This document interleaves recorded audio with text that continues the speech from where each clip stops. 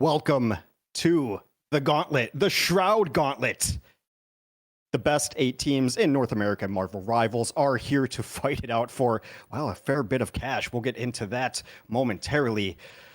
But this is going to be a fantastic set. And man, I just could not ask for more here. I'm joined, of course, by some old friends of mine. It is going to be Leg Day and Dogman, or as I call him, Harry and Dustin. Leg Day, I haven't seen you in quite a while. How you doing, man?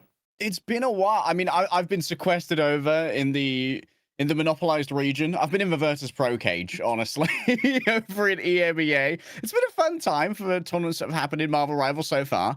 But I've noticed that you guys over here in North America have been having a little bit more variety in who's dominating the scene. So I'm excited to see some closer games coming over the Atlantic. I mean, the North America region has been as tight can be in the last tournaments that we've seen. It's all up in the air, and even the players have been talking about, like, this is just such a gift that it is so close amongst everyone. Dogman, I'm just going to do it right off the gates. Early favorites. What do you think? I mean, it's tough. The new NV team looks good. We just saw them the other day, just playing in another tournament by, we can't say the name exactly, but you're involved, Mr. Hex. So I'm excited to see that team again. I think that they could easily be one of the favorites in this whole thing. Sentinels, obviously, we know them to be one of the best orgs in Marvel Rivals, the most storied NA org that is. But lately, it's been up and down for them. So personally, I would say NV is my favorite for this specific matchup, but it's all up in the air with this new format that we're running. Yeah, the new format does take a little bit of explaining, so I mean, I might as well just try to do it right now and try to explain it. We are going to be running something called a Fearless format here. It's going to be 2 bans per side. Essentially, the heart of the Fearless format really means that once you pick a hero, you cannot pick them through the rest of the match. Rules get a little addended. In map 3, we'll allow people to bring 2 heroes back because we don't really have enough vanguards and strategists to support banning it all out. But bans on both sides. Also, once you pick a hero for the map, you are locked in on that hero. No switches, no last-second Doctor Strange portals to get to the point. You pick your heroes for that map. You are locked in, and we've got bans on both sides. We'll see how it all plays out here. So definitely a wrinkle. The big thing that the Fearless format allows us to do is it allows us to make sure that we get at least 16 unique heroes played through a 3-map set. So, I think some of us who watch a lot of Rivals are like, man, I'm so tired of seeing the same comps, the same mirrors, the same metas. Well, we just decided, hey, let's make rules that they can allow that. What are your initial thoughts on this format? What do you think it's going to bring out of people, Harry? I think this might be a coach check, actually. We're dealing with like a first generation here of coaches in Marvel Rivals who are still getting used to some of the drafting, how some of the games work, how hero interactions are working on a minute-by-minute basis. And it's going to be an entirely new thing, but you've got to kind of pre-draft your comp, and it's going to give away a lot of information towards the enemy, because sometimes our pick and ban phase in tournaments can be a bit of a mind game as to what's going to be played. Oh, like, maybe they're protecting Adam Warlock, maybe they're going to go for triple res, maybe we ban out Star-Lord in return, but now the heroes are guaranteed, the enemy can see what you're going to play, and they can either counter-draft that or maybe mirror-draft it. Anything to add on to there, Dustin? No, I think Harry's right on the mark here. I think it is going to be like a bit of a coach, situation where we have to figure out, what exactly to play. I mean, he kind of covered most of the points, and I think, if anybody can do it, it's going to be Gator and Envy, but also Sentinels have Crimzo, the coach/player now, or do they have a new coach? I don't know. There's a lot of things going on with that roster, but the whole bracket, man, I mean, it's going to be super fun to see who makes it forwards. Obviously, we have that lower bracket, so there is a comeback, and we're all doing it in a single day, Hex, as you know. So, I mean, everything is going to be done today, man. I'm so pumped. Well, thank you guys all for tuning into the B stream, or as B is short for best stream, of course. But we have so many matches today that we're split up on both. The other stream is going on at the Rivals Fight Night channel, but of course, you guys should just be hanging out with Shroud and watching it with him. I mean, it's Shroud's tournament. It's the Shroud Gauntlet after all. We're just here to bring the game so that Shroud has something to watch with you guys. What a great sponsorship for this tournament, by the way. But I mean, it is just stacked. When we're putting together this tournament, we're just like, who are the best 8 teams? Then we got down to the best 8 teams, and we're like, oh yeah, that's it. I don't think we're missing anybody here. Gen.G is going to make their debut here, like with this new roster, and they're going to play Luminosity NA, who has been trying to get into tournaments for a while. We finally saw them a little bit. Shikigami is a great story and how they've been beating the top teams. Of course, 100 Thieves has looked good lately. Sentinels, like a previous champion for the Marvel Rivals. Like, this is just as good as it gets. And then if your team gets knocked out, no problem. They get another shot at the lower bracket. We're going to be here all day. We have 14 matches planned throughout the day. It should be absolutely insanity. I think we're still getting ready for the draft, guys. With all of these teams, the caveat is that we're going to have to wait a second for teams to get into lobbies, get into drafts, but we should have nonstop games here once we do get it going here. I think it's time to just jump into this specific head-to-head matchup, right? Let's Sentinels versus Envy, and let's just look at this screen for a second. My God, these graphics are beautiful. Shout out to the graphics team that pulled it off. Sentinels versus Envy. I mean, what a banger to start it off. I mean, I'm going to overuse banger, I think, today, because really there's no other way to put it. And, you know, it's almost a double-edged sword here, because the tragedy is one of these teams is going to go down to the lower brackets. Sentinels has the pedigree, but Envy, an organization that's been around for the longest of times. Here's the Sentinels roster. Dogman, who stands out for you here? Well, I mean, they have some new players, interesting enough, with Nectar and Logan, but obviously, you know, the entire roster has been consistently, you know, a factor in this scene. So I'm curious to see realistically, you know, how long Rymazing, Super Gomez, Crimzo, Aramori, and Kurova can play, right? Because something that we always talk about, I know that, you know, Hex, and Leg Day, you guys like to bring it up, how, you know, the players always at the start of the game, you know, aren't necessarily going to be lasting throughout the entire lifespan of an esport, right? So knowing Rymazing, he's been chomping at the bits for like a scene like this, you know, for the Marvel Rivals scene to kind of come out, because he's been, you know, sort of fluttering around the tier 2 scene for a long time. Same thing with Super Gomez. And these were always talented players, just they never got their looks. And now they finally had them. They've won a few tournaments. You know, I want to see if they could potentially come back as a, you know, roster. I think that they have the talent for sure. Well, you say players don't always stick around for the longest of times, but then there's Crimzo, who I feel has been around for absolute eternity.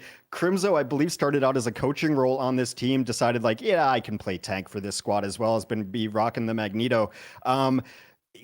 Just talk to us a little bit about Crimzo, Harry. I know you know him pretty well. Yeah, like Crimzo has been around. Actually, Crimzo was part of a Team Envy infrastructure who they're going up against right now, which is interesting. Crimzo has like some former allegiance to the Envious branding.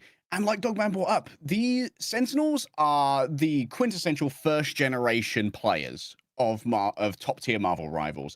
And we know that as games progress, as their player counts increase, and as more players get to grips with how mechanics work and how to really involve themselves in the esports scene, we get those second-generation players. Dogman was actually one of those, in my opinion, one of the first second-generation players that came around in other hero shooters and started to really supplant the original professionals in that scene. And we are going to be thinking about longevity when it comes to Sentinels, because this roster did have a little bit of a fall-off early in their career, and then had a great resurgence towards the end of Season 1 of Marvel Rivals as well. They've already had some ups and downs, and they've shown that there is at least quite a bit of a brain trust behind this roster that knows how to make adjustments and how to really work towards their really iterating on their current power levels rather than stagnating.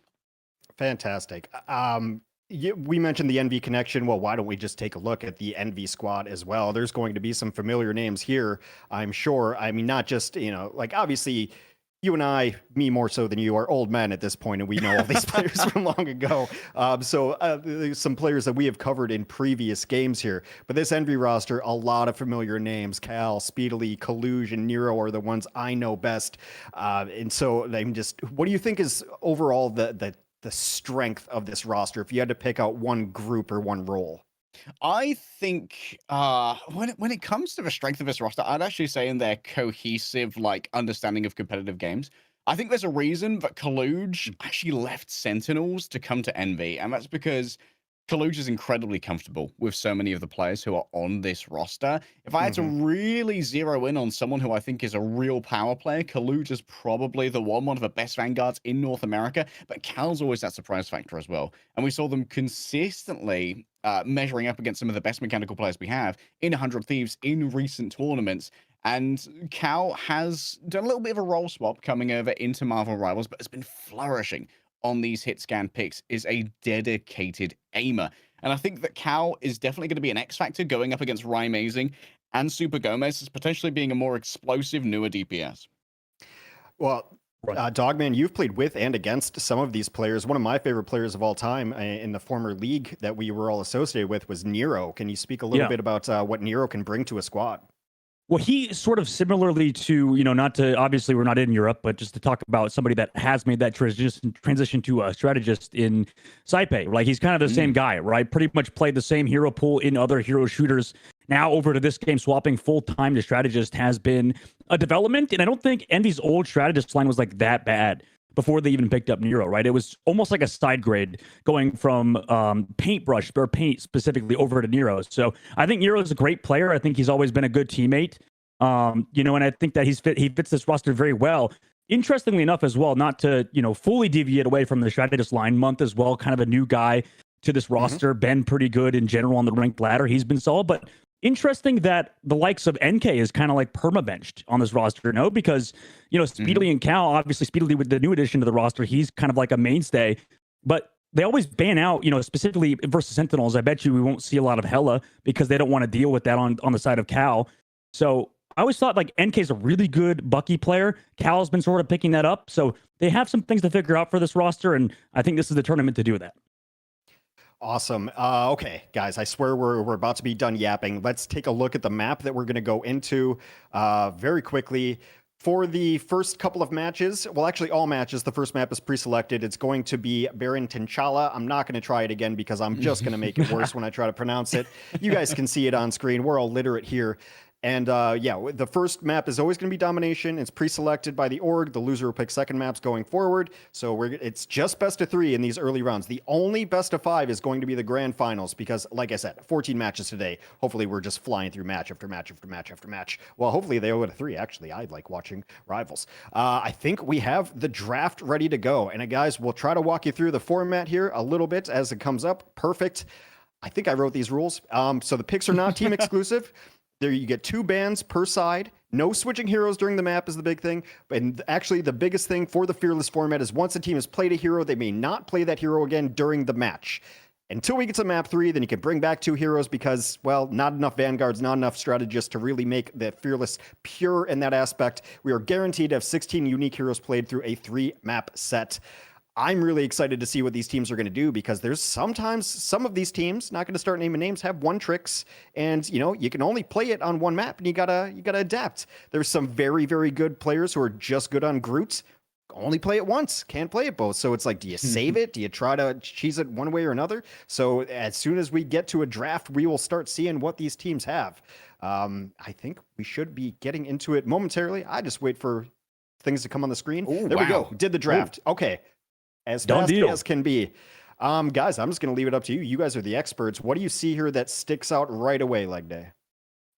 Triple res on, well, double res for Sentinels. They've left the Mantis on the table, which is interesting because Mantis is going to have a issue really operating without both the Adam and the Star-Lord in tow. It was, of course, an Envy ban. They tried to nip that in the bud before a full composition could come through from Sentinels.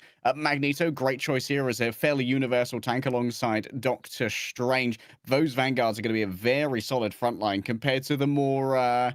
Emma Frost is going to feel a little bit more lonely for the Envy frontline with Captain America doing his usual roam of freedom in the backline. Dustin. Yeah, it's so interesting because we watch here. Well, I mean, for Envy's roster, right, they picked up sort of 2 really good, like, Magneto players, right, in the fact that you have both Kaluge and Window. I think both of these guys can play that hero to a high level, and they've sort of been having to flex. I think North America is one of those teams that, or one of those regions that has so many good Magneto players, and it's funny that Sentinels, they're the ones that picked Magneto on their side. So, I really want to see between these 2 rosters, which likes to run which, right? Sentinels love that triple support, right? Regardless, no matter what heroes are necessarily in it, whether Mantis is in the lobby or not, they actually like to play that triple res or triple strategist. So Sentinels are a roster that's super good at that, and I think they can take advantage of Envy's new team. Yeah, just to clarify what you're seeing on the screen, and I'm going to have to do it a lot, new format, new things and everything like that. We're still getting used to it. Thanks for bearing with us here. The bans on the side of Envy, you see they banned Mantis, they banned Groot. That means they're banned for Sentinels. They banned them so that Sentinels cannot pick Mantis or Groot. Envy is still allowed to pick Mantis or Groot and vice versa on the other side. So those bans are going to come out of, we don't want the other team playing this. because we want to play it. So it's almost a ban protect. It's kind of this hybrid thing. The big thing to take away from this rule format, though, is all of the heroes you see selected on your screen, we will not see a single one of them in map 2. You can, well, your team can't play them in map 2. So Captain America for Envy, this is the map they get to play it. They can't play it on the next map. We'll get it as the day goes on. I swear it makes a ton of sense. We just need to see it in action. You know, when you read something, you retain like 50% of the information, but when you watch it and you experience it, you start to retain all of the information. We are about ready to get into game. I say production whenever we're ready for it. Just send it. I'll talk about it when we get there. But guys, I mean, are we going to 3 here right away? Is this a 2-0? I mean, Sentinels have been really, really strong lately. Envy's played some good teams close, but Sentinels really just has that pedigree. And as much as I love the Envy organization, I would have to say they're the underdogs going into this matchup, right, Leg Day? Yeah, I think Envy are the underdogs. Sentinels and Envy both are having some integration moments at the moment, trying to tool up their rosters for future competitions as well as the current one. Of course, we got a lot of stuff on the line here for the Shroud Gauntlet. Sentinels and Envy both playing their hearts out for it, but with both these teams retooling who's playing, it might make it a little bit more difficult in a tournament like this where it isn't necessarily a familiar format for those players.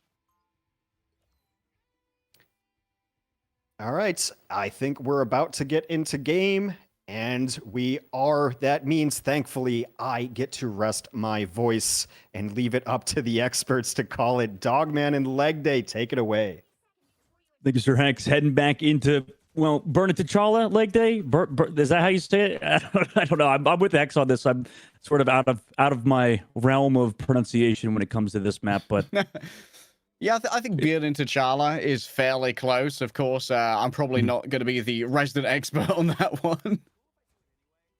Not yet. Not until you become a citizen of Burn It T'Challa, you know, of this map. Well, this map always comes apart. Test.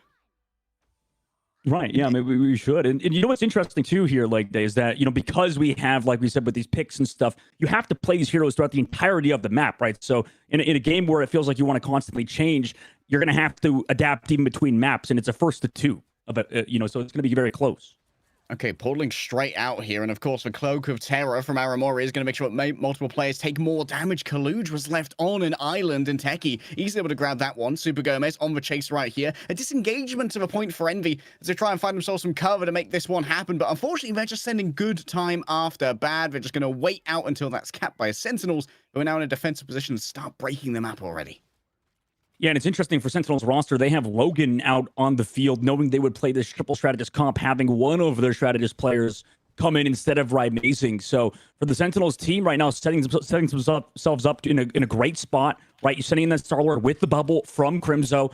Using those combinations in tandem is going to be big for Sentinels, as they can kind of just play the typical, you know, the prototypical strategy of Star-Lord and Magneto. Oh, Aramori, early pick there, coming through from a Stellar Barrage, coming out of Cal, and now getting involved speedily, just following in Kaluj. The front line is smoothing here for Envy and really collapsing upon Sentinels. Teki got hit by that Cloak of Terror, taking additional damage. A little copy coming through from the Loki, but it's going to be another ultimate piled on from the top. Super Gomez dodging away from the Adam Warlock shots, trying to focus in the fire, but can't find any targets. Yeah, they can't. In fact, they've been able to trade back and forth. Window finally taking down Crimzo and Super Gomez. It's taken a while. They also have capped the point. Finally, through Speedly's ultimate, they're able to come through, take the objective. 50% of the board only for Sentinels, and they also used a lot of ultimates there, Leg Day, leading into this next one. Envy actually set themselves up to be in a good spot. Yeah, Envy have a defensive war chest here. They can really try and taper out over the course of the next few fights to keep Sentinels at bay, or at least try and make sure they have to overinvest in order to try and recapture this zone. Of course, towards the end of this map, Techie is going to have yet another one of those Doctor Strange Pentagram or Ferala available to portal over to the point, so you've got to keep that in mind when it comes to timing out these fights. Yeah, Kalush kind of just running in, trying to create some space for Envy as Aramori goes aggressive with a Cloak and Dagger, looking towards the backline. Crimzo also in the sky with the Meteor M, looks for the backline, just zones it out. Nero did fall earlier will have that self-res, or sorry, doesn't have that self-res because they used it earlier. Armory again finds Speedily, who's forced to res in the middle of the open. Month also going down, gets resed by Cal, so they're making this scrappy as well. That's what happens when we have Adam Warlock in these comps, right? It's just going to be constantly back and forth as everybody sort of plays towards that res. Envy, though, still have a pretty strong hold on this objective. Korova trying to find some final hits on the backline, but Kalu's just opening it up on a Super Gomez. Korova preemptively pops the Karmic Revival for so many low HP targets, but arrayed in front of the pulse pistols of Speedery. Those element guns are doing work right now, but trying to fire on back. It's going to be Super Gomez heading up towards the sky. Look at all that healing, though. The eternal bond of Cloak and Dagger is more than enough to deal with simple bullets flying from the Star-Lord. Cosmic power, nothing compared to the Light and Dark Force working in tandem. Envy maintain themselves on the point, as it's going to be Super Gomez moving on in once again with the Blaster Barrage to share out that damage amongst all of their targets, and Sentinels flip a point back. Yeah, Window went a little bit too far there. You know, I think Speedily, fantastic player, by the way, finds Super Gomez early in this fight, forcing that res out early from that passive. But Window, I think it's going to be a constant thing for Envy as Window just goes really aggressive, tries to create space for Speedily. Sometimes it can result in a fight win, but in that last one, Window went a little bit too aggressive, costing him his life. Now, entering last fight territory basically for both teams, though Techie does have that portal because he's on Doctor Strange. Crimson Techie ceding away a touch of space for the moment. That's going to be an eye of the Agamotto in the back. Doesn't seem to have really connected onto any stuns right here. Kaluj not able to convert either on that Psionic Seduction. And that was going to be Speedery up towards the top with the Galactic Legend. But look at all the healing that's being received via the Eternal Bond right now. It was a preemptive popping from the Duelist. And now they get too little off it. Yes, they can self-resurrect off the back of the Adam Warlock team up. But Window is doing absolute work here. Just blasting away with the Vibranium Shield. You can't control this one, Magneto, and you can't control me. But you still got to worry about Techie coming back fast with that portal. Yeah, I wonder if they're going to get spawn camped here so they don't get that portal off. Window obviously trying to find the Adam Warlock. They actually don't get the portal off in time unless they have somebody waiting over the wing. It's Super Gomez to touch the point. Does he get it? Yes, they touch the point, but he goes down for it immediately. Techie opens up the door and outpours Sentinels onto the point. Karmic Revival already channeled here by Korova. Anyone who falls will instantly be brought back. And Super Gomez and Logan are going to be immediate beneficiaries. Taking to the sky. Once again, Eternal Bond. Easy to deal with the Galactic Legend. The healing is just sublime coming through from Envy. Stalwart on the point. And unfortunately, Crimson just does not have the healing to survive the onslaught of multiple Envy members. Kaluj now marauding on through. Grabs Techie by the throat and says, I'll see you next map, son.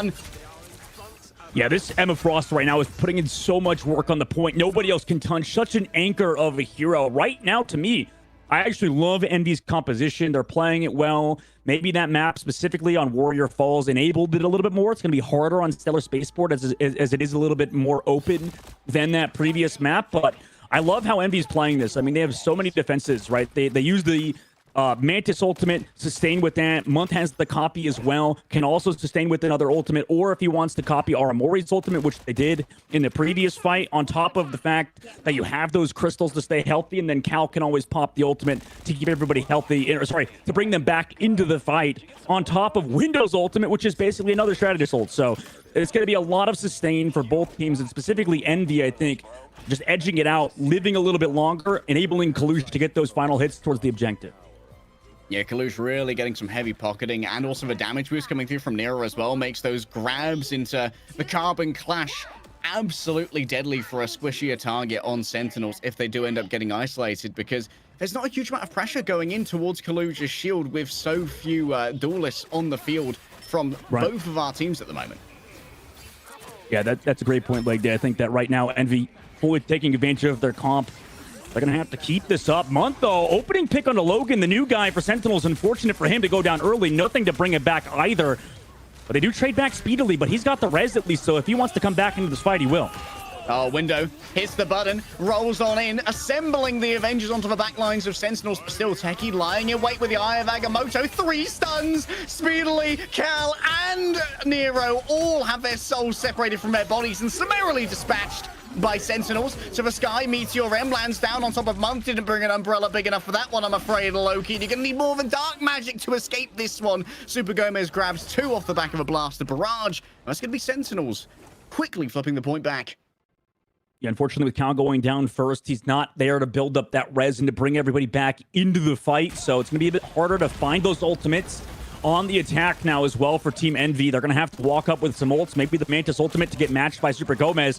But they're yet again going to need to drag out this fight to get value. Value there once again from a Blaster Barrage and Stellar Shift available as well into the Mantis ult once more. It feels like Super Gomez is constantly pushing these ultimates into the Strategist responses, and that's going to be a second Soul Resurgence coming on through here from Month, I believe. Nero's rolling on forward. Just the unending tide of Envy is too difficult to rebuff. Yeah, that was a bit insane. I think Sentinels just got kind of walked on. I mean, Envy taking advantage of them sitting, aggressive towards that choke, but with Nero getting as much value on the Mantis as he is, it's tough to really do anything for Sentinel's side. Now giving up the point. Envy on the defense here, leg day, right? They're going to be against a lot of ults, though, for Sentinels as they do come in with some aggression. Yeah, and we're going to be playing this undermanned and underhealed as well. That Karmic Revival, while very useful, does revive players at less than full health, and then you have to try and do it with your vanilla snaps. You're moving in towards the back. Oh, that's going to be huge here from Speedily. Lots of damage coming through. Soul Bond, however, shares out the damage, and the Eternal Bond of Cloak and Dagger is going to be more than enough to drag the rest of Sentinels forward. Still waiting to try and have their Alpha Strike off the back of that Meteor M from Crimzo. And Kalush getting the hard pocket, though, so they're sustaining back into the point. Here comes Captain America to create some space, go towards that backline, force the crystals out, in which he does. So value found already for Window, and the Nero collapses on Kurova as well, down out of the fight now. They have to come back in with their own support ultimates, but it's looking rough for Team Sentinels. Deep in towards the back, Logan's getting busy. Terror Cape towards the Adam Warlocks and some fleeing elsewhere. And Sentinels might get this one done with a huge amount of ults still in the bank. It's super economical for Sentinels. They're going to be loaded for a defense, but Month and Envy still unwilling to call this one, even with Sentinels already having flipped it. Month already falls on down. Nero's gone as well. To the sky goes the Star-Lord. A cosmic legend is going to be written in the stars today, but Kurova is the full stop on this one. Punctuation marks aplomb as Sentinels remain in control. I thought Envy actually put themselves in a decent spot, but obviously just ran down. Cal with the ultimate did bring everybody back with the revival, but Sentinels just there to collapse upon it. No, nobody really healthy for Team Envy's side. And now they just have one ultimate from Kalush on the Emma Frost to come back into it. Sentinels, again, we've seen them kind of choke these these defensive holes, though, as Kalush, surely in the neutrals, just gets so much damage downrange. All right, plenty of shields. It could be a raid in front of a Sonic Seduction. However, Super Gomez targeted up in the air, has to back away behind these walls. Give him the bubble as well. That magnetic bulwark from a Magneto just have that additional survivability, but none have fallen yet at the hands of the investment that's come on through from Sentinels. And now, once again, they're down to only the Karmic Revival. Some great healing from Team Envy's side to keep Kalush healthy, but Super Gomez again harassing the backline, forcing that Mantis Soul. How do they react, though? Nero has found value every time he popped this ultimate. This time, no eliminations. Now Sentinels are coming back with Aramori and Logan. Eternal Bond creates some compelling territory within which Sentinels can battle. Kurova still holding on to her own ultimate in case it's needed as an emergency button, but speedily takes to the skies with the Blaster Barrage and the Cosmic Power once more. 2 resurrections should be forthcoming here from Kurova. Of course, they're going to need to be speedily healed by the Adam Warlock. Envy managed to flip the point back over, and Sentinels still have a couple of stragglers here. This could be a problematic fight. Yeah, that res is going to bring everybody back here, but they're all coming through the same angle in which Envy's ready to go. Damage boost on Speedily again. This man has been absolutely dominating Sentinels, but they're still healthy. They have the Soul Bond, and they're on that objective. One frag could turn the tide, but it's multiple stuns. Kaluj taken down there after the Sonic Suggestion, though, he just came up. And now Cal, they're just going to prioritize bringing Kaluj back into the fight. Sonic Seduction once again comes on through, and that's going to be the Metallic Bulwark as well. Super Gomez getting absolute VIP treatment from everyone, including Cal. The Meteor M ascends to the sky. A major target may be found. Nero super low. The follow-up's there, but now it has to be a hero play from Speedly to try and turn this one around, breaking through Metallic Bulwark, carving through the flesh of Adam Warlock, and the sky-high eye for Envy should be all that's needed to get Sentinels out of this map and take us to a map number 2 with Envy in the lead. My God, Envy looking so good there on Bird of T'Challa. 2-0 on map number 1 through, honestly, what was a really close matchup there, leg day, and I'm sure Hex can agree with us when he comes back into it as Envy, maybe they had the better draft coming into that. Maybe they figured out the first map, what to play. I think it's just going to be fun in these first couple of maps and matchups of like, what are teams drafting? And I think in this one, we definitely saw the teams are just drafting to their strengths right away. Like these are some pocket picks. These are heroes that I expect to see these players on. And it makes a ton of sense. In the first match of a giant tournament like this, you're not going to be like, oh, here's our curveball. The curveball is going to come at you no matter what. They're going to have to play stuff that they don't want to coming soon. I think it was really interesting here. Like, I always have affinity for specific players. And for me, it's always been Nero, and Nero's flexibility of being pretty much every role in hero shooters just comes in when you got a hero like Mantis, which is not like the traditional, like perfect healer, but does a lot of utility, a lot of good stuff to work with Nero on Mantis. So I think these drafts were just like, okay, let's pick what we know. Let's pick stuff that we like. The bands played a little bit of a part in it, but I think Envy just came out and gave them their best shot. And I think that the damage dealers and the versatility of Nero really helped that out there. What do we need adjustment wise from Sentinels? Of course, the Fearless format's going to come into it, and there's going to be some curveballs. But what would you like to see Sentinels do? Oh, you want to go late? Yeah, go ahead. Yeah, I should have asked one of you. That's sorry, my bad. I'm currently thinking about how our Fearless format is going to actually interact with the triple resurrection composition, because we've seen all three expended here by Envy, and there are two backs if we go to a map number 3, whereas Sentinels, they didn't bring the Mantis into this one. So in a map number 3, they could actually pull out the full triple resurrection composition, whereas Envy would be playing that undermanned if they did bring back both the Star-Lord and the Adam Warlock here. So there's map number 3 implications that I'm already thinking about, because I assume the Sentinels are going to be able to bring themselves back into this one. They are going to have access to the Emma in the next matchup, which is going to be a powerful frontline tool. We saw just how much Kaluj was getting done with that one in the match previous, but also Luna still on the table for both of these rosters as well. And I wonder if maybe Luna without something like a Loki is going to be as reliable. Those bans are going to be critical here. If you're Sentinels and you're going into the next map, Dustin, who do you want to take away immediately with a ban?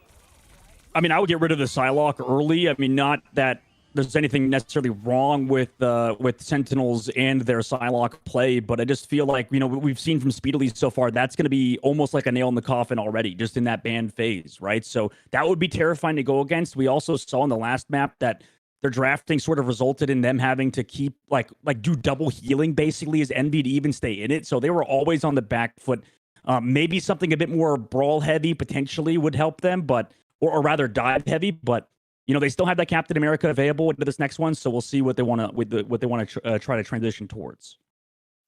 Well, Sentinels will also have the map pick going forward too. And now that we're probably going to be off of a domination, is there a map that you think, is a specialty map? I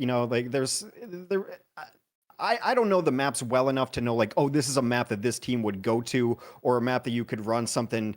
Because I think we're going to see weird stuff. Like, is there a Jeff map that you'd like to see them pick leg day? A Jeff map? Like, maybe Hell's Heaven is a Jeff map? I wonder Every if you want map's to a Jeff continue. map if you try hard. I wonder if you want to go to Domination, though, when you've already expended your Doctor Strange pick. Because Doctor Strange's timings generally means you get 2 portals per, or like you get a portal per match. You get 2 in the first map. You get your rollout portal when you get your return portal towards the final fight, so long as the map's gone a long way.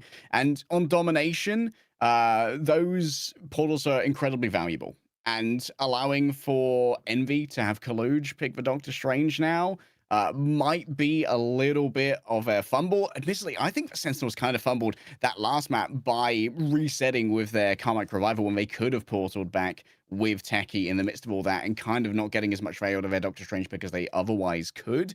The other option is to go down the Groot route, because we know that Crimson is a fantastic Groot. Maybe we go something like an Aegis Hill Path or a Midtown.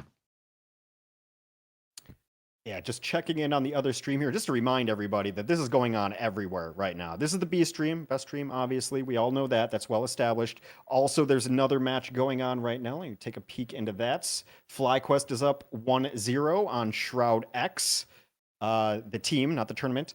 And yeah, that one's going on right now. So we're going to be running games currently on both streams for about 5 matches. Then we'll pick it up through the night. Look, we're going to be here for another 8 hours at the very least. So tune in, strap in, get your food delivered. Don't leave that chair, because we're going to have nothing but games nonstop for you. Yeah, so go to Shroud's channel, hang out with Shroud. This is the Shroud Gauntlet, by the way, if you hadn't seen that on the screen. A stream is over at Rivals Fight Night on Twitch and YouTube. B stream, obviously here, but also on YouTube if you want to enjoy that experience as well. Some people like to pause and move around a little bit. So wherever you want to see it, you do that, but definitely go tune in and hang out with Shroud as well on the main stream is at Shroud. You all know who Shroud is. I don't have to tell you what his stream is. Okay, we are waiting for the teams to pick a map here momentarily. Let me see. Maybe we can bring up the graphic if production can hear me. We are working out a couple of little kinks here early on. The stream will smooth out as we go throughout the day as we're just trying to put everything together here. Let's take a look at map set. It is going to be Turn Away Arachnophobics, Spider Islands. Spider Island. Okay. I'm wondering if we're going to see much play towards the high grounds here on first in particular. There's also a lot of value to playing with Doctor Strange here. In EMEA in particular, we had something we called the Team Peps defense, where you essentially spawn camped and then instantly portal back to try and get as much time burned on the first point defense as possible. And Envy still have their Doctor Strange pick here, and Kaluj is a very good Doctor Strange. So I'm very much focusing in on that particular matchup. Okay, Spider Islands. Dustin, what are your opinions on this? I mean, I am slightly arachnophobic, so I'm just kind of going to avert my eyes to even the word bothers me a little bit. What do you think of the map? I mean, I like it. I kind of want to see Rymazing potentially sub back in because obviously on the last map we had Logan, we saw their game plan was to play around that triple strategist. Now that's sort of out of, the deck for them in terms of what they want to play. I think this is a good map for Flyers even, and we know Sentinels as a team to me always seemed to be a team that's very good around playing around the Flyers, right? Playing around, even at points, the Storm, mainly Iron Man, Human Torch, and those heroes were just banned in the previous map, so we could see them here now on Spider Islands. I want to see how the draft obviously plays out, but I think playing around the Flyers is the way forward for Sentinels, and that's why they played Spider Islands, because you have a little bit of verticality to play around and sort of hover and sort of take angles against maybe something like a Hela if that goes through. That's a fantastic point. I mean, we saw some Star-Lord, a little bit of a flyer, right? But not like the flyer in the traditional sense that we've seen. In most of them recently in tournaments, especially I'm thinking a couple weeks back when FlyQuest came on and won a fight night, like they were like, it was a flyer meta and they just dominated it. So we've seen so much lately, especially Human Torch or Iron Man, like one of those two. And the thing about flyers is they don't even always have to be great, in my opinion, because they almost always demand an answer. You have to do something about it. You can't just sit there and get eaten on or just like splashed on the entire time. So Torch or Iron Man, if you had a preference of which you'd like to see here, Leg Day, who would it be? Maybe you could draft late into it, to be honest. Because the Iron Man teams up well with the Bruce Banner, of course, and there are two bans that have to be accounted for. You can play the Iron Man without the team up, but it's not quite as good. And regarding your point about flyer metas, I think flyers are going to be even more of a problem for teams in our format of Fearless Draft. Because if you don't draft an answer for it, congratulations, you lose. It's going to be that simple. Like, if you grab your flyer late in the draft when the ability to react to that in a proactive way is going to be limited, it may spell trouble. But neither of our teams have used their Human Torch pick yet, and I think that Human Torch is often the best answer for a Human Torch. But we've also got Cal, who has a Hela in the back pocket, and maybe you telegraph a late pivot into a flyer if you preemptively ban that Hela. So there's a lot of mind games that still have to happen in our Fearless Draft to try and make this happen. Yeah, just so the audience knows, the bans happen, and then like the picks alternate. So it's not just teams kind of locking in. I know we came to the draft a little late. It was pre-done. Hopefully we'll get to the draft momentarily soon here and perhaps see it go down live. But yeah, with the Fearless format, a lot of things kind of go up in the air. I mean, at this point in Rival's very young life, we've changed the ban system, 3 times already now? And now we've got a tournament going with it. So this is what I always like about hero shooters, and when things change or like say a new hero gets introduced, because I've dealt with like teams are like, well, we need 3 weeks to practice this new hero. I'm like, no, you don't. Play it. They're like, whoa, and I'm like, well, yeah, the best team, the team that can adapt the best is the best team. That's what we're testing in hero shooters, like who can adapt the best. And that's why it's always so nice, and I know I harped on it already, but we'll do it throughout the day because there's always players like this, to have someone like Nero on your team who can just probably pick up anything and play it and be adaptable and maybe even play different roles. Always so clutch. We are just waiting to get into the draft. We will bring it to you as soon as we get there. We have 8 teams here, It's kind of like wrangling cats. If you've ever dealt with pro players and teams, let me tell you and be honest with you, sometimes it's a little difficult to make everyone go through it. Everyone's getting used to the new system, so you're stuck with us yapping momentarily. But if you don't like us yapping, there's another stream to go look at. I believe they're in yap mode right now too. They're in ban mode too. Actually, just dual box it. Also, don't you have 2 monitors now? Who doesn't have 2 monitors in 2025? How many monitors do you have, Dogman? Is it 3? You look like 3 to me. I've got 2 right now. I have a third one just sitting off in the distance that's not turned on, and it's an entire computer, so that kind of counts. I don't know. My room is not. Yeah, and there's like a MacBook on the floor. I don't know. I should probably not describe my room without, describing my disgusting situation that I'm currently in. Well, and yeah, one just quick follow-up question. What's your address? Yeah. It's 11. Oh, no, okay. No, I won't go into that. Can I have your door code? Oh, yeah, sure. Yeah. Why not, dude? I have 123 Evergreen Terrace.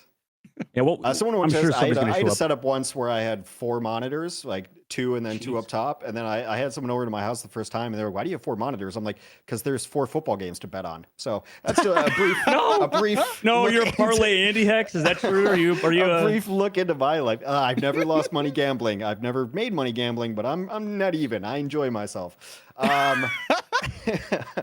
I suppose neutral gambler. He bets on the Eagles and calls it a day. That's probably what Hex does, I bet. I've been doing pretty well. Just saying. I mean, they're a good team. They're a good team. Not a bad bet. Shouldn't talk about football, or at least American football, too much here. Well, I mean, esports does have sports in the title. There's a lot of crossover. I found, people always assume that esports is just. Hex, would you say they're e-athletes? Is that what esport players are? I say they're digital athletes. Yes, digital athletics. Ooh. Of course. Well, I mean, that it kind of begs the question, like, is darts a sport? You start going down these paths. Is billiards a sport? How do you define sport? We've lost the plot here already. It is very early, but we have plenty of matches to go. Reminder, with this bracket, if we can show it up here while we're still waiting, while we're yapping, and that's kind of what we get paid for, is to just yap and fill time here. We'd like to get into game, but we can't. Reminder, this is double elimination. All of these games are going to happen, and one of them's happening on the other stream right now at Rivals Fight Night. Watch them both with your best friend, Shroud. Shroud specifically told me that he's a big fan of everyone in the B stream, because you obviously follow his VOD channel. So huge. Yeah. But yeah, Shroud-X down a map to FlyQuest. They're in the draft already. That's over on Rivals Fight Night. Watch it with Shroud at Shroud. Sentinels versus Envy. That's the match we're in, waiting for it to go. Our next match on this stream will be Gen.G versus Luminosity NA. Over on the A stream, main stream, it is Shikigami versus 100 Thieves. We left no great team out of this, and I know there's a team out there who's sitting there now like, you left us out. Yeah, pretty much. I mean, look, there's a ton of talent in North America, especially. EU's a little one-sided right now. I believe we did extend an invite to that one EU team that is just winning everything lately in pretty much multiple esports. Virtus Pro is a heck of an org. Maybe next time around when they see how great this tournament has been. But those are all of the action. Obviously, the loser here will go down to the lower bracket. Double elim, best of 3s all the way throughout until we get to that grand finals. That's a best of 5. The loser of this match will go down to play the loser of SDX versus FlyQuest. So keep an eye on both of those. I believe we'll be covering that match. I don't know. We're going to cover everything. Just keep both streams open. You got those double monitors. I'm going to probably prod our comp ops to see, can we get in a game? What is going on? I'm going to give teams a little leeway here as we are in a new draft system and something else. There's a lot to work out here. Everything should go a little smoother as the day goes forward. Guys, looking at this, so yeah, and now we have more yapping to do. We're going to be back on cam just yapping at you. We have early predictions on this game. The other game, Shroud versus FlyQuest. FlyQuest up 1-0. Is that surprising to you at all, given how great Shroud-X has looked lately?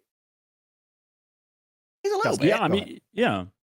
Yeah, it is odd, right? I mean, Shroud's own tournament, that would be kind of sad to see Shroud falter this early, but they still lower bracket, right? There's more room to work with, and there's obviously multiple matches to go through. Like we said in this first game, right? I mean, anything can happen on Spider Islands now that triple res is no longer a thing, right? I feel like we can all agree watching triple res and even playing triple res can be very painful. So it's not fun to just play against Adam Warlock and constantly be resing into the fight. So now that that's removed, I think it should be a little bit more of a, less cheesy matchup potentially.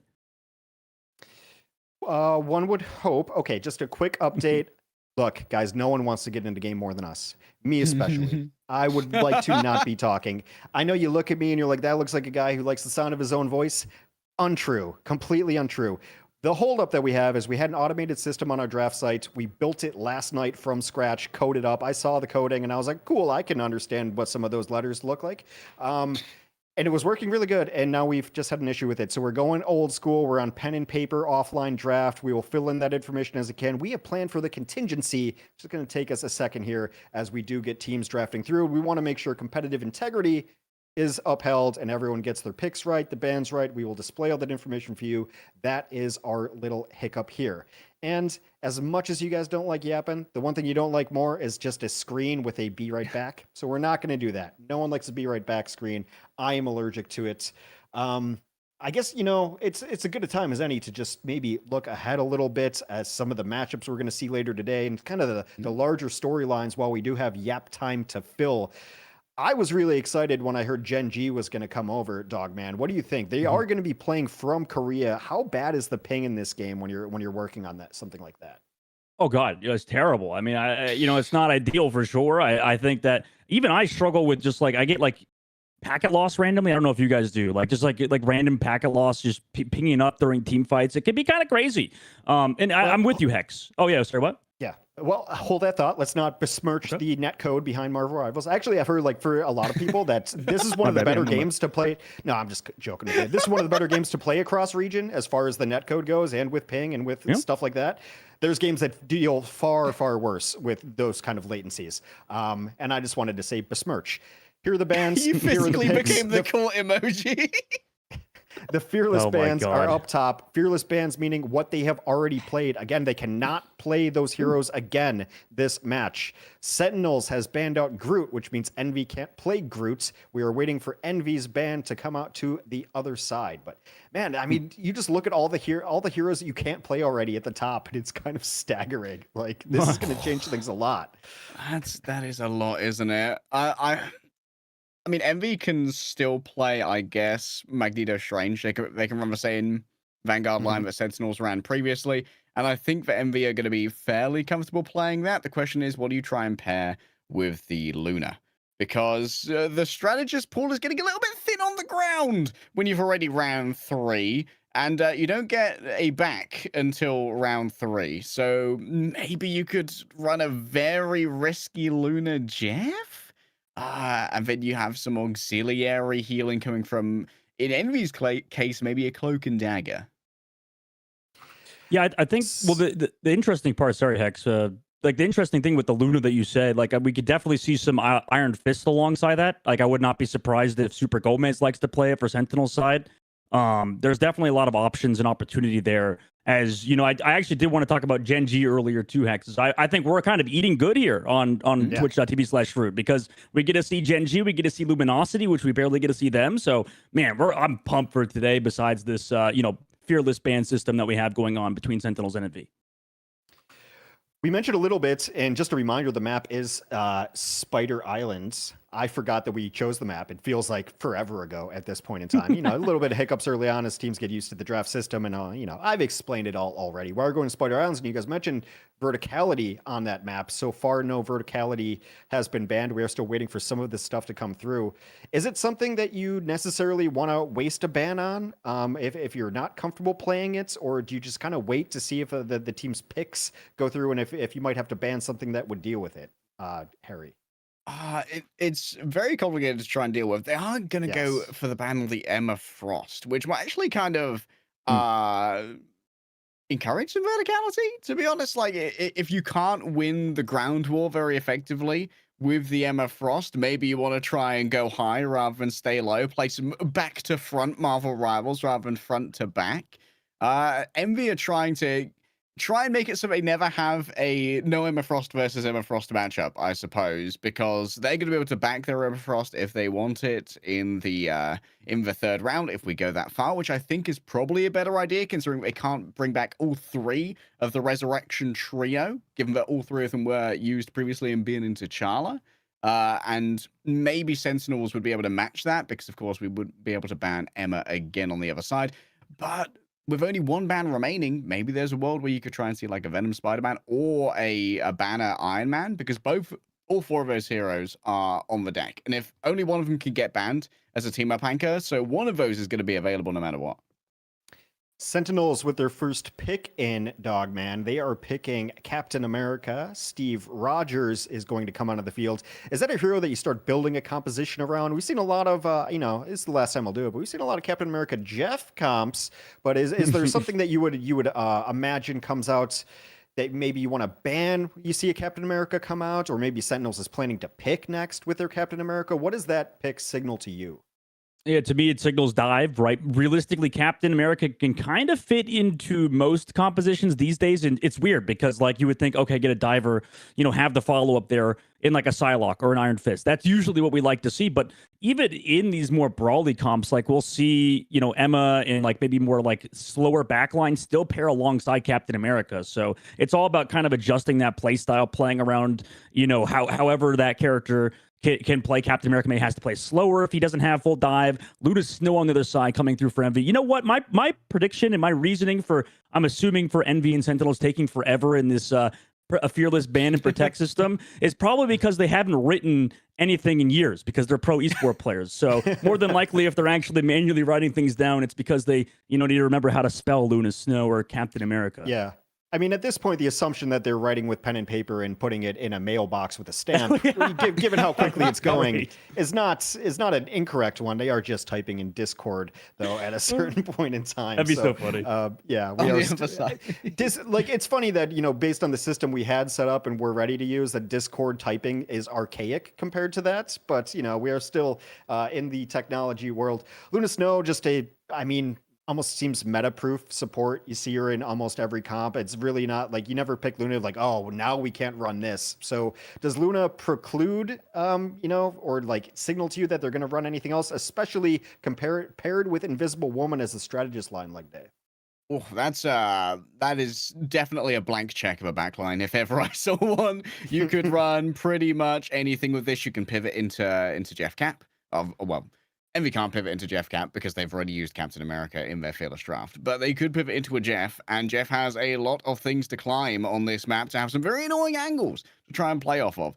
And there's a world where Luna Snow's there, but maybe you try and force out a reaction ban from Sentinels onto the Jeff in order to clear the way for maybe a more obnoxious team-up like Hulk and Iron Man, because we talked about just how much of a problem in this draft flyers can be if you do not pre-draft something that can deal with them. And Captain America, let me tell you, is not an ideal way to deal with any flying enemies.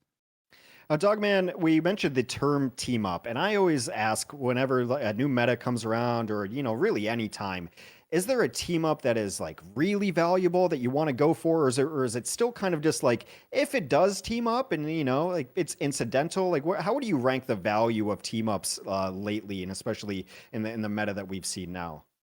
I think it depends. Like, there are some team ups that are like definitely helpful, but nothing game changing. Like, we can like an Invisible Woman and having a Human Torch. It's nice to have the extra bonus health. It's nice to have the shield from Invisible Woman kind of throwing that on you. But the biggest one to me, I think that can change the game is that Punisher Rocket Raccoon team up with the infinite ammo and not former attack speed increase doesn't do that anymore, but regardless, that's what it makes Punisher like a real hero. Like, it feels like by default it's tough to play him. Like, I think you can whip out the shotgun obviously, but when you have that team up, when you have that infinite ammo, and you have that Z team up, it kind of makes Punisher pretty good. So that's probably the biggest one to me. Seen that played a lot on defensive payloads, especially. You just kind of camp up on a point and just fire down a rail, and teams have had a lot of trouble dealing with it. So that's the team up that comes to mind for me.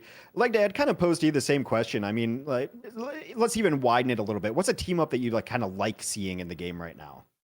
I kind of like the Iron Fist Luna. Well, I just enjoy seeing Iron Fist. I think he's a very interesting character to watch from a competitive perspective, because so much of it is about both timing, misdirection, and good cooldown usage from an Iron Fist. And since we already have a Luna Snow on the field, maybe there's a world where Iron Fist could be very annoying to someone like Captain America by harassing the harass in the backlines, as it were.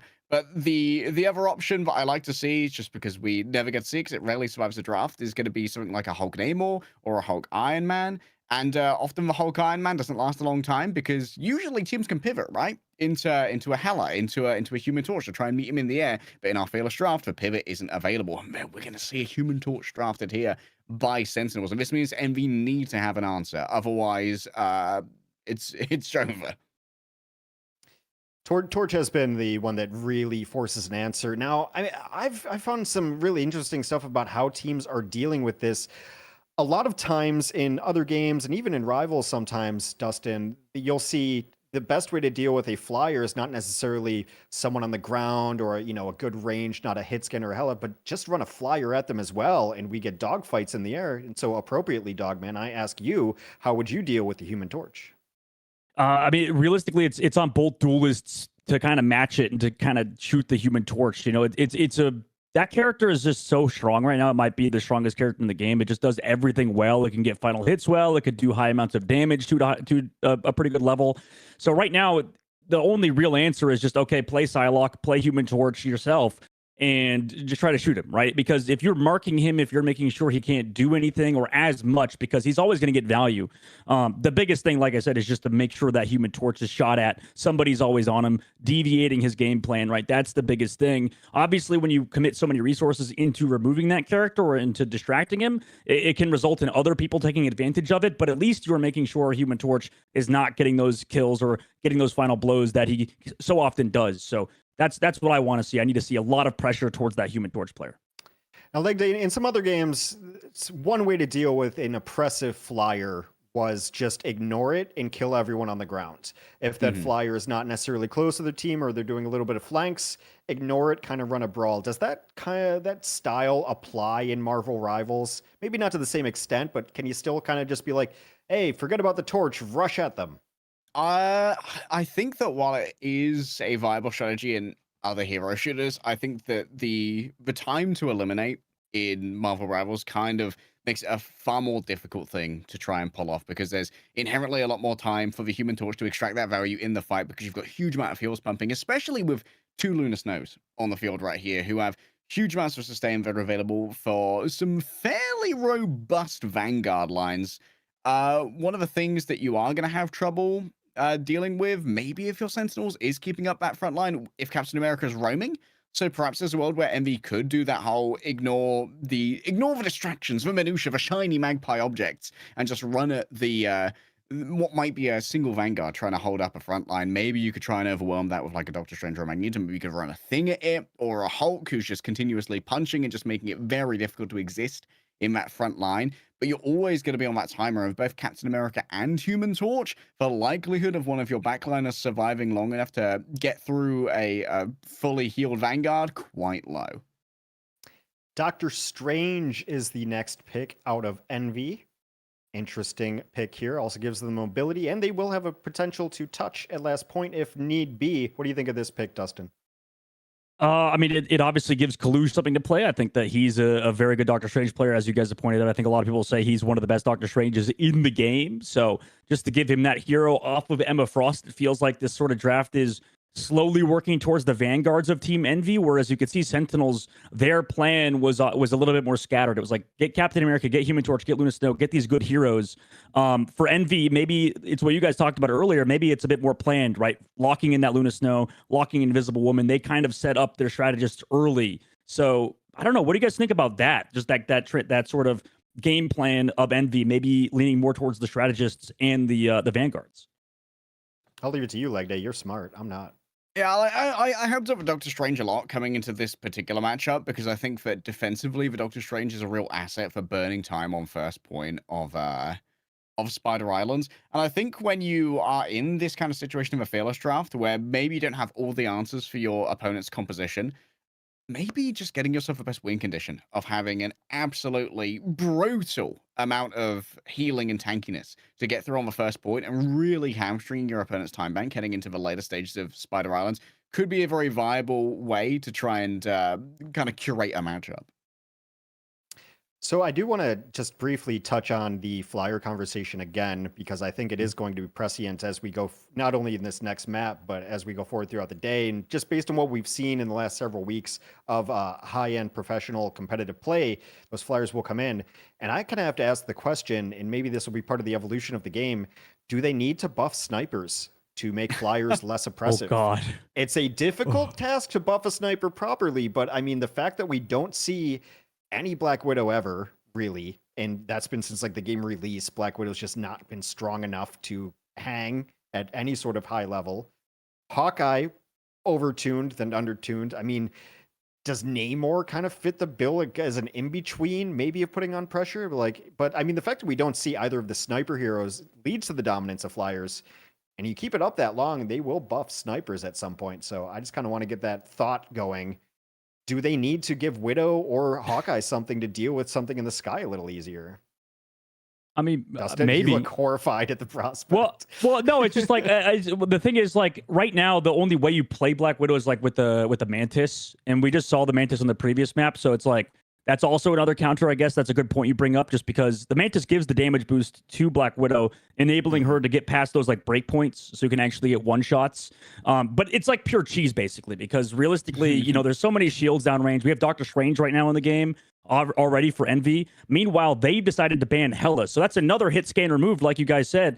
But Envy, the team removing it is, or I guess it's making sure Sentinels can't play it on their side. But they still have the option to do play that Hela. They have Cal, who is really good at that hero. So, yeah, I mean, maybe you could buff the snipers, maybe you could buff the Hawkeye, maybe you could buff Black Widow. But obviously, I think that's going to make the casual scene a lot harder to play, because most people are just going to play snipers or against snipers and going to be like, this is not fair. This is not cool. Look, I know the answer to the question, but like, I'm just trying to stir things up a little bit. We're waiting like, 2 minutes between each pick here as we're working out our ban system and kind of, working out some of the kinks. We're going to get into the conversation where I start thinking about like maybe buff snipers. Like that's how far down the hole we are going here. Leg Day, sorry to cut you off. Go ahead.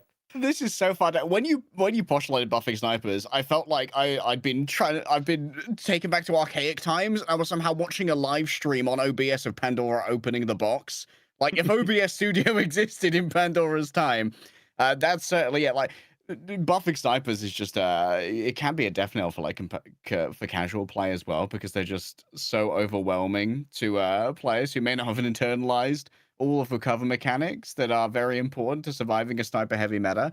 And honestly, it feels like maybe just a couple of fall off damage adjustments for some of our primary hit scans might be a good way to try and deal with our flyers. Human Torch in particular is actually a very effective flyer because he's got a very weird pivot point about his hitbox when he strikes. Like, he seems to pivot from his ankles rather than pivot around his torso, which is one of the reasons why he's so survivable and hard to hit. Maybe if his pivot point got moved up to, like, his waist, so he had less horizontal flappery when he's strafing, that would also make him a little bit easier to hit as well.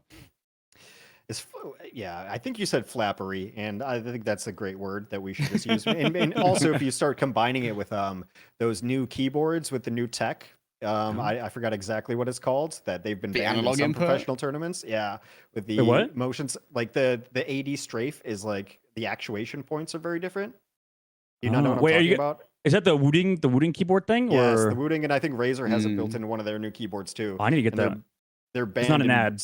Yeah, no, it's not. There's no sponsorship. They're banned in some specific game. But yeah, so like the wiggle is really interesting. I also think like you can't really run snipers because the flankers are so great here. So you start running a sniper, and especially in a standard format where teams are allowed to switch, you just run a flanker in the back. And like, especially how good Star-Lord is right now. Look, no one hates snipers more than I do, to be dead honest. I just thought it was an interesting conversation because that usually ends up being kind of the balance of like, oh, the flyers are too strong, we got to buff snipers. The snipers are too strong, well, we got to buff flankers. Flankers are too strong, well, buff the flyers. Like, it's just this never-ending cycle. That's why hero shooters are nearly impossible to balance. Breaking news, Magneto has been chosen by Envy. Thank God, not a moment too soon. The Envy pick of Magneto gotta be like the Kalush pocket pick, right? You'd think here, Dustin. Yeah, definitely. And this team is so interesting too, because Team Envy, obviously they have both Window and Collusion. I was talking about this earlier, sort of alluding to it, in that both of these players play Magneto to a high level. And, I'm curious to see who kind of takes which hero in the future of this team. But for Sentinels, they've banned out the Bucky while that Magneto pick came through. Invisible Woman and Iron Fist are now for Sentinels roster. So they're kind of getting everything that they would want. And I wonder how Envy's going to play against these heroes, considering they can't play that Bucky. They're not going to be able to deal with Captain America that well. Maybe they could play that Human Torch on their own. Okay, we are rounding it. Now the draft is coming quick and fast. We seem to have solved whatever issues. The next draft should go much quicker because those teams have not played yet. As we get into the next match, our next match is going to be Gen.G versus Luminosity. Those teams are very likely drafting their map already now. So sorry for the delays. We're working out some bugs in the system. We're going to be here all day. So yes, thank you for your patience. Envy, Human Torch, Mirror, going the Flyer Mirror, and a Storm pickup as well. Iron Fist on the other side. Leg Day, Dealer's Choice. Talk about whatever you want here, because now, instead of waiting for picks, we have a glutton of things to talk about. Well, my crumpets are buttered because I said I wanted to see Luna Snow Iron Fist team up, and well, there it is. I'm surprised that Envy have Penny Parker against Double Flyer. There's no way, bro. Interesting. This is a very, very fragile front line that Sentinels have right here. Like, Penny Parker is okay. Wait. Might have been a little misclick there from production, which would make sense because Penny Parker would be a terrible pick into all this. I'm surprised that Sentinels banned Bucky, let Hela through, and Envy didn't pick Hela, because we know that Cal is a fantastic Hela player, and Human Torch is going to be up in the air, which demands an answer. But Envy must be very confident in taking the Human Torch versus Human Torch, because I feel like Storm is entirely outclassed in an aerial duel against Johnny, so she's not going to have a huge impact on that. And Storm, I don't really know how she fits into this composition. Obviously, she's got the team up with a Human Torch when it comes to her ultimates, but both of those ultimates are effectively countered by one Luna Snow ultimate, which I would have expected to see this team up happen if Luna Snow was not available in our Fearless system, but she is. So I am somewhat confused as to why Envy has gone for a double flyer here. Iron Fist is going to be a real pain in the air as well for Storm in particular, because she has no real mobility to escape Iron Fist. He can get a triple jump up there and just start wailing on you, and it's going to demand Luna Snow get that pocket over onto Storm, and that's when things start to open up for Captain America. So timing here for Iron Fist and Captain America could disassemble Envy. The other day, Golden Boy, who's hosting the A stream, by the way, on another channel, but go check out Shroud if you want to watch the A stream with him as well. So Golden Boy's out there. We're talking about, like, who would you like to see as a potential melee flyer hero? And chat's like, isn't Iron Fist already a melee flyer hero? And you're like, yeah, you're kind of right. He does have enough vertical mobility. And well, here's the thing, Dustin. Here's the thing. Last pick. Yeah, I had to do one. I've never got to do it before. Avast always does it, and I wanted to steal it. Well, this is why we don't think Avast is creative sometimes. You know, I think that here's the thing. Creatively bankrupt Avast. He's creative. Yes. No, he is pretty. Actually, Avast might be the most creative person of all time. So that is disingenuous to say that, considering Platonic and all the other inside jokes that he likes to say. So, you know, I'm sure, you know, he would love this pick. And I think that for Sentinels, it is interesting because, you know, this team, now it's sort of discombobulated, because the thing is, like, obviously meant to sort of anchor the cart, sort of dash onto people to give them that health or that damage resist. And it's kind of a weird back and forth, because you would think they want to go hard with this Iron Fist and with this Captain America, but maybe this slows things down for them. It's sort of what we talked about earlier. And I think this is why the Fearless Draft is so sick, is because you are forced to you can't just pick and change heroes on the fly, right? You have to stick with what you're on. So there's no use like making excuses or swapping things to what you think is going to be better, because you're locked in. So we'll really see these teams work through their kinks as the map comes through. If anybody's struggling, they have to sort of figure something out. Otherwise, you know, it's all over. And for Sentinels down the first map in this first of two, it could be all over for them right here on Sentinel lower brackets. We're going to learn a lot as the day goes on with how this format ends up playing out. I mean, not only can you not pick the heroes that you picked the previous map, locking in the selection is another huge wrinkle that these teams are not necessarily used to playing at all. Because it used to be like, oh yeah, well, we'll lock this in. Oh, you have double flyer? We'll switch to this. And now it's just like, okay, well, now how are we going to deal with it? So the picks become all that more important as we go through. The moment that we are ready for lobby chat, I swear we will put you in there. I have been messaging our production and our teams and everything to get you in there as soon as possible, as the teams are finally through all of these picks and bans. The next ones should go faster as we work through the system, as teams get used to it. Hopefully things come up. So we're just waiting momentarily, taking it all in now. Guys, this is something we always like to do, and I always like forcing casters to do because I don't have to have an answer. Who won this draft, Leg Day? Is there a winner of this draft team-wise? I think if Sentinels can find the timing, Sentinels will run this draft. The thing is going to be eating a lot of damage here, but it's also just going to be able to fully bully the Magneto Doctor Strange with his right clicks, having that piercing ability that isn't really going to respect shields. What it's going to come down to for Envy to win this draft is going to be forcing Luna Snow out of a position where they can pocket the Thing. Because if the Thing lives, the Thing wins against Magneto Doctor Strange. Dogman, would you agree, disagree? I want to agree, but it's I don't know, man. I might not agree this time. I actually think that Envy could play just slow, kind of together, get the bubbles off, and kind of I could see the Thing get dominated by Storm and Human Torch if they play slow enough. The music is a godsend for me to hear. It means we are going into map. We are ready. It is the setup phase. I get to stop talking, but there is no wet rest for the wicked. Dogman, Leg Day, continue talking. Take it away. Thank you, Sir Hex. In Leg Day, you know, I'm curious to see which actually comes through because I want to agree with you. I think that Sentinel's roster is very good, but Envy sort of just, I guess, makes more sense synergistically. What's your take? I think that you could definitely be right if they can force out Aramori's ultimate. I think that if Aramori has the iron will to hold on to that Fate of Both Worlds until both Cal and Speedily are ready to go for their combo, then things get a little bit complicated. I'd actually not be surprised to see them not go for that combo at all and just stagger out their ultimates in order to try and work against what Sentinel's bringing to the table in terms of defensive prowess. I'm also surprised to see such a far hold back here. I guess Techie's not going to be able to teleport back, so it's better to make use of the corner here. Super Gomez already having used that Dragon's defense, has to instantly escape, and Crimson doesn't have many angles to work with right here.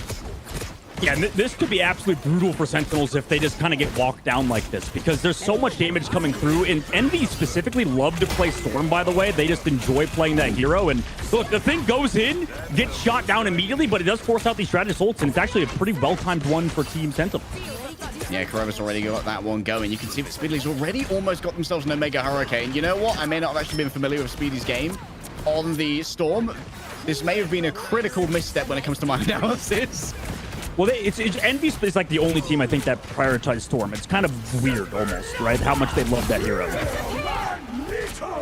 Okay, a couple of those flame tornadoes. Eat it up. What an angle from Window. Dropping it down on Aramori. They have a defensive shield. The Guardian shield of the Invisible Woman set up to try and defend her, but just managing to weave it around the back. Super Gomez still doing his best to brawl on out here. Is going to catch some dark energy off the Maelstrom coming through from the Doctor Strange. Desperation here. Month is going to move on forward with a damage boost to the Fate of Both Worlds. But still going to be available now to try and deal with the audacity of Crimson. But here we go, just teleporting off these potential recontests.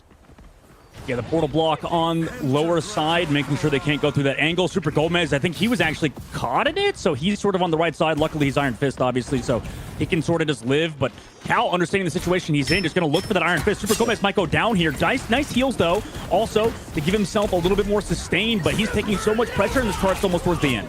Almost towards the end, they've got to roll on in yet another America Hurricane ready to go. Of course, it's going to be answered by the Fate of Both Worlds, trying to chase out the Iron Fist now. He's gone deep in towards the backline, trying to force out those backliners. Nero's going to be caught by a Kunlun kick, and Super Gomez ready to get even more as they've managed to find the juicy innards of Envy's offense. Yeah, I don't know, man. Like, I don't know how Super Gomez lived there, doing such a good job just staying alive, considering there's so much damage from Team Envy's roster. Right now, it's actually working for Sentinels. It was looking kind of dicey throughout the beginning of the map, but this is what happens in these sort of, you know, long engagements. We already have 1 minute and 20 seconds left to go. I mean, it's basically Envy's last team fight. Super Gomez just waiting up high for now. Does have their living chi, if necessary, checked out here by Cal. Heads in towards the back. A well-timed freeze is all they need. But guess what? There's more follow-up from Dragon's defense. Deals with the Eye of Agamotto. Oh, Kalu thought he had his trump card, but instead it was just a little bit of a damp fart of Agamotto. Envy once again sent to the Shadow Realm. Yeah, it's brutal. I think you called the leg there earlier. Maybe I had too much faith in this Storm right now, not really doing anything at all. And it was because that one combo did not pan out. Cal went down to Amazing on the recontest and speedily left without that damage boost with the ultimate. So right now, Sentinel's playing it so well, and we're seeing why Amazing is one of the best Human Torches in the game. What a great clobbering time as well there from Techie, just making sure that Living Chi managed to grab something, heading into mid-air here. Amazing desperately tries to move away in towards, trying to weave it around that Guardian shield again, but it's easily dealt with. Amazing, though, was left isolated while the supports hid away in fear of the Meteor M. Cal going deep in towards the back line, can slam on down with that Meteor if necessary, but does not even need it. Both the strategists of Sentinels are going to fall, and Teku will put up a valiant effort on the car. He's turned into a gravel driveway for Envy at the end. Yeah, overtime ticking down. Super Gomez could potentially touch last second, but more than likely they're just going to give it up for now. 2 meters, 1 meters into the second phase of the map. Sentinels, I don't think they feel too bad about that, considering how that went. Obviously, that last fight, maybe somebody was a bit too far forward, a little bit disconnected from the roster. And Team Envy right now taking advantage. They've got ultimates ready to go as well. They need to kind of continue up this snowball in the street space. Gal playing from above. Oh my goodness, the Flame Tornado is so difficult to deal with. It carves through Sentinels. Even with the fate of both worlds active, the damage proves too much, because guess what? You're hitting souls as well. It's double damage when combined with the Eye of Agamotto. And a clean sweep for Sentinels, but not without cost, or rather a clean sweep for Envy. They did force out both, or 2 huge ultimates, Aramori and Crimzo, both utilizing theirs in the previous fight. So it's going to be all on Kurova in this upcoming one. Obviously, a big thing as well is going to be those neutral pools from both Invisible Women, seeing how those 2 heroes can connect onto maybe an out of position support player or duelist. In this case, it's Super Gomez to get picked early by Cal. Early picks can be truly troublesome without that Living Chi. Sentinels are low on options. Techie forced so low, and it forces out the invisible boundary here from Kurova. Tries for a cheeky push off, but Kalush still has that cloak of levitation to try and keep themselves alive. In the midst of all of this, Crimson taking so much pressure. Everywhere he tries to run is on fire. Unfortunately, there's just nowhere to go getting in up close and personal to Amazing, and that's going to be the Living Chi coming back now. Super Gomez forces out the response from the Lunar Snow in the form of the fate of both worlds. Might decide to try and go sky high, but it's just going to be too much damage to deal with both those flyers focusing in. And what a ridiculous hero, just able to just live during that entire fight. But now here comes Cal's ultimate as well with Window in the sky. Both Supernovas out, but it's Amazing to go down to Window in the sky and speedily comes down below with the team up.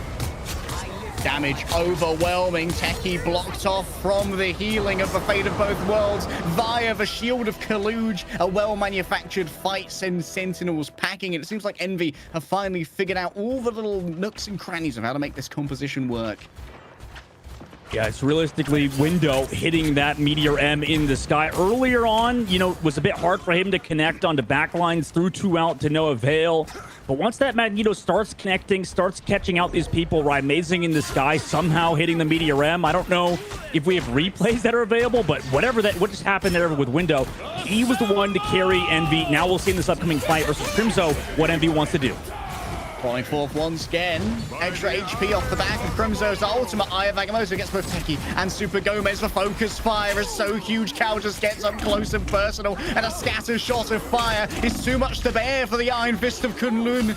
Amazing, though, strikes on back, finally putting their name on the board when it comes to this Human Torch. Quiet thus far, but loud when it matters.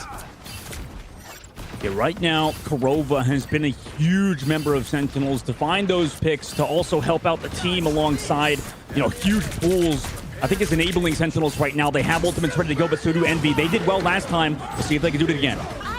Possible Flame Tornadoes eaten here by that ultimate. Aramori taken out midway through her ult, and guess what? It's once again time to spin and to win, and the Flame Tornado just keeps on rolling. Sentinels wiped off the board, but Envy have used most of their offensive power as we go into our final potential fight. Great fight for Envy, but that was the big combo that they keep finding these fight wins with. We'll see if they can do well in the neutral. Sentinels obviously don't have any ultimates besides Kurova. Month on their own side has his ult ready to go. Nero as well coming up on there, so they have the strategist ultimates advantage. Can they take advantage in the last point? Window, early pick on a Crimson. How did he do that?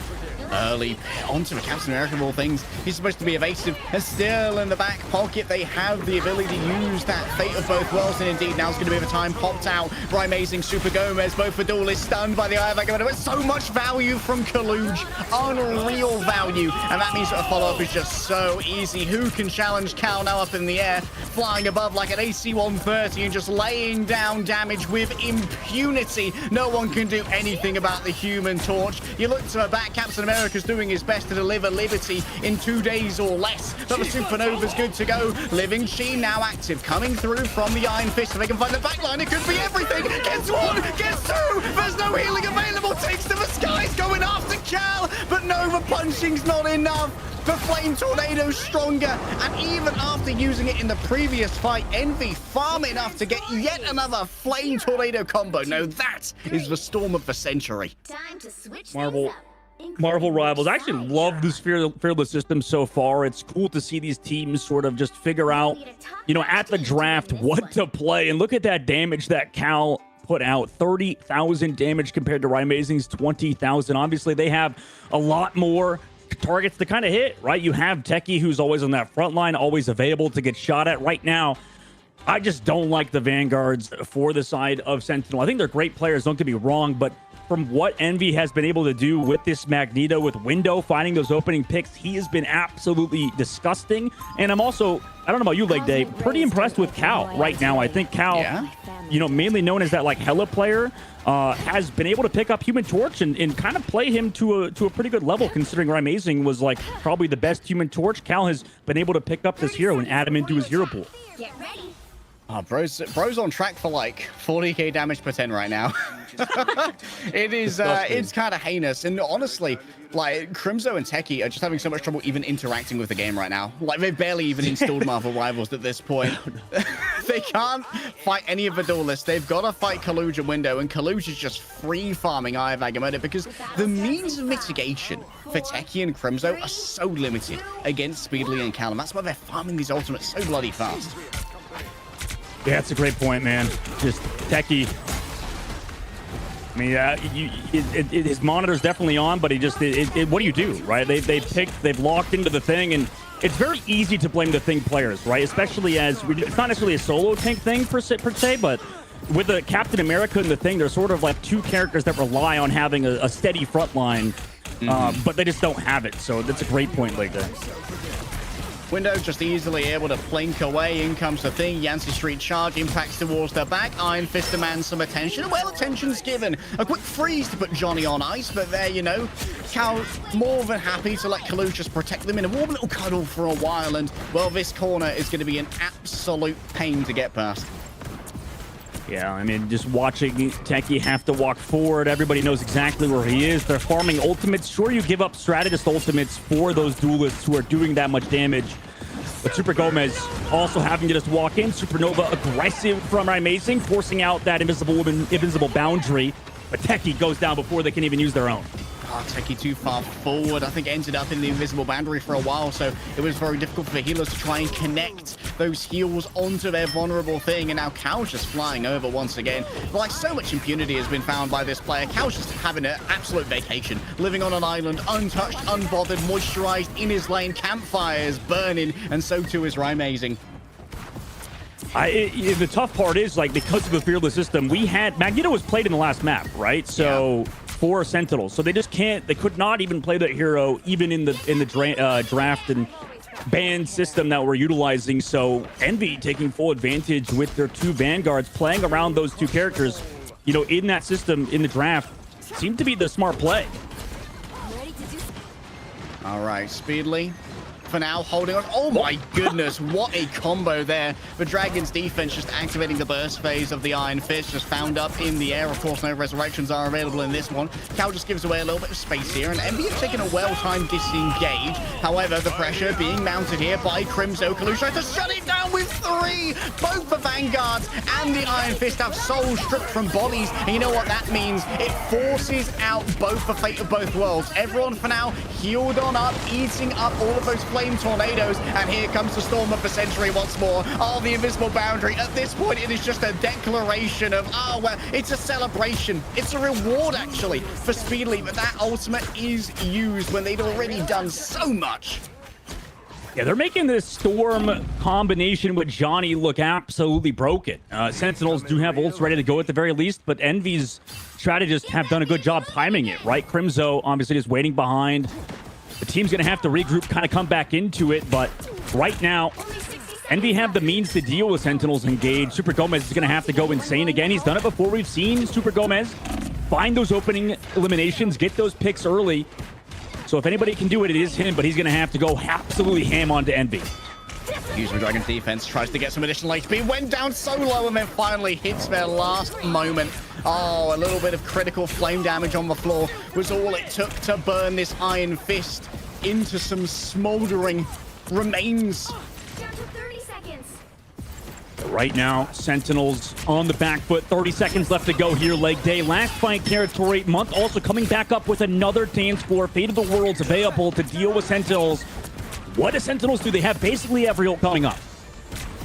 They've got a fully loaded armory. They need to use it efficiently. And they're going to open up here with both Crimzo and Super Gomez. Additional survivability onto this back line. Yet was an attempt from Kalush to try and turn this one around, but I don't think the Iron Agamotto hit Paydirt really wants a flyer at this moment. But they're flying above the dance floor. It's a disco in the sky, as it's going to be both the Storm and the Johnny bringing in so much damage. The screen turns into a mess of pixels, and all you find on the other side is destruction and decimation of the remains of Sentinels. As their draft doesn't seem to have gone their way. Envy claim it 2-0. Oh, jeez, man, I would be tilted if I was Sentinels after that. Oh my God, Hex, what a map that was. Yeah, you blink and you miss it. I blinked twice, and I was dealing with some other stuff. We wear many hats here, but I saw Envy kind of just roll through to my absolute surprise, to be dead honest with you. Having just watched Sentinels play recently, very strong. But Envy, I've spoke at length with my admiration for their organization, and they always put together something at the very least competent, and a lot of players that I've known for a long time respect on that squad. We both, I guess I say we. I didn't really say anything because I'm about to tell you you're both wrong, thinking Sentinels won that draft. What went wrong there, guys, with Sentinels? Hey. Was it because I said Envy. I said Envy. I'll own that one. Okay. It was me who said Sentinels We'll won that draft. Dogman got it right. Dogman called this one. I did have my doubts about the Storm. I did not expect there to be this thorough of a Human Torch gap at the moment. But Cow, what a beast. What a monster. I just don't. Oh, yeah, sorry, Hex. What was that? No, go ahead. I don't need to talk. I think it just didn't make sense, the draft, unfortunately. And obviously, as the teams you talked about earlier, Hex, how they're getting used to it and trying to adjust. The comp is a little discombobulated. It's like a bunch of good heroes shoved into this roster. It's like the Phoenix Suns almost, right? You have a bunch of really good players. You have like really talented individuals, but it just doesn't fit because everybody does the same things or different things to a high level, and it didn't work out. So the thing, obviously, a bit of and Iron Fist, both characters that just didn't mesh. I love how you know your audience for that one, though, because you know that like I'm gonna get your Phoenix Suns reference. Not always with that work. It's like me and Matt Morello. That's like the two people gonna get your Phoenix Suns. So yeah, really on this broadcast, we just try to make each other laugh and enjoy ourselves. And if the chat enjoys it, that's really incidental to us at this point because you guys are just gonna enjoy the games. Sentinels down 0-2.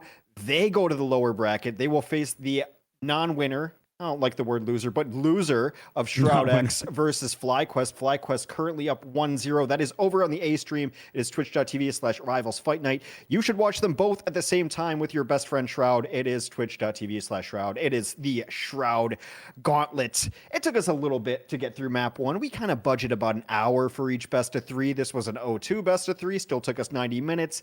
We have some things worked out with the draft as we are going forward as the teams. That was the big hiccup. You all know, you all saw it. The teams are getting used to it. I've instructed our comp ops to start yelling at the teams. I don't know. I don't think it's going to help, and I don't think that they should. But that's how I vented in the downtime that I had. So things should be going faster. And also in the next matchups, we have pre-drafted map 1. So if you're, if you were like, hey, this is taking too long, I'm not gonna watch the rest of it. We fixed it. Stick around. Make sure you're following all of these channels, watching all 3 of the tabs at the same time. Let's take a look at either highlights or bracket. I don't care what we have. I want to take a look at one of the 2 of them. It is going to be the bracket. Shroud-X is actually eliminated. I'm not watching the live stream. It just happened right now. Shroud-X down. Sentinels down. FlyQuest and Envy moving on. I love these double eliminations because it's like you just have an extra life, really, right? So 1 death already used up for Shroud-X and Sentinels. It's crazy, though, to think, like, when we get to that matchup, one of those teams is already out, like, just out of the tournament already. It's nuts. You look at these rosters, and it's just like, how is anyone going to, how is not everyone going to win? So, FlyQuest, we mentioned they've been playing really well lately in a flyer meta, befitting the name. Envy moves on, both in 2-0 fashion. Interesting stuff. Guys, after we see these first matches and we see these results, give us a very brief, like, what's one takeaway here that you took from either the format or just these teams? Go ahead, Dogman. I don't know. My takeaway so far has just been that, it's so fun to see these teams have to kind of adapt to their composition. I think that usually, players and teams will, play a certain composition. I'm used to it, just having teammates that will play like a certain comp, and then they'll start blaming the comp halfway through, like a scrim block or whatever it may be. So just having the players have to work through those sort of kinks and sort of adjust on the fly is definitely been fun to witness. And then obviously watching complete fails like we just saw in Sentinels is also fun. I think it's cool to see a bunch of great heroes just not work out. And that's due to synergy, right? Leg Day, last thoughts before we take a much deserved and quick break. This is the perfect format for the average Redditor. There's a flyer. We need a hit scan. like the bell curve of IQ, it's working for this format. We need a hit scan. And if you leave a Johnny unattended, Johnny is going to demolish you. Yeah, I love insulting the average Redditor or whatever, because everyone in chat just thinks like, haha, but not me, right? So, like, you did insult a great deal of people, but they have no idea that you were actually talking about them, which is the best kind of insult. Thank you all for being so patient on this stream. Things are going to go faster forward. We have an A stream. We have a B stream. We have a real stream at Shroud. Go hang out, watch that. Thanks, everyone, for tuning in. This is just the first hour of the Shroud Gauntlet. Plenty more action coming up. We're going to take a quick break. We'll see you on the other side.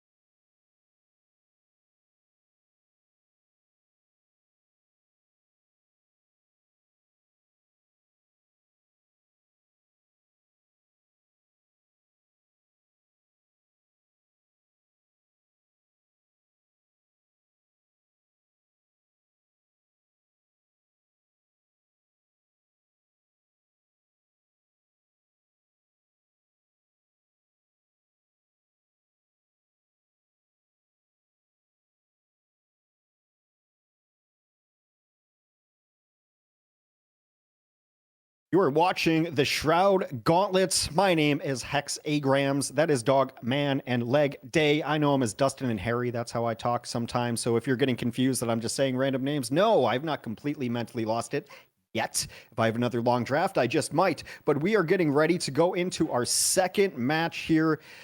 This is going to be a good one because Gen.G, what? New team? Luminosity? Up and comers? Like, Dogman, just first thoughts. What do you think? Yeah, I'm excited to see Luminosity. I think they're kind of an under talked about roster. I'm definitely at fault for not mentioning them enough, but it's weird because they play in so many odd tournaments, except the ones that are always sort of mainstream. And now they finally added that step. Right now they're playing in this $50,000 tournament. Now they're playing in the Shroud Gauntlet. So I'm excited to see what they could do. And what better test than Gen.G, who's playing from Korea. So not really any excuses for Luminosity's side. Gen.G, meanwhile, brand new roster. Pretty much playing with house money. Yeah, we'll take a look at that in a moment. Leg Day, I know you have done a lot of EMEA stuff, but this Luminosity squad just kind of up and coming. I mean, what's your early read on what this matchup's going to look like for us as we look at these beautiful graphics? Oh man, that is a beautiful graphic. Well, the thing about Luminosity is they've got a lot of weight on their shoulders because Luminosity NA is the only Luminosity team now. And Luminosity EMEA was really good. They were really, really, really good. Absolutely. So Luminosity NA kind of have to live up to that pedigree of results. And going up against Gen.G is not going to be an easy way to start it. Admittedly, Gen.G are going to be on a significantly higher ping here. And this roster is a little bit newer. It's full of superstars from all around the Asia-Pacific region, but Gen.G essentially did their own Cloud9 run. They grabbed their picnic basket, and they went around the top tiers of of Asia, and they picked all of the little pieces that they wanted, including hit scan prodigies like Eggsy. I believe that Brownie, or Cadia, previously was known as ASDF, who was on one of winning rosters, probably New Moon, I think, from Korea. And honestly, they've just picked up all the best pieces that they can and tried to cobble together a quick roster for this one. Yeah, the name I, of course, recognized very quickly was Xe, a player that I've always liked watching in other games.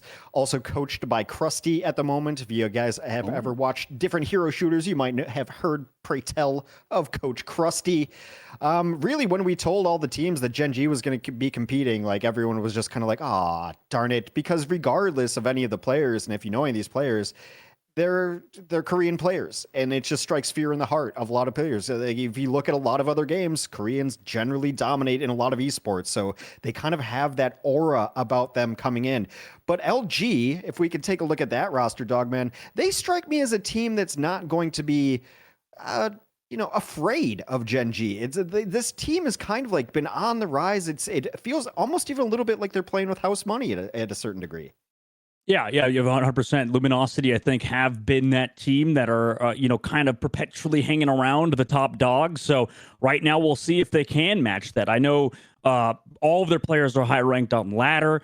I've played against Arso a few times. I mean, he's a really good Magneto player. Obviously, that's, me on like Hella mainly. So, take that for what you will. Is I'm pretty sure if I were to play against March, I would get my butt spanked.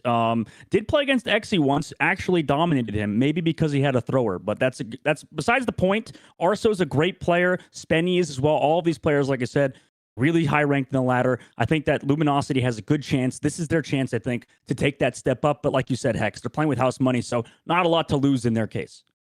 Yeah, when you have a matchup like this, I mean, I always think it's actually, on paper you look at it and you're like, well, Gen.G, obviously, but we don't really know much about Gen.G except that, it is the aura. Of course, we are going to start off on this map. Leg Day, how do you pronounce it? Being into T'Challa, I believe. But once again, not a primary source for that. Definitely not a primary source. You are him. You're him. I'm that guy. You're a translator. I mean, I wasn't going to say it again. I think even if you are correct, chat will tell you you're wrong anyway. So it's all good. We took a lot of time on that second map draft. So I think as soon as we have it done already. We pre-drafted. We're trying to save time because you know what? I know what the audience wants. I know what I want in my esports. I want to get in a game. So let's take a look at these drafts. Quick first reaction, Dogman. I'll take Gen.G's, I guess, in this case. I think that, so they've already gotten rid of the Psylocke. They don't want to play against Luminosity and a good Psylocke player, so they got rid of that. Having the Captain America obviously means they're going to create a lot of space, triple strategist as well, so we're going to see a lot of Resi boys. Yeah. Leg day, what stands out here? What do you think? Main thing that stands out to me is that Gen.G picked 2/3 of the res composition, but not the main superstar, which is the old Star-Lord. No Star-Lord there, which is it's interesting in this particular ban system, or our fearless draft, because it means that they would have to use both of their backs in potential round 3 to do a full triple res, whereas Luminosity, they are actually completely using all of a triple res composition at the beginning. We didn't get to see a round 3 to see how that would work out between Envy and Sentinels previously, but this does mean they can only bring back 2/3 of it if they invest both their backs going into a round 3. Captain America versus Captain America is going to, of course, be interesting here. Both as Luna Snow is going to be thoroughly harassed, but the peeling, I think, from Emma Frost is going to be a little bit more intimidating than the peel from Magneto, even though he's got the more... he does have a more reliable, like, bulwark, but the second that gets used, and it's often going to get used to facilitate Star-Lord's blaster barrage, the second that's gone, your Luna Snow is going to be in a little bit of danger. Well, the thing I like about Magneto is that the ult can just chunk people down, right? Like you can knock a Star-Lord out of the sky. We've seen some of that play in North America. You can drop down a Luna Snow. You don't have to really deal with that if you could just kill people. I always like that thing. Like that's kind of a very North American attitude towards things. Like we don't have to play defense if we just play really, really hard offense. Also, I will say about Luminosity, it's the most North America bans possible. That's all we see is like just no Groot. We're just not doing Groot. No flyers either. Like we see those as first bans all the time in North American tournaments. It seems to be the flavor. I think we're just about ready for it. I mean, we're trying to speed run this for the chat, for the people, get you in game faster because we owe you one on this. We are ready, set, go. Fearless format, the Shroud, Gauntlet, Dogman, Leg Day. Take it away. Thank you, Sir Hex. Heading into the first round here for Gen.G. You pointed it out earlier. It's cool to see them not play around that Star-Lord. Interesting. Maybe focusing on having XE carry on that Hella, whereas Luminosity, like you said, Leg Day, I mean, they're playing that traditional Star-Lord triple res composition. Yeah, one of the things I'm going to be looking for in particular here is what Alfie is going to use their Meteor M for, because Hex brought it up. And I guess its main peeling capacity now is going to be trying to shut down the Goddess of Death from Eggsy, trying to get up some of those mortars potentially and chunk it down while the rest of the team focus elsewhere, or maybe just gets to use it a little bit more offensively to try and shut down a support ultimate, kind of like the classic anti-cloak and dagger that we've seen from Meteor M previously, but not having to worry about eating something like, say, a Punish Roll or a Galactic Legend does open up a bunch of options for Alfie. Yeah, Gen.G taking this left side of the map, not trying to prioritize that open space, which Luminosity is. They're kind of playing in the open here. Captain America, meanwhile, for Gen.G, sort of setting up in that backline, looking to harass. Meanwhile, actually, just kind of station up over here, look for squishies, look for the Star-Lord, and just make sure this point is open for their team. Oh, well, for now, seems like most of the space has been claimed by the side of Gen.G. They almost have a first cap here, but there's going to be a couple of toes tapped on point by the Vanguard line of Luminosity. Gen.G already have caught the Captain America. Big Carbon Crush smashes him into the ground. Of course, he sprints away to the safety of those strategists. A big dink coming through onto the Adam Warlock and a finish as well there from Eggsy, but already the damage has been done in the back line. Arso has started marauding, and he's found himself juicy in it. The cream has been absolutely found, and the crops have been sown. And that's going to be Luminosity running. What is 6'3" Dreadhead? Hey, man, he's a 6'3" Dreadhead. What do you want? He's him. He's him. He's a god. I didn't see them on the roster sheet. Well, it's one of their players. We can say that for sure. You know, it's one of the LG guys who have decided to play the game on a Smurf account. As per usual of pro players, we love when they do that. Just kidding. It's not funny. Please don't do that, pro players. Please play on your main accounts. Gen.G, though, now have to walk back into what is the Mantis ultimate right into their face. They're backcapping, though. Kaido drags back the Adam Warlock, who is going to have to use a couple of his clicks to heal himself up. And yet, here comes the remainder of the team. The Cavalry have drawn on back, rolling forward now with the Meteor M. Snake actually charges it considerably using some of those spores from the Mantis. And now Mark is in charge, heading to the skies. Has the Galactic Legend, someone strayed too far from their Lunar Snow ultimate, but X is rewarded for it. The hit scan demon now going to deal with the re-dropping here of the Star-Lord. Shroud-X seduction grabs in multiple players, but actually with that wall being erected behind them, the healing could not be delivered. Brownie going for a resurrection. That's going to bring Chopper back into the mix in the midst of all this, as Exy has himself a killing field, and guess what? The swords are being flung, managing to find strategist after strategist. Next up on the docket is, of course, going to be the Star-Lord, and Alfie falls too. Yeah, actually, so far, this is kind of what Gen.G needs. They need Exy to kind of pop off as well as he has. Nice res there from Brownie to help bring the team back into the fight. But that's kind of what we're going to see out of Gen.G's composition, right? They're going to damage boost Exy, make sure that he can find those opening picks as Luminosity, you know, has to kind of get through these angles together and sort of brawl into the side of Gen.G. Ultimate's ready to go for their side. Gen.G also building up towards their very own Mantis ultimate to sustain this upcoming fight. Exy always damage boosted here by the Mantis, of course. Has the Goddess of Death necessary. And that's, oh my goodness, Marsh just got absolutely pooped on. There's no other way to put it. Exy just puts him in a box, and there's no resurrection available. Now, with most of their damage being taken off the field, that's going to be calling it for Luminosity NA, but that's good because they're not wasting any time. The disengagement can't be slowed down, though. KD is trying to shut it down themselves, managing to slow this one up. And that's actually meaning that Luminosity NA's disengage gets very little value. Yeah, nice shot from Exy. Not really much analysis to be done there. That's what happens when you have a Hella player as good as he is on a map as open as that one is. I think this is probably Hella's best round on Bernard T'Challa. We'll see if they can continue said prowess, though, as we enter 60% on the board. Luminosity have to walk in, get their ultimates off, but it's so hard. So much space has to be claimed on their side. Assembling early.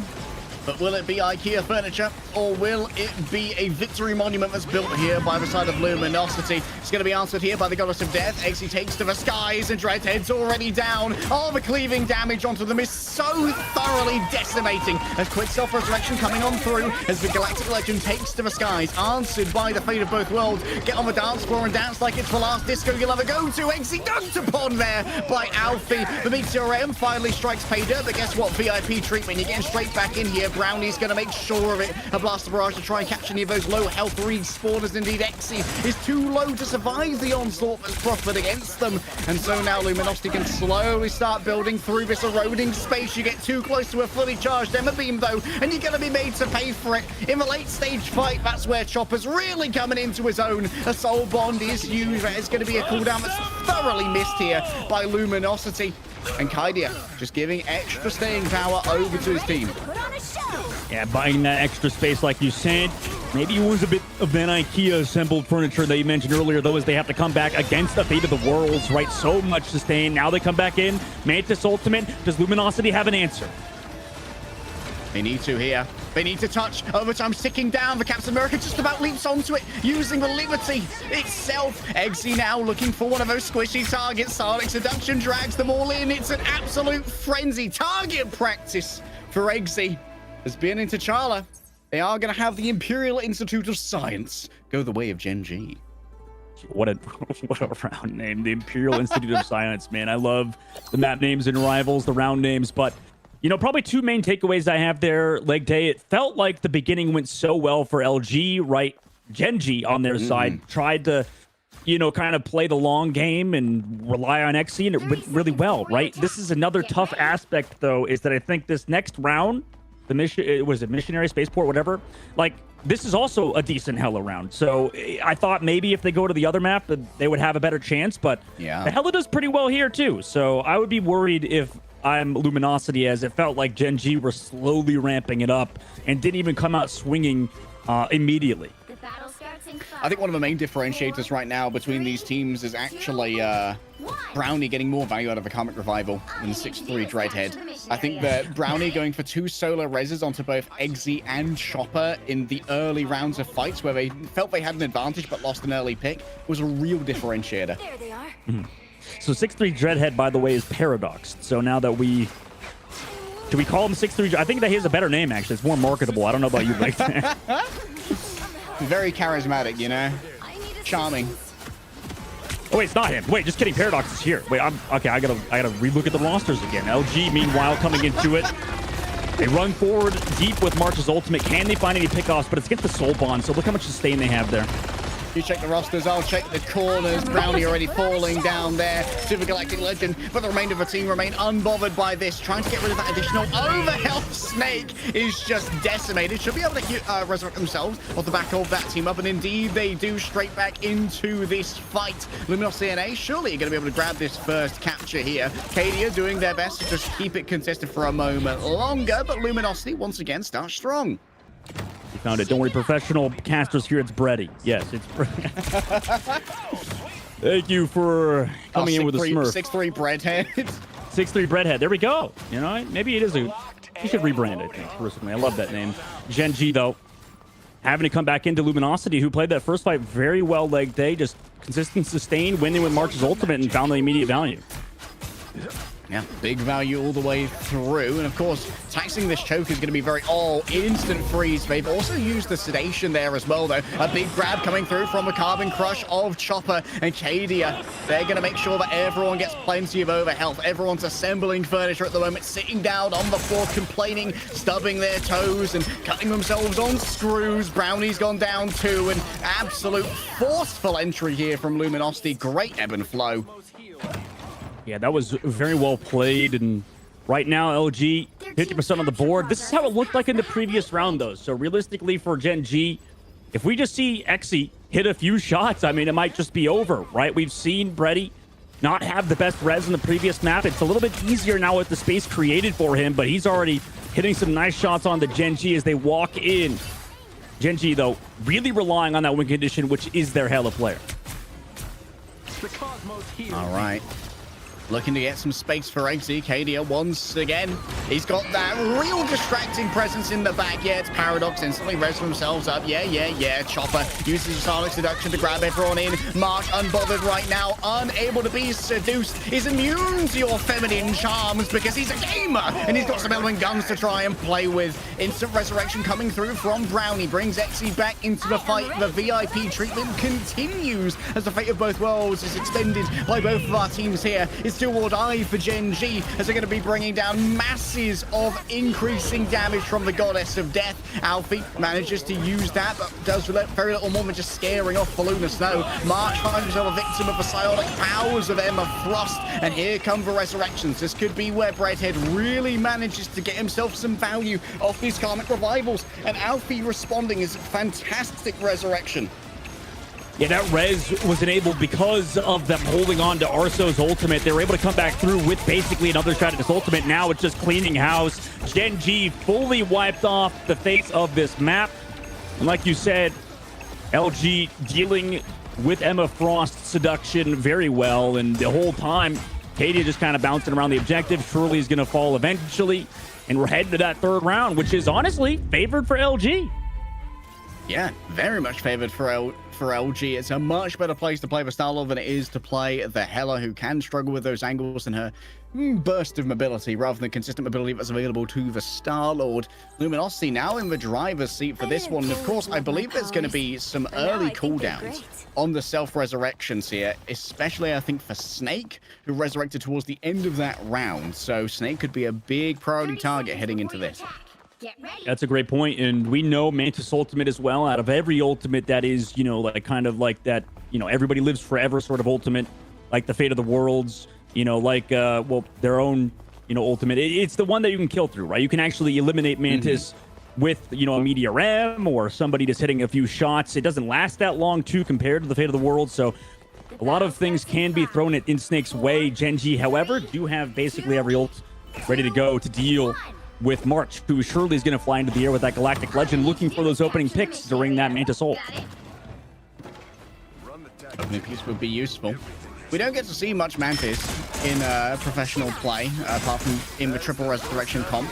The extra movement speed you get from her ultimate can be incredibly useful for some of these comps that really struggle to get up close and personal. Cadia, of course, has no problems with that. Paradox already falling down. Does have their comic revival still, I believe. Chopper grabbed that one. A disengage here from Gen.G as they cede away the space due to the pressure of that Fate of Both Worlds. They exchange the Soul Bond for it, but honestly, this might be a good play for them here. They still are missing out on Dotori's ultimate. Finally, is able to pop it, gets it just in time. The timing's solid. March does their best to avoid that Sonic Seduction, and indeed manages to grab it so far. Once again, it's just an exchange of strategist ults everywhere, Dogman.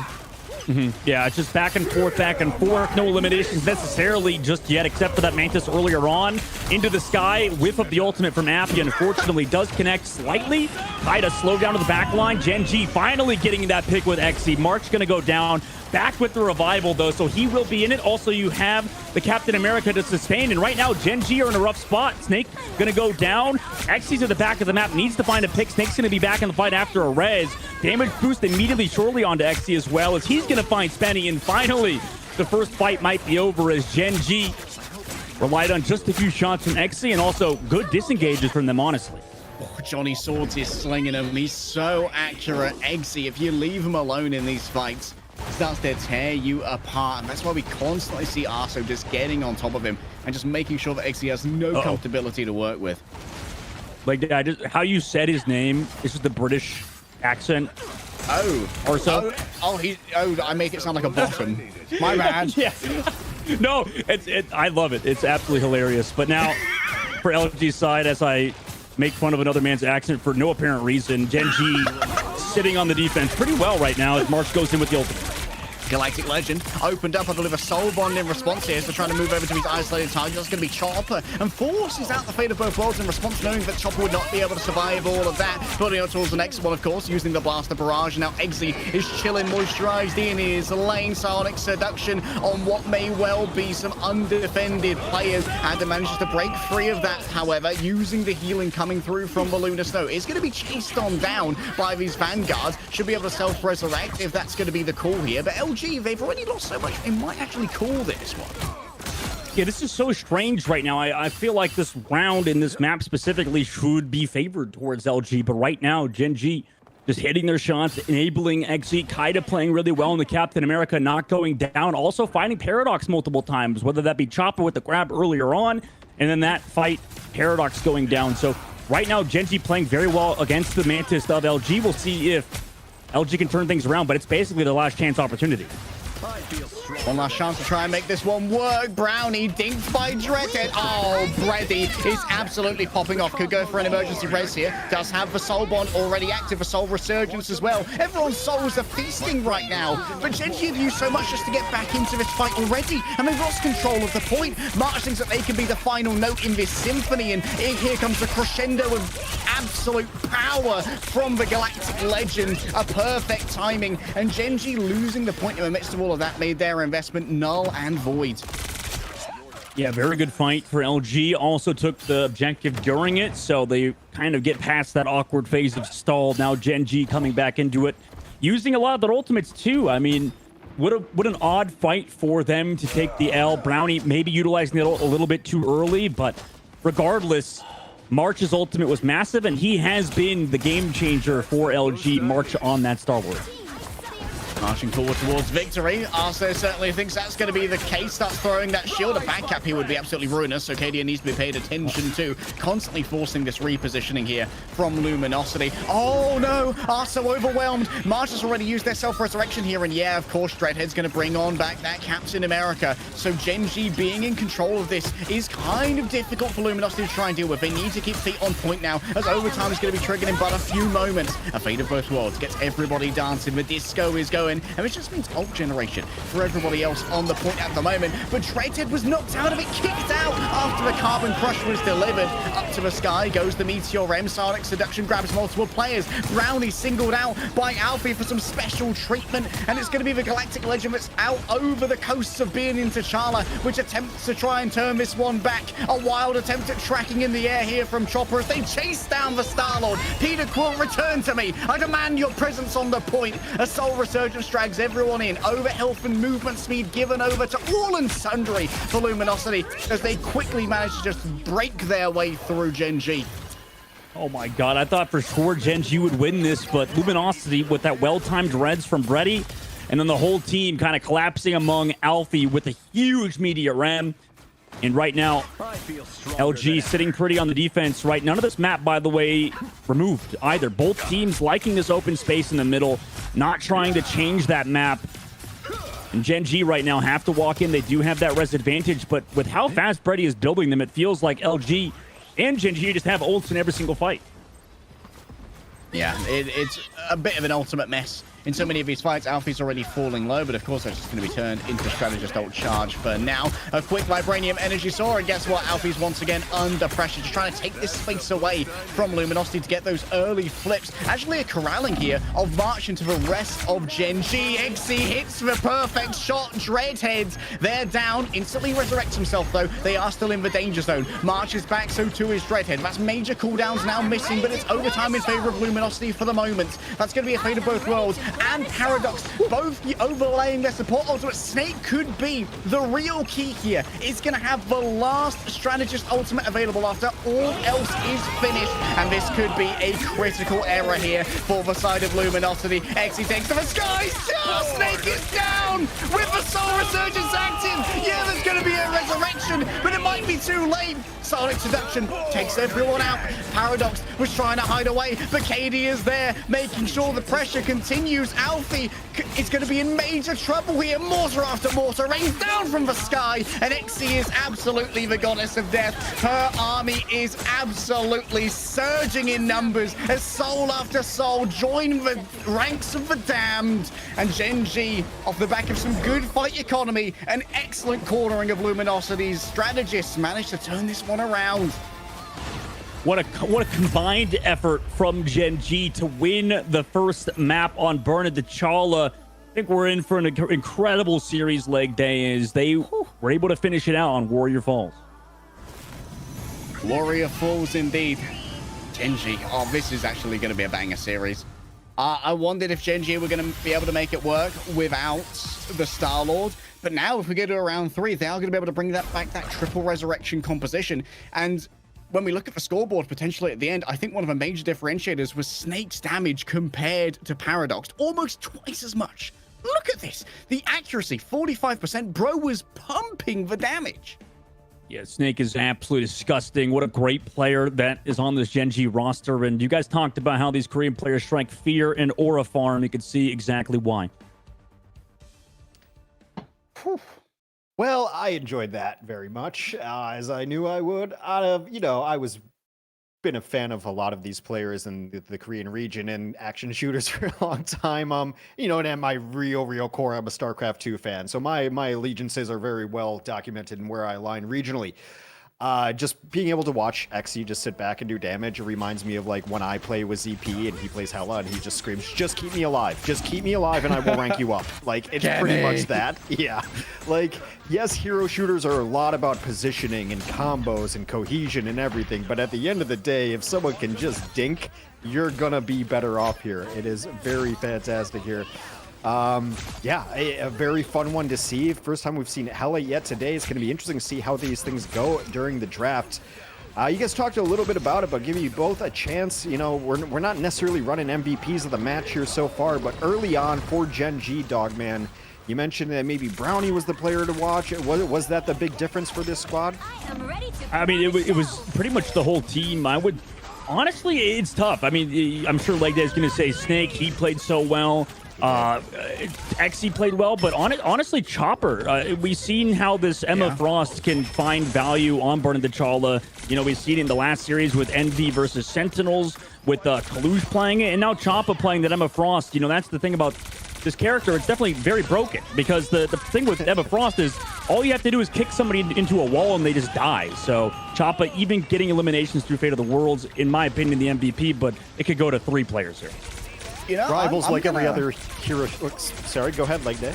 I'm actually going to agree that Chopper's the one. I think just because of the proximity effect of both the Soul Resurgence and Fate of Both Worlds and Captain America's Assemble Ultimate means that being able to displace people and take them outside of those radiuses was a critical component in getting some mid-fight eliminations. Displacement always ends up being so critical. I was just going to make a flippant remark that, I had a chance to not say, but I'm going to double down it anyway. Emma Frost, newest hero, new heroes and hero shooters. We kind of all know how the thing works. Like, they're going to be really good. You want the new skins out. You want the new hero to be really good. It just happens. But teams have to adjust to that. And displacement, chokeslam, all that, very, very good. As we finish up the highlights here, we are going to jump right into draft afterwards, I think, unless production lied to me, which, you know, they've done pretty often, because hey, what am I going to do? Say anything about them on air? I will. Luminosity, they did not look bad in that. It wasn't completely one-sided. In fact, they almost pulled it back here, actually, after this Hella ult. They came in steaming. What can they bank on? What was the strengths there that they need to lean on going into map 2 like that? I think their coordination's really good. I think that Alfie's choice of targets when they come to their ultimates is actually super strong. Almost won that entire round for them by picking off Snake in the midst of that Soul Resurgence. And there was great target focus as well to make sure that Snake did not have the overhealth necessary to survive all of that incoming damage. So I think that coordination is definitely a big W here for Luminosity. And also they can bank on the Exi. I don't know Exi Zero Pool. I assume it's going to be very hit scan favored. The most powerful hit scan is gone now until potentially they're backed. So maybe Eggsy's going to be on a less ideal hero for his skill set. That doesn't mean that Eggsy's not going to be a non-factor going forward, but maybe they'll be able to get their own little Hella diff going on because, Dogman, you talked about how good a Hella marches previously as a fellow Hella aficionado. Yeah, he's a good player in general in Hella, and the thing is, a lot of these players are really good at Hella. Just like, for example, Sentinels with Rymazing. He's a good Hella player. They just don't want to play him on Hella versus the other good Hella players, right? So, because we're in the pro scene, obviously, I mean, it's newsflash, everybody. These players aren't bad. It's just bad versus other pros. So it's going to be hard for maybe teams without that Hella specialist, but I'm sure they would still dominate any other lobby, just not versus XC like today. It's an excellent point, though, too, because it does really bring up one of the really interesting wrinkles that the Fearless format does bring us. You can play your best hero, but not twice in a row you can't. Like they picked Hella, can't play Hella again unless they get to an unlock in map 3. Obviously, we'll run through the rules with you guys again. We have a map selection to go to. We've got draft to go to. Whatever we got ready to throw on the screen, I will take a look at and we will check it out. These are the rules, and I asked for them to be brought up again because that's a lot of different stuff. And we just changed actual draft and ban heroes in the game client. We're running something different here, so let me run through you. Picks are not team exclusive. If you pick a player, the other team can also pick that same player. 2 global bans per side, banning out heroes. And then also, you cannot switch heroes during the map. Once the team has played a hero, they cannot play that hero again during the match. Till we get to map 3, each team may bring back 2 heroes, mostly because the game just right now doesn't have enough vanguards or strategists, tanks and supports. I can't get away from just the actual nomenclature of it. And you are guaranteed to have 16 unique heroes played. That's the point of it. We don't love seeing the exact same thing every single time. So Shroud, in infinite wisdom, said, Fearless format, you're going to play new stuff. We're going to see what happens. I'm enjoying it so far because I think it really is interesting when it comes to draft and things like that. I believe we're just waiting for map choice, and we're going to jump right into it. Map will be Path of Yggdrasil, I believe. And then I think we can just jump into draft whenever. The bans have been really interesting to see here, but for me, the picks are more important. Like, what are you going to pick? Because your pick is essentially banning it from you for the next map. So it's like, it's kind of this double-edged sword here. Now, like that, you said something interesting is that they took away the best hit scan, and we know Exi as a hit scan player primarily. Who would be the second best hit scan? Or maybe you go something like a Namor, which is not real hit scan, but we haven't seen Namor yet. Like, what do you think? I think Star-Lord would be your second best. We don't know Exi is a huge tracking player, definitely more of like a flick scan than a raw tracker. But I think that Star-Lord still definitely has that in the kit. You've got your option like Punisher as well. Dogman brought up earlier that maybe you can sneak through a draft like a Punisher Rocket team up if the ban doesn't get thrown that way. And we're rarely seeing Rocket being a big expending of a ban, especially we've got things like Johnny in the game who really needs some attention. But it also could be a good way to try and deal with those flyers, having those huge burst phases of hit scan prowess. So I think that we're probably going to see them go the way of Star-Lord. And there is a little bit of a wrinkle in the draft as well, in that it doesn't feel as permanent to use something in round 2, right? Because you're about to get your 2 backs. So maybe you can prioritize, like, maybe we want to try and play this twice in a row. But I think for Gen.G, they're probably going to prioritize using their 2 backs on the Adam and the Mantis so they can have a full triple res in map 3 if it goes that far. XE is very good with man with gun is his specialist. He's always been able to play those kind of heroes very well. A lot of it's going to be map dependent. We're still waiting on that map to come up. We're actually just going to finish the draft first to make sure that everything went right before we bring up the map. Try to avoid some of this stuff, but I think we are moving quickly through the draft here. Look, in best of threes, Luminosity already in a do or die situation here, back against the wall. Otherwise, they'll go down to the lower bracket here. Given that the players that they have and what they've already played, Dogman, is there a pocket pick, a comfort pick, a carry pick that they can lean on that we should be expecting in the draft going forward?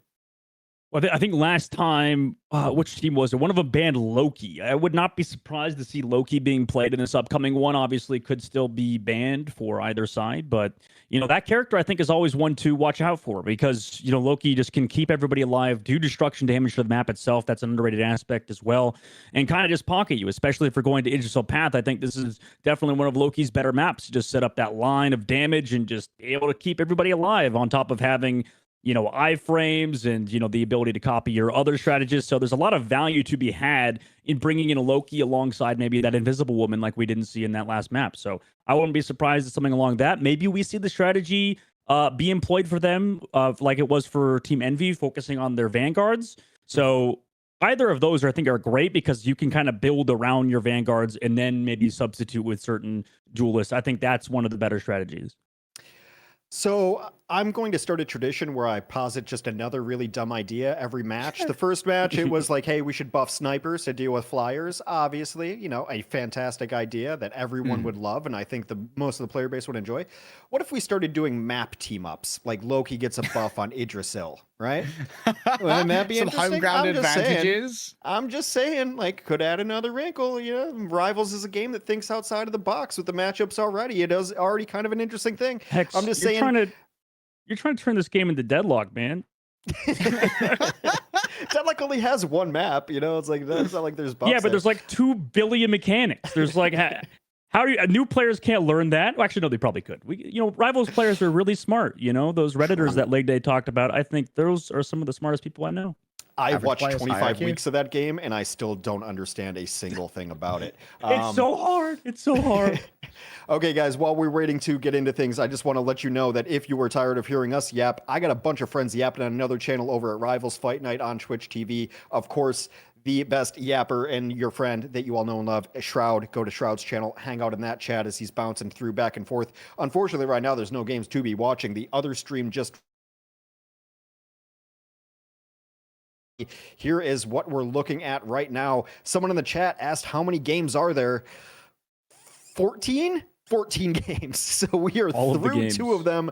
We are currently into, it's going to be a while. Get out your credit card, order food, have someone bring it to you. It is the greatest advent that's happened to society in the last 5 years. It's got its downturns, but it's really nice to be able to click a button and have things brought to your door no matter what. I live in Los Angeles. I can literally have anything delivered. I was getting my haircuts delivered during the pandemic. Yes, that's right. I would have someone come to my house and cut my hair. It was a great service. I miss my barber. Here's how it looks. If you've been with us the whole time, you saw Envy 2-0 Sentinels in pretty dominant fashion. FlyQuest also knocked Shroud-X down to the lower bracket. They will be facing off next after these matches conclude. FlyQuest versus Envy is going to be the upper brackets. We are currently watching Gen.G with a 1-0 lead over Luminosity North America. 100 Thieves, 1-0 lead over Shikigami. We will be moving on the B stream to the loser of both of those matches. A stream will move on to the winners of both of those. A stream, I think, is going to do Shroud-X Sentinels. Anyway, just have 3 tabs open. 32 gigs of RAM. It's 2025. Yeah. You need 2 monitors, 32 gigs of RAM at minimum here. I always have tons of tabs open, and I also do some video editing and stuff for our channel. So I need 64. I thought 32 was going to be enough, and I am already out of RAM. Maybe that's Firefox's fault. We are in draft. Thank goodness. Early ban is going to be Luminosity bans Magneto. What do you think of that, Dustin? Yeah, Magneto, I think, is a solid ban. It's something they played on that last map. They obviously know that Gen.G are probably going to want to play it. It's kind of probably the thinking that I imagine that they're going through, understanding that hero is probably the next up, right? You just played Emma Frost, you just played Captain America. More than likely, you're going to play Magneto. Maybe you play in that Hulk next time, so forcing the play towards that would be a decent idea. But Gen.G, not that he's not that Hulk's anything like other heroes, other hero shooters, but Koreans are kind of known for those sort of mobile tanks, right? Those characters that can jump around the map like maniacs. So I wouldn't be surprised if they have a Namor Iron Man pick. When I think of Korea, specifically in this genre of game, I think of Dive. I think of Dive run to absolute perfection. It is how they've dominated several different leagues. Leg Day, if you're going to, composite a Dive composition, we'll get to that. But what would you want to ban if you're going to try? If you're trying to make a Dive composition, then getting rid of maybe Namor would be a good idea. Usually the Namor ban by itself is a little bit of a waste because he can be unideal without the Hulk. Just for 2 squid Namor is fairly weak. I imagine we're going to be seeing some Cloak and Dagger here, though. I think that another part of the Magneto ban that we need to think about is that Magneto is the main counter to one of the premier strategists that we have left in the pool, with both of them having already expended 3 of their strategist picks. Cloak and Dagger's Eternal Bond being shut down by Meteor Rem is a consistent problem. And Luminosity are putting themselves in a good position here to make sure they can get those off without a hitch. I imagine we might see Loki, Cloak and Dagger, unless people pivot into Rocket. As for the rest of the Dive comp, Human Torch is already going to stick a bit of a fork in that one, because diving upwards is très difficile. Wait, what? Was that very, very hard? Oh, okay. Yeah.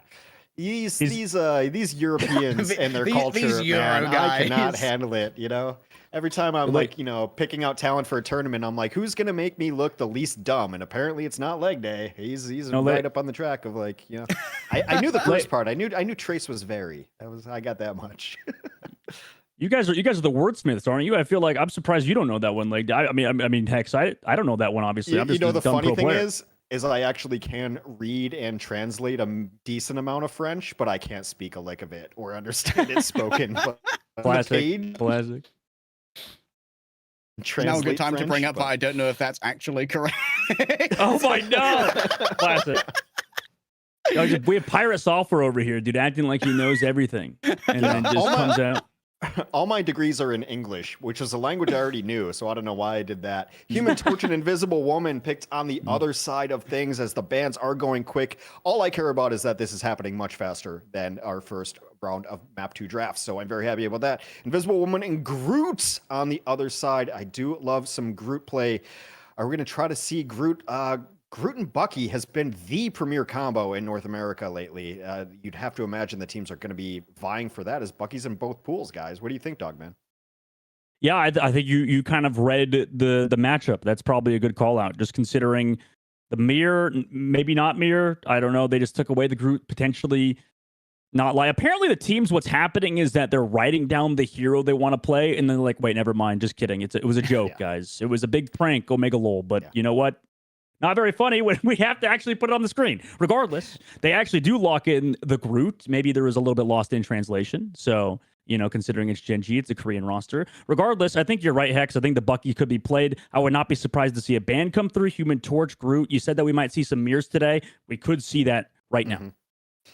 The entire point of the Fearless format is to get rid of mirror matches, and the teams are just being teams again. Like you said, there have been a couple incidences because we are doing this old school offline draft style where teams would the Penny Parker pick. They were like, oh no, that was a joke. Obviously it was a joke. It's like, guys, we don't have time for jokes. My one caveat, when I started doing some tournaments on production side, I'm like, the only thing is, I will do everything you guys need me to do. I will not deal with players. And I think I was right in that choice. I do not have the patience for it. We hire people who have patience to deal with players.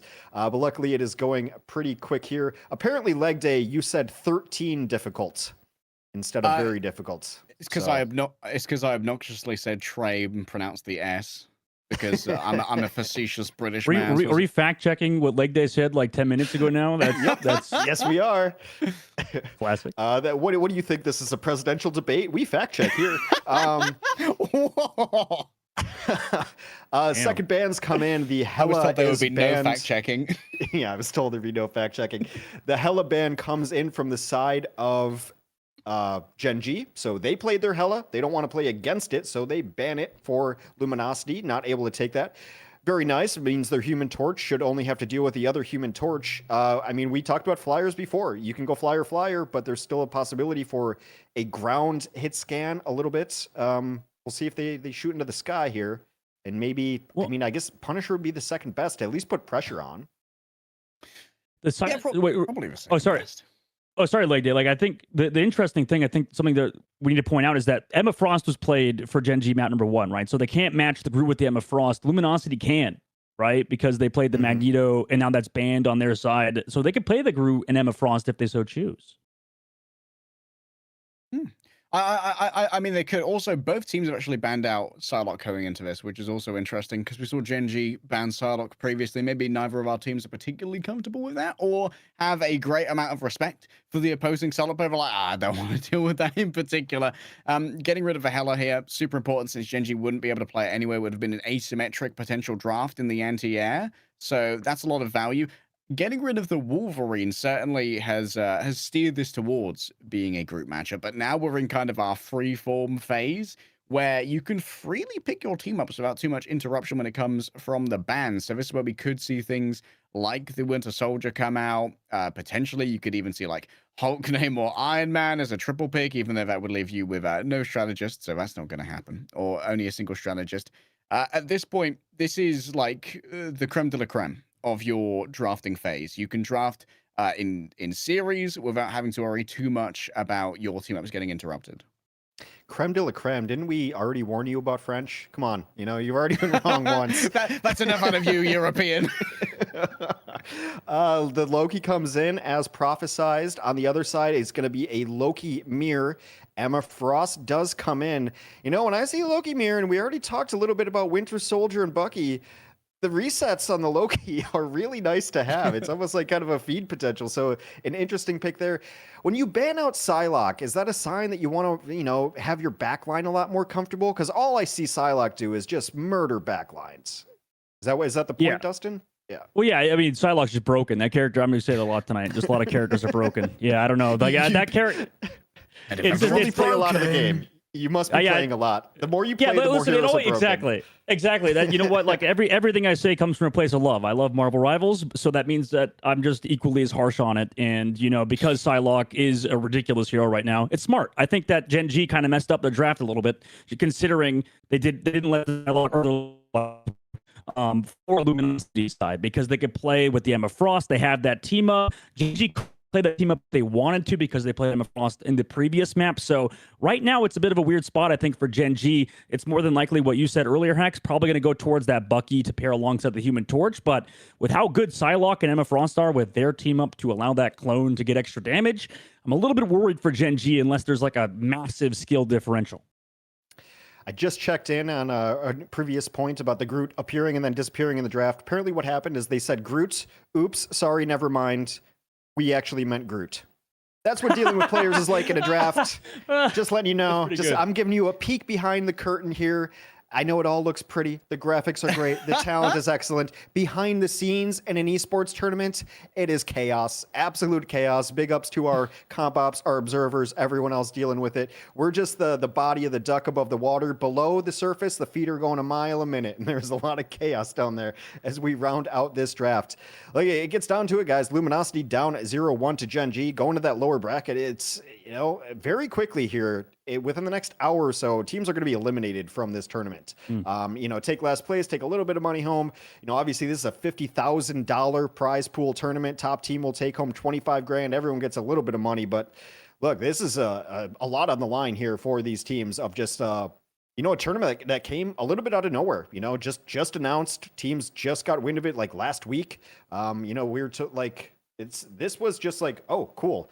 But then, and then the wrinkle was like, oh, also we're doing a brand new format. And they're like, well, we still have to play because that's a lot of money. But you know how teams are. And teams are going to have to adjust to another format. So at this point in Marvel Rivals, teams are scrimming like 3 different formats. It has been kind of a wild situation here as we round out the draft. Bans are in. What would you expect to be the next couple of picks for Gen.G here, Harry? Maybe a Doctor Strange. I'm not sure what the second Vanguard for Gen.G is going to be. They can't play Magneto. They've already played Emma. They've already played Captain America. Like maybe they'd go for a Hulk Iron Man. I don't know. Like Hulk can be a bit of a risk, especially going up against Emma Frost because you're such an easy target to grab and you can be shut down during your ultimate fairly easily. But Hulk does bring a lot to the table in terms of being able to grab Human Torch out of the air. And it really can put a lot more pressure on the positioning of the opposing Torch to try and like put them in a bit of a box for your own Torch. Oh, so it's going to be Doctor Strange and Storm. Okay, we got ourselves an Envy style draft here coming through from Gen.G. What does that mean?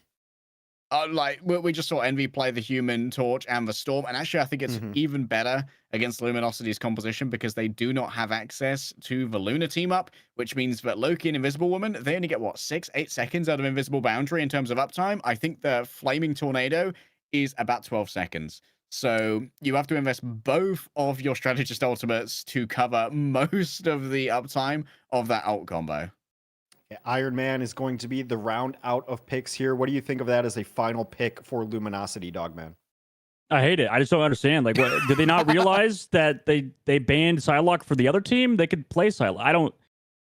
I mean, Iron Man's good. Don't get me wrong. Like, because you don't need the team. Apparently, I didn't even know this from Rymazing. He told me this. He said that when Iron Man has the Gamma team up with Hulk, you actually lose DPS on your left clicks. It's just your right click damage goes up. So that's interesting little tidbit there. You actually lose a little bit of damage with the Gamma team up as Iron Man. So I don't know. Why would you not play Psylocke? I don't get that. I'm a little triggered right now. LG is kind of goofing around, in my opinion. I'm going to use that factoid in my next rank game when, like, you know, the Iron Man's not doing enough that I think I'm like, did you even know that you don't have the DPS on your left click? Did you know that? God, get out of my game. We are just going to load in there. I know, guys, we are trying to take time to go through these drafts. We are doing the best we can. Teams are taking, time, but this is all part of it. The draft system is something that players always beg for in all sorts of competitive games. And then, you got to deal with the draft system then. What do you want? You can't do both. As these teams are trying to adjust to our system of the Fearless format. Fearless format, of course, bans up top means that's what they played in the first map. This team cannot play those heroes in the second map. The other team can, of course, just locks your team out of it. So when you pick a hero on map 1, you're essentially banning that for your team for map 2. Map 3, shall we get there? Have not so far today in the bracket. You get to unlock 2 of those. Mostly just because the game doesn't have enough heroes just yet, but maybe in future Fearless formats, we will. Guys, as we start to get ready to go into map, as I prod production, get us into map. Who won this draft, Dogman? I think it's Gen.G. I think they won this draft a little bit. You know what? Because I do love the Emma Frost. I think it's solid, but from what we've seen out of Storm and Human Torch, it's not too shabby. So I would go with them. I thought they made some mistakes, but in my opinion, LG might have made an even worse mistake. The Human Torch Storm team up in the trailer was just a selling point. I think everyone had to try it at some point. It just looks way too cool to not. Leg Day, who won this draft? I'm trusting Dogman this time. No, what the God. Now we're cursed.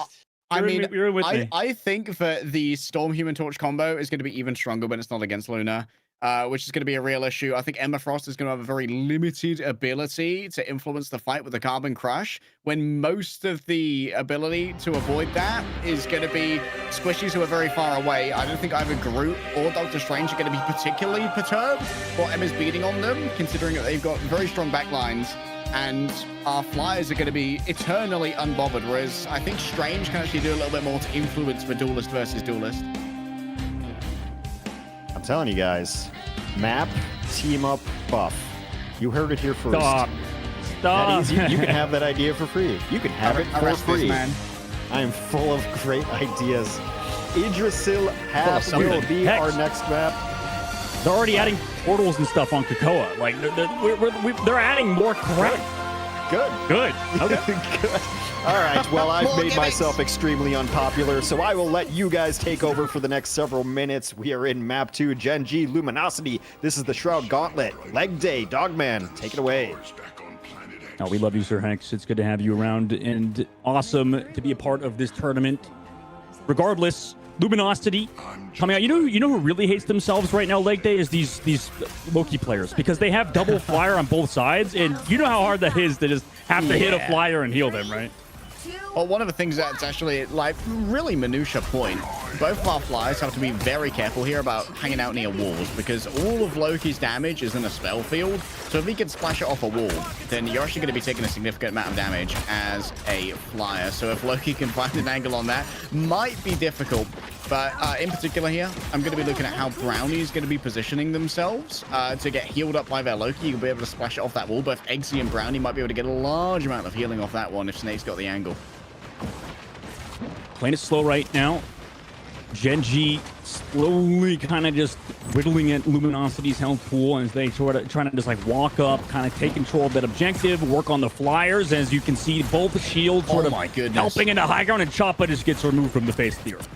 Okay, I thought the Chopper wouldn't be so bothered about what the MS Frost was going to bring to the table, but it turns out she can chokeslam you into a fire on the ground, and then Johnny can just F down on you.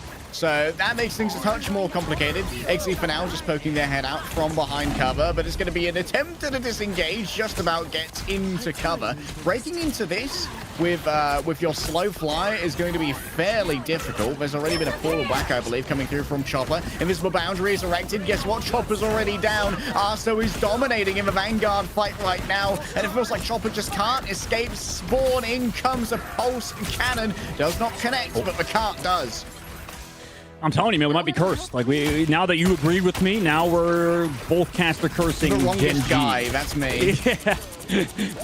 we're on the same train right now, both really wrong. As it appears the LG kind of just walking at Gen.G right now, man. Like you said, it's just Arso ran in, grabbed Chopper, and Chopper's just dead. So it appears the team with Emma Frost might just win the game, but you know, obviously it's just early reactions. 4 minutes and 38 seconds left to go in the street space now.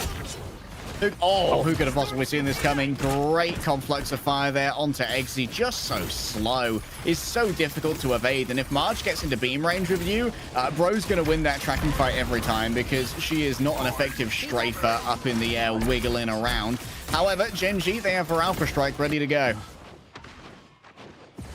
Sitting at this choke right now is Gen.G kind of just surrounding it. Chopper walks in. Groot ultimate goes very deep, forces out the invisible boundary, but it's met now by a Groot ultimate and the top side of Johnny, dealing so much damage, but nobody's gone just yet.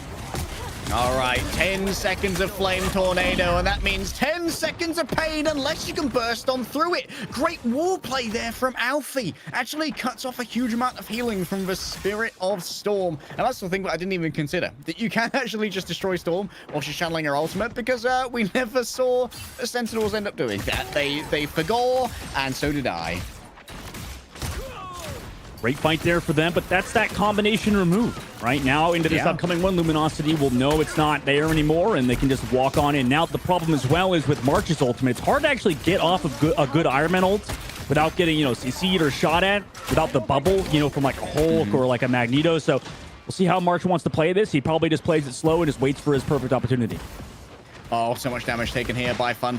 Just sitting in so much fire, and as we all know, Grassy's weak to fire. March getting a little bit audacious as they move on forward. Has to be careful of that lightning aura that comes off of the Storm and deals continuous tick damage. A big Ironwood wall comes out, and the Loki totems as well. This could be a big opportunity for March. The second that those are down, just have to be careful now about that Guardian Shield from the Invisible Woman. Brownie super low, up in the air, surprise! Tony, Jarvis, rescue me from this. Chopper is rescued indeed. Arso manages to keep that one at bay. Down to the ground, a direct present onto the group. Not actually a 1-hit KO right there, as the health pool is too large. Dreadhead slowly coming on back, but Brady not going to be missed in this fight. If you're Gen.G, they're happy to just try and take this undermanned. Luminosity still going to be investing to try and make this one go all the way towards the finish, and with Paradox bringing a coup de grace, sorry for more French, that's going to be a finish off with the Unibeam. Sorry, luckily my ancestors were French. I'm pretty sure. I don't know. Some sort of European, you know, probably. Regardless, you're you've right. awakened something in my British national identity. Oh, no. Maybe that's not ideal for us. Regardless, March, I think you played that so well, right? Just waiting for his overdrive to come back up, the armor overdrive, before he could, you know, have the extra health pool to work with, then go in with that ultimate, use it to follow up. And right now, look how much poke is coming through. They do use a Groot ultimate, the Strangling Prison. The follow-up isn't there, though. All the damage overwhelming right now. Can there be a rescue? Onto Arso is the question. Seems like Luminosity strategists are on it, but so difficult to heal up these flyers with an invisible woman and a Loki, as you alluded to earlier. So Gen.G, they are going to hold strong here off the back of the investment of their group. Good fight, but that's one huge ultimate removed alongside Brownie's ult. Now XE has nothing to combine his with, and right now LG just put a walk at Choppa again. We saw this earlier. Shades of the Streets phase. Dreadhead, aka Freddy, finds the elimination, also forcing out a crucial cooldown from that Loki. Oh, the Supernova's just so brutal to deal with. Nice flick onto Snake. Not quite as evasive as they were previously on the Mantis, and guess what? Now you can just set up. You can build your tower defense here around the spawns. Just sitting above that choke point. Gen.G, how do they want to deal with this? They just want to maybe pop X's ult early. Gru ultimate goes really deep, but doesn't connect on anybody. It's met with support ults on the top side. Mark Field, oh my god! Storm deleted. Maybe we can nuke a tornado into submission. America, baby. Dreadhead ready to go on down with that disengage. However, just going to use it to try and survive for a second longer. Invisible boundaries erected by both sides. There's plenty of healing. Chopper noted up on the high ground, and that's going to be a lot of damage pumped out of a Loki. Grabbed by the Carbon Crush. Only the Groot actually caught within the midst of that strangling prison, but the distraction was enough for Dreadhead to go down. And Alfie just managed to fall through the cracks as resources are expended from Luminosity, and they lack the sustainability to keep themselves in this. Getting up close and personal, marching to the respawn is the Iron Man, and Luminosity held just a couple meters shy of completion. Spenny tried to be a little cheeky there as invisibility, just try to go for that back cap last second, but did not connect onto that payload. Nearly did, and was found by the rest of Gen.G, who are obviously aware. A minute and 16 seconds left to go. Gen.G, honestly, not playing this too shabby as Luminosity coming in with their own ultimates. Chopper ready to go with an eye of Agamotto. We saw huge value out of him from Kaluj previously. Supernova already expended in towards the back line. The Invisible Woman is, of course, going to be losing plenty here. March solo ulted, and that's going to be a huge amount of focus for Great Resurrection Domain. The regen from the Loki saves March when they're in dire straits, and Brownie from downtown just flings tornado after tornado. Gen.G forced a reset out of Luminosity, but now they have an advantage in their Loki ult. Yeah, could have bought enough time, potentially. Mark still sitting up above as Gen.G has to walk back. Here's the invisible boundary that you mentioned. They have so many ults. Unless they masterfully screw this up, it should be over. Once again, time to nuke the storm. March getting set up for it.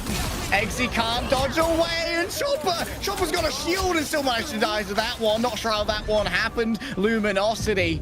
Oh, they got so much value out of the Iron Man. Jarvis, talk up my draft. Iron Man is a pretty good hero, turns out. Luminosity on the defense, and you should probably even do better. So Gen.G, unless they didn't even combine Storm and Johnny towards the very end. It was Human Torch not really combining with XE, and XE just having to go in with his ultimate by himself and not finding like any value. So LG doing a good job sort of playing around that, and that's sort of the tale of a solid team, right? LG, if they can win this map, that bodes well for them moving forward. But I'm really curious how things shape out on the upcoming maps after we have some characters unbanned, because that would mean if Gen.G were to lose this map, they will have a chance to get Emma Frost again. True. Hear me out, though. Dr. Strange Cope right here. If we get to third point, Chopper can do the silly spawn cheese with the portal. And that might make all the difference for my 2 and 10 Doctor Strange. Yeah. My 2 and 7 Doctor Strange, my bad. I just can't read. Yeah, both brutal. 10, 7 deaths. Not good regardless. You know, this is where like people in ranked to be like, why is our Doctor Strange 2 and 7? What's he doing? Which is kind of fair. Getting bullied by Arso, unfortunately. Yep. I mean, dude, so what do you do? Realistically, yeah, it's like the hero just kind of runs at you, grabs you, shoves you against the wall. Kind of makes me want in real life. What? What? Nothing. Okay. What are we talking about? Marvel Rivals. Oh, that's right. March just blinking away here with the repulsor blast, just building up already halfway to that ultimate, and we're 15 seconds into the game, by the way. Very invincible, that pulse cannon right there. Freddy's just laying down the old rhombus of doom, as that's going to be the fire lit. A mid-air impact onto Exy. Bro's got the mechanics on the Johnny, tries to force the invisibility away from the invisible woman here, but unable to get the full connection off the back of that shockwave. Now finds himself out in an island. It's going to be difficult to try and punish him, though, due to the lack of hit scans on the side of Gen.G. So Freddy gets away with it.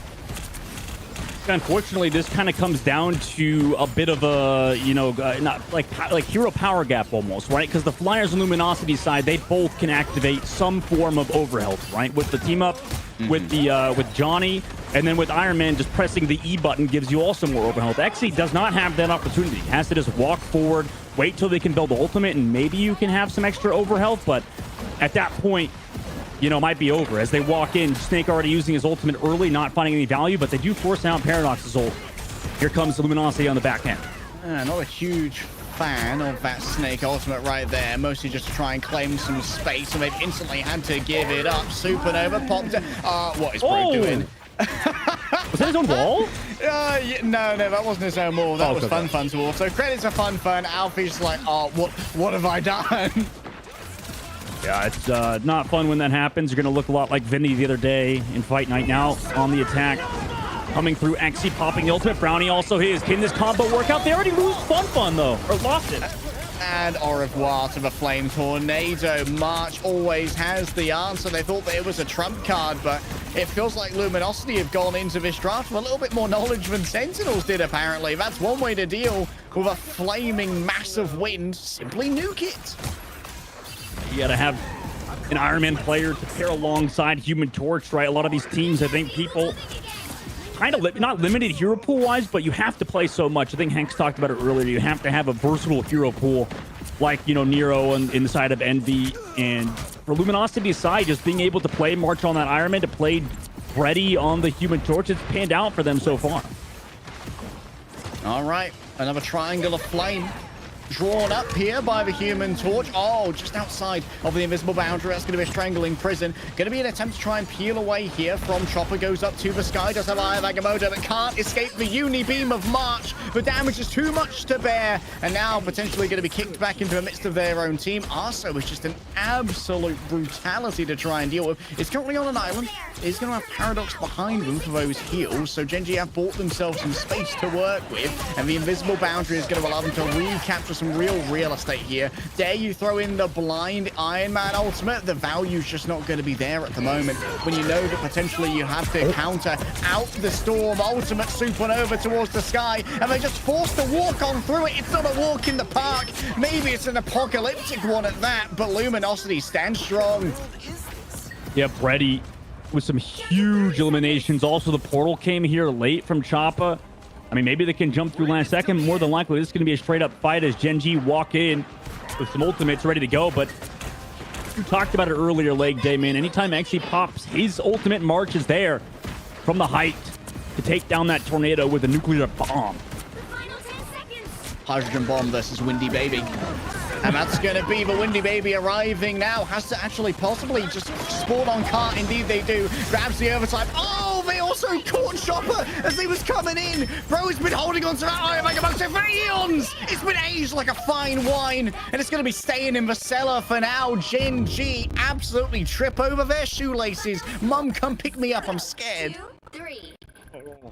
What an absolutely brutal draft for Gen.G resulting in that. I mean, it's almost like you are better off to not use your ultimate, or just, I don't know, because it's just like every time you come in with the storm, just Iron Man over the top side just nukes you down. No Magneto to give you shields either, so it's not like there's any counterplay. It just is pretty free low, honestly. The only real counterplay is, I guess, you try to toss out a Loki clone to help you with the invulnerability, but, I mean, what do you do when Brady does as much damage as he did? Poor Chopper. Poor Chopper. Just 211, man. Oh my god. Actually dominated. There's no other way to put it. Bro did not get to play any Marvel Rivals on that map. Choppa with the no good, very bad, not very fun map at all. I mean, he's the portal comes in and then just gets grooted on, and just a completely one-sided shellacking by LG.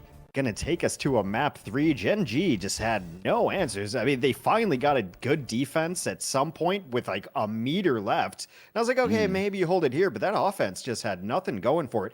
Does it really come down to just the Storm not being as good as the Iron Man on the other side? Because they had like double flyers on both sides, kind of, but it seemed like Iron Man, ton of value, Storm just kind of, you know, tickling. For an Omega level mutant, not a lot of work done. Oh, my Lorehead, look at you. Yeah. Well, I think it's to what Leg Day said earlier. On top of the Storm not doing that well, like you said, Hex, just like you have to deal with Emma Frost, and you don't have Emma Frost. You have Doctor Strange, and you know, unfortunately, Doctor Strange is just not that good of a hero comparatively, and just got bullied, just absolutely brutal from Chopper. Did Bro just get grabbed through the portal and thrown through his own portal? That is just wild VM from the Emma Frost. That was a brutal game for Chopper, man. Yeah, it's to me, and we're going to see it in the highlights as well. Like in the last several weeks, it seems like Human Torch and Iron Man have just been unstoppable. So much so that it's not really a traditional thing. You've seen a lot of previous hero shooters running a double flyer composition, but in Rivals, it seems ultra strong. Is that because of like the lack of hit scan heroes and because the snipers need to be buffed, Dogman? God damn it, Hex! I swear to God, dude. I tried to. I mean, maybe at the end. No, but the first part of the question was serious. Yeah. Like. Okay. Yeah. Like I mean, you kind of like honestly, maybe yeah. It's like flyers are just like if the thing is, and what people also realize in other hero shooters is that, you know, it took 5 years of a certain hero shooter before people started to realize it, and people started to become, you know, one tricks of a certain flyer. But like once you start to understand that maps have vertical cover, like, you just kind of play around that, right? And also in this game, another thing is you can constantly go down, up and down, up and down. And like you said about Star-Lord earlier, it's so hard to hit a hero when their hitbox is constantly changing. So you play Human Torch, you play Iron Man, you just constantly descend up and down. And most of us normal people, don't have pinkies that can press the control button that fast. But these pro players do that, and it's very hard to kill them when they're just constantly going in that trajectory. Flyers in other games always have a tech that you have to be able to master to stay afloat all of the time. And like when you don't have to really master tech to just be on a different plane of existence, quite literally, than everyone else, it makes you a difficult target. So more hit scan, obviously buff snipers. We all agree with that. Everyone's in agreement on that. I see Dogman nodding in agreement. We all want snipers buffed. Well, it's not, I don't hate snipers. It's just like, who was I think it was Exy actually. Wait, no, actually, it's literally Exy as well. Please don't put that guy in a sniper, otherwise I will retire again. He's got some sick clips for sure in his history. Leg Day, we're going to go to a map 3 here, and that means that we have, for the first time on the broadcast, the mechanic of a revive mechanic, essentially, that players who have been knocked out in the Fearless format are now able to be brought back. That is the 5th bullet point there. Each team may bring back 2 heroes in map 3. So, who do you think we should bring back in map 3 for Gen.G? Yeah, let's think about Gen.G first, because there are 2 main routes here that they can go down, right? Which is going to give us some insight into whether Gen.G are going to prioritize their comfort picks, or whether they're going to prioritize an overall composition. Because they've only expended 2 members of Triple Res. They can bring back Adam and Mantis and play it with a Star-Lord and have the fully fledged Triple Res. They know that can't be matched by Luminosity. Gen.G, on the other hand, could try and prioritize their comfort. They could bring back both Emma Frost and Hela to allow Exy to once again dominate on that hit scan roll, but they know that Luminosity can match on the Hela, as they have yet to play it, and it has been banned previously. Though things that get resurrected, as far as I'm aware, cannot be banned. So you do essentially get a free pick of a Hela if you do resurrect it, and you do get your free pick of the Emma Frost as well. Yes. And if you res it, you might have to. It might force the res from Luminosity as well to match Emma with Emma, because it definitely feels like Emma's just been dominating these matchups. The res does act as a protect as well. Guys, we have a ton more hours of this. You'll understand the system by the end of it, I swear. I'm starting to understand it, and I'm one of the dumbest people I know. So if I can wrap my head around it, like really what's that saying about you if you don't understand our draft mechanics just yet? 1-1, we're going to our first map 3. Dogman, Luminosity looking very strong. I mean, is there a hero that you think that they need to resurrect going forward? That I mean, like, do they try to resurrect Torch because they look so good on it? Res and protect that? I mean, yeah, maybe it could be a potential save there. Maybe to even go back to the triple res comp from earlier. I mean, that's not a bad shout. I think that they've looked pretty good on it. Also, depending on what map we go to, right? If we go to another domination, I think that could change whether or not we see triple res, because I think it plays a little bit better on domination maps. So we'll have to see how that comes through. But for them, I would like to see that. I've got a spoiler for you. Which map we're going to go to? We're going to go to Krakoa. What do you think of that? Yeah. I mean, I don't mind it. I don't mind it. I would like to see the triple res come back. We could even see Jeff, maybe, because I know European teams love to play that hero. Well, that's the thing. Is that the thing? Yes, we can res two. You can res two heroes. I'm the host. I can't ever go to jail. Everything I say is just witty and remarkable. Do we go to jail? Yes, of course. I can find more talent. Actually, I can't. You guys are the best. Mutually assured jail. I'm down.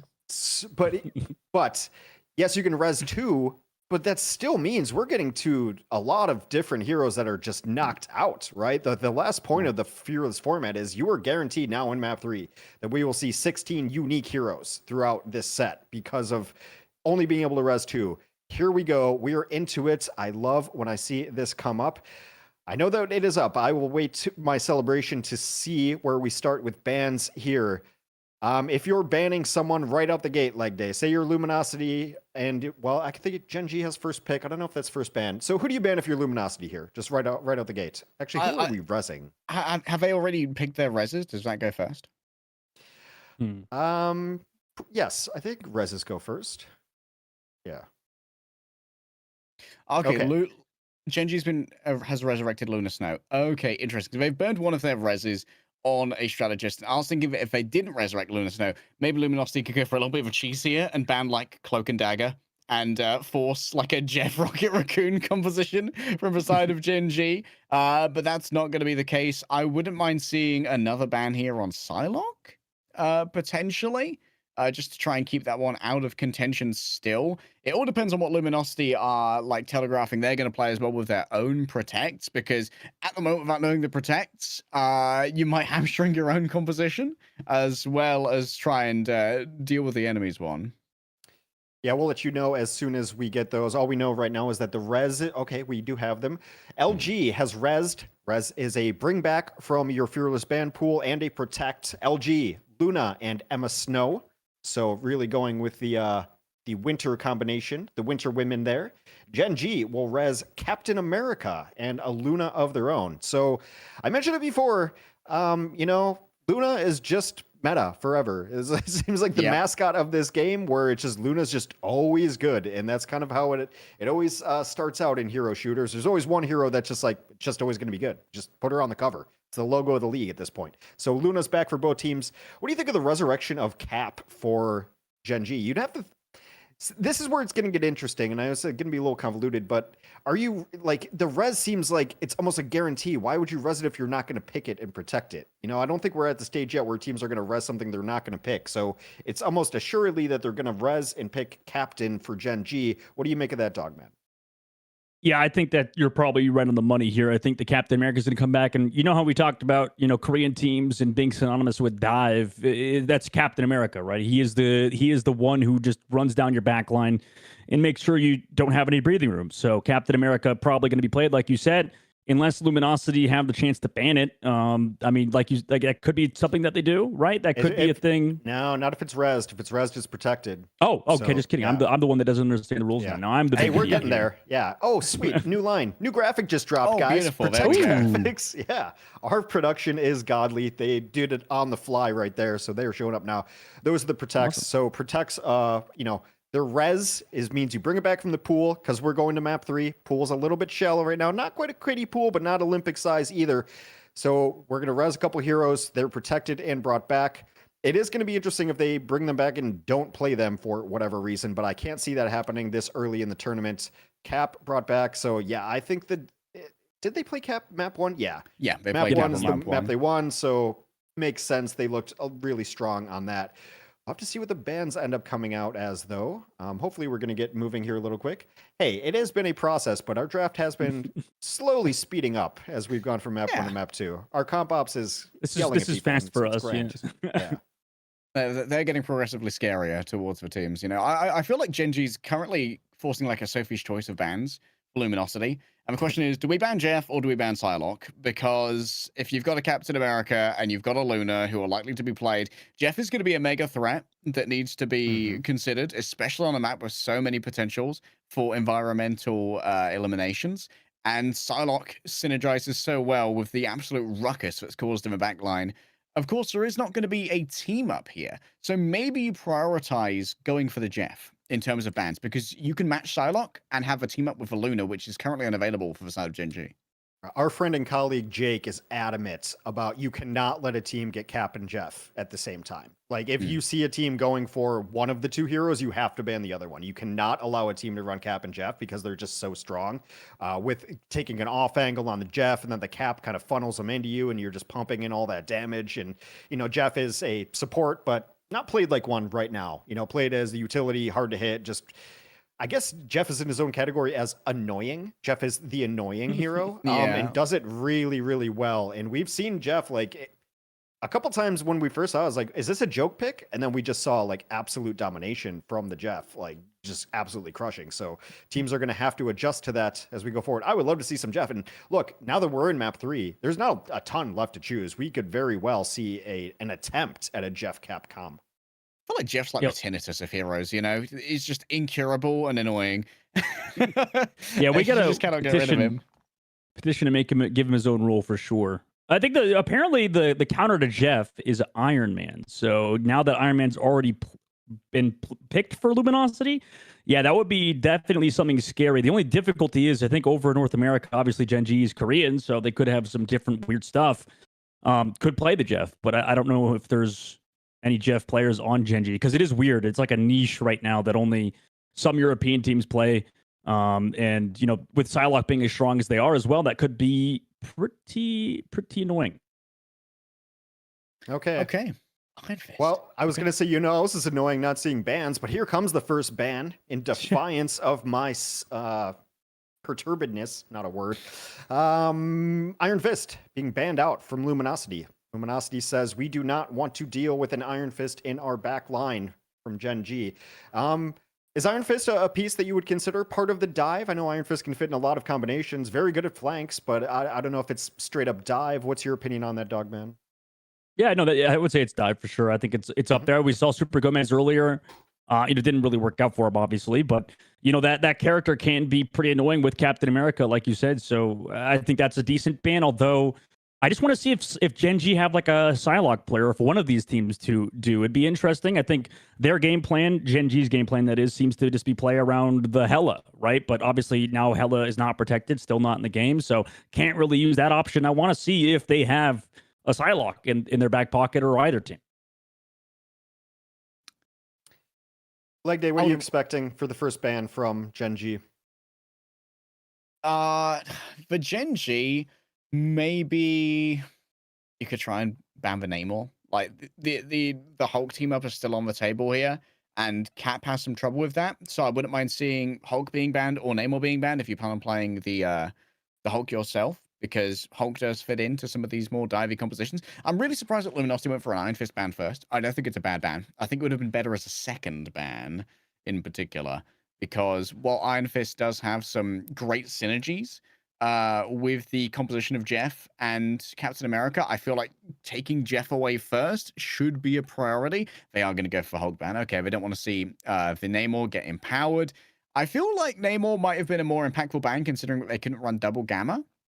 And I think that by himself, Hulk would not have been a fantastic second presumed Vanguard alongside Emma Frost. So, I'm okay with this. I see what they're going for. I think it could have been a bit of an asset to their own composition, potentially, but Gen.G just don't want to see the Hulk. Haven't seen a Namor yet today on our stream anyway. One of my favorite heroes to watch. Kind of ironic that the hero that lives in the water is anti-dive, but that's just wordplay at its finest. Yeah, so I would love to see a Namor. Also, like, I think this... I mean, the squids are always really good. Turrets are super annoying. I don't believe turrets belong in FPS games, but that's a essay that I'll write and put on my medium.com page later. Yeah, so I think we might end up seeing them. I'm just really fascinated by how map 3 works. And I think that's why it's slowing down a little bit, is because teams are like, what can we pick? What's even left, right? It's like getting to a buffet 10 minutes before closing. It's like nothing like really looks that moneyballing. great. Yeah. Yeah, that's a great point. I think they are kind of doing that right now. We'll see if they can figure out what to play, and like you said, to get rid of the Namor. I think that is an interesting talking point, Hex, to talk about. Oh, there we go. There's a Psylocke, by the way, finally picked by Luminosity on their side. Okay. But yeah, Picks getting the rid broken of hero, according picks to the broken Dogman. hero. Broken. Absolutely broken, man. I mean, it's just it's up there. It's top 3, top 4. I think duelist in the game for sure. Well, we got plenty of time. So tell us why Psylocke is broken. Oh God. Well, it's just like I mean, I was expecting, right I was now. expecting No, to I do know. defend No, my I come- opinion. You said Listen, I'm there'd be here no to throw- fact checking. I'm here. Yeah, exactly. No fact checking. What happened to that, man? Oh, jeez, I thought we had that rule. No, They I don't think. have to be facts. Yeah, go ahead. Okay, yeah, there's just opinions, I guess. To be fair. So the thing with the Psylocke is that like she can just like one shot anybody. That's the craziest thing about Psylocke, is that we've seen Sparker player or Speedily looks really good in North America. A lot of other really good Psylocke players in NA. But what you do is you just kind of like harass frontline and then use that as an opportunity to then like go invisible, come onto a backline or a duelist and just left click, right click, kill them instantly. That's how the hero works. It just is a little bit too crazy in terms of how much damage the character could do in a few seconds. I was playing a game. I told you, Hex, I was actually late to our meeting today before for the Shroud Gauntlet. I was in a game and I was getting yelled at by a Namor player. He said, I was playing Psylocke and they were like, I hate everybody who plays that broken hero. And he kept talking about how bad I was, even though I ended up with SVP. Regardless, Psylocke is that hero, I think, one of those crazy characters that can just delete people instantly. Just the worst kind of person. You think a hero's broken and you hate that hero, but then you play it constantly. Great job. Leg day. What? No, come on, man. I wasn't You going gotta to give you abuse. chance to respond. You gotta abuse the meta. You gotta abuse the meta, dude. That's what we do here. You and ZP would get along very well if you duoed, because you will do whatever it takes to win, regardless of Don't play ethics. Mr. Fantastic. Yeah, regardless of ethics. That's right. I haven't seen Mr. Fantastic played since release. Really, not in comp level. He's not even which that is- bad though. It's tragic because I love the Dorito form of Mr. Fantastic. Yeah, it is it the just funniest becomes animation wise. in the game. Yeah. I'm fun. getting I it like the down bounce. to Yeah. condemn Dogman and ZP to a moral oubliette of meta abusers. Yeah, I won't even No, play a lot of games with ZP because he will find whatever's broken and abuse it. That's like his MO in games, right? So it's just like it's just not fun. I feel like ZP is just an older version of myself. Like I feel like we go down the same paths. He brags about how he killed Tailspin one time in a video game that's from 20 years ago. I brag about killing Exy in Marvel Rivals. It's washed up, whatever you want to call us. That's us. We have a Luna Snow coming in. It was the Protect, the Resurrection. Protect makes sense for the pick. You know what is a little interesting, though? If that is their Protect and pick, why would you pick it first? Yeah, that's. I mean, I guess, feels you know, like a. I mean, I guess you're telegraphing that you're going to pick it anyway. It's not that biggest of deals, I suppose. I mean, just trying to wrap my head around and I think the teams are too, of like the psychology and the ordering and the gamesmanship that goes in a draft when you're trying to understand a new system. The Luna Snow does come in. Production, our wonderful producer, if we do have a little downtime here, I wouldn't mind taking a look at the bracket to see where we're at as well. Believe that the other game might have just wrapped up, but they might still be in it. Okay, so they're going to a map 3 as well. We've been aligned. Shikigami versus 100 Thieves going to 3. They're likely sitting in a draft along with us. FlyQuest and Envy waiting up top, trying to get into the game. Shroud and Sentinels down at the bottom there at 0-0, waiting to be broadcast. That's scary so for yeah. our boy Shroud. 0-2. I mean, that's an elimination match. The lower bracket already, we're going to start sending people home here.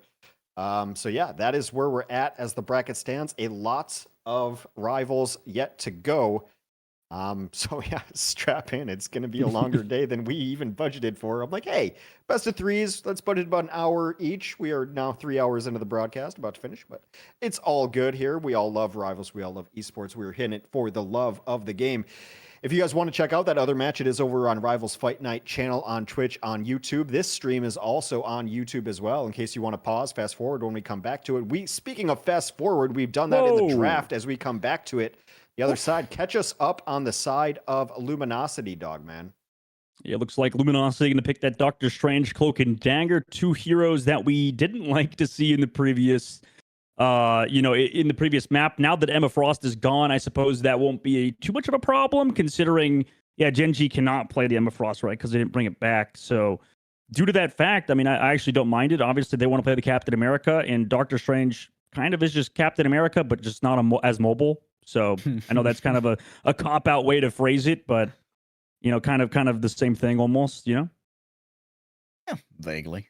Vaguely. Makes it, I feel like Doctor Strange might, there it is, of course, but Jeff is going to come on through. I do agree with you, Hex, but it was kind of weird that they picked Luna Snow first as an inherently protected character, as this is going to allow for Luminosity to run a little bit more interference. They're going to ban the Venom.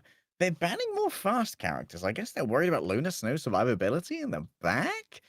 Maybe just trying to take both the Spider-Man and Namor team-ups off of the docket, since Luminosity NA not having any, none of our teams have gone for any duelist resurrections here, because of course we have a larger duelist pool compared to our strategists and our vanguards, and that is going to at least take Namor and Spider-Man inherently off the field to maybe constrain those a little bit more. And it means for Doctor Strange is probably going to have to play alongside maybe a Thing, maybe I think Thing and Penny. No, they're gonna play Emma because it got protected. Oh yeah, because they're gonna play Emma. I forgot about the Emma. Yeah, they're gonna play next to the Emma. Why did they ban the Venom? You're right. Yeah, exactly. Yeah, it's just a certified Korean moment, man. I think they just don't want to play against dive characters. That's really what it is, because they just know how good people are at playing with dive. I don't know. That is weird. I feel like Venom fits better with their comp as well. Yeah. It's map 3, man, and in Fearless format, we're going to see a lot of goofy stuff that people don't necessarily understand kind of what's going on just yet. I mean, as you mentioned, the Protects are, I think, largely going to go towards Strategists and Vanguard, as we've seen here.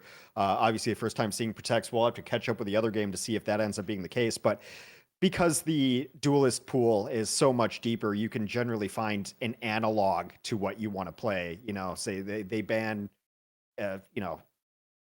a hero that you really want to play, you've got something that's adjacent to it that's like kind of got a similar kit, whereas for supports and tanks, not necessarily the case. As we get rolling through here, I told you, Jeff. See, Dogman, I didn't like the tone of your voice when you said you guys were right. There was a little too much surprise in it. Listen, I'm just surprised because I feel like Europeans like to play the Jeff, and I'm not. I guess Koreans do too. So you know what? I need to stop stereotyping based on region, I suppose. Maybe that's what.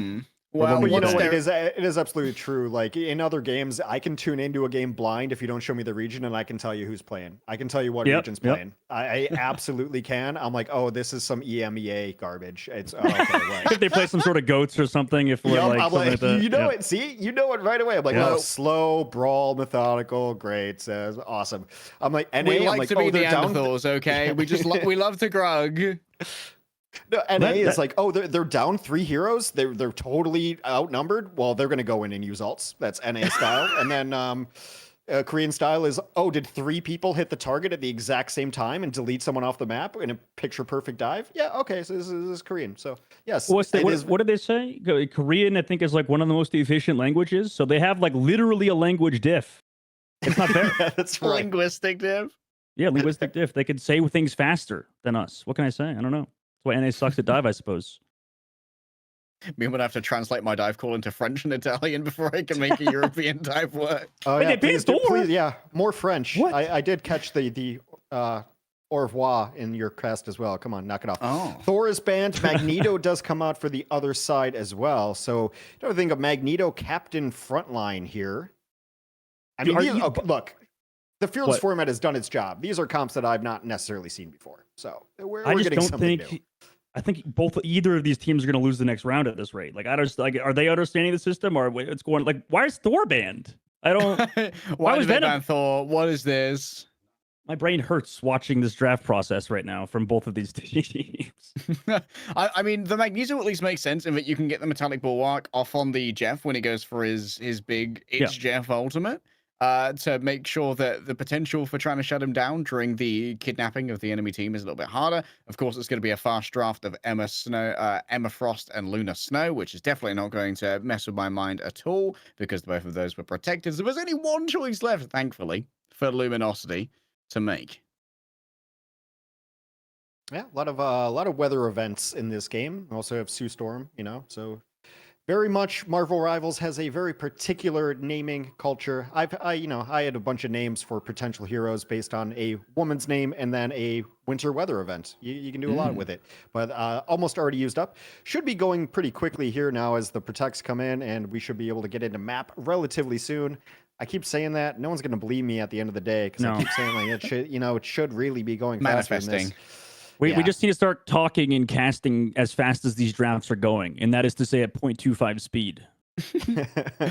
I'm just saying, I'm going to lose my mind if Gen.G take all this time to pick and it's Captain America. They might. If they didn't pick... Okay, there we go. They God. did both for once. Yeah. Wait, they can't do Iron Fist. That's wrong. That's wrong. No! See, these teams are screwed. I don't know. Both of them... They picked a character that can't be picked. That's for sure something that we're gonna have to look at. They're gonna pick Psylocke, right?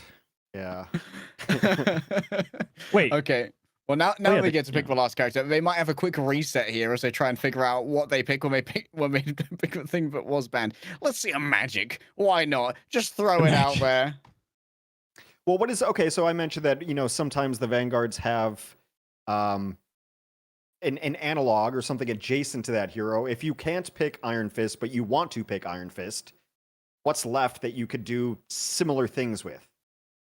We see Wolverine, I suppose. Was Wolverine a Psylocke? Yeah. But... Yep, Psylocke, just match it. I mean, it's kind of you got to match it. I'm really surprised that Psylocke was not like the first pick from this team, to be honest. But then again, you could have put it later in the draft because, of course, it can't be banned by Luminosity when they're already playing it, so that makes sense.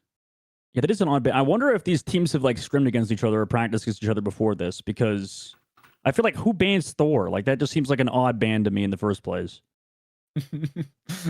Well, we saw a Venom ban when Luna Stone, when Emma Frost had been resurrected. I think there is a little bit of flying by the seat of their pants going on for both of these teams right now. Luminosity have one more duelist to pick here. Maybe a Wolverine would actually work out against Captain America and Magneto. It's not the ideal counter, I don't think, but it would at least force some resources. What would you play against Jeff to really mess with him? You could play Hawkeye, Winter Soldier. Okay, just going to try and force some mispositioning here. Well, we're seeing the fruits of the Fearless format draft here right now, because if you just picked heroes out of a hat, you could end up with comps very similar to these. Interesting stuff. We're going to see new synergies, how the new things work out. The one thing I do like about Gen.G's draft, as I've said, and it's mostly just I listen to people smarter than myself to form my opinions, which is, usually smart in its own self.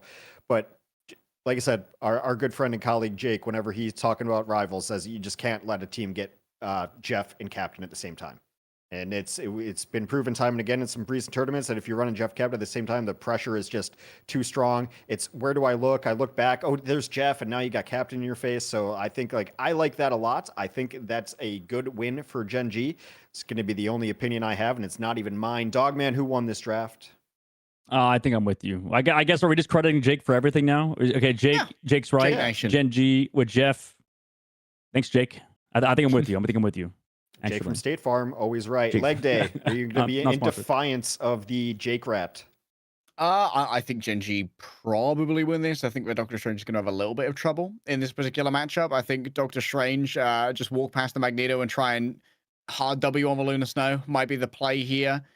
Maybe peel back that Psylocke. There's going to be a fair amount of counterplay to Jeff Landshark's ultimate here from Cloak and Dagger using their quick cloaking escape with the right click in their cloak form. So forcing that out is going to be a big interaction that needs to be watched out for here, as I imagine that a pro-level Jeff with the team up is going to be generating those It's Jeff ultimates in record time. Okay, guys, while we wait to get into the map, I was going to send you over to the A stream, but I'm looking at it right now, and they're in a technical pause. Look, welcome to esports, guys. This is just how it ends up being. So we do our best. Trust me. I've been in enough tournaments where I see people in chat say, casters, start the game. If I had a button to start the game, it would have hit. I don't even Hours care if the ago. players are ready. Hours ago. I would No, just throw them I in. would sit in the lobby and watch them just fill in and just dance around in there. I'd be totally fine with that. Your turn to fill players. Yeah, Dance you for guys our are- amusement. I mean, I swear soon I'm just going to have us drop into the players' Discord just so we can hear them slowly screw up the draft time and time That would again. be sick. Wait, that's a good idea. Actually. Yeah, we It get is a not check. no trust. Look, it is not a good idea for a multitude. Yeah, there's of too much money in the reasons. line, I suppose. Yeah, we're not going to just drop right into a player's chat. So we're going to get into map as soon as possible here. However, if you are wanting to see what the other yappers are yapping about, or if you want to yap with the original yapper himself, go to Shroud's channel, twitch.tv/Shroud. You already knew that. You're in the VOD channel, of course, unless you're watching on YouTube, which I think this stream is also live on YouTube. I don't know. Production does wonderful things that I don't even know we could do. That's going on there. Rivals Fight Night has the A stream. They're in a tech pause, but also going into map 3. I know you want to stick around for this one, of course, because everybody loves Jeff. We're going to see Jeff and Cap. The thing with Jeff, as we wait just 1 second longer, let's just do a small wager. Not the thing. Come on, that's a terrible joke. Who would ever say that? Jeez, Yeah, I don't know who'd say man. that. Yeah. Yeah, Sorry, what were you but- saying? Elevate bad. your game. Over under 2 environmental kills from Jeff. Dogman. Over. Over under. Why are you push. betting? Jesus Christ, you gonna bring up betting now into this? Oh my God, heck. He found a way to do it. He found a way to get his parlay involved in the official broadcast. I'll say under. Why, dude? Under 2. No. Under 2. Leg Oh. Day's also under. I think over. I think Winter Soldier and Lunar Snow definitely get caught twice. I think Hex has Okay. just been outed as a complete degenerate. That's all. That's my last takeaway from this. Oh, you should see the degenerates I hang out around. It's all contextual, isn't ZP it? and ranked. Yep. I'm actually the least degenerate gambler that I Wow. know in my sporting group. That's actually not surprising. I don't. Yeah, it's actually several people that you know as well. So you Oh should- God. Yeah, one of while we're filling time here, one of my friends messaged me the odds on the new pope. Apparently, people were betting on who was going to be the next pope. Jesus, man. Hey, I mean, that's you want to bet on it. yeah. I mean, bring up more of it, we're but gonna apparently another game is recently going through some interesting scandals involving. Oh no, betting, no, so, you know, no. that's- We're really talk about those. over here with this. Luckily, this is Shrewd, not Shroud, so we can talk about those sort of things here, right? That's How our was the takeaway. other team that had a technical pause started their game before us who were just Did they start their slow? game already? Yes, they are in game. So if you're tired of hearing us yap, don't go anywhere because we're about to get into the map. But there is another game going on. Put it on your second monitor, 2025. If you're rocking one monitor, I'm sorry, sounds bad. Shikigami 100 Thieves on the A stream right now in a map 3. We are going to Krakoa in our map 3. It is the Shroud Gauntlet. We're not in map yet, but I'm out of things to say, so I'm going to hand it over to the professionals. Leg Day and Dogman, take it away. Nicer Links heading in to Krakoa. Gen.G playing that Jeff like we saw. And we just have to remind everybody of what's going on, right? With these bans and protects and all of everything that's happening with the rules in this tournament, the Gauntlet.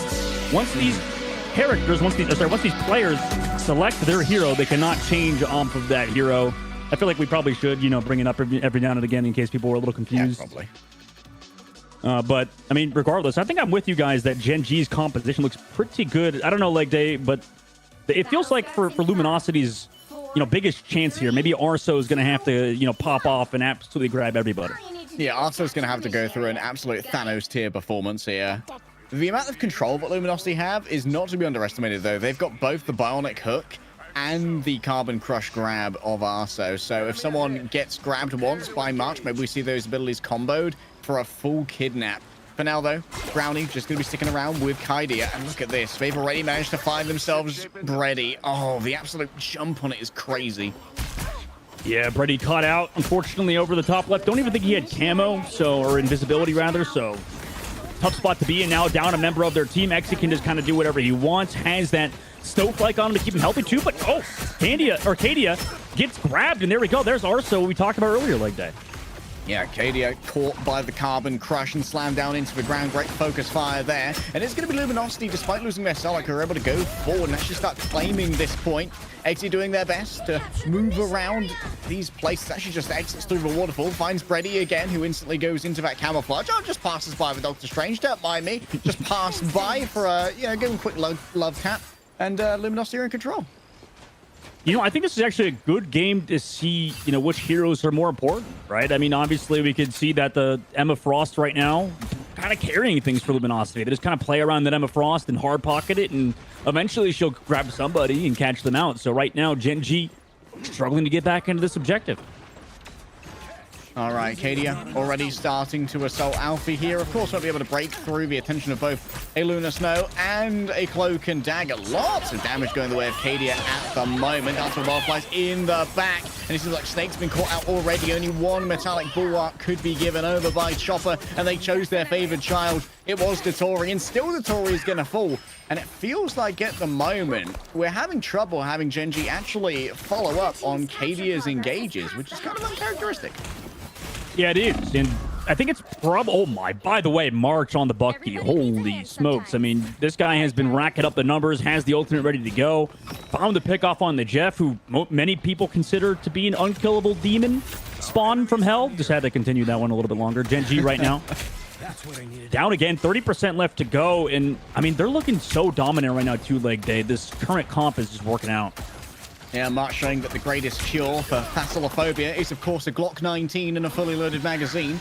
Brownie doing their best to keep Eggsy alive over here. Sends out some of those bubbles. Of course, they do give a movement speed increase as well, which can be particularly important for the Captain America, who heads in towards the back. March under threat, going to be answered incoming by an Eternal Bond coming through from Snake. An attempt to grab here, and it seems like only the Cloak and Dagger has been given. Over-under starts off soon, and of course, why did they... Oh no, we didn't get the timing. Oh, Brownie! This might be the worst ult of all time. Actually putting their team down a player, and the Cloak and Dagger gets to fade back on up with their right click, so they've returned to this point. Arso manages to grab Eggsy, just kicks him into a wall. It's just that simple. Gen.G have been absolutely flummoxed here. Cadia is going to try and make some inroads over towards the back line. That means that Chopper for now is just going to stand alone. Yeah, the strategy is the back to just try and keep them in control, but this entire time, overtime is in favor of Luminosity. Snake under the auspices of the breadhead himself, and well, the baker's been cooking, and it's the baker's dozen eliminations off the back of this for Luminosity. No one can touch, and Gen.G, they look all out of sorts. Wait, so is that really what happened? So the Jeff ate the Cloak and Dagger, jumped off the map. That's why he tried to, take himself out too. I thought that you'd be too far down to be able to get the Cloak and Dagger right click off. That's I assume, I don't play Cloak and Dagger, but I assume that they managed to ascend that far. And of course, they got automatically spat at the end of the channel time. So, because, so they didn't get it off. Yeah, so didn't get to actually involve them in the kill box that Jeff fell into themselves. So unfortunately, oh my goodness, Brownie's stat line as well. Only 2.6k healing onto that cap. You can see how Cadia's, they've been trying their best, but hasn't really been able to make much inroads here. And Paradox, wow, they have been absolutely popping off on the Cloak and Dagger and barely taken any damage, by the way. 1.5k, homie's invisible. Yeah, I mean, you might as well think they're Invisible Woman for sure. I mean, just considering how they played it. And you know what? That's one thing North America has is a lot of good Cloak and Dagger players. Don't ask how hard the character is to play, though. That doesn't matter. Luminosity just pulled to the point, man. They're already using it early. Transition to the objective, and now we know where they're going to play. They're going to try to set up and make sure March is in a safe spot, and surely they're going to try to grab Cadia as he comes in. All right, Cadia down the back already. You can see that shield from the Lunar Snow or from the Emma Frost has been proffered. Hello, time for a mugging in the back. Snake's under threat, but Brady has to use both their dashes to get out of there. Fumbled the bag when it came to that assassination in the back, and that's going to be a dance with butterflies onto the back line. Paradox and Spenny both falling victim to that one. Emma Frost real scary, caught in a 3 versus 1 as the remainder of Gen.G didn't move up to use the space that was generated. Still for now though, it's just going to be an erosion of Luminosity as they've all ran out of healing, and while March puts up a spirited battle, they can't stand up against Gen.G.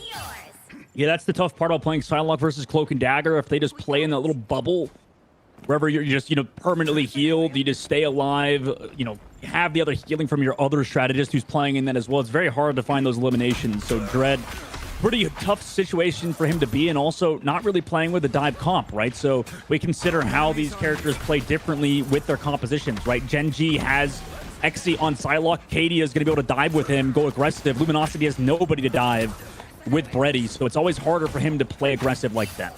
Yeah, Brady on a solo show. For now, Kadia just trying to be the voices in Luminosity's head. Just echoes and shadows of him playing in the corners. Brady already has used their camo here. Gets hit by a considerable amount of damage, but he's actually going to go for health back. This is a little bit risky. Does have a Lunar Snowflake, of course, which is going to allow this to be a little bit better. Tries to go for the mugging alongside the clone. Frozen on the disengage. Has the Dance of the Butterflies. If only it's going to be necessary. In goes the Eternal Bond. Guess who's on the chase? Chopper desperately wants it down underground. Great play there when it comes to the evasion from Paradox. Here comes Jeff. Of course, multiple players are going to be immune to control the spec. Oh, nice dodge from March. Everyone CC immune, and the instant punish of the Dance of the Butterflies onto the Jeff. That's exactly what I love to see. I feel fulfilled right now. My Maslow's hierarchy of needs has been absolutely topped. You are so mean, man. That was every ult just to counter Jeff. Are we kidding and me? he deserved it. Oh my God, what's your problem with Jeff? What did he do to you? What did he do to you like that? Spat me off the map too many times. I've been on way too many Hell's Heavens. Do you conveniently have nightmares of sharks eating you in your sleep, or is that just me? Well, after seeing March play this one, I'm just going to be armed with a Glock 19 and it'll be fine. You'll be good in your dream. You're gonna I'll be chilling, bro. spawn a Glock. Oh, Paradox not chilling at all. Xe managed to find him around the back. Dance for Butterflies in towards this as well. That's likely going to be 3 KOs. A quick flip back in favor of Gen.G. Well, see, this is what we talk about, right? Unfortunately, a little bit, usually we don't talk about overcommitment of ults, but, I think it's fair to say that using like 4 ultimates for one singular Jeff ult is not worth it. And Gen.G taking advantage of the situation they were in. No strategist ultimates to counter, and Xe just cleans the floor. Snake, for now, holding on to that Eternal Bond. Nothing to really shut it down too sweet here. I think get isolated by a Dance of a Butterfly. Someone needs to be on that angle at all times. Alfie just put some feet on the point right now to force Kadia into this engagement. Dance of a Butterflies in towards the back. Of course, the Eternal Bond is more than enough healing to deal with this one. And Dodori's just been chilling, bro. Heading in towards the back. Alfie ulting their demons. Cloak takes off into the Dark Force dimension for now. Brownie manages to only grab themselves the Luna, and he's just going to take them all the way to Botswana. Is going to be taking them over into the back. I don't think they're going to be able to finish that one off by themselves. Might well go on a chase as Spenny's going to do their best to try and skate away from this. Gen.G overtime in their favor. A nice terror cape onto March means even more damage is going to be taken. And Emma Frost versus the world. She might be strong, but she ain't 6v1 strong. Gen.G equal us up. We're going the full distance. Yeah, what a series we've had between Luminosity and Gen.G. Headed to the carousel next. I think this is also not too shabby of an Emma Frost map, interestingly enough, to kind of change it up. I think Arso, bit of a tough round there, like you said. I think it was tough for him to really get anything going and really get any grabs. It's a little bit too open, I think, of a spot, of a map to really play that Emma Frost to a high level. Jeff was kind of able to do whatever he wanted, right? 2k damage, round number 1, now up to 8k. So that's 6,000 more damage done by Brownie. And no ultimates either for Luminosity coming up, too. So this could be, yet again, another good Gen.G fight, though. Yeah, Paradox actually getting a little bit of attention in that last fight as well. Damn, 19k, bro, is Bro's pumping those heals. Although, heading into this, I think you're definitely right that the Rage Bait Jeff ultimate, while it was satisfying to see, was I do think that in particular March could have avoided using the Kraken Impact to get the CC immunity when they were going to use the Butterfly Dance anyway to destroy that Jeff when they were by themselves. So maybe you could have held that. And indeed March's Kraken Impact is going to be the ult of the day here heading into fight number 1. But Gen.G are loaded for bear. Their armory is stacked.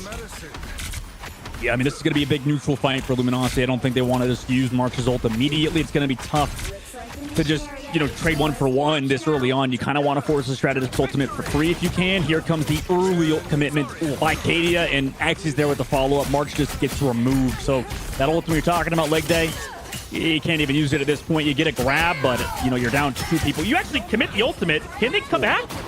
Well, you force out the Luna roll in response here. Jeff on the off angle is going to be particularly annoying. Spenny has to try and deal with that one. Chopper manages to find himself the final below. As Brownie is bro's just chilling up here. Home's having the time of his life on holiday in Krakoa. And he's 10% away now from another big. It's Jeff.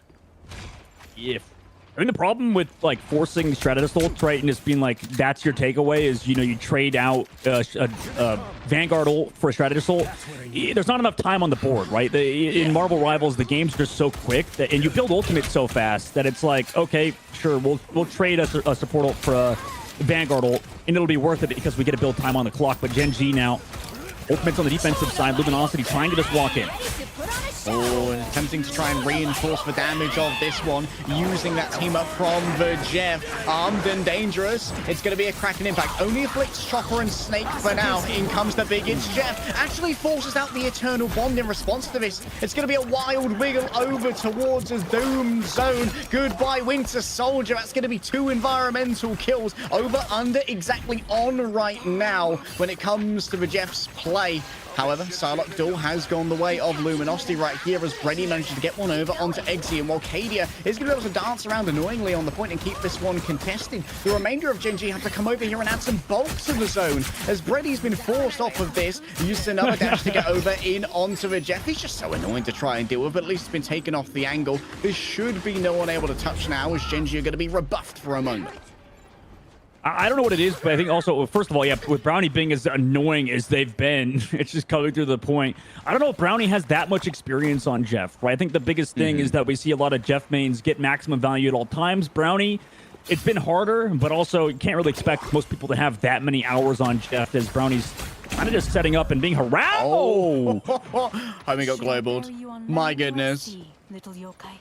Nice. Hey, Brady's looking pretty good on the Psylocke so far. I think the ultimate timings have been slightly off, but regardless, Luminosity setting themselves up to be in a good spot. They also got that flip at 65%, so LG's not feeling too bad moving forward. All right, a little bit more setup time required here for the Jeff to try and find that off angle.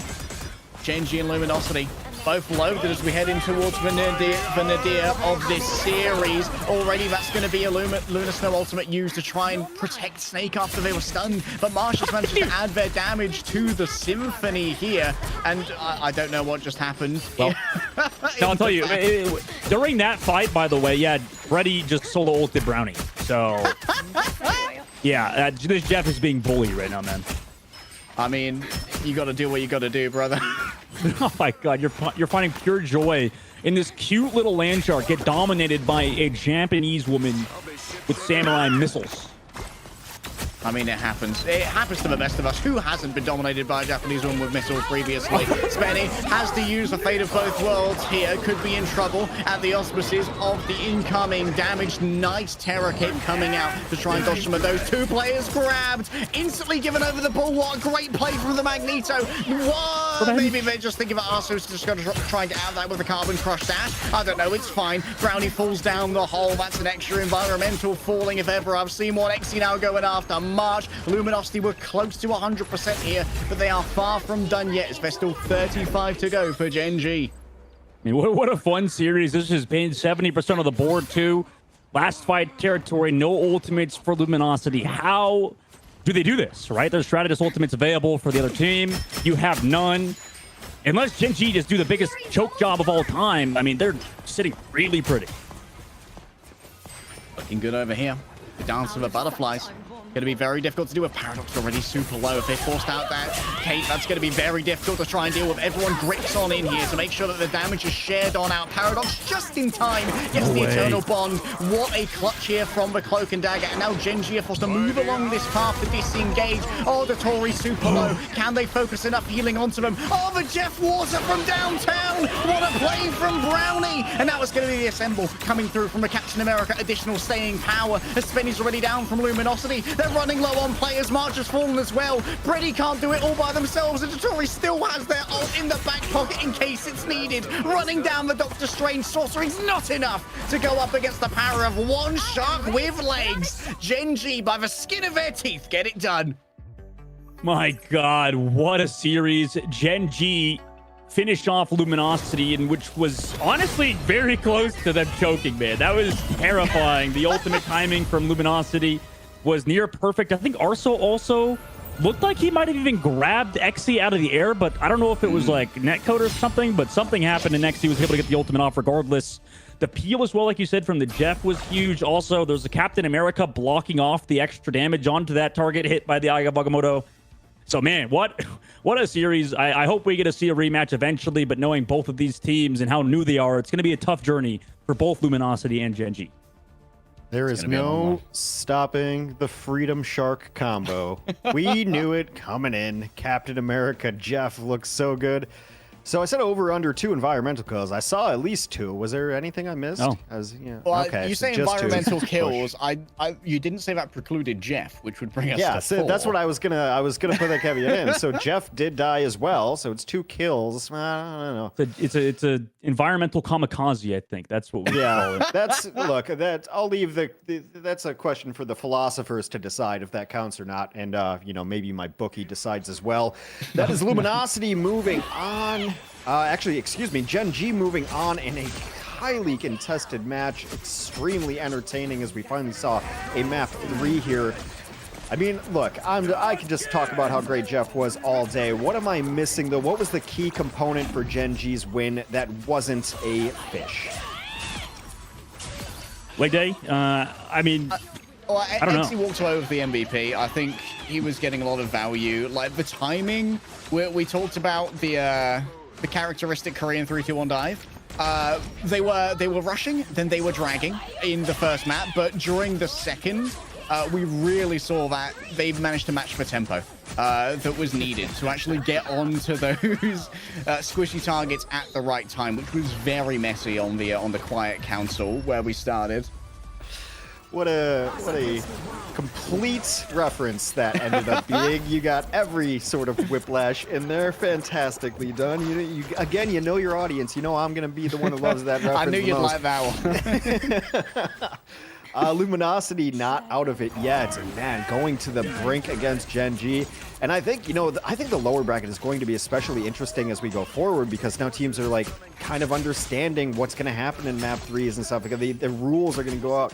That's why with Shroud insisted it has to be a double elimination, and we completely agreed. It's like, well, teams getting knocked out before you can even figure out what the rules are. It doesn't feel good. So everyone's still with a second chance here. This one as close can be. No one out of it just yet. On the other side of things, as we're going to try to move pretty quickly here, guys, because we're trying to get through games as much as possible. Next game should go quick here. Let's take a look at the brackets. Okay. Now we're starting to see it filled out a little bit. FlyQuest, Envy at the very top. They were winners earlier, hours ago. Gen.G will face off against 100 Thieves who beat Shikigami. Shikigami's one of those teams that's it's going to be hard to beat them. Now, we go to the lower bracket. These are the next 2 games that are going to be on stream. Either Stream A and Rivals Fight Night, Stream B right here. Both of them, if you're hanging out with Shroud, of course. Shroud-X or Sentinels, goodbye. Luminosity or Shikigami, goodbye. That's what's at stake here. Those are elimination matches. They are coming up next. I believe the drafts for them should be nearly done when we get back. Guys, it has been a journey so far. We're going to try to jump ahead of schedule here, so I'm not going to take any more of your time yapping. I think we're ready for a break. I'm ready for a break. Chat's ready for a break. Grab a cup of coffee, grab an energy drink. We're not sponsored by anyone, so I can't say anything in particular. Get some caffeine in you. It's still got a lot more matches on the other side of the break. We will see you then.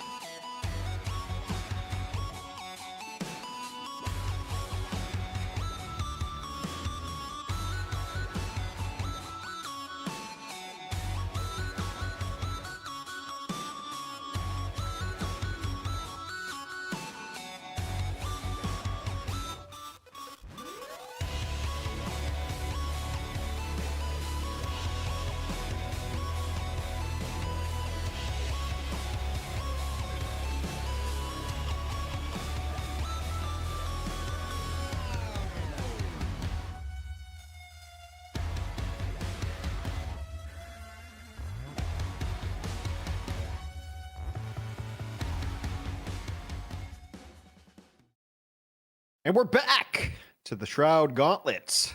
I just get a nice yell in there to wake myself up, wake everyone up.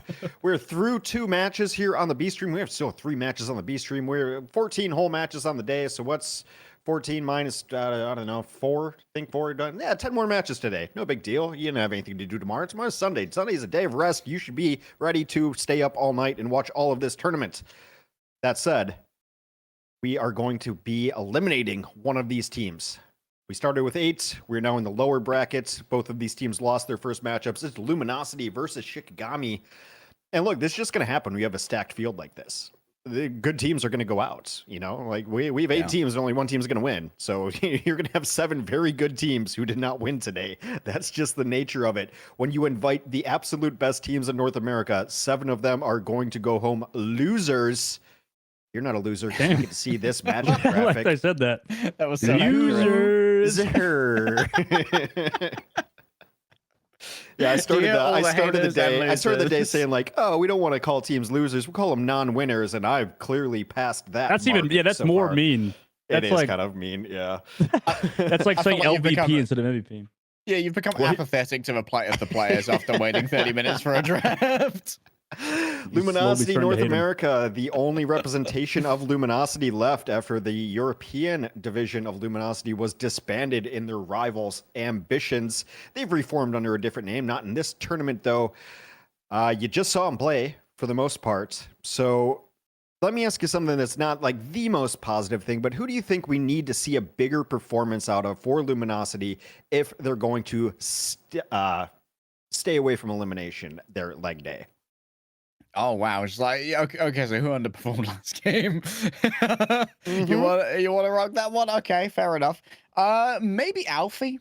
Admittedly, not playing the flashier vanguards like Arso got a lot of our attention because they were the one who got to play the Emma Frost, which is often like the Giga Carry tank. They got to play it twice. Bredy, I'd like to see a little bit more out of as well. I felt like they got a little bit diffed in the Adam Warlock versus the Adam Warlock up against their counterpart on Gen.G. If Luminosity wants to get and roll out with a triple res at the beginning, I want to see a little bit more value out of the Bredy resis.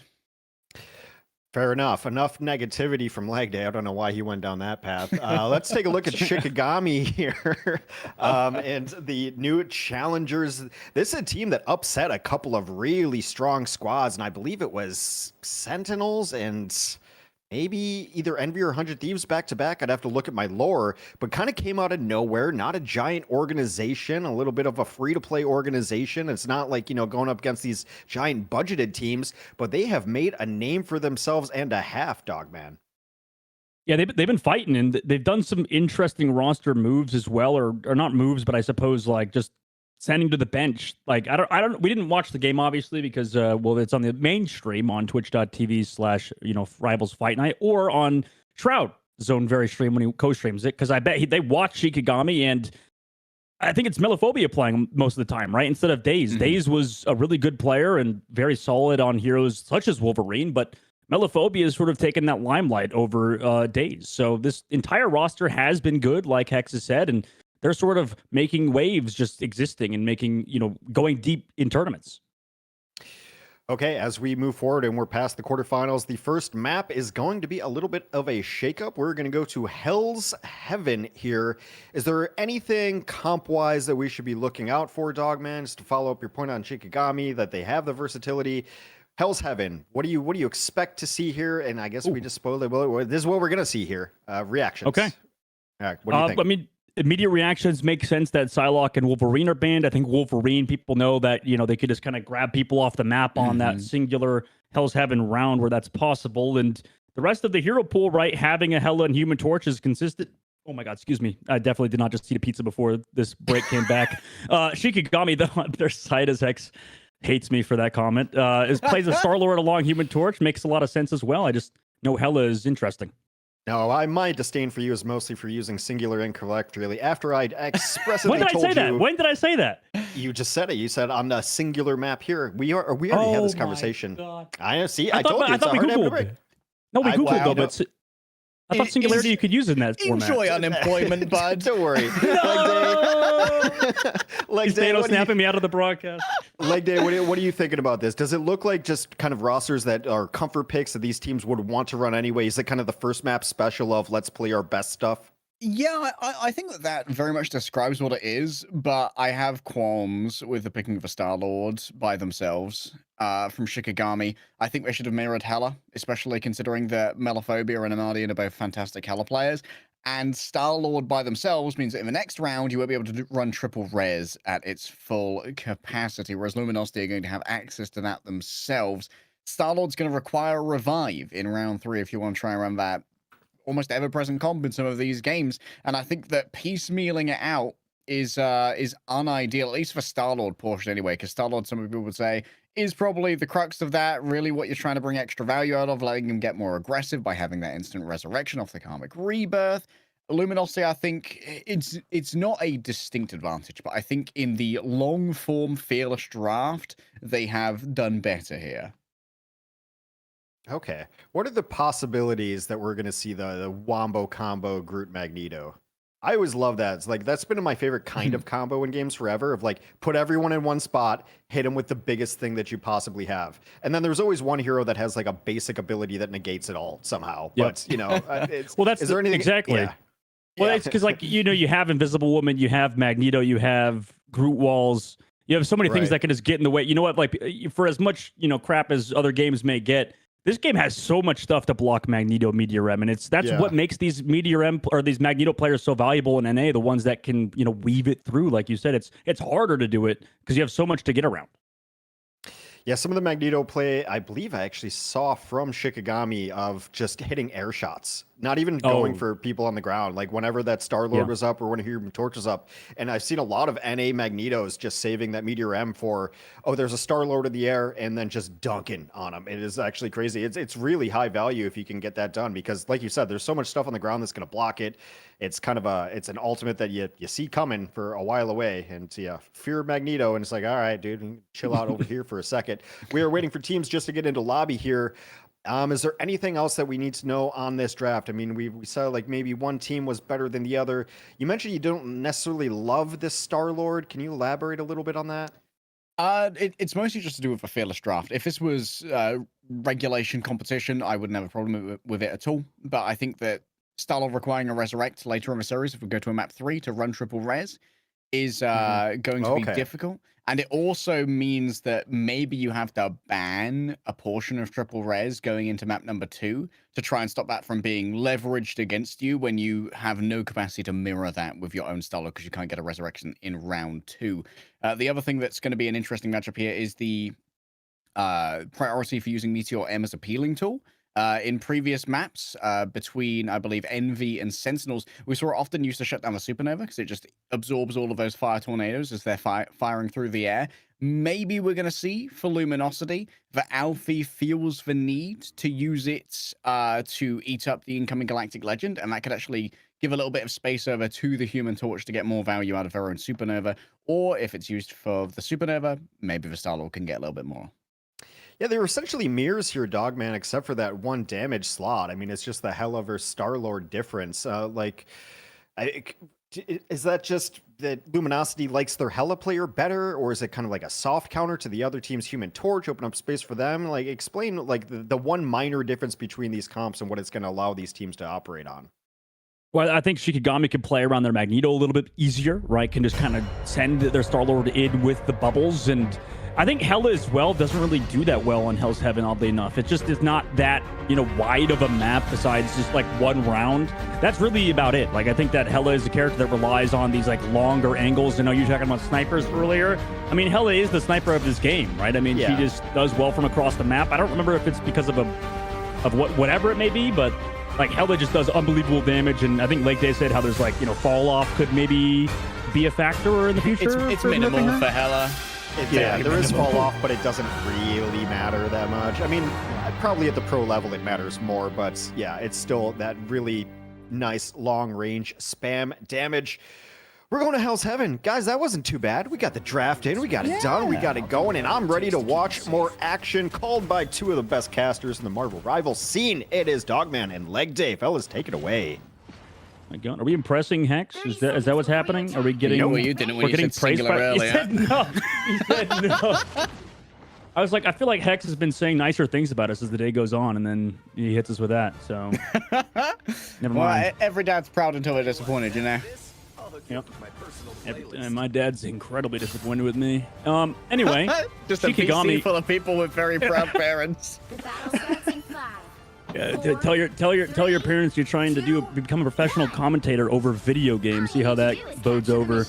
Shikigami gonna play with Melophobia again. No days in the roster, and sticking with obviously the comp they picked at the very beginning, because you have to. These characters or players, I keep saying characters, cannot change off of the heroes they selected in the very beginning. So OG already taking a lot of space with the mating over the, or sorry, Shikigami taking space with the mating over the top.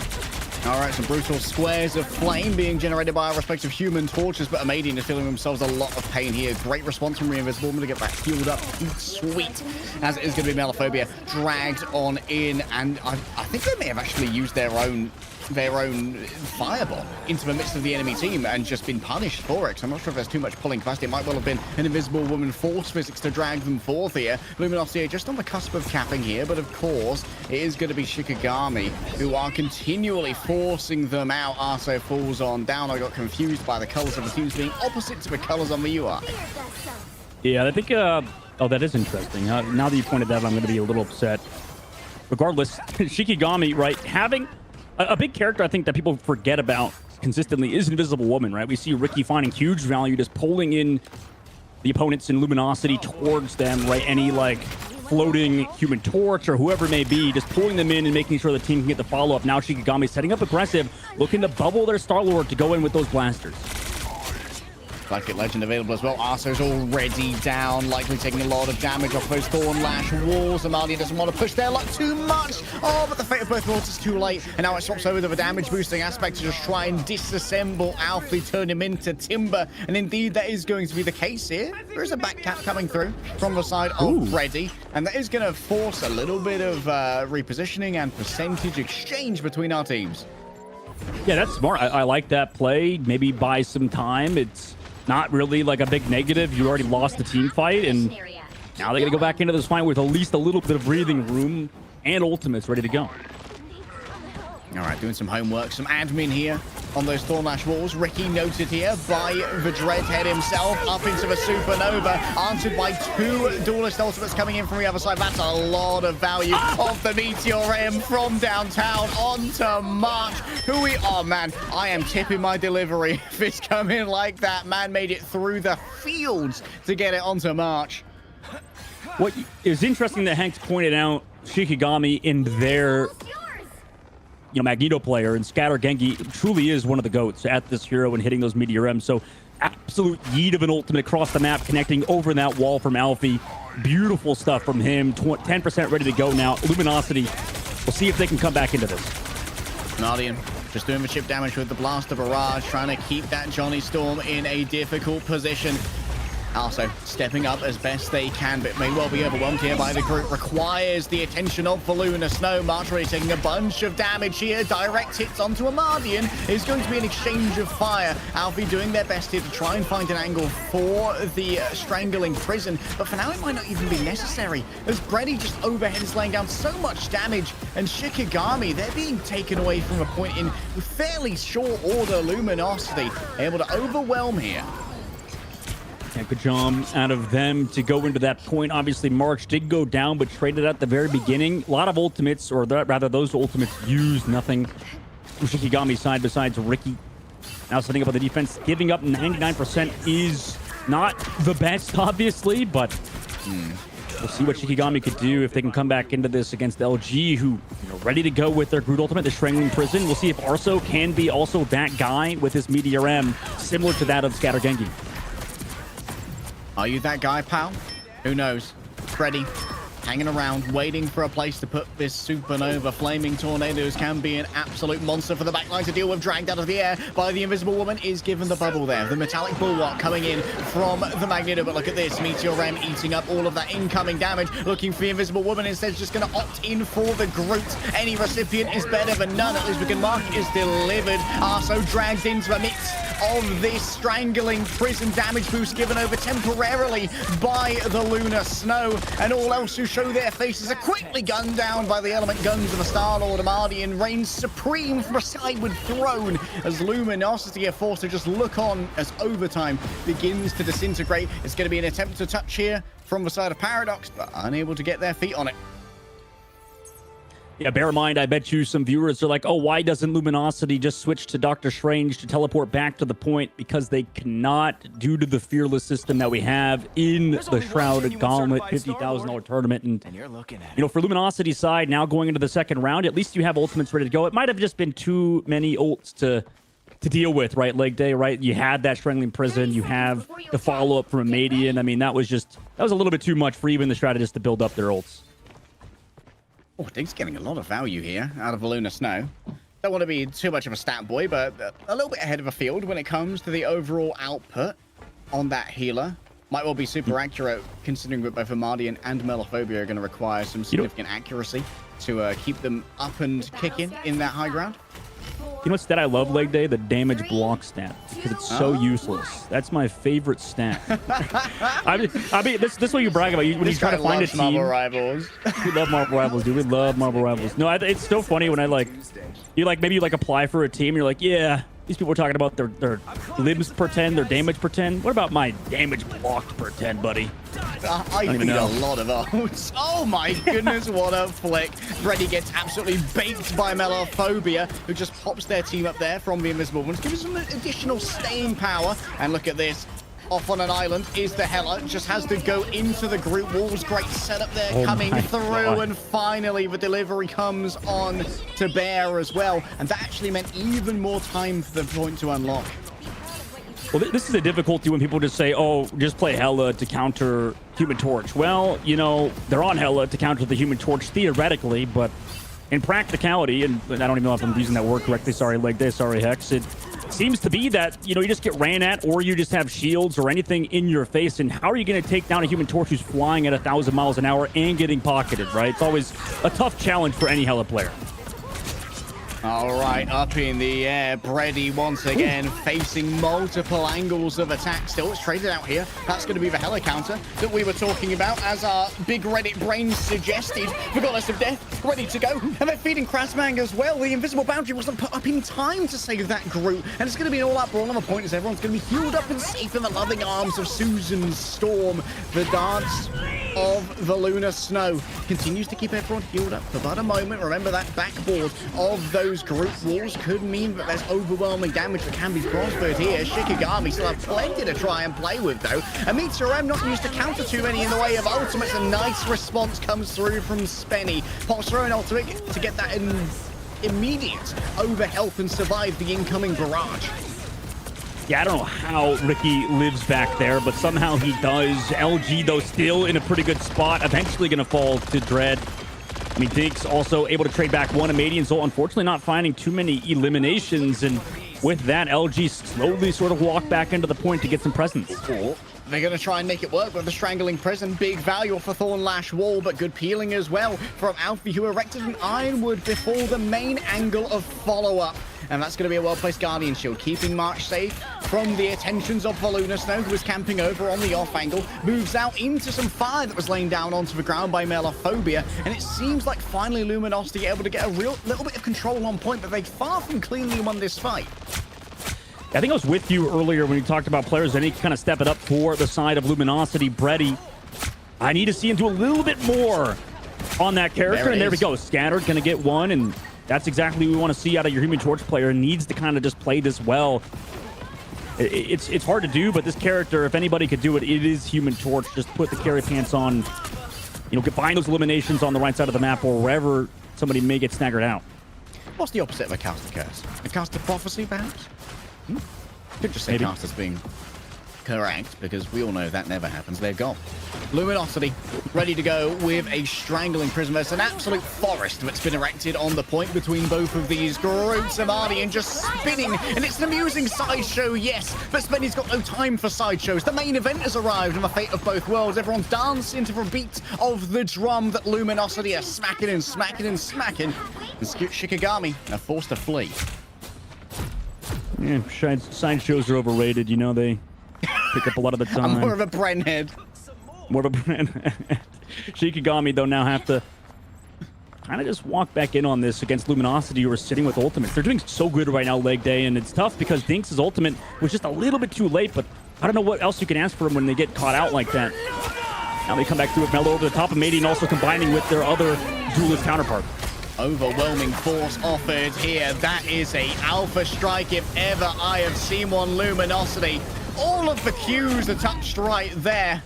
And Shikigami, they might just want to call this one to try and get one last fight. Still, Melophobia's hanging around. I don't think that's the ideal way to try and play this one. Maybe they've already timed it out, but it won't be touchable. Ricky, Dinks, both noted here on the approach by Brady. They're going to be absolutely taxed as they try and make their way through. Amardian's doing their best with the metallic bulwark. Yeah, it triggers overtime, but you're down on your Star-Lord now in the midst of all of this. Shikagami likely to be overwhelmed, but they've chosen Krasmang as their first target. And the Meteor Rem's in the back pocket, but he's going to save it for a better day, letting accrue some interest as we're going to head on over to the Eldritch Monument.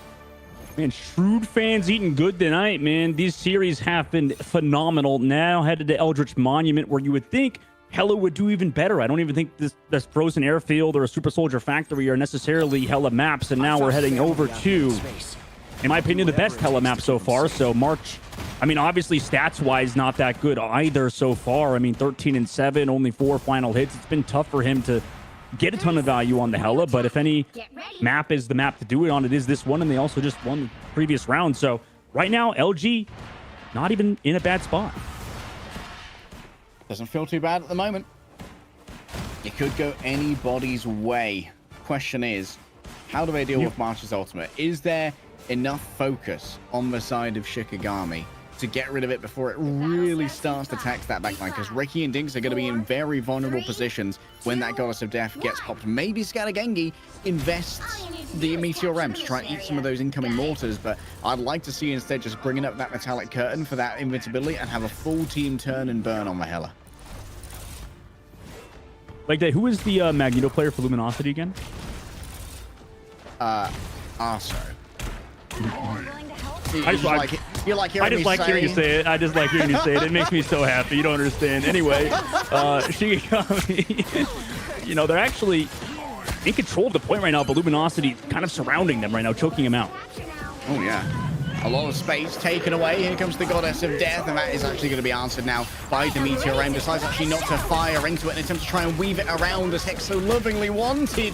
Yet Shikagami unable to grab it in this case. Instead, Brady and Melophobia ignoring each other momentarily. Now Brady finally turns upon their counterpart, strangling prisons for everyone. Grabbed on in. The prison population's growing. It's a crisis in modern America, and Ricky's here to fix it by himself, getting it done with those force projectiles. Great play here from Shikigami to get themselves an early lead. And they're staggering out Spenny too, understanding that he doesn't have ult, regardless, taking him out. That was an ultimate and a half from Krasmang, who had just kind of become an insane group player. I think Kraz has been known for, I believe it was Hulk gameplay before, like a year ago, basically. Nowadays, playing the Groot sort of in a very unique style where he kind of just stalls out points, stalls out objective with his walls, sort of builds up a fortification almost, and really great work from him to hit off that friendly prison. Melophobia pops it early, forces out that invisible boundary, but remember, it's nowhere near the point, which means that for now, Luminosity are kind of just wading away from the point, ready to try and actually take a fight that's going to impact them properly. Alfie's already down, though. Oh, and Brady caught by Dinks on the disengage, too. This could actually be a brutal execution on the disengage, and this is going to mean even more percentage for Shikigami. I'm so impressed with Melophobia, able to pick up this hero now and play to a high level. Human Torch is just such a hard hero to play. Can do so much, but requires you to constantly be doing something at all times, right? Look how in this next fight, even before the fight starts, he's having to set up a fence. So a lot of pressure onto the Human Torch player, and you called out Alfie earlier, how they kind of need to step up. Unfortunately, found early by Melophobia in the last fight, resulting in that fight win for Shikigami. Melophobia. Oh, we saw Brady get dragged on in. Those force physics are always going to be sent towards that Johnny. March has to fade away. Moving in back towards their healers to get themselves a little cuddle. Hamadian up towards the sky. Meteor M. Needs plenty of the element gun as it comes on through, but there's still uptime on this ultimate. Hamadian traded out here for Dreadhead.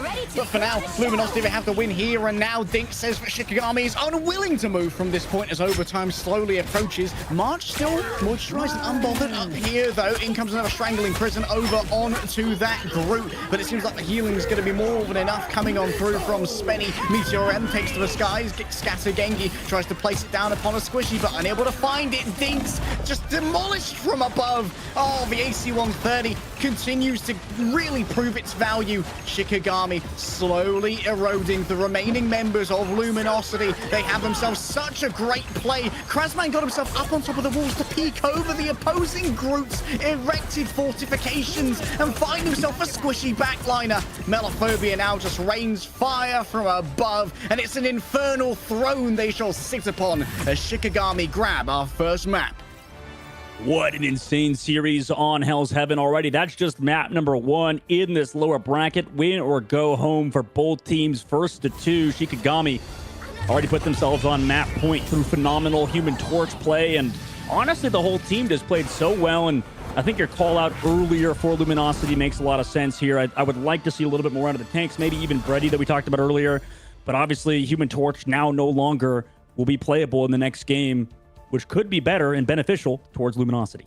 I think the strength of Shikigami, as I've seen them, and just to correct what I said earlier, they've recently beaten Envy and 100 Thieves. Like, that's a pretty solid resume for a team like this. Luminosity has had, like, okay results, but hasn't really stepped up and beaten anybody lately. Like, they're definitely in the mix, and they play teams close. All of North America is really close. But, like, this is a really critical match for both of these organizations at this point in time. Just because, like, they're still trying to make a name. Like Shikigami, they beat both those teams, and then we still have people in chat watching Shikigami like, who are these clowns? I'm like, what are you talking about? They've beaten some of the best teams. Like, what are you talking about? So yeah, really, really good stuff for them there. I was kind of like really watching the Hela versus the Star-Lord mirror, but like they were kind of both non-factors. It was interesting. But like now the big question as we go forward with Shikigami is like, now Crazebang has to play something that's not Groot. Look, Crazebang is probably the best Groot, like one of the best Groots in North America. It's like him and Vinny back to back. Like I'd love to see a tree off between those two. But the question is always with Crazebang, what do your other heroes look like? Obviously, Scatter Genji, probably his best hero is Magneto too. So that's where the Fearless format's really going to come in, is we're going to take away your best heroes because you've just played them. So Shikigami looks strong here. Luminosity, still good. And I think you guys are dead right. A couple of players need to step up a little bit, but man, this one was close. Gosh, I've said a lot here. Who really stood out for you during the Shikigami win here at Dogman?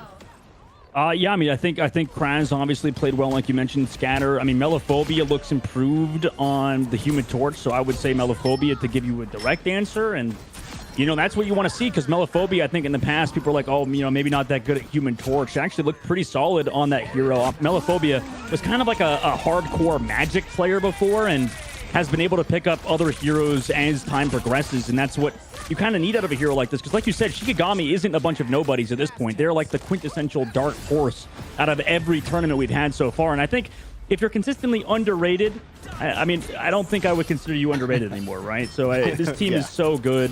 And like you said, I think a great point you brought up, Hex. Sorry to hog the mic a little bit, but I think that in NA, we do definitely have a bunch of Vanguard players that sort of are locked to only a few heroes. And like you said, with the Fearless format we have, it forces them to kind of mix things up. And I think it's a great point to bring up, because right now in North America, the tank players just need to kind of add like 1 or 2 more heroes to their hero pool. And I think North America will be in a better position international.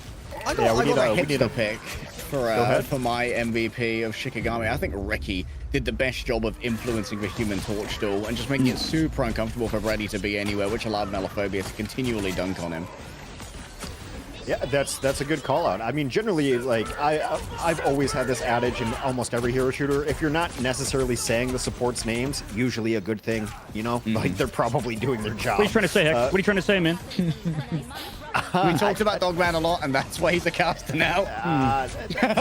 I said nothing. I wasn't even gonna go there. Go on. Like you work out your demons on your own time, man. Sorry. Yeah, no, I think the tank. You bring up an excellent point that the tank versatility in North America is something that we need to keep an eye out for. We haven't really seen a someone of Marvel Rivals come in yet. Someone being a tank player in another game plays absolutely everything.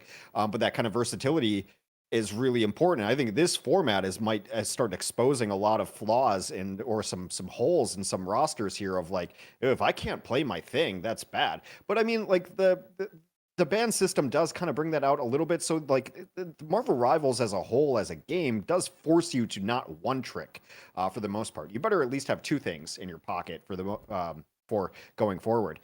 0-1 Shikigami does take the early lead. Let me just take a gander over at what was happening on the other side. I knew it for a second, but now I can't remember what happened. Do we have an updated bracket production? Are we that good that we just have the bracket ready to go and it's updated? Yeah, of course we are. We I are don't that even know good. why I ask. Carry by prod. Shroud-X 0-1 to Sentinels. Again, guys, lower bracket. Stakes could not be higher. These teams could be going home. I mean, both of the color schemes look like they're kind of blending into the background. Both of these teams could be fading into the background. Luminosity and Shroud-X 0-1. And man, that would be especially brutal for Shroud-X. Obviously, this is the Shroud Gauntlet here, so you kind of want to make the namesake proud. Still a chance, though. Sentinels 1-0, and obviously the teams that have lost get to pick the next map. So much Marvel Rivals yet to play. Guys, just looking at this, let's take a step back overall. As you know, we wait for teams to get into draft and stuff. We know we have some time to burn. Is there anything based on the results that we've seen up on that bracket that have stunned you, or were you coming into this just with like, look, anyone can beat anyone today? Go ahead. I'm impressed by Envy. I thought that Envy were going to have a little bit more trouble against Sentinels, but I thought they managed to do a very good job. Shikigami. Why is Shikigami banning Adam? Okay, yeah. They banned Adam because they knew that Luminosity had full access to the Resurrection comp, because guess what? They didn't play any of the pivot points of it during the previous game. That makes a lot of sense. An interesting thing about bans that I had to get clarified. Look, the rule set is wonderful. It's just a little complicated, and it's new to all of us here. So earlier we saw like the bans are global. But if you made the pick before the ban comes in, then it's only applies after the pick. So remember how we saw like Iron Fist, I think, first, like in that match, but they had already banned it? It's because we came into that draft late. So right now, Adam is off the table for everybody, right? Mm-hmm. So say, for instance, Luminosity picks Wolverine, and then their next ban is Wolverine. It means that ban applies after they've picked. So it's a little complicated, but like the bans are global. They apply to both teams, but they only apply to picks after that ban has come into place. Makes sense a little bit? Well, where does the second ban happen again? Just obviously I'm a viewer right now trying to figure it out. I think the second ban happens after the first 3 picks on each side. Yeah. Okay. Let me look at my documents. I have documents up somewhere. But yeah, reiterating the rules for everybody. Yeah, no, I'll go back and clarify. Look, they're a little bit complicated. I understand. Yeah. We're trying a new thing here, and we're making some interesting stuff happen. Cloak and Dagger is the pick. While I look up the rules, what do you think of this Hella ban leg day from Luminosity? Oh, the Hella ban makes sense considering they don't really want to have an uneven matchup against the Hella. March played it in the previous round. And what we're seeing both teams essentially ban out pivots towards the compositions that they played previously. The Vanguard's going to be interesting here. It's going to kind of be an open field with a duelist band coming in and essentially just trying to hamstring a triple resurrection composition. Cloak and Dagger, I imagine, is going to be on deck for both of these teams here. And we're likely going to be seeing maybe triple resurrection come out of Luminosity without any revives in the next match if we go to 3, which would be interesting. But I think the Hella ban makes a lot of sense, as they just don't want to be messing with Amadi, and I believe is Shikigami's Hella player, without being able to match it. So first bans come at the top, Team A ban, Team B ban, right? Also decided on coin flip, and then the second bans come halfway through after 6 total heroes have been picked. So, right, okay. Yeah. Oh, yeah, just but they are global bans, yeah. Because I was a little confused a little earlier when it was like, hey, wasn't that banned? And I was like, yeah. So just trying to clarify a little bit, before we get too far into the weeds on the tournament, obviously the fearless bans at the top are what the team played beforehand. They cannot play those again. If we get to map 3, I'll explain in a little bit. But all of this is mostly just to encourage and promote diversity, which I guess a dirty word in the United States lately, but hero diversity and making sure that we're not doing mirror matches and mirror compositions just because, I don't know, I don't love to see them. I completely agree with Shroud on this. Like, I will turn off a StarCraft 2 match that is a mirror match. I'm not watching Zerg play Zerg. Like, get out of here. It's boring to me. So I am a big fan of non-mirror matches, and I always have been in games, so this promotes that. Cloak and Dagger, first pick for Shikigami. Interesting. That's we only saw Cloak and Dagger in a map 3 before. It doesn't seem to be a hero in favor. What are the strengths and weaknesses of the Cloak and Dagger, especially as a first pick, Dogman? It kind of is like a counter to a degree with the Terror Cape, and it's just like to throw it out there for the damage amp and just to help the team out when there's like a strategist ult or something. Also, the side of Shikigami, I believe they have Dinks, right, on that team. And Dinks is kind of known around the community as like a Cloak and Dagger one trick. I'm not going to say he is because I don't know, obviously, but Shikigami has like the game plan with their coaches is like kind of ban out strategists. And that's what we could see with the Adam Warlock one. They love to make sure the other team is forced to play like a Cloak and Dagger and stuff. So that's kind of their game plan. And they have a really good Cloak and Dagger player. So that's why they want to play it, I think. Okay, a bunch of picks came in here quick. Luminosity picked Emma Frost and Psylocke right off the rip, and then immediately Shikigami said, oh, that looks like a good idea. They pick Emma Frost and Psylocke as well in the mirror. Luminosity follows up with a Captain America ban. Leg day, what's the most interesting thing out of this rapid-fire 5 picks? Emma Frost and Psylocke coming in as a duo right at the beginning, I think is a little bit of a you pick Emma Frost and Psylocke now, or if you don't, we're gonna ban it after R3, and you can only have one, and then you will lose. So it's very much match us or lose moment there from Luminosity, who I think are getting very used to this drafting process. Question is, what do they get rid of now? Like, obviously, Magneto can't be a big part of this one, but maybe Shikigami can try and hamstring them by getting rid of a strategist that could be very helpful to this composition. Maybe they try and get rid of Cloak and Dagger themselves, who has... Oh, sorry, just forgot how to breathe for a moment. Yeah, so the pick came in for Captain America, and then they get the ban right after. The ban after comes, and it's going to be Hulk. So an interesting thing, just to reiterate what could have happened. You pick that sixth hero, right? And then we go into the ban phase. So they could have picked Captain America and then banned Captain America, right? So the other team couldn't have picked it. It's an interesting little... I mean, it was described to me by head of comp ops as like, it's kind of the FU play. You pick the hero, then you ban it, right? So it's an interesting way, and we've already seen it happen a couple times. So it's just something to keep an eye out for as these drafts go forward. Why ban the Hulk here, Dustin? Yeah, I don't know. I'll be honest. I think you're right. Like, I think they should have. I mean, I know that's like a bad. I know it's not a good response, but I just like I would prefer like what you said to get rid of the Captain America. I think the teams are still figuring out the system. The Hulk, I think you want to ban it because the real reason is because you want to counter the Psylocke, right? If you don't want to get countered on Psylocke, that rather like if they play Hulk and they play Namor, it's going to be a lot harder to play the Psylocke. Or if they play Hulk and Iron Man and you want to play Jeff, theoretically that's the counter. At least from the pro players I've talked to, a lot of people say that Iron Man does well versus Jeff because whenever he goes underground, you just whip out your beam and just smoke him, right? So that is a good way to kill Jeff. And with that removed, now you can't do that. So maybe Luminosity pivot towards that. Is that a Cloak and Dagger ban? Okay, yes. It is the FU ban, as we're not going to keep calling it. I'll think of a better name for it. I mean, it's the one thing I'm decent at is coming up with names for things. But yeah, so they picked it. Now it's their ban. So obviously, Cloak's only going to be on the one side of things. Should be a pick here as well for Shikigami. I think that's how it is. I don't know. I'll figure it out when it comes up on screen. Is it finally time for the Namor? I mean, Luminosity is showing heavy signs of dive. We haven't seen Namor at all yet. Well, no, they're not gonna, well, nobody can play it now, right? We'll see Namor without Hulk. Like without the third squid, either from Luna previously or Hulk now, Namor's kind of an underkitted character. And then with the third squid, he becomes a terminally overkitted character. So he's constantly in this line between, okay, you're kind of throwing, or, well, you're the lobby admin. So I don't think we're going to be seeing Namor here. I think maybe Shikigami are trying to steer Luminosity towards something like a Rocket Loki backline, maybe? Because their options are going to be a little bit thin on the ground for their primary heal provider, for want of a better word. And I don't think Luminosity quite have insurance at this moment without the Cloak and Dagger themselves. Well, I mean, the strategist ban like setup and out of Shikigami is just so smart, and it works so well for this system because they already have 2 bans in the pocket just by them playing Invisible Moon Snow, like you guys said earlier. So, yeah, that really does hamstring Luminosity, I think, and I'm scared for them now. I think they're scared. Look, they're taking forever to pick their next heroes. Well, that might be fear. That might just be typical esports players. That's You North guys have to America, interact with them more baby. than I do. Like, you have no idea how That's much my kind, fun bro. being a host is. It's like insulation. It's like, oh yeah.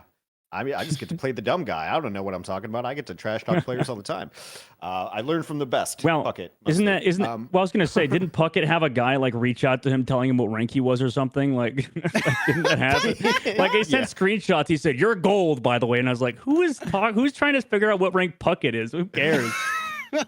It's funny to me. Like, back in my career as a caster too, like people would like, well, what rank are you? I'm like, who cares? I'm like, I watch like 6 hours of film a day of the professionals playing. Me ranking up has no bearing on me understanding the game at the highest levels. Also, if you're the highest level in rank, you are still way worse than these pros. Like, not even close. You could be a top 500 player and still be way worse than all of these players. You could be Yazan and get people to throw for you and get high rank. So maybe. Loki is now the pick for Luminosity. What do we make of this leg day? Yeah, that's expected. Loki, I think, was guaranteed with Cloak and Dagger off the table. The question is, who do they want to play with Loki? Is it going to be Rocket Raccoon, or if you're feeling very spicy, is it the Mantis? I don't think you go for the Mantis here, so you don't have to expend any resurrects or bans on running a potential triple res comp in the third map if it goes that far. So I think it's got to be Rocket here for the second strategist. And now that I gives wish us... Puckett was here. Puckett hates Mantis so much. I mean, It's honestly, so much. I wanted to bring up, we've got to send that snake VOD of the first map of Gen.G versus Luminosity to Puckett so we can see what like a top tier Mantis can do. Bro was slinging 14k of damage. It's going to be a Loki match, of course. Captain America didn't do the FU got mine ban, so Captain America's available. Well, this long term forces out the protects to be used on supports, right? On strategists in the next map. Or, in the next map, if we do get there. Yeah, the map 3 meta is going to be a little bit different, but those protects obviously are usually going to come down into the strategists and the vanguard. The pool is just way too shallow to not, unless, one someone's thing got a about this specific combo that draft, they want to run. Shikigami have actually got a good team to play Jeff with here. And Luminosity do they've got not. Captain. They've got Cap. But both teams are running Cap. But if Luminosity run Jeff with like Loki Rocket, I don't think that's nearly as good as doing it with Loki Cloak and Dagger. I want to be with you, but they don't have the Luna because in the previous map. So then no longer stupid ice balls flying in your face. Neither team gets the Luna. I'm all for the Jeff here. So far, pretty much a mirror matchup, except the Cloak and Dagger. So that might end up being like the most strategic thing ever, right? Pick the Cloak, ban the Cloak, and now they have that the other team cannot run absolutely. Maybe mirror the rest of it, and we'll see. Luminosity, waiting on their last 2 picks, need another Vanguard. Very likely another DPS if we're going to expect a 2-2-2, which is what people have generally gravitated towards. Triple support, but usually that third support is a damage dealer, right? Damage dealer adjacent at the very least in the pseudo healer strategy.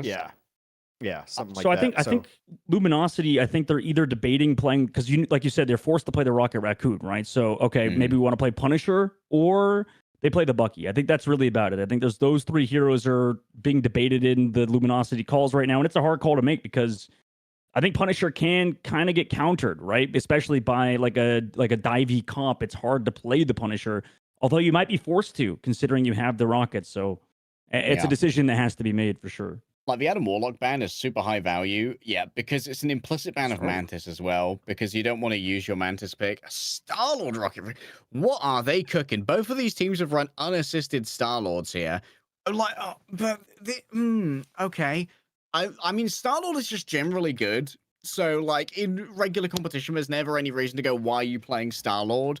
But I feel like in terms of going down their, like, economic ladder here for Luminosity, if they can make it to a map number 3, if they want to run their triple res, which would have been free for them in map number 3, they've got to invest a resurrect into Star-Lord, and Bucky's going to be on the other side. Okay, interesting enough. A little bit of the delay was because players weren't certain that you could pick a hero and then ban a hero, which is why I spent so much time talking about it, because it is a very interesting part that needs to be cleared up. It is finally cleared up. The map is going to be Path to Yggdrasil. What do we think of that in these compositions? And I will ask you the most fun question that I will throw back in your face if you're incorrect. Which team won the draft, Dogman? And Harry after. It's got to be Shikigami. I think it's you know what, like no wonder Luminosity are pissed. It's because they just screwed up, and it might be Jover, right? I mean, they could lose the whole tournament off of the not FU ban, right? That could screw them up and screw them over. So I'm thinking Shikigami here. Leg day. What do you think? Yeah, the Shikigami pulled what's called a pro gamer move. They took it away because they got huge value off their Adam ban. By implicitly banning the Mantis as well. They've read how this draft system works very nicely. I think Shikigami are in a great position to win, barring any large-scale chokes and misplays.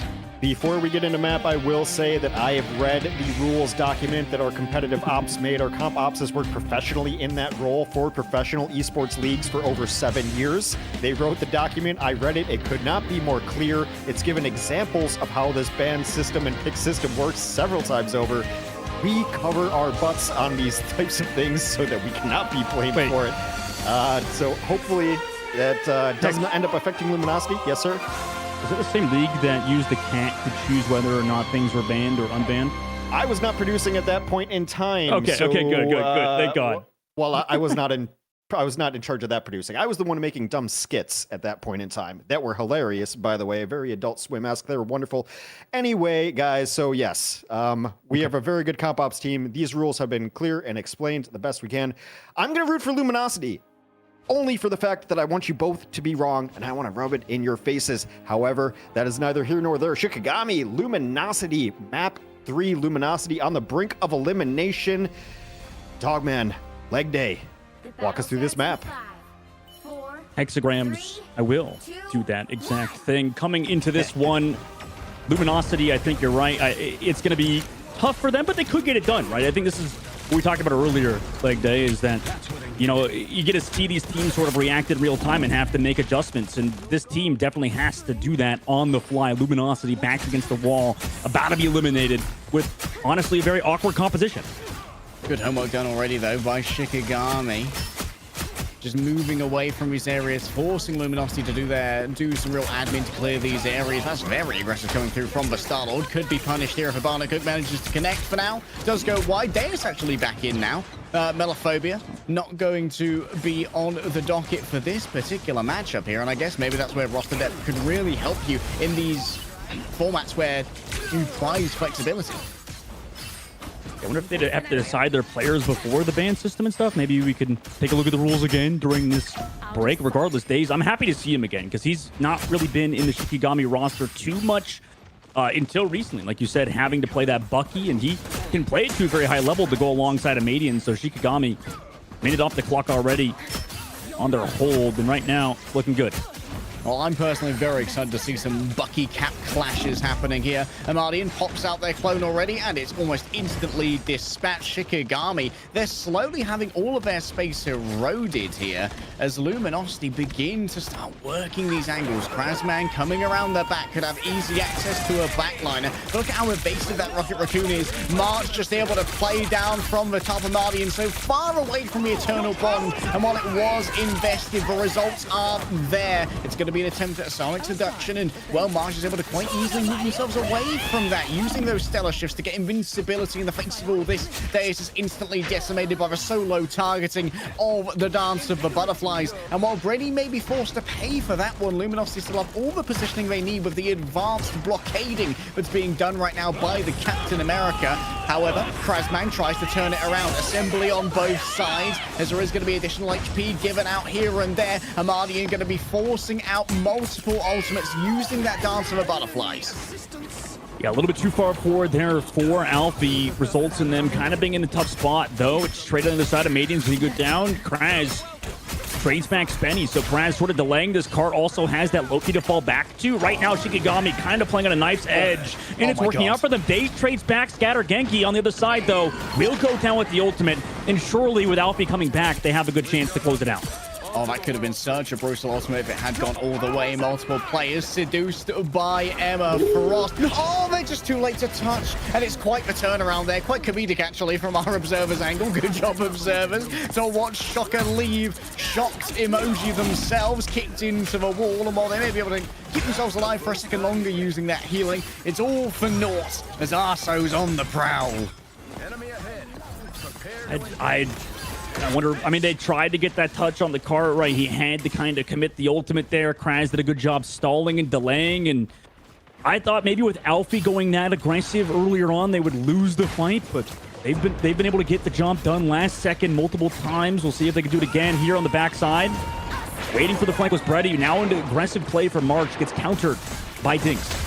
This time, no one lost wide of the Eternal Bond. A little bit more value of the ultimates here for Shikigami. Arso finds himself out of position and thoroughly spanked as Deus manages to find himself the final blow there. In towards the back, Freddy grabbed out of their ultimate instantly. What a response from Scatter. Gen.G tries to shut down the dance of the butterflies. I don't feel like dancing today, but I do feel like slaying Luminosity continue to roll on forward here.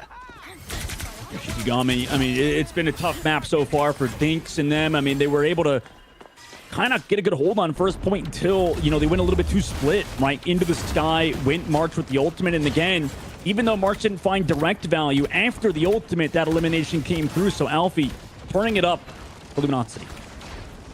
The last second contest here coming on through. Alfie going up against Scatter. Gen.G.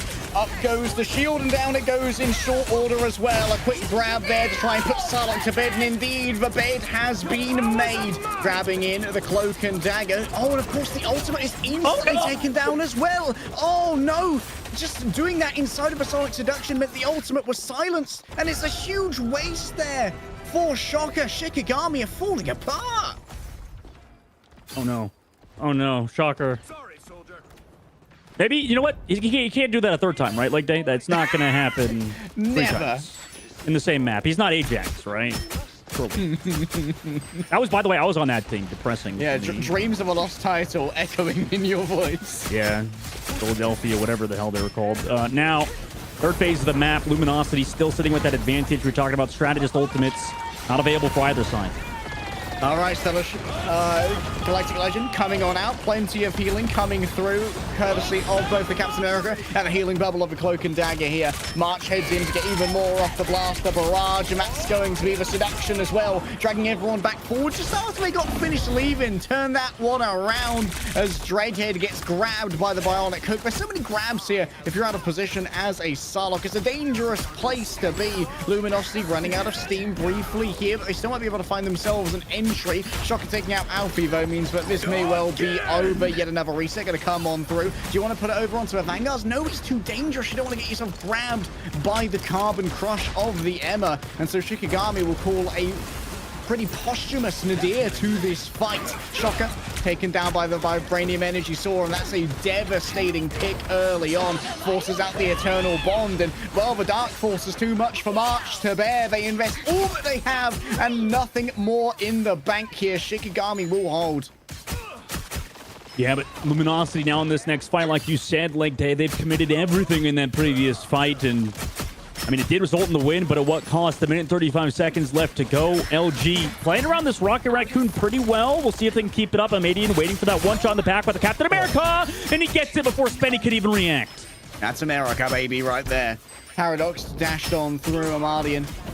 Free to hang out on this little side. Every nook and cranny, a potential area for a Psylocke to get up to some mischief. This is what we were talking about with Psylocke earlier being so ridiculously strong, is that Paradox just walked forward with the team and still can die with that one-shot combination out of Psylocke. All right. Dance of the Butterflies ready to go. Extra health given over courtesy of that Cosmic Yarn Amplifier. Lots of damage to be offered, and Shocker responds to it here with the Eternal Bond. Everyone in so tight means that the Dance of the Butterflies is not to be given forward. The burst damage off the Treadhead, even through all of this. And now it's a very speculative ultimate here coming through from March. Has to be careful not to get grabbed on in. Seduced momentarily by Ember Frost. Puts an end to his reign of terror. For now, it's a little bit equal, but Brady's returned faster. They're so close to their spawn due to the aggressive holding position of Shikigami. T-Stop holding towards the very end there. Shocker going to go down as well. Going to come up with his own ult soon against Luminosity, who have placed these Rocket Raccoon See You Laters very well. I think it took pretty much the entire duration for them to take down Luminosity's ultimate from the Rocket Raccoon. However, now Shikigami have both the Captain America and the Cloak and Dagger coming up against Luminosity, who just have their Captain America. Even soon, if it can be earned. Dreadhead ready to go. A backline assassination on the cards, potentially. No, even with the copy, can't make it happen. For now, it's all hot hands on deck. No eliminations found thus far. Deus under pressure, as it's going to be the Emma Frost, who's just fronting up at the portion. And now you can see Dinks taken down already by the Dance of the Butterflies. An exchange of tangos here, and it's a dance macabre as both of them pick up final blows. Luminosity, they find themselves scattered to the winds, and their butterfly wings are far too puny to ride on these to victory. Shikigami hold on third. Great hold on the third phase with 1 minute and 40 seconds left on the clock. Basically, towards the very end, they just were able to kind of whittle down Luminosity, force out Shroud-X ultimates back to back. And that's what cost them the series, or not the series, rather, but the map, or towards the very end, considering Paradox and Spenny both have to use their ultimates and very early to save themselves or to enable their team, right? Put their Rocket Raccoon ult in like a nook or a cranny so that Shikigami can't find it. And, Luminosity, like we said, Shocker can't waste his ult 3 times in a row, and eventually was able just to get his ult off and get the dub. That's our boy. Got it. He did it. He did pretty. And look at it. His healing as well has been great. He's just been able to keep his team alive. So it just, happens, right? Yeah, I mean, Paradox, honestly, once again, just going back to the draft, usually the Rocket Raccoon is a serviceable healer. As a strategist, Rocket Raccoon, reasonable kit, has the resurrection that's available, but when you're playing these dive versus dives, there's always going to be access to your battle recall beacon. Your team are never going to be grouped up enough to really get value from the AoE portion of the healing. This was a masterful gambit by Shikigami to try and, catch 22 of them into their strategist picks, and Paradox is having a bad time. 4, 3, Yeah. 2, And I actually don't hate the Star-Lord pick nowadays. I always feel like Star-Lord is kind of that hero that you sort of play when you don't know what to play. He's just kind of that last-ditch Universally effort. viable. Right. And March was getting value, right? It was constantly just down the throats of Shikigami. Now, again, they didn't fully camp out the map. And that hook, oh my god, that could change things. An early hook from Days. Oh, nice position here from Paradox. Unlikely to be bothered up here. It's going to require significant investment from a Psylocke to actually assassinate that backline carry. Spenny already pretty low. Dreadhead starts to make some speculative moves towards the back. Sees the Mardians already burned one of their dashes, and so that's going to require a little bit of attention in the long run. You can see they've called in their Captain America. A tactical American strike is offered to the Shinobi in the back. But for now, a little bit quiet. Hook again from Days, but nothing there in terms of eliminations. Oh my Jesus, Freddy. Took down Scatter Genji with some nice target focus from their own team, and not in the fight either because they don't have Rocket Raccoon to bring somebody back with the res. That's good cooldown calls right there from the side of Luminosity Gaming. And for now, it's just, occasionally you see 2 Vanguards just punching at each other. Everyone's getting healed up. They're just working some stuff out from their childhood, Just on each other. Yeah, just a safe space to work it out physically. Well, man, it's like a gym almost, except it's not. But Days early pickoff onto Brady on the back. Traded, Rez back into the fight. March also found a Madian, so they actually go in with the man advantage. All right, man advantage here.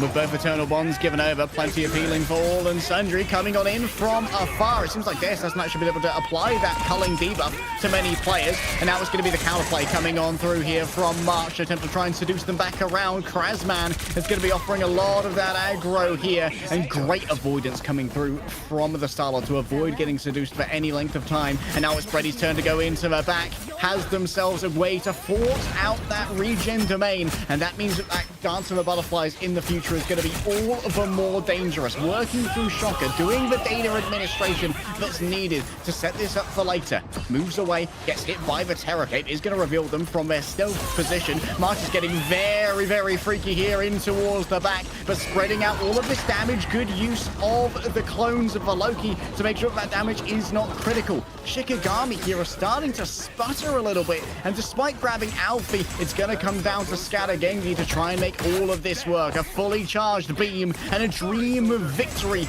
will have to get Shikigami across the line because they're running low on time. Yeah, they've got that rocket pocketing in the backline, coming up with the ultimate very soon, whereas Shikigami still a little bit of distance away. Minute left on the clock. They're just going to regroup. Get a soft regroup back towards the main side, maybe come back in with those ultimates that are coming up in just a moment. March.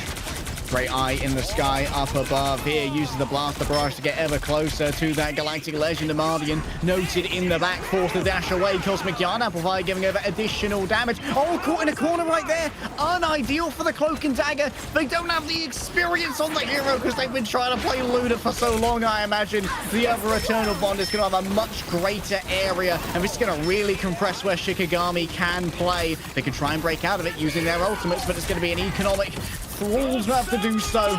Out comes the Psionic Seduction. Grabs in multiple players. It is going to be a catch here on the Captain America. Diamond punches break through the soul itself. The sentience is extracted from the Warrior of Liberty. And it's again and again and again. It reset after reset into a miss. Yeah, but the value's already found 2 eliminations and the cart. So they got it done. Very last second. Here comes the Rocket Raccoon for just a little bit extra stall. Overtime ticks down. And Luminosity finally get pushed off the objective. 2 minutes and 25 seconds in the street phase. And Shikigami, their hold actually didn't look that bad. That was probably a longer hold than LG. Or sorry, LG's hold was longer. Super long hold. 3.5 minutes, I think, or close to that. And now they get to try and use these high grounds to really position March to tax these approaches. Sentience grabbed here by Scatter Genji is going to deliver a touch of burst damage. And wow, look at that. A very workable resurrection comes through as well. We haven't seen many of them. March in midair, taken out by Daze. Excellent play with Rotter Stern. Exactly the accuracy that you're looking for from a pro player at this level. Spenny kicked into the wall and Vibranium Energy Sword cuts through flesh. Human and Asgardian alike.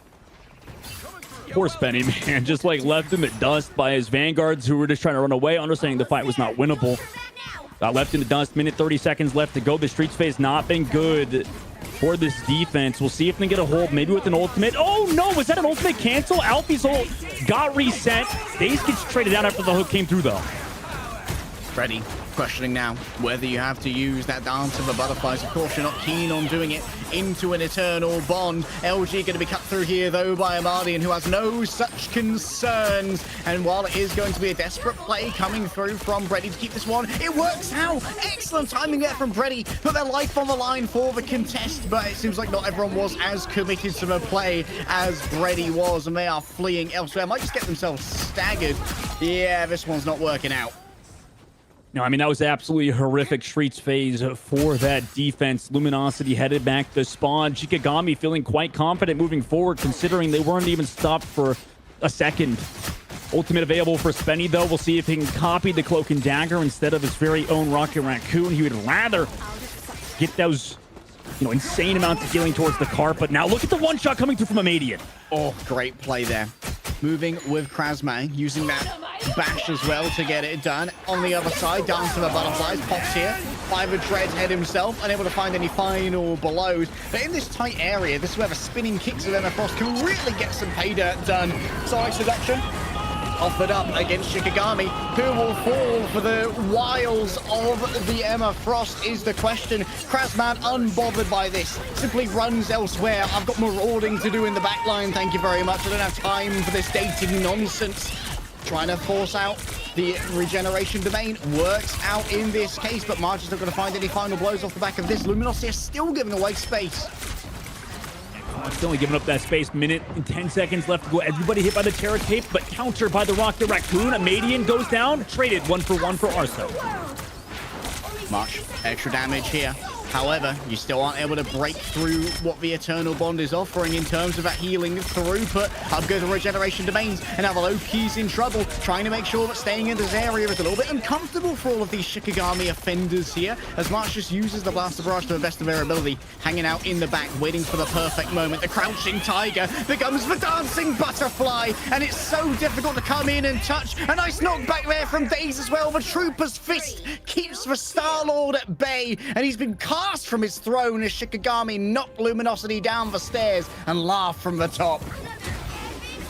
GG's. That means Luminosity is going home. One of the first teams to get eliminated out of our tournament. Shikigami, what a game for them. Krasman as well towards the very end, kind of just harassing the back line, distracting them very well.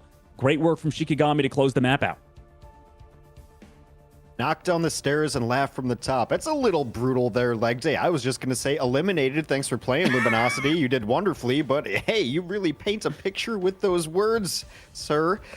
But you're right, they're out. They're out of the tournaments. That is an elimination on Luminosity. It looked so good for them on the defense early on, and it's not that that Shikigami's Bucky had like great plays, but it was enough. You know, like I think what Daze had a couple of like really clutch kills on the end with the ultimate, a couple of gens with a miss at the end, but that was like pushed them over the point because they were down to like maybe a minute or less than a minute.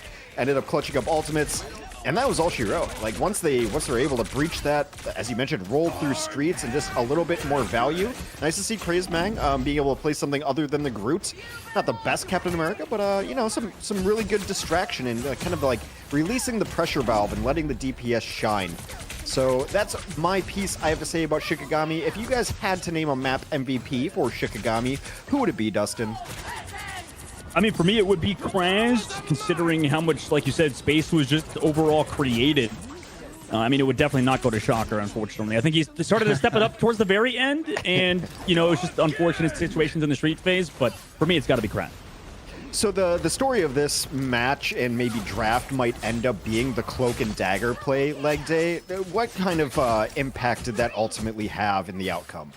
I think it had a lot more of an impact because of the kind of composition, but Shikigami essentially like put Luminosity on a dog lead. There's no other way to say it with how they ran this draft. With the first ban on the Adam Warlock, giving the implicit ban on the Mantis as well, and then kind of forcing them to mirror on the Psylocke and the Emma Frost to make sure this was going to be more of a divey composition, going for that Captain America as well. They knew that if they could force out a Rocket Raccoon, it was not going to get as much value in these wide-ranging, skirmish-heavy compositions that are constantly going to be able to hunt down that BRB. So honestly, this might well be, for me, a coach MVP. Like, this is one of a few, like, proper draft gaps that I've seen, even when it came so close to being a mirror.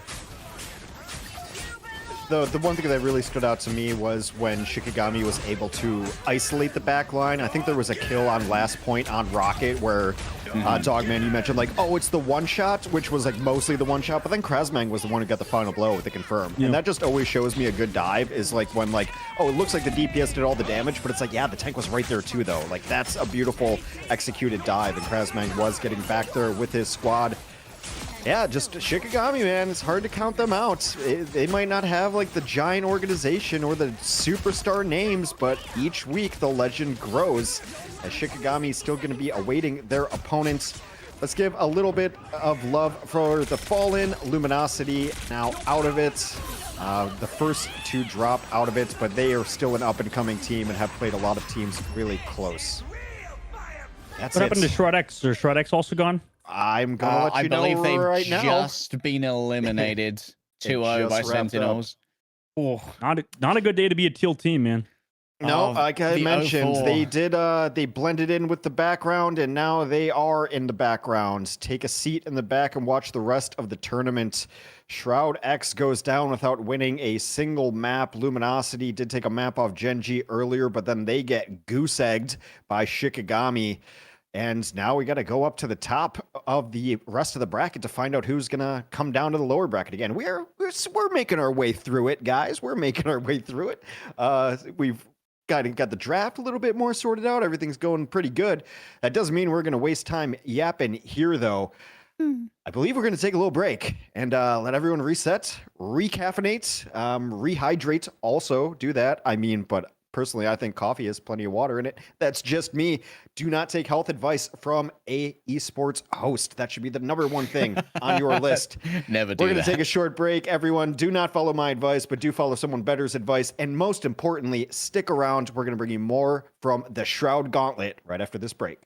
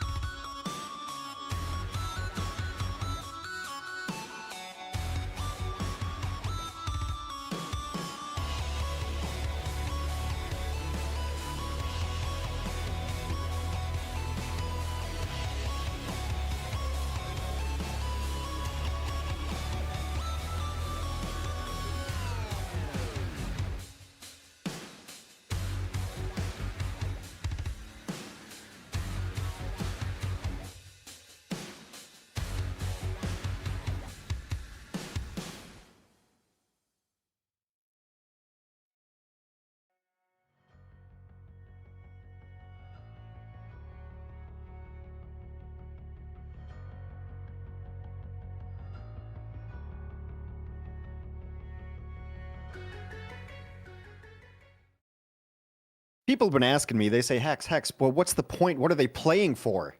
That's not true. But what are they playing for?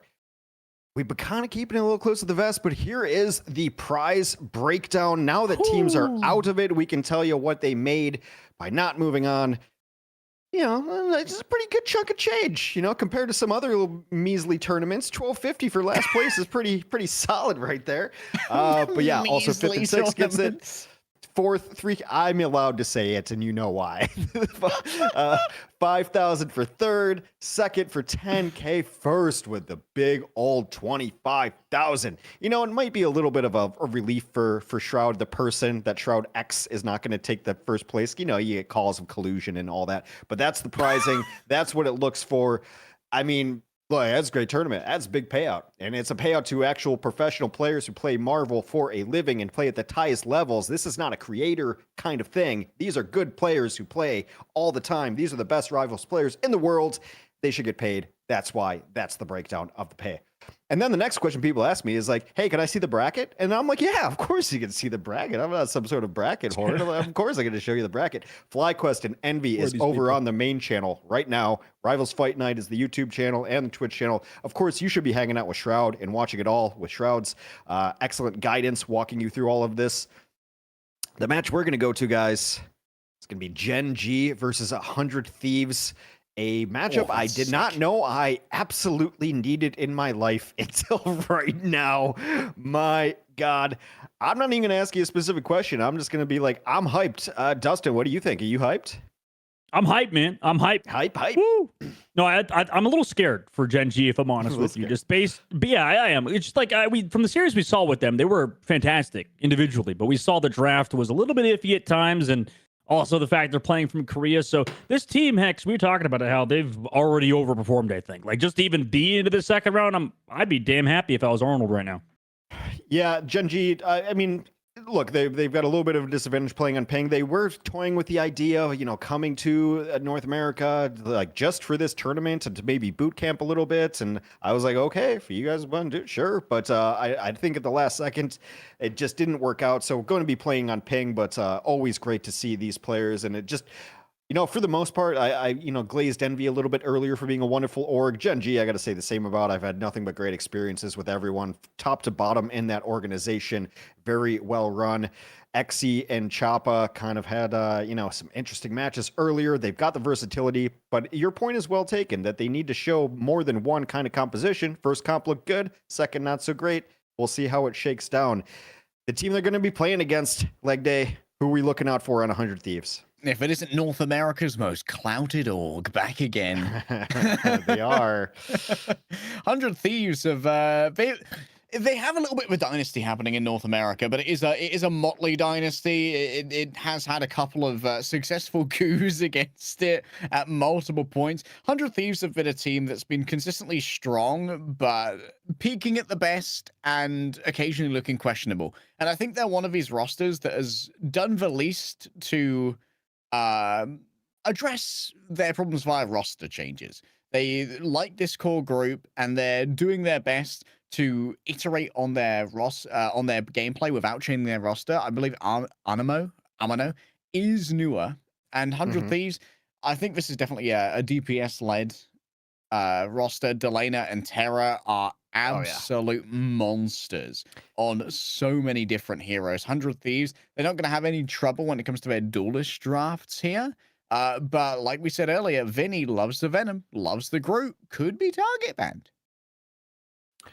I think you hit the nail on the head there of a DPS-driven roster, right? I mean, you look at Delana, and then Terra absolutely went wild in the last match that we saw them in. This is how close North America is, though. I mean, you can say like, oh, Shroud-X just got knocked out of the whole tournament without winning a map. Shroud-X played 100 Thieves to a very, very close 5-game set very recently. Like, that's how close it all ends up being at the top end here. 100 Thieves, as you mentioned, very DPS driven. I mentioned the name earlier of Vinny, and Vinny's Groot is one of the thing of Marvel's. Hell's Heaven going to be our first control again. What are you expecting when we do get into the draft here, Dogman? I mean, is it going to be kind of the Groots that we saw earlier? It's a map that Groot walls can really change the scope of battle. Yeah, I think that we could see that easily. It's definitely a viable option to try to lock towards that hero, considering the map. Also, I think a lot of teams, and specifically 100 Thieves, I think love to play that Wolverine, although I believe last time on another domination map, we saw Gen.G ban the Wolverine, so we'll see if they even play into that early. Obviously, it's still really early on in the tournament, and I didn't even realize 100 Thieves have some brand new players on the roster too that we saw with Millennia coming over from Nightmare, and was it a Mano too? So I mean, they potentially have even deeper hero pools now as they've picked up those players for the tournament. It looks like. Yeah, they're listed on the roster as subs. So we'll see actually who ends up playing. Yeah, 100 Thieves have added some people into the duelist role. So it almost feels like they're trying to meta-proof themselves. Like if bans come out or something like that, then perhaps. Right now in my little sheet, which who knows how absolutely right or wrong it is, got Amino as a Namor signature hero and Millennia as a Human Torch signature hero. So we'll see. I generally think of Terra largely playing like a lot of the Wolverine or Iron Fist and stuff like that. Yeah, well, I mean, yeah, he's been playing a lot of Bucky too. Apparently, we're just gonna head right into game. Not sure what we missed here, but we'll figure it out on the back end. Guys, take it away. All right, thank you, Hanks. Coming into it, 100 Thieves now. Looks like they're locked on their heroes that they picked, which was Groot called out earlier. Meanwhile, Human Torch somehow made it through on Gen.G's side. Delena, though, early pick on the chopper. I mean, what's worse? For the draft to take 30 minutes or for the players to draft and just head straight into game before we're ready? You know what? I'll take the speedy version, given that we're a little bit behind. Terrible themselves. Already too intimidating for Gen.G. For Chopper, this is a bit of a nightmare. And the Wolverine, a little bit of a pocket pick for Terra, always has been a fairly... it gives a lot of paranoia over to a Vanguard, and Chopper might well be living with that paranoia right now. Oh, the mid-air grab is absolutely brutal. Yeah, I mean, he's gonna do stuff like this. It's the people underrate how strong Wolverine is at taking down flyers. A good Wolverine player has the setups, has the angles, they can reach you. Right, so you have to kind of know how to play around the Wolverine now. If you're a Vanguard or if you're a duelist, it's going to be a tough situation to come back into, especially this choke point if you're going in one by one like Brownie just did. Of course, now that we're in a new round of competition, the first map has changed once again. It'll be rotating all the way through as we go through our semi-finals, winners finals, and all of that good stuff. Terrible heads on in, tries to get themselves a grab onto the group, and of course it works on out. Chopper just gets absolutely fed through the sawmill there by the adamantium saw blade of Terrible. And well, Eggsy, while they may be plinking away, was that another grab onto Brownie? Yeah. My goodness, Terra has come to play today. Was challenged thoroughly by Shroud-X a couple of days previous, and now is here to do a much more dominant performance on the Wolverine. Yeah, look, that's not fun to play against. Another one came through. Snake got staggered. Yeah, man, it's brutal. Like, you're just gonna have to go through this choke. Terra, this isn't even the good Wolverine map theoretically. That's the scary part, is that in the future maps he'll be able to push people off the map, and that's going to be brutal. As Terra, ready to go with another grab. Here they come again. Chopper, are you in trouble? You bet you are. There we go. Already caught on in, walls himself away. It's the classic counter. And well, 100 Thieves have 6 ultimates to try and play this one out. And they are already in overtime right here. The invisible boundary has been taken on down. Snake's going to bring up the second after using that God of Mischief to steal away the powers of Susan Storm. Out comes a strangling prison. That one was from Chopper. Didn't seem to have grabbed too much. And well, Terra, Ivan the Terrible has arrived. And well, his reign of terror is going to continue. Vinny just lording over the point right now, absolutely on top of things. Brownie does their best to escape. No one's there to touch. And 100 Thieves starting off strong. Yeah, what a strong start for them. Going back into it, right, we could talk about what happened earlier with the bans that we missed out on. Apparently, so who all got banned here? Torch, Adam, Storm, and who else was the third ban here? I'm sure Hex can tell us. Maybe he'll come back in. Soldier. Gen.G banned Soldier and Torch, and then 100 Thieves banned Adam and Storm. Who's Soldier? Is that Bucky? Winter Soldier. Oh, Soldier, okay. yeah. Sorry. Oh, so I guess Gen.G I thought you were up on the nomenclature. Sorry to assume. I guess Gen.G went for the old cloak and dagger. If you got mine ban, went for the human torch pick and then banned it thereafter. That would make sense, yeah. It's a viable strategy, right? That we've seen. It's the Doesn't pro even matter, gamer though. play. Pro gamer Pro strat. gamer play. All you need to do is capture the mission area. Point by leg day. That is the Yeah, pro first gamer time we've move. ever heard pro gamer move ever. Yeah. Congratulations, Original. leg day. Copyright it. Or That's not a copyright trademark, it. baby. Trademark. There we go. Under Thieves, they look really good right now, leg day, and then this is the map as well that you got to be terrified of this Wolverine. Look, they're going away from. They're going so far around to make sure they don't get grabbed by Terra. Yeah, Terra is just on the prowl right now, hanging out below them. Could use the right click up, and indeed does. Hey, Chopper, get on over here. You're invited to a party. There's a bounce house. It'll be fun. Pulled in again by the force physics. Chopper's having a terrible time. Bro is not going to play Marvel Rivals at all today. And 100 Thieves. Well, the thing about these North American teams is if they know anything, it's group v group.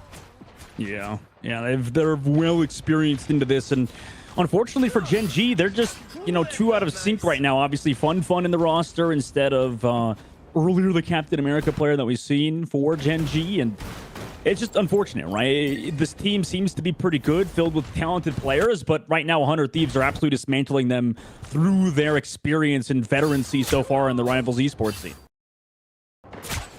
Oh, Delana, unbothered. Oh, fully bothered, actually. Fully bothered. shows that, well, Korea's got some aimers, and they're going to make a career out of it themselves. Terra, for now, just backs away. The Sonic Seduction, too much to bear. Vinny's dragged on in, and the multiple Loki magic missiles from above blast through that woody carapace and turn him into splinters. Well, here we go, right? This is the start for Gen.G. This is exactly what they need, right? It's tough because the previous fight, I think we're seeing Dottore look for those pulls, trying to save his team, who gets stuck by that Wolverine to try to dislodge that shift from coming through. But into this upcoming fight, if Exodus hits those shots on Delena, then you're in a good spot. But on ping, we'll see what Exy can do, and he's pulled to the outside, but the pocket is there. He's killed himself. Oh, wait, Exy gets credit for that through the Soul Drainer. Because I guess Terrible never touched the ground after being slightly elevated after the stun. So, well, that's going to be not the most common environmental kill you ever see. Delana just forced to stare here from afar, burst through those regeneration domains. And, well, the Supernova's going to go down on top of the strangling prison. Multiple people grabbed into one place. Terra uses the last stand to drag everyone away from that area where Gen.G really wanted to fight. And Snake brings up the invisible boundary to try and make it work. And they're still holding on to this objective. Also with the slam, I mean, how do you counter that when Brownie is in your face? They're trying to commit the invisible boundary, down members on their team. Gen.G's still holding on to this point here, leg day. Ooh, Gen.G still make it. Never mind. 100 Thieves finally get it done in the end. And, well, Harvey just going to be plinking away. I don't think I've ever seen Harvey play the Cloak and Dagger. Maybe getting it out of the way early, as whenever Harvey is one of the premier Loki players in North America, and there are plenty. Gen.G still got a couple of ultimates to work with here. Both the Goddess of Death and the Sonic Seduction can be a brutal combination to just get you walking aimlessly underneath the mortar fire of the Nastron Crows. I don't think we've seen him play it either, but obviously they've figured out their duo. SJP usually, I think, the one on that Cloak and Dagger. Meanwhile, oh my gosh, so much damage coming into Vinny, forcing him back through the choke. All right, Vinny just having to hide away for now. Sonic Seduction does grab people in, but unfortunately X is on the other side of a pillar and can't send any follow-through towards that direction. Terra got isolated and demolished. Gen.G back in control of a point. That was so clean by Exy, and then obviously with the ultimate from Fun towards the backside of the point, enabled them to get the elimination of Terra, who was wondering where his team was. Guess what? They were getting shot by the Goddess of Death right above. Now they're coming back in with the Groot ultimate. Goes aggressive. Do they have the follow-up? Oh, Terra, full rage to work with, and almost the last stand as well. Desperately wants Chopper. Oh, gets caught, though. However, in that grabbing prison, multiple players taking a huge amount of damage. SGP and Harvey have to make sure to get inside the invisible boundary themselves. They can't afford for it to go on down if the invisible woman falls. And while Brownie does fire up plenty of these, it is eventually going to be the Wolverine who hits the Alpha Strike. Chopper's been taken down. The damage is too much to bear. Eggsy caught out by the wide AoE that was given, and Delana is happy to just square up against the Human Torch and hit sword after sword. Takes to the sky. Gen.G still in control. Overtime in their favor, trying to make sure that this Hela can't get too much done. However, with 84%, they just have to reset on point at the moment. I think they don't have any respawns. No, but oh my god, that was so close to them living there. Snake tried to kind of bob back and forth, got caught out eventually. Last fight coming up, 10%, fully charged now is Terra. Towards the point, no ultimates for 100 Thieves except that Strangling Prison who could throw them off the point. 5%, Brownie's gonna have to touch into that Strangling Prison or the Wolverine. Miss on that Berserker leap right there. Means that it is going to be a successful touch coming through from a Human Torch. Doesn't want to fall into a pit, and so goes away for a moment. Gives a little bit of space over. A quick leaving. Oh, they can't touch the point. They've been grabbed off it here. Oh, the huge use of a Strangling Prison. What a heads-up play from Vinny. Large brain, even if it is made of wood. All of those neurons are still firing. Gen.G flummoxed. Listen, I'm not rooting for any team here, but man, that is such a good Strangling Prison from 100 Thieves. And Brownie being the only guy who could touch was too busy trying to get elimination. Damn. I mean, I can't blame him, right? You can't blame the guy for trying to do his job, which is kill people on Human Torch. But damn, that sucks for Gen.G. It's an interesting thing about how that played out because, as you mentioned, you know, we did miss the draft, but as I think we're going to call it going forward, the pro pick of picking a hero, following it up with the banning of that hero. Those bans are global, but they are enacted after the pick. So if you're banning halfway through the map, you can ban something you've already picked and the other team has it, and it means we get to run Torch and you don't. It seemed to be like that's the strategy they were banking on. But man, I mentioned it earlier, and I'm just gonna give myself my own props. I told you guys, Vinny's Groot is awesome. Like he's so fun to watch on the Groots. Also, I love that it's like Vinny, and I just think of like Groot with a New York accent. Like, I'm Grootin' here. I'm Grootin' Hey, here. I'm gonna raise some walls, huh? But man, this 100 Thieves team just is so well-rounded, I think. Like when I look at this roster and I think about this formats, and I think about like what they, you know, how heroes are going to be eliminated. And I think about some of the one tricks that we have in the tournament overall and in the North American scene.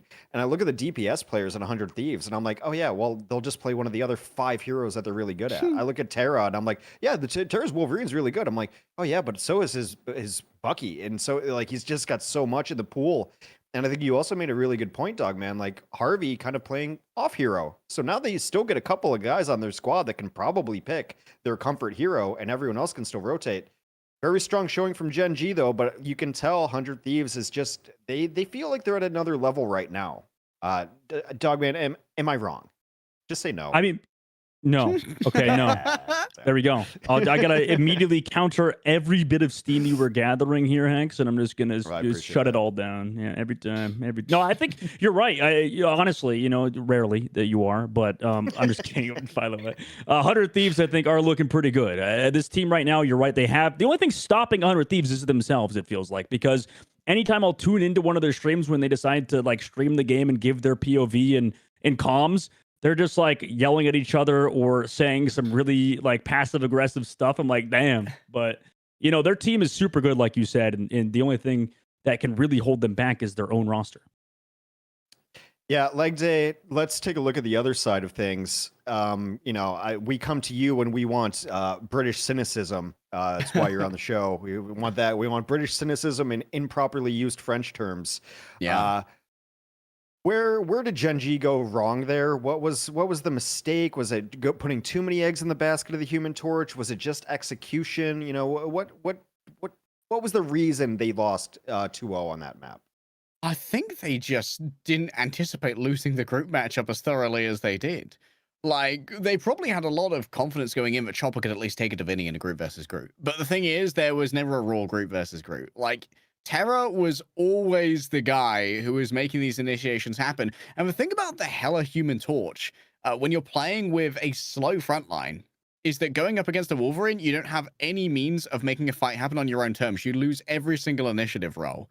And Terra is always there with the first strike, and it means that you're constantly playing this reactive game. And when you're playing that reactive game, you're always going to be at a significant disadvantage. So I'd love to see Gen.G picking up something like a Star-Lord or like a Psylocke here, where they can actually try and make fights happen on their terms, because 100 Thieves were just able to essentially walk them around, just like, oh, come over here. Like when we see you coming in, we're going to scout it out using one of our vanguards to have a quick peek at that. And then Terra's just going to be able to grab one of you, and then you're going to be forced to try and do some triage. Yeah, absolutely. And I mean, we got another map coming up. We are getting the draft ready. Our draft system has improved throughout the day, but I do want to run through the rules first. If you're just joining us, you've missed, well, I'd say about 5 hours so far of some awesome Rivals action, but we got probably at least 5 more hours for you, so stay tuned. Okay, so these are the draft rules, and they are a little complicated, but everything worth watching and worth consuming is complicated. You want simple, go watch TLC and whatever slop they're putting on that channel nowadays. We have interesting, complex stuff here. You get your picks, not team exclusive. I can pick Wolverine, the other team can pick Wolverine, unless they are globally banned. The bans come in, one from each team at the start. You cannot pick those heroes. However, there's a ban that happens halfway through. If you've picked a hero already, then you can still ban that afterwards. You can pick Luna at 3. Your next ban comes in, you can ban Luna, and if the other team hadn't picked her already, they can't pick Luna. It's called the pro player ban pick kind of thing. We're still working on it. We're workshopping it. Once a team has played a hero, this is the heart of the Fearless. Once a team has played a hero, they may not play that hero again during the match. It changes when we get to 3, but, we haven't gotten to 3 yet, so we'll deal with that when we come to it. When we get to 3, you can bring back 2 of those heroes, because there's not enough Vanguards, not enough strategists in the game to keep those heroes out. Resurrection. The end result of all of this is that we are guaranteed to have 16 unique heroes played in a 3-map set. That's the Fearless. That's the draft rules. You'll get it. There's plenty of more matches. You'll understand it. I'm doing my best here. I'm Grootin' here. All right, we're going to get into the matchup as it were. Let's catch us up. Well, Dogman, I'm tired of talking. You catch us up. What do you think is interesting so far in this ban phase? Oh damn! I was gonna try to bring in a bit where I have you do the rule set again because I didn't hear you. I didn't hear a single rule. No, I'm just kidding. Oh, not again. 100 Thieves though, gonna get rid of Mantis early on. That is an interesting first ban, definitely to get rid of that hero. It's a bit weird. I'm surprised we didn't ban Venom first, because we were not concerned about 100 Thieves at all when it came to just raw gameplay, right? We were thinking maybe there's a world where they can exploit Vinny being really good at Groot, really good at Venom, and maybe tax the remainder of Vinny's hero pool where there might be an 8 out of 10 instead of a 10 out of 10. Luminosity gets picked 3rd because you don't want to get hit with the pro gamer move. That much is for certain. I wouldn't mind seeing a cap ban here from Gen.G. Especially considering that it would synergize really well with the Iron Fist if 100 Thieves don't pick it for their 3rd. Well, so if 100 Thieves wants Magneto or Cap here, then they'd have to pick it here. The bans will recommence after 6 heroes have been picked. So it's going to be 100 Thieves with the next pick, and then Gen.G will get a ban after that. So we'll see. Yeah, it's been interesting. I think teams are really starting to figure out that strat, and I think we're going to see it used a lot throughout the rest of the tournament, because I think it's really cool of we get this, you don't. It's been a really fun wrinkle to see evolved in the last couple of matchups. I was going to say, odd question. Does that mean that because the bans are global, could you just ban the Iron Fist that the other team has already picked? I know that would be so stupid. Why would you ever do that? But you could just waste the ban. But you could do that, right? Theoretically, because you could. I mean, you'd only ban it from yourself in that case. Yeah, exactly. There'd be no reason to do hold it. Ourselves back. Exactly. There's no apparent reason they would do that. But I'm just saying it's possible. No, it'd be a flex. I would love to see a team do it. I would love. We do not care enough. We don't respect you enough that we're just going to waste our bans. I would love to see it. So there's the captain pick from 100 Thieves to make sure that they don't get locked out of it. Gen.G might have had the strategy. I'm actually really digging this now that I feel like I'm getting the hang of it. Now it's really becoming apparent. It took a couple of maps to get used to this draft system, but this is actually really cool. You can force a team to pick something before the next bans come in, and now I'm super stoked for the next bans. No, Jeffrey the Shark is now banned from 100 Thieves. And I said it, a wise man once told me you can't let a team take Captain and Jeff at the same time. So, they're listening. Who's that wise man again? I don't know. Some guy sells insurance for State Farm. Not sure. I'd bring him on sometime. But so Gen.G could ban Magneto here, right? Theoretically, that's something that's possible. Mm-hmm. Obviously, they'll spend 20 years doing it because they're pro players and they like to waste their times. But I am very happy with how much faster we're moving now. Do you remember the old That's true. days 4 hours ago? 4 hours ago, we had a 30-minute draft. Oh Yeah. my god! So Hey, you it could take happen your again. you take your victories where you can get them in this case. Next, I believe it's a 2-pick coming out from. Well, actually, the ban has to come out first from Gen.G. Yeah. A lot of things going on here. Yeah. So I Well, was going to for- mention. I might Go ahead. ban Loki here if I'm Gen.G. Because Harvey's a really good Loki player. Gen.G can't currently play it. They could still pick up the Cloak and Dagger as a second healer, and Hydra Thieves would be forced to use Adam or Mantis. And then if they want to do triple res in round number 3, they'd have to res one of those. Well, they can't do Mantis, of course, because Mantis is globally banned. yeah. But Adam or Rocket, and we all already know that Rocket does not synergize well with cap comps because he prefers very grouped up teams who can take advantage of the AoE healing. Not very good at those singular skirmishes and supporting those. Another interesting thing to note is about substitutes, and we talked about 100 Thieves, how they've rounded out their roster and added in a couple of new duelists as well. Teams can pick who is playing what after the draft. Draft comes first. that's You don't have crazy. to declare which players are playing what. So I would imagine that Terra plays the Iron Fist. And then, so like the question that immediately came into my head with 100 Thieves is like, okay, so what does Delena play? Because Delena like has a great Namor, but Namor's not been very popular. Or do we see one of these new players in Millennia or Amino come in and play something different? So 100 Thieves, with rounding out their roster before this tournament, has like really given themselves a bunch of options. I believe Amino has played for them. Well, he played for them on Thursday. I know that at least. So they have had these players for a little bit. Yeah, they got rid of that one guy that's just been riding the bench the whole time. He's like, I've never seen him play ever. I even forgot his name. That's unfortunate, but I mean, he's in the scene somewhere, probably still, but no longer on the 100 Thieves bench. Maybe I don't know. They could have done a classic thing where like maybe they were like not invited to the tournament, both Amano and Millennia, because Millennia was on Nightmare, and they're like, hey, you want to pick us up before the Shroud tournament? I mean, that'd be super cool. So Yeah. they could have done that. That's a pro gamer move right there. Just yeah, landing. Yeah. Doctor Strange. What? All right. But why? Well, I mean, But why not? That's I was going to ask you, but why, like Dave? But it seems like you're wholly unprepared for that question. Dogman, why would they ban Strange here? Oh no, he's working with Ida Seedless, and I don't know either. I'll be honest with you. I'm going to go back to the original. I appreciate the authenticity and Okay. honesty we've got going on in this stream. I'll tell you that. Yeah, you'll never find more honest casters who will also be out of a job as of tomorrow. 100 Thieves, though. I think I would not be surprised if they got rid of the Doctor Strange because they just don't want to deal with any like portal crap. And then also, Ayabagamota builds so quickly now because of the change. The recent patch went down from 3600 ult charge to 3150, which was where Magneto was. Sort of swap back and forth. I mean, Strange is not that bad of a character. I feel like fills a similar role to Magneto. So maybe 100 Thieves just like to play around that character, considering TTK is a really good Doctor Strange player and also is on a controller. So you have to bear in mind, maybe they're going to put him on something a bit weird for TTK. Because look, Emma Frost ban, Doctor Strange ban, they already plagued Magneto. What the hell is TTK going to play? I mean, it's a man on a controller. What else does he play? It's a good question. Top tier kid has been great for them, but you did mention that they pretty much all of his best heroes are now kind of not an option. 100 Thieves, speaking of best heroes, will pick up Loki as a pick. Obviously, you mentioned Leg Day Harvey. Very good on that. Cloak and Dagger is the response pick for Gen.G. Leg Day. What do you think about both of those picks back to back? Oh, it makes. I mean, I appreciate that. TTK here might well be a viable strategy. I think that hamstringing Harvey could have also worked on out. And honestly, it's the same kind of approach, right? You just look at one player on 100 Thieves and go, "You're going to be uncomfortable. We don't like you very much, and I want you to suffer for the remainder of this round." The instant pick on Loki does not surprise me. 100 Thieves still with 2 picks here. It does mean they could go for something like Hulk Namor if they really wanted to. Like they could pull that one out, and there's nothing to really interrupt it here.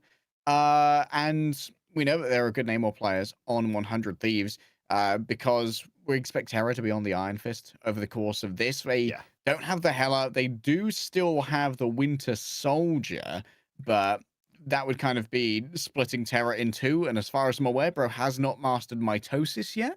He's working on it. When we get double terrors, 100 Thieves will be all over that. Terra times 2. Terra attack. It's not the best. It's not the best I've ever done. Dogman, please say something. Can you get let No. my joke die out there like that? Nope. I'm dying here, man. You gotta suffer. You're gonna drown. Sorry, buddy. I don't have a brain cell to help you With out. friends like these, who needs enemies? With 100 Thieves, I really, the system, the fact that, okay, the thing got protected. Okay, I guess TTK could play that.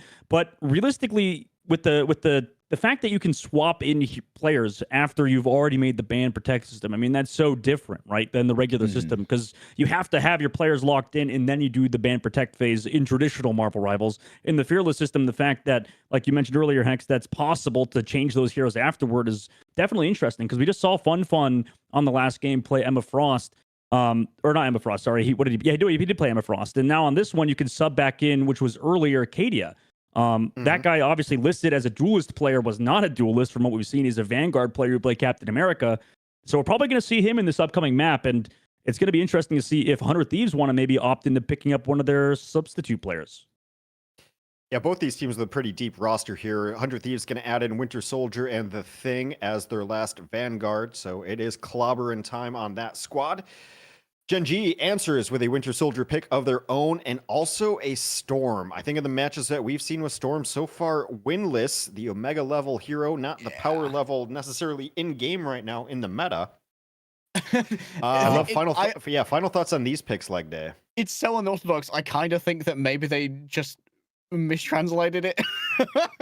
Like, I don't see how Storm fits in against this 100 Thieves comp, especially against Loki Luna. Of all things, like, that's 2 Fate of Both Worlds, which is your classic counter to the Omega Hurricane, and you're going to be constantly punched out of the air by the 2 Tainted Voltage charges from the Winter Soldier that he now has, and Iron Fist is going to be harassing you in the air all the time. I mean, the only thing here is that the Thing and Captain America can't really interact with you, so maybe this is a demand of the Iron Fist's attention, but honestly, maybe it's a Korean meta thing. Maybe they love the Storm over there. I personally don't love it.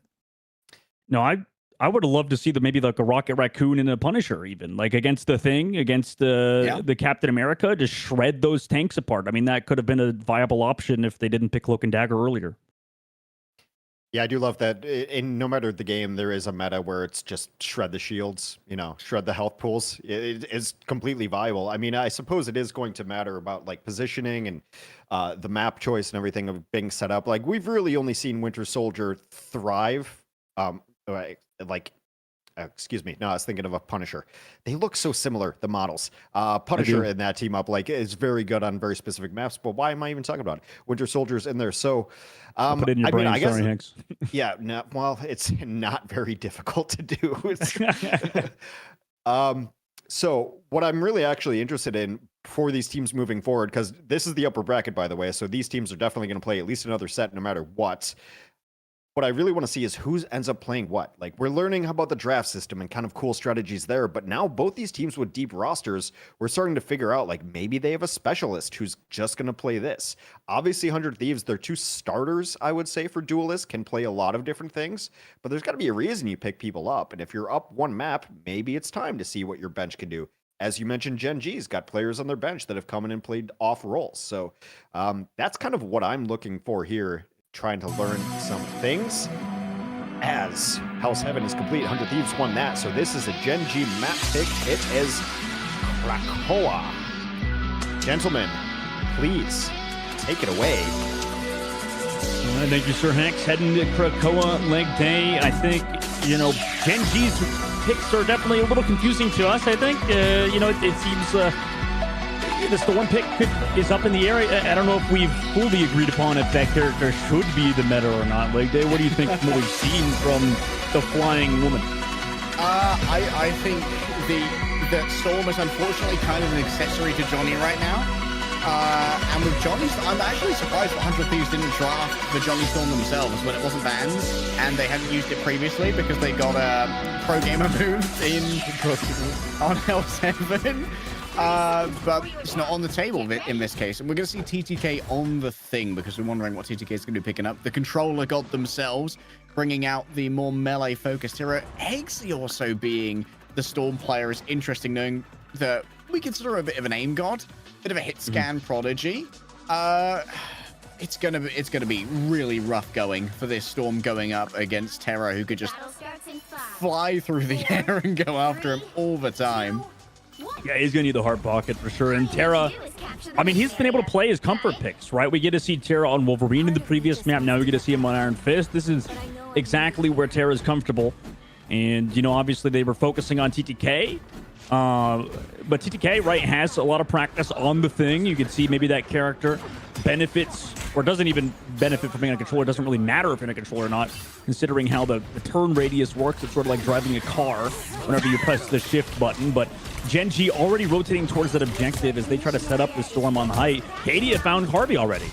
Oh, wow. That's a big pickup there for Kadia. Harvey must have just been caught unawares and potentially have those regeneration domains already burst through. TTK finds himself on an island with only one support still alive. That strategist of SJP was nowhere near. Maybe there was a little bit of setup, some groundwork being done by Exy, who, of course, doesn't suffer from damage drop-off, to soften up those targets for Kadia. Maybe we're going to start seeing that early poke really keep Kadia in the game when it comes to finding these early picks. Yeah, going back to the original point with Snake being on Cloak and Dagger, with Exy on Storm, there's a lot of damage boost coming through, or damage amplification, rather, coming through onto 100 Thieves. So we're going to see so much pressure come through. Is already towards the point we have Terra just trying to delay it. Kadia comes back to peel them.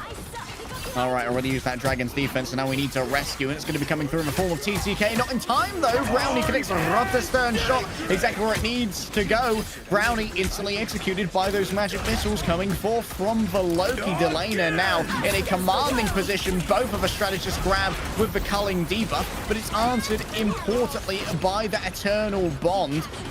Question coming through. SJP ready to answer. Oh, no! Oh, momentary usage of the damage boost. Oh, it's so greedy from SJP, and Dottore gets them both as they're sitting within that aura. That's so sad. Oh, Jarvis, play Despacito. Oh my God! Is that a good play from Dottore, or is that a bad play from SJP, or just both? Like that's an insane. ego play, I feel like. It must be, man. Like, in that, the damage that Luna Snow does whenever she claps on your face, it just is incredible. And it's not expected, apparently, for 100 Thieves. Even the pro teams don't expect the Luna Snow to pump out that much damage. A surprising amount of damage, some might say. In comes the Omega Hurricane. That, of course, forces out the answer in the form of the God of Mischief, Fate of both worlds. Terra was too far away from the ultimates, though. Once again, we see the damage boost coming on through. It's a little bit wide from Chopper to really grab too much in the way of results. But now the Captain America drags everybody on forward. Clobbering time stands up multiple members of Gen.G. But Brownie's still waiting in towards the back. You know that he can reset multiple times off of these Loki clones, but the rumor have already been used. It's reset after reset. Terra has to use the Dragon's defense, but in the back, yet another clone falls, so it's yet another reset. Culling debuff reapplied onto the thing, but Brownie won't be using any more ults in their own right. Taken down in the midst of all of this. Overtime in favor of Gen.G. A deep play here from Delana. Culling for everybody, all and sundry, afflicted with the reddest of health bars, but the headshots inside the Eternal Bond are not enough to get them down below that threshold. A quick movement into the dark zone. The dark dimension claims the Cloak and Dagger. Dottore's already been taken down. A well-placed Kunlun kick from Terrible makes that one happen, and Gen.G are finally removed from this point. Yeah, I mean, this is insane work from Gen.G so far. The amount of damage they're doing is absurd, right? We saw in the previous fight Terra go down early. That was due to him getting hit by that Terra Cape from Snake right next to his Luna Snow ultimate. So it's been really hard for him to kind of figure out these numbers, right? Because right now Gen.G are playing it so slow, damage boosting the team, throwing out the Terra Cape for that amplification, and you know, it seems like Terra has not adjusted, and neither has the entirety of 100 Thieves. They still have a good chance here to hold, though, as they have ultimates, and Gen.G still have to reclaim the point. Okay, out comes the living Chi. Everyone simply leaves. Terra's now going to find themselves off on an island, and so has to leave away and lose a huge amount of uptime on that ultimate. What a fantastic disengage from Gen.G. Yeah, I like it. I mean, more points given to the objective on the side of 100 Thieves. Meanwhile, Kadia coming to delay the point in the 1v1 with SGP. Who's with SGP? Is nobody there? No, they've left. with the copied Fate of Both Worlds. Finally, the pill's going to come on through from Terrible here. Uses for solo assemble to try and take down SJP. Freezes them with a reflected absolute zero. Cadia returns to their team right now. And guess what? Now Eggsy can come in with an unanswerable ultimate. SJP is still 30% away. So it's Vinny who has to pop it right now. All in under the regeneration. Domain the damage too much for Harvey to bear. Clobbering time. Oh, the eating of the tainted voltage there is absolutely everything. Brownie's starting to get kill after kill. The eliminations are piling up when they are needed the most. And it feels like Gen.G have finally hit their stride. But 100 Thieves are doing their best to try and make this one work. Terrible trades out 4-1. Snake being down. Dotori is going to be the only healing that's remaining right now. But it's actually fallen off the back of the map. That means that they're unavailable for a moment. Has to bounce on back using the pad. TTK is going to do their best to try and make this one work by themselves. Still there's harassment happening in the back right now. Clobbering time and attempt at a dodge. 4 players stun. TTK is going mental on this hero. And Eggsy flying too close to a stun or too close to a fist. It might be a dark neutron star, but it still hits with the force of a cosmic being. TTK, the last notes of this song. 100 Thieves, turn it around. What a round, and what a way to start off this second map between 100 Thieves and Gen.G. Yet another domination. Cradle, you know, reverse sweep there for 100 Thieves, and that was insane towards the point where Cadia jumping towards the objective, having to use his ultimate, had to deal with the Luna Snow, who has that team up with Iron Fist, can just boop away any extra damage. And, you know, that was just some great support play. We almost saw them choke it, though, right? Delena barely out of the Luna Snow ultimate, and you get punished so quickly in this composition, it seems like, leg day. Against the Cloak and Dagger and against that Storm, any minor mistakes you make are amplified by 10. Yeah, they are just brutal to try and deal with. You can see that we're getting Dotori currently as the ace for Gen.G. 3 final blows, 2 of them through an opposing lunar ultimate, which definitely has its value. And this is so close thus far. It feels disingenuous almost to say that Gen.G are on the precipice of being knocked down to the lower bracket of how close that was. But 100 Thieves, you can't deny their victory condition is clear. Yeah, 100 Thieves right now walking towards the point. Just kind of have to play around their front line, right? Make sure TTK is healthy, constantly jump back and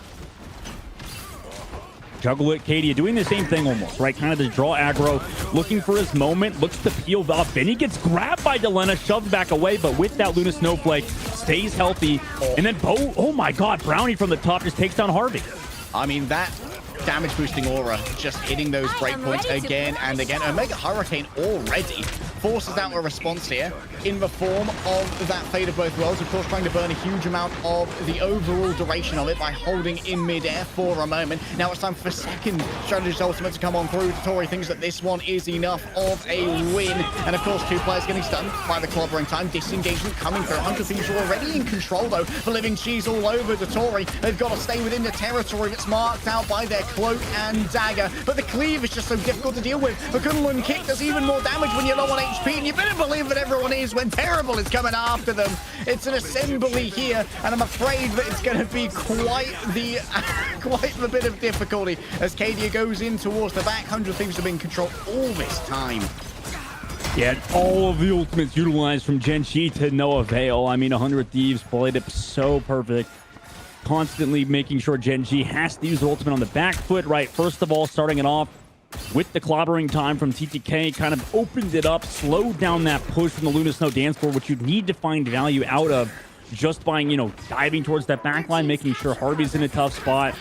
Well played in incredible positioning from 100 Thieves, who now have the ultimate advantage in the upcoming fight, or at least ultimates to deal with Gen.G without a strategist to kind of peel it off.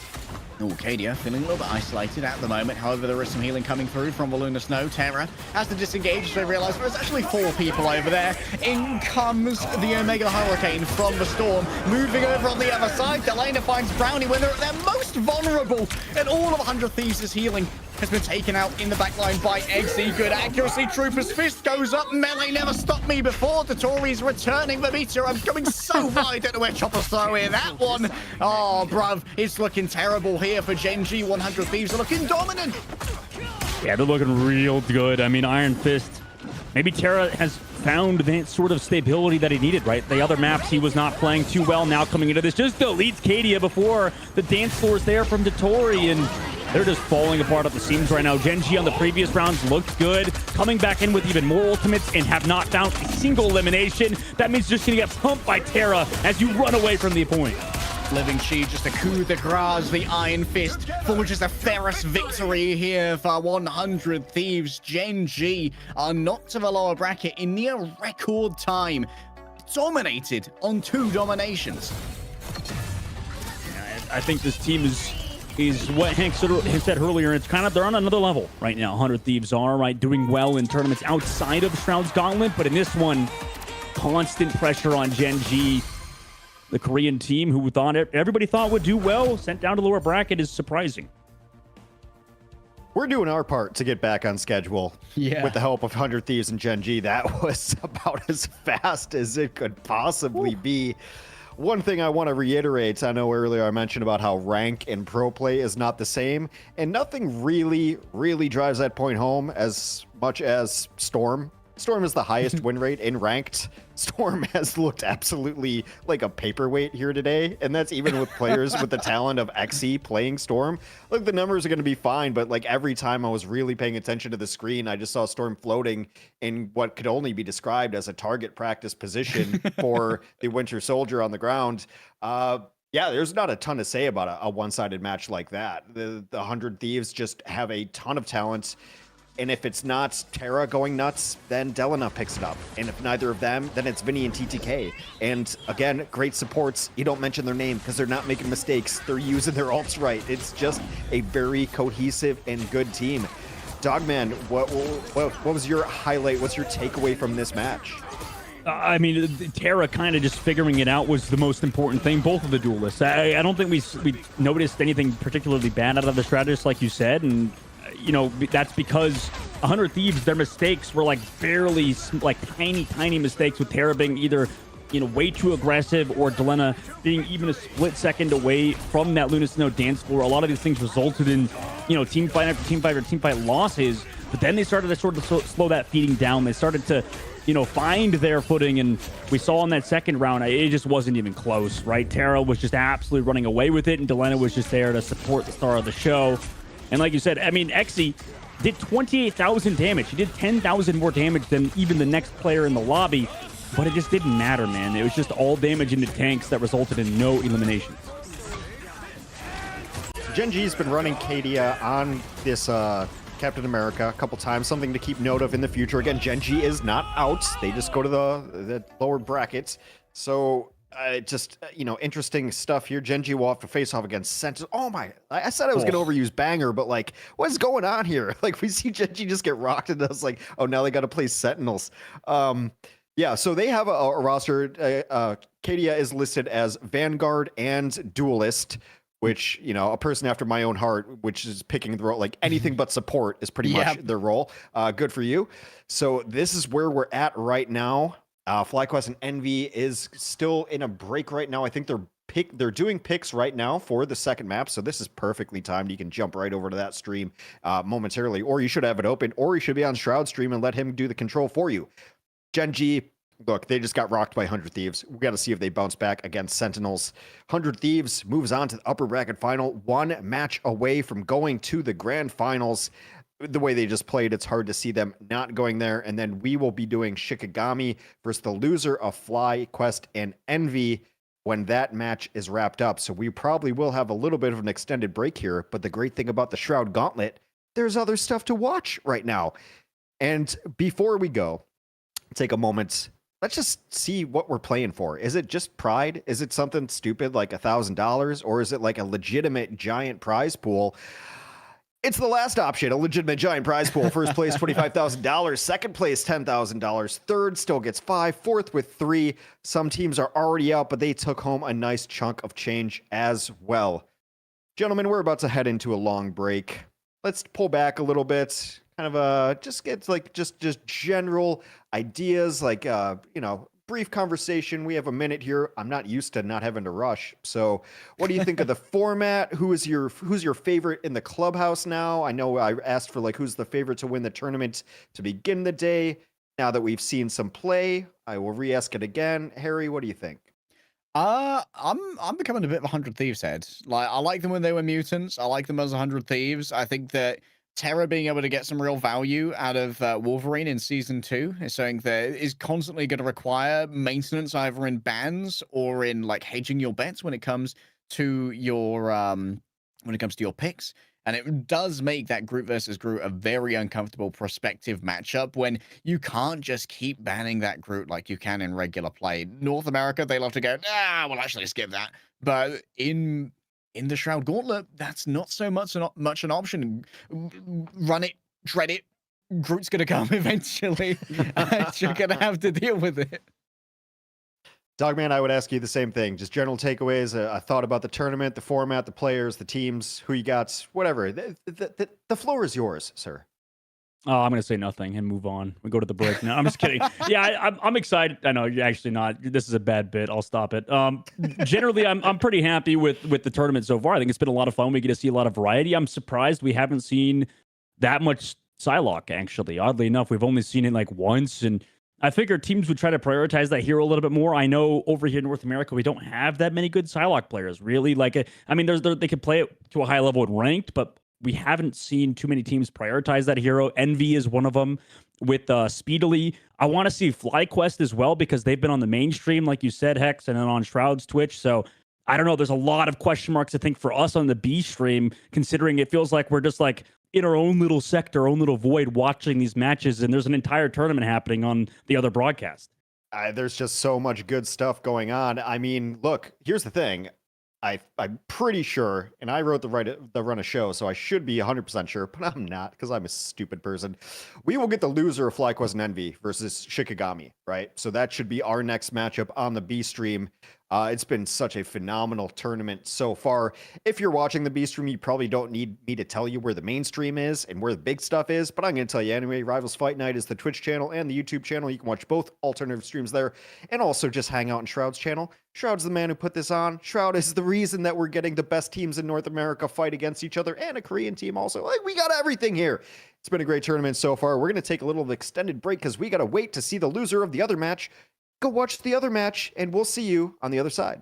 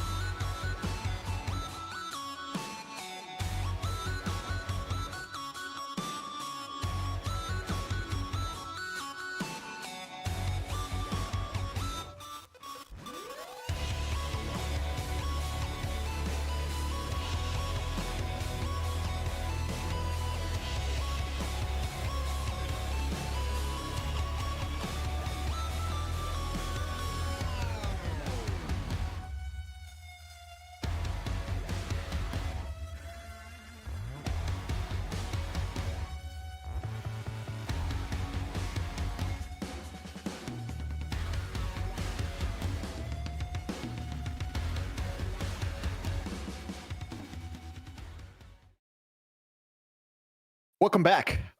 I lied to you. I said we were going on a long break. Ha! I cannot be trusted. I'm a trickster like Loki. See, it all comes full circle. We're just going to jump in a game because they're still doing draft up there. There's no reason to wait. We got games to get through. We got matches to play. You guys don't want to see a long draft screen. You don't want to see a break screen. I despise a break screen if I can avoid it. And in this case, we can. Gentlemen, we have Gen.G and Sentinels. Here's the roster. Here's the bracket, I should say. FlyQuest and Envy still going on right now. Still a draft an issue going on there. Whatever. We got games down here. I told you at the beginning, if you've been to the B stream at the beginning, I told you B stands for best. We are the best stream. Gen.G versus Sentinels. When we decided to just take this game away because we want to get into games, Harry, you said, oh, great, I got some things to say about Gen.G. Well, sir, I will let you, the microphone is yours and only yours. And by the way, these are Harry's thoughts and Harry's alone. We do not fully endorse them just yet. I need to hear them first. I mean, it's time to put down the Omega level mutant, bro. Like, this Storm is looking like an absolute dead weight. It's a rancid composition, I'm afraid. I don't know what's meta over in Korea, but I'm willing to say it's wrong. It's incorrect. The Storm is she's just not comparable to Johnny right now. And the ultimate is fairly easily countered unless you are investing 2 offensive ultimates at the same time, which is kind of bad when you're usually going up against 2 healing ultimates from a pair of strategists, and they can usually answer it with just the 1, allowing you to try and burst through that storm. So I'm not a huge fan of it. I'll accept it if it's with a Johnny. And even then, I'll still be somewhat suspicious. Even then, yeah, we have to, still put an asterisk on that. Dogman, do you have anything good to say about Gen.G? I mean, it should, something. Well, I like them. I mean, it's a good team. Like they're full of players that we like. They're also playing on ping, and I think, like we said earlier, the fact that they even made it to the second round in the upper bracket, that's huge. I mean, this team. Don't think we expected him to be there, and I also don't think I expected Hex to be a ginger by the time we came back from the break. Yeah, so I went around with my camera. I was trying to mess with it, but I was like, I've been kind of doing like Bill Burr style bits tonight, so I'm just trying to fit the ginger. If for you old heads out there, he used to have red hair, so I'm just trying to channel that. I was gonna say he's bald, right? I was messing with like noise reduction and stuff. I'm not on camera super often, so we'll fix it up. You look a bit like a first draft of a Human Torch. I kind of look like I kind of like it. It kind of fits. Like Human Torch if the Oblivion character creator made him. Oh yeah. For the guy who gets killed first in the very beginning. I was gonna take the time between break to like fix my camera up and stuff, and then they're like, hey, we're coming back, we're going into game, and I was like, all right, well, let's do it. Speaking of orange on the screen, Gen.G graphic looking real good. Versus the Sentinels, it's gold, I guess, gold-ish, orange-ish. I don't know. Are you? Yeah, part of it is. Now I'm just doubting reality because I don't even know like what I look like anymore. My identity and self-being has been crushed. Anyway, Dogman, walk us through this roster. What are you expecting to see Gen.G come out now that we're in the elimination side of the bracket? Well, I mean, I expect them to kind of keep consistent, right? They want to play Brownie on that Human Torch, right? We've seen that so far. They want to put XE on Hela. I think they love to put him on Hela in the first map of the series as we go to domination most of the time. And I think it's an okay strategy. The problem is, I love XE. I don't know how much of the strategy is coming from him. Like, I'd be curious to see, because for as good as Hexy is at aiming in the game, I don't know how much of his brain he uses. Because I went to, it's like, I love Hexy. Like I said, I'll play against him in ranked all the time. He'll be like, Dogman, I didn't know you were good at duelists. So the fact that he said that I'm good at the video game, I think that is, blatantly somebody that doesn't know what they're talking about. So for XE, I would hope that he has a coach that is telling him what to do. And I think the whole roster maybe play around that more quick, fast style, play around Brownie. I think he's been doing well in Human Torch. I want to see that Psylocke for him. The Koreans, they know how to play dive. So maybe we get to see more Kata on that Captain America. T Brownie would go on a Psylocke and dive with him. I would love to see that combination. Okay, as Dogman lets his inner Jarvis out, let's take a look at the other side of the Sentinels roster. And this is a squad. Did we cast them? Or was this the first team that we talked to? I mean, it's like, I don't know. Time is a weird illusion at this point. But yes, this is a team we saw. Rod Mazing and Super Gomez are obviously the big names here. who've been playing really well. Our Mori, very good. Kurova kind of like started off with like being. It was the first player I really noticed kind of spearheading the Atom compositions and playing in there. So, Leg Day, what do you think about this roster? Who should we expect to be the standout superstar in Sentinels as they face Gen.G for elimination? During one of your extended rants, I actually managed to have a look over at the other stream during one of Sentinel's games, I believe, against Shroud-X. And I saw that Nectar was actually playing, and they came into play with Human Torch, which is interesting, considering that Sentinels played a bit of Human Torch. Previously, I believe Amazing was playing some of that. So Nectar is at least part of the active rotation for this squad when they were in dire straits up against Shroud-X in the lower bracket. So maybe we're going to see a little bit more of that. Maybe that's an easier way for them to get some real value out of a Human Torch. And like you said, Kurova has kind of been a bit of a thought leader when it comes to Adam Warlock, and he has received recent buffs to make sure that his clicky heal does get cooldown reduction on crits. And we know that Kurova is the kind of guy who can deliver those crits consistently. So I wouldn't be surprised to see Sentinels leveraging an early triple res and then pivoting into the Johnny again. Okay, so just to walk you guys through about how these teams got here as we will head into the draft, so let's put that on hold momentarily. Draft has already started and going. We are definitely moving at a clip here today. The bands that came out, Jeff and Human Torch, Luna on the other side of things. Just first reactions, process all this information. That's what we pay casters for, is to process information. Dogman, on the spot, what do you think of these drafts so far? Yeah, Sentinels to me looks like they're probably going to sub back in. What was his name? Logan. I'm going to double check real quick. No, the other guy. Logan. Logan, it was Logan. Yeah, Logan was on the Loki earlier in their map number 1 that we saw, and I wouldn't be surprised to see him. You know, Super Gomez on the Star-Lord. We see, like you said, Kurova on that Adam Warlock. And then, you know, usually subbing in these strategist players to make sure they can play that triple strategist. So right now, to me, it looks like that's going to happen. The Loki's still available as well. The only problem is, like, yeah, you're getting rid of these characters early on in the series as we, you know, go into that first map. And for Gen.G's side, pretty straightforward composition for them. I think it's, you know, Captain America, Magneto are pretty, you know, universally enjoyed characters by these teams. And it makes sense for Gen.G to play around like maybe like a dive or something. Seems pretty obvious the Sentinels going for the Resurrection comp here. Again, as I mentioned, the Warlock play is something that I felt like they almost pioneered in a way. Just the amount of value and damage they were getting out of their Adam Warlock play was phenomenal. If you're Gen.G and you're looking at this and you know that they're running Res comp, right? They've got all the pieces for it pretty much ready to go. What do you pick to counter Res comp? I'm pretty sure viewership would be interested in that too.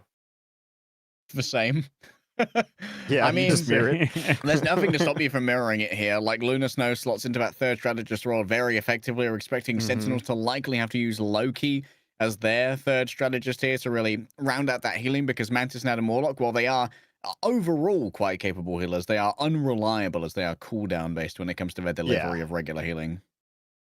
Yeah, you definitely need to add probably a healer into that, because Adam is just going to be trying to beam people down for the most part, you know. Okay, Gen.G did the pro gamer move that was coined by Leg Day earlier on in the broadcast, is they decided to pick the Luna Snow and ban it. So obviously, like you guys said, it may not matter because you got that triple res, and you know the only real counter is, well, for Gen.G, maybe just put the Hela on XC and hope he clicks heads. But like we've seen in the previous series, that's not really the answer unless you're playing against like Luminosity or something.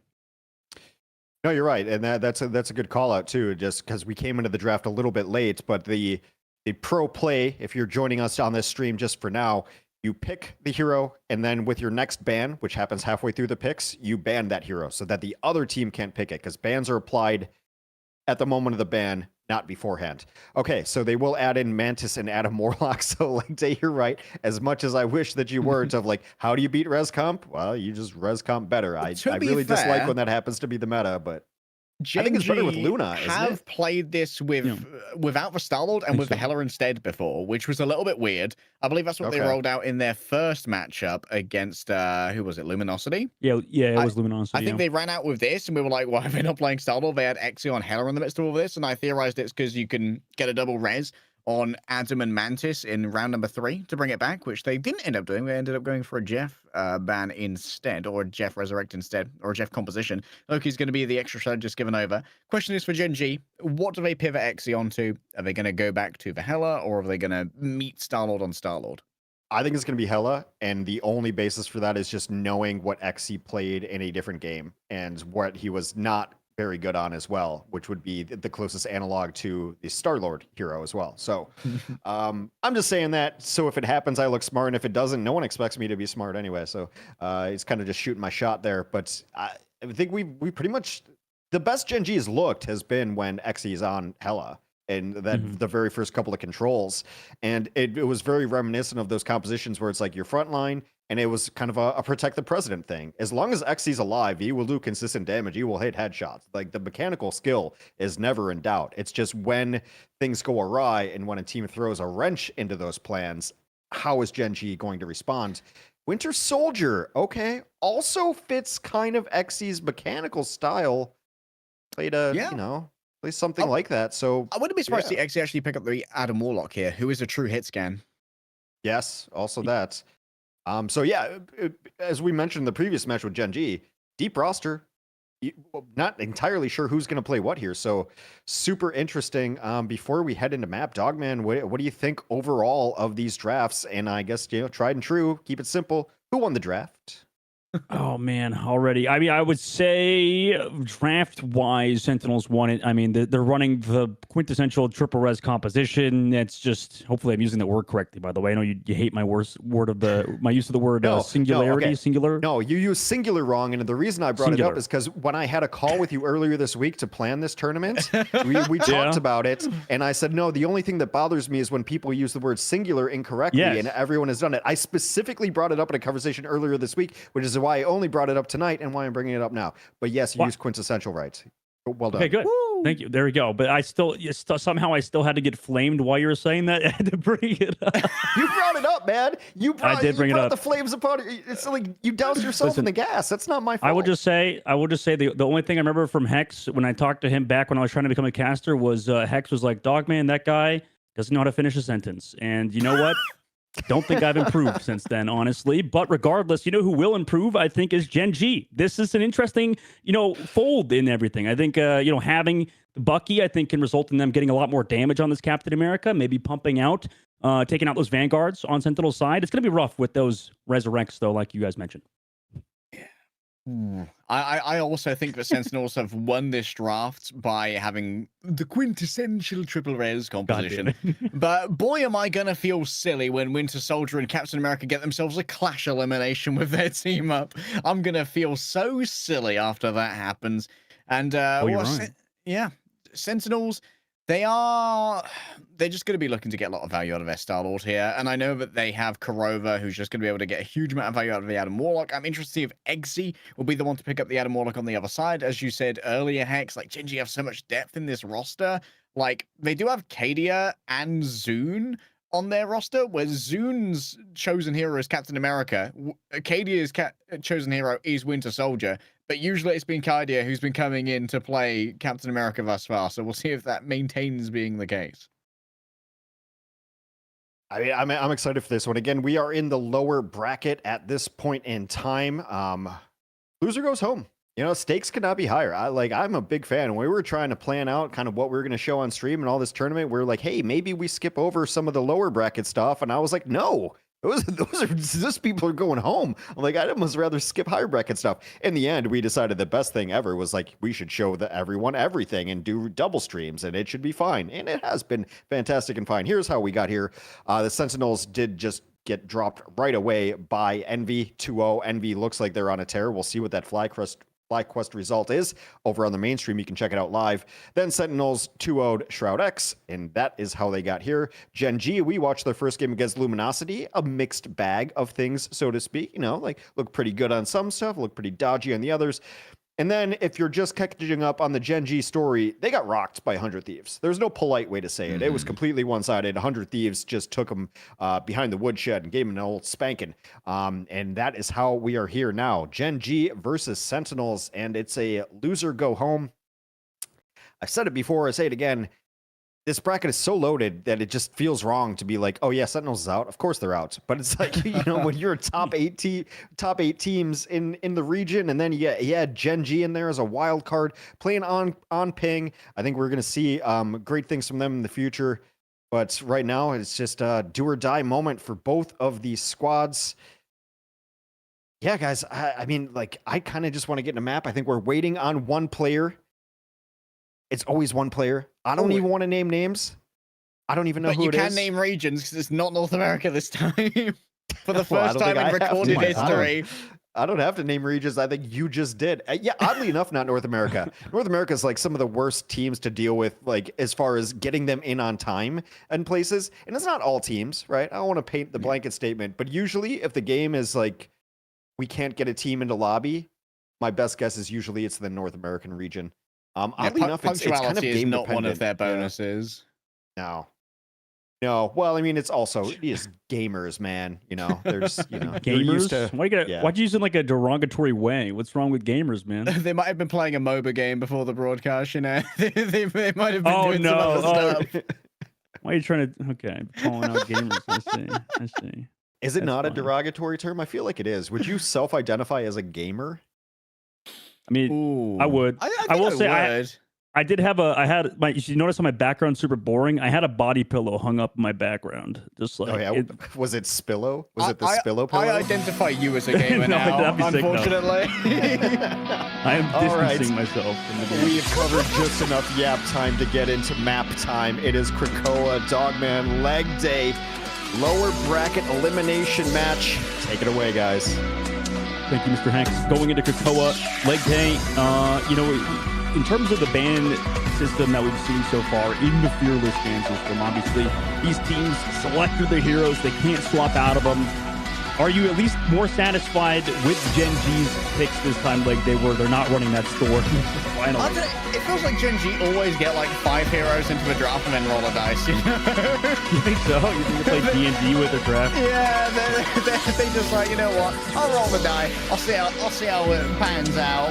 And this time it landed on the Winter Soldier. I think it makes inherent sense. I just think there are picks that could have made more sense, as it were.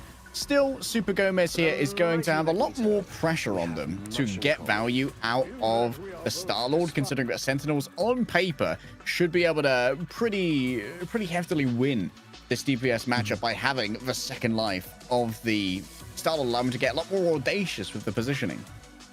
Yeah, this is so interesting as well that Aramori no longer into the roster. Instead, we're getting Logan yet again. I think it wasn't Aramori in the roster earlier on the Luna Snow, and then it was Rye Mazing or something that was subbed out. I think it was. So they're obviously still tweaking some things as well on the side of Sentinels, and Gen.G, their tweak is put XC onto Mantis. Yep, XC onto Mantis is interesting considering that, I guess... Wait, Snake was a fantastic Mantis. And XC's a hit scout. Okay, well, Gen.G, they just don't make sense to me. It's like I'm reading ancient dwarven tablets that are written 1,000 years ago. The words just make no sense. A soul bond's already been expended here from the side of Sentinels as they roll on over towards the point Kuro, putting himself in a vaguely safe position, doing a couple of animation cancels like the tryhard that we know he is, and make sure that Captain America is kept at bay for a moment. Expends one charge of their E, and well, Techie's feeling pretty confident over here. If they can force Gen.G away, it should be a fairly easy first cap, but Super Gomez has already paid with his life for an audacious use of a blaster barrage, moving forward now with the use of the Fate of Both Worlds. But guess what? Both teams have it because there's a Loki on deck. Yeah, it's so fun to see these Korean teams playing in this tournament because we get to see their playstyle is so unique, right? Just play together as a unit, try to stack and brawl and make like this sort of death ball. And right now they're losing Snake. They did find the opening elimination, but you still have the Star-Lord over the top side, putting in so much work, getting so much value downrange. Loki clones for the reset, and we have surely more eliminations coming out from Brownie, who is forcing away this backline, but gets slept by Amazing. Crazy sedation right there. Seems like the follow-up's not going to be delivered in time, though. Sentinels still well in control. And look at this, the herding of a Gen.G backline is almost complete here by Crimzo, pushing them all the way to the walls. I haven't even seen this area of the map before. Crimzo's like a German shepherd, just bringing them into areas unknown. We've got to go to pastures new for greater grazing. And it seems like Chopper's been found in the midst of all of this by Super Gomez, spreading out the damage, democratizing it with the blaster barrage. And there's just a little bit of shenanigans at the end from Eggsy as Sentinels remain in control. Yep, still in control. Super Gomez doing some cute little bee-hopping stuff with the, you know, jetpack propulsion that you get if you just, you know, scroll wheel down. You get those little jumpy, like movement tanks that you could do on Star-Lord. But for Gen.G right now, these fights have not necessarily been going their way. They just get Brownie to find those opening eliminations, and then somehow Sentinels just regroup around Super Gomez through those reses. And that's why, you know, you talked about earlier the Star-Lord being so crucial. Just like, he gets so much value and then can just come back after dying. Yep, second chance, very important. Using the Vibranium Shield here to block some of that incoming Stellar Barrage. Speaking of which, up at the top, it's going to be the Galactic Legend pouring in damage from Super Gomez. Once again, Xy's already been caught out. Oh, with two players down, they pot a fate of both worlds. Oh, you couldn't ask for a worse fight here for Gen.G. We're going to go for a quick resurrection. They've got to try and get value of their Lunar Snow Ultimate. Guess what? It's already basically over. And now it's going to be Sentinels who are just going to have to deal with this incoming damage. Didn't go for a Loki clone at all, so resets are not going to be forthcoming. All of the Rotterstern bullets eaten up by the Meteor M. And Gen.G are running so low on steam, with Logan able to easily pick out that Lunar, copy over the ultimate, grab that. Forever, I believe, is actually cut off by a shield to stop the incoming healing from that Fate of Both Worlds. But Sentinels, they still have more than enough in the tank to try and make this one work. I think you were on the money, Mr. Leg Day, earlier on when you said that Gen.G just kind of chucked their draft into like a random number generator or throw a dice and just figure something out. Because yeah, it doesn't make much sense to play triple res, or to play triple res without the triple part of the res, right? They've just got two characters. They're just playing res. They're playing res. Yeah, normal res comp. I don't think that's ideal, I'll be honest. I think there's a reason why the Star-Lord comp is so good. And I don't know, it's weird because you would think, right? You would think that Korean teams would play more dive comps. It feels like Gen.G really just focused on deathballing as an entire unit, and there's not much creativity or dives really happening. Holy, Techie has been untouched thus far, by the way. Like, 9k damage taken as a Magneto is nothing, and Kurova is dominating. Twice as much damage as Snake in the Adam versus Adam matchup. That is... that's an unreal stat line between two teams that should on paper be fairly close. Yeah, I think these two teams should be close, like you said. And Gen.G right now, they got to figure something out, man. I mean, Chopper's not really having a good time so far. He was 0-2. Not to call anybody out necessarily, but, you know, I think 0-2 is just a funny number. You know, funny kill death count. Because 2-11 previously from Chopper. 2-11. Yeah, he's definitely not he's not distant from the high death counts. But, you know, he's trading space, right, Curly? Yeah. That's what it is. Damage block stat. What is it? What's his damage block for 10? Tell me. Well, the coach is going to need to know that one for sure. The Vibranium Energy Sword bounces between multiple members of Gen.G, taking to the sky. Chopper looking for that elusive frag, and it's still not going to be coming on forward. On the other side, the Galactic Legend takes to the sky, stays down a good amount of fire, but it's already over before it's even begun. And now heading into the back, Crimzo feels invincible while assembling some of this furniture, and just throws out the shield again and again and again. Speaking of which, again will ring out through your ears as Brownie yells the repetitions of the ultimate. Runs out of steam, however, no culling can be found towards this, just has to build towards the next one. Once in onto Kurova, a quick teleport away over to the safe farms and elsewhere on the map. Amazing caught out as Rotterstern manages to strike pay dirt when it's most needed. This seems like a little bit of an ambitious ultimate here from Amazing, but still, Gen.G are yet to cap. Oh, that's a dunk and a half. Techie takes down Snake. They turned it around. I apologize, Amazing. I was unfamiliar with your game. Well, he was saving it for the res from Kurova. I know a lot of pro players, they like to talk about how what you want to do with the Adam Warlock res is you need a support ultimate for the res itself, right? So what happened was Logan went for the copy, used the Mantis ult, or I believe, no, sorry, the Lunar Snow earlier. Came back, they died. Kurova goes for the res. Amazing has to use the Mantis ultimate to sustain after the res. So there is a little bit of, you know, there's some sane thinking when it comes to this strategy right now, as this is a very aggressive play from Super Gomez. He's going to go down for it, actually. Yet another Galactic Legend. But it's the accuracy of Snake, but once again gets some value, and was distraction in the backline here. Once again, it was Kaidia, of course, who was touching on to the point. That constant backline threat is being super annoying. Quick resurrection brings Super Gomez back into the midst of the fight. Snake doing their best to just deliver a huge amount of damage here, but also getting plenty of support from Crimzo, who's just stacking up that overheal. Right now, Snake has actually looked pretty good. Here comes that Meteor M over the top of the portal away. Doesn't matter because Brownie on the point already took down 2. So Sentinels now head back to the spawn. Stories on the chase. Get back here. I ain't done with you. It's not over. Oh, You know. it's over for him. Gets taken down by the Tainted Voltage at range. 2 charges now. Recent change to Winter Soldier to try and reallocate power in his kit away from the ultimate. And it certainly is serving some players well who just love the vanilla mechanics. Yeah, I mean, they're constantly playing around Brownie. I mean, just constantly trying to give him the damage boost alongside with Xe, and it's kind of panning out right now. As, you know, we talk about team-ups and how useful they can be. This might be one of the more useless team-ups, the Captain America with Winter Soldier team-up, but he is using it regardless.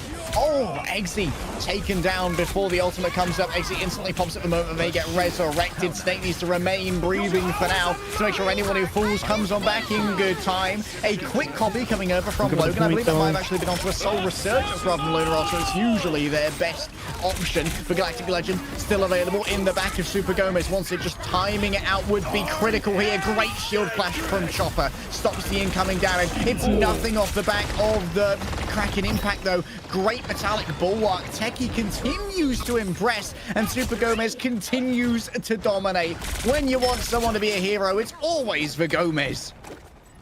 Well-timed ultimates there from Sentinels. Using the Mantis ultimate after the res was Xe, but, you know, they didn't get any eliminations with Brownie and his Kraken impact, resulting, like you said, when Techie with that bulwark was so clean, right? The correct timing, on top of the fact that they just disengaged it, they could just use Super Gomez's ult after all of those Shroud-X ultimates were popped, and free fight win for Sentinels. Here's it gets, just sending in those barrages here. Kurova doesn't have to build up too far towards the ultimate on account of already having it. Gen.G grabbed themselves some high ground, and, well, Kaidia's continually this annoyance in the back, comes into melee range. Kurova's under siege, has to use one of the clicks, summons Logan over for a little bit of backup.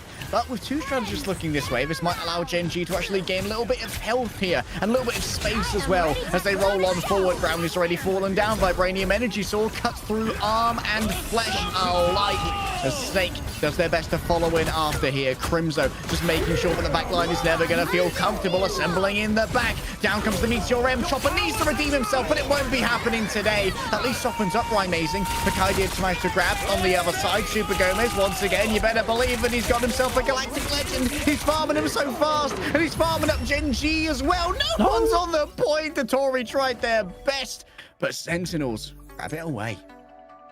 Yeah, this might look similar to the series we saw earlier leg day with 100 Thieves versus Gen.G. They've tried something out, and it didn't work out. Maybe they'll play around Star-Lord in the future with the triple res composition, but, you know, tournament life on the line. If they don't win the next map, it's all over.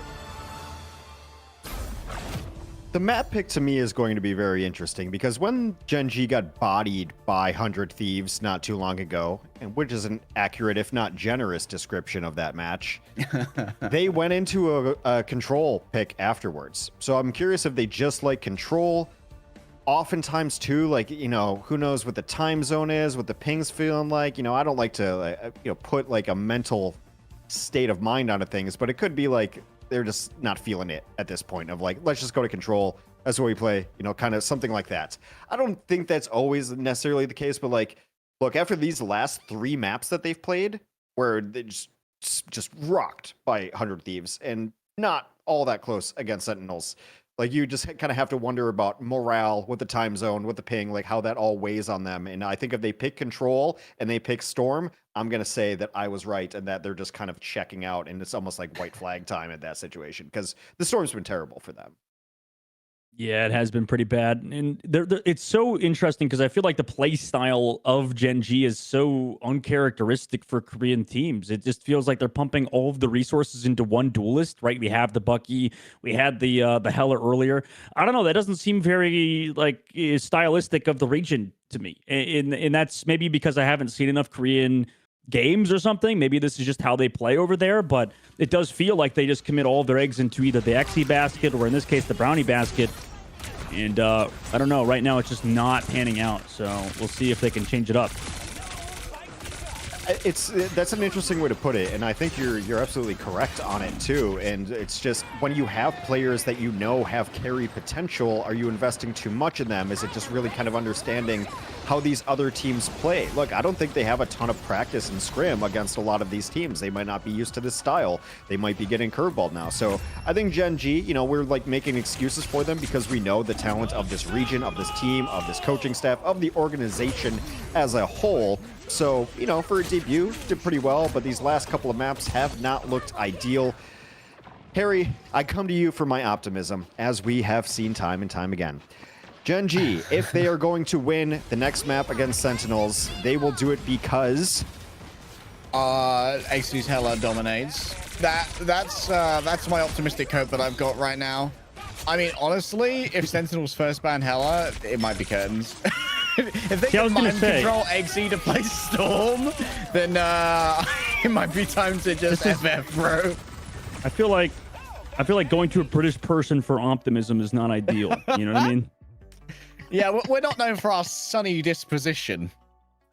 Well, I mean, when you live in the land of no sun, it will definitely happen that you're not have the brightest outlook. You get sun like four days out of the year there. It's nice. A little more than it's like not Finland. Seattle.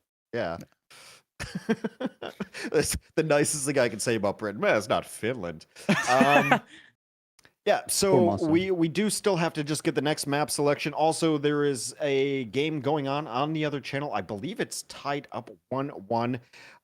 You know what? Let's just bring up the bracket while we're waiting to get into the draft here, because there's been a lot that's happening. Maybe you tuned in late, and maybe you weren't here all 6.5 hours that we've been live so far. Let's just show you how we got here. Yeah, that FlyQuest Envy match is still going on. I think they had to take a break again. I don't know what is going on in that bracket. You know, I don't know what's going on the other stream. We're in our isolated little world where we're just watching some really good Marvel rivals down here. But FlyQuest Envy, they are tied up top. The winner will face off against 100 Thieves. And all of that will be on the A stream. So if you don't know where the A stream is, then I don't know how you found the B stream, but I'm going to tell you anyway. Rivals Fight Night is the Twitch channel and the YouTube if you want. Also, make sure you're just hanging out on Shroud's channel. That's the best way to watch. He's flipping back and forth between it. Everything goes up to the A stream after this. I will be leaving you, which don't shed a tear too much. Aw, that was sweet. A little whimper. Okay, so the schedule is FlyQuest and Envy is going to finish up. We're going to finish up this match. Then we're going to go to the loser of FlyQuest versus Envy versus Shikigami. And then I think we go up top and then down. I don't know. We're going to get through them all. But Envy or FlyQuest versus 100 Thieves. It's going to be a banger. And that is the last time I'm going to use banger tonight. I swear to God. Unless I'm referencing British sausages. Isn't that what you guys call sausages? Bangers and mash, baby. I was going to say more bangers than British cuisine. My favorite part about Britain is that you guys just make up the dumbest words for things. But, you know, it's endearing in a lot of ways. Okay, so what's a bangin' nosh? I've heard that one before. Put a bangin' nosh on it or something. Bangin' nosh? Oh, well, nosh is like scran. Which is just good just made up words all the way down. I mean, honestly, you guys broke off too soon to get all the good words that we came up with. Like, we're really in our renaissance of making up words now here in Britain. It's okay. I don't understand most things that people 20 years younger than me are saying anymore. So I was like, okay, whatever. Anyway, neither here nor there. We are now into the bans because we keep things moving here on the B stream. Gen.G first pick is going to ban out Wolverine of all things. Yeah. Interesting. Leg day, what do you think? That is super based, considering that they got Chopper absolutely manhandled by Terra against 100 Thieves. Like, they are having trauma flashbacks to the Groot v Groot on Hell's Heaven. And they're like, never again. No one plays this in Korea because we all think it's stupid and dumb. And it is stupid and dumb, and we're not going to allow it to happen. Obviously, Gen.G do not want to play. It makes sense. I mean, I wonder if we'll see. Probably will see Groot. Right. None of these teams seemingly want to ban out any more vanguards. Right. Considering what we had earlier, whenever we had, TTK go over to the thing. I think that was versus Gen.G earlier too. Yeah, in that series where they were just trying to target ban those heroes. So, I mean, we could see something like that in the future. But I think both teams kind of just picking and choosing their battles, and Sentinels choosing this time to get rid of the Invisible Woman in case Human Torch is on the field. Okay, Invisible Woman is banned out for Sentinels. Just to give you guys the full info here, the map pick, which came from Gen.G, is going to be Domination, and it is Bernin T'Challa. They're going to take us there again. I know I nailed it, right? That's what that smirk means, Dogman. It means that was the best I've ever heard it pronounced. I know that's that. Yes, as you can see. Yeah, no, I'm a big Wakanda fan here. Yeah, I did slightly predict that they would probably go to Control. I mean, it's just a map that I feel like requires a little less coordination. I mean, like if you're just going to try to win on mechanical skill, I've always felt like Domination. I called it Control. I'm sorry. I don't know why every game has to make up its own name for things, but here we are. You mean Hardpoint, or you mean King of the Hill, or you mean, what are we on? Yeah. Well, for me, it's King of the Hill because I'm a TF2 nut raised on, so it'll always be Koth to me. But anyway, so we're going to Domination. And yeah, it makes sense because I really feel like it's a map type. Those kind of map types that you just outskill somebody on, right? You just expect your best players to win their 1v1s, and you can force 1v1s a lot easier. So that said, we're still now waiting for the first picks. We'll see if any pro player picks come in.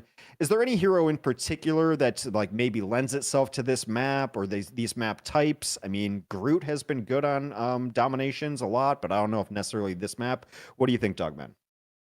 Yeah, on Burn It to Chill, I actually don't mind the Hela. I think that character could do well on certain aspects of the map. I mean, even going to something alongside, I think Psylocke is pretty solid on. It depends on the map itself, right? This map is so interesting, I think, because Burn It to Chill has so much variation in terms of like the map geometry almost, right? Because, when we go to the spaceport, there's like extended ranges, and then the point has like those four corners or whatever that you could play around. And I think there's a lot of range for characters like Hela to pop off. But then if we go to another round, with the map collapsing on you and like the outside map, it feels like there's so much more close range combat there almost. So it kind of just depends almost on which round we go to first. And I think it's all up in the air to RNG, right? Which one do you get first? It depends on your comp. But, if you even don't see one of the maps that doesn't bode well to your composition, that might be pretty rough if you decide to play like a Hela. And Domination is always strange when you have 3 rounds because there's always one that's like a little bit weird and the other 2 play like similar to each other. Like that's just always how the map design goes in these things. Leg day, Gen.G has picked up Loki. Loki a good pick? Loki's definitely a good pick. I feel like Sentinels have kind of tried to corner them here with the early Invisible Woman ban. Because with 3 strategists already down, including the Luna and Invisible Woman not going down, it means that your options for Loki copy, we're seeing kind of like a Temu version of the previous pro gamer move of messing with the strategist potential for Gen.G. They're likely going to have to play over Cloak and Dagger. They're probably going to play Cloak and Dagger with the Loki. I think 2 Eternal Bonds is better than 2 Cosmic Yarn Amplifiers, even with the recent buffs to it. Whereas Sentinels, they're going to be happy to pick up Emma Frost and Psylocke early. They're likely going to pivot into something like a Lunar Snow, because that's still in the pool for them.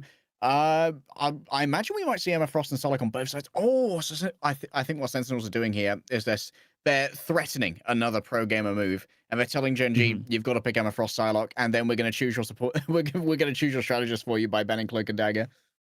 The more I see out of this style and this draft order, the more depth in kind of cool plays that I see. Like I would like to watch a style of this tournament like every weekend with this, just because like now I feel like teams needed a round at least to understand what they could pull off and how they could manipulate other teams with their draft order. And I think we're seeing a lot of that in the last couple. So guys, by the way, there's 5 more matches after this one. So I think we will still see it continuing out through the evening, continue with the grand finals as well through the night. Hela is the pick. Interesting. So no Cloaky Loki just yet, which is what everyone calls that comp, not something stupid I just made up. Loki. Yeah. Loki Hela. The Hela pick, I mean, it's got to be just for Xe, right? Like they're going to rely on just click heads. Yeah, we saw who was the team earlier that was it LG that banned out their Thor or banned out Thor 2? That I don't think they would do Yeah, that. But it's that gonna be was a weird, right? wild draft. That one where, Yeah. where there was already like Emma Frost and Magneto picked, and we're like, yeah, we're banning Venom. Like, okay, bro, whatever. We don't know. Psylocke's gonna get banned out here. Sentinels might do a pro gamer move and just say, hey, we want to take an unfair Psylocke duel. But that will, of course, leave them open to going up against it. Groot, I don't think Groot's a major problem for Psylocke to deal with. It's kind of free farm for Psylocke up against Groot to build up towards that dance of the butterflies. Or Sentinels, I mean, I guess what Gen.G are doing here, if they are thinking that deeply about their draft, is they're telling Sentinels you can either hamstring our strategist choice, or you can try and take an Emma Frost versus no Emma Frost. Like, pick your poison here, and then we're going to try and get one over on you in return. Okay. The Psylocke is picked up. Going to be butterflies on both sides. Again, with the Fearless Draft, once you pick a player, you are locked in for that map. So no switches, no swaps. That's been actually really fun to see. I mean, as casters, is it just easier to track a little bit? You know, no one's swapping, moving around. Although Rivals doesn't feel super swappy anyway. Just kind of getting your guys' feel on it. What do you think? Yeah, the only weird thing is when like Loki gets a copy or something, and then it just like at first you're like, okay, who's the Luna Snow ulting right now? Like, is it the Loki or is it the Luna Snow player? Like, who is it? Right? That's like I think one of the more confusing things, as there's not like something super obvious besides when he screams with his voice line when he gets that copy off. But I think that's about it. I mean, you know what? This is probably a Gen.G pivot to the Thing angle to me. I don't know about you guys, but. I mean, we may not see it just because Captain America's already gone, right? Magneto's already gone for them. Same thing for the other side. And I think the Thing actually somewhat counters Psylocke to a degree. It feels like Psylocke doesn't do as much versus the Thing because it's just like you can get the damage reduction. You can make sure she doesn't get her break points. So I think it's not a bad pick for Gen.G if they want to. Well, I'm holding out hope to see some Namor. For no reason and no logistical reason other than I enjoy watching Namor and I haven't got to see any today. So it's just purely selfish. As a host, I get to bring the ultra casual viewpoint to things. You guys have to be smart and I can be like, where's the guy who throws the stuff? That's the one I want to see. But yeah, unfortunately, no Namor so far. Largely it's because one of my favorite streamers just plays a ton of Namor. So that's really all. I'm like, which one? I could Which one? That. What is it? I don't even know how to pronounce it. Argy? Argy. Used to play the bow and arrow guy. Yeah, RG, Yeah. is that it? Yeah. Used to play he's bow a and Namor arrow main in this guy in game? the other game. So yeah. Surprised not a Hawkeye man. Yeah. So I haven't watched streams in quite a while. I've been a little busy making streams instead for other games. So Groot comes out. Okay, I'll take some Groot. I enjoy watching Groot of all the tanks. Groot comes out for the Sentinels, and now we are in the second ban phase. Now you can ban something and then make a pick right after it, and the other team can't choose it. So like the second half phase has been really interesting of teams trying to lock down a player and kind of protect it and take it away from the other squad. What do you think of the Groot pick? I saw an interesting reaction from you, Dogman. Well, yeah, I mean, they picked the Groot and then banned the Groot. I don't know who gets the advantage here. Is it the first team to pick the Groot, ban the Groot? Yeah, that's interesting. So they were the first team to pick, right? So it kind of results in them being able to sort of dictate the second half of the ban pick phase. But Gen.G had first pick, so they had first ban right out. So yeah, they banned Wolverine right out the gate. But yeah, so is it better to be second then? It almost seems like it in that way, because if you're going to pull off this thing, this strat that we've seen executed several times of the third pick into ban, the pro gamer move. This is a crazy heist. I'm not gonna. What are you doing, Jeff ban? There's no cap on the field. I guess they could play Luna, so they're worried about that. But this is actually a heist from Sentinels. They are running away with the jewels right now because Gen.G. They're not going to be able to play Groot, and they've banned the biggest counter to Groot. So what do, bro? It's I mean, it's not like Groot's unbeatable, but they have created a flummoxing situation for themselves. Admittedly, they wouldn't pick Wolverine as a third duelist here anyway up against Groot, but Sentinels are kind of getting almost everything they want. Of course, they are going to pick Balloon Snow because it's just the best option in the strategist single slot. If it's available, you're just going to grab it. Well, and then also Human Torch is also getting through. Sorry, Hex. And the one thing I did learn is that if Luna Snow is available, you pick Luna Snow. It seems like a pretty no-brainer. It doesn't feel like there's a comp that she doesn't necessarily fit in. Of course, there are specialized comps, but like even in the res comp, like, yeah, well, who do we need? Add Luna in. So it is kind of the biggest no-brainer of a pick. Yeah, so we're getting through the draft. Luna Snow, Emma Frost.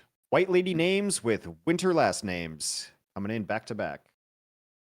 Yeah, I don't mind it. I mean, it's the play, right? Pick up the Emma Frost alongside the Psylocke, the Cloak and Dagger it's the last carry you can pick here. So considering, they can't play it from earlier, last thing you could possibly do. Wait, was Loki available? Hold up, wait. Loki we already picked.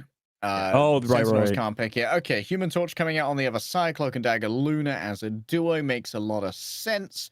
Obviously, both teams are happy to run out the Cloak and Dagger. I know that Sentinels actually enjoy Cloak and Dagger outside of a Fearless draft scenario. I think Aramori's a bit of a fan of it.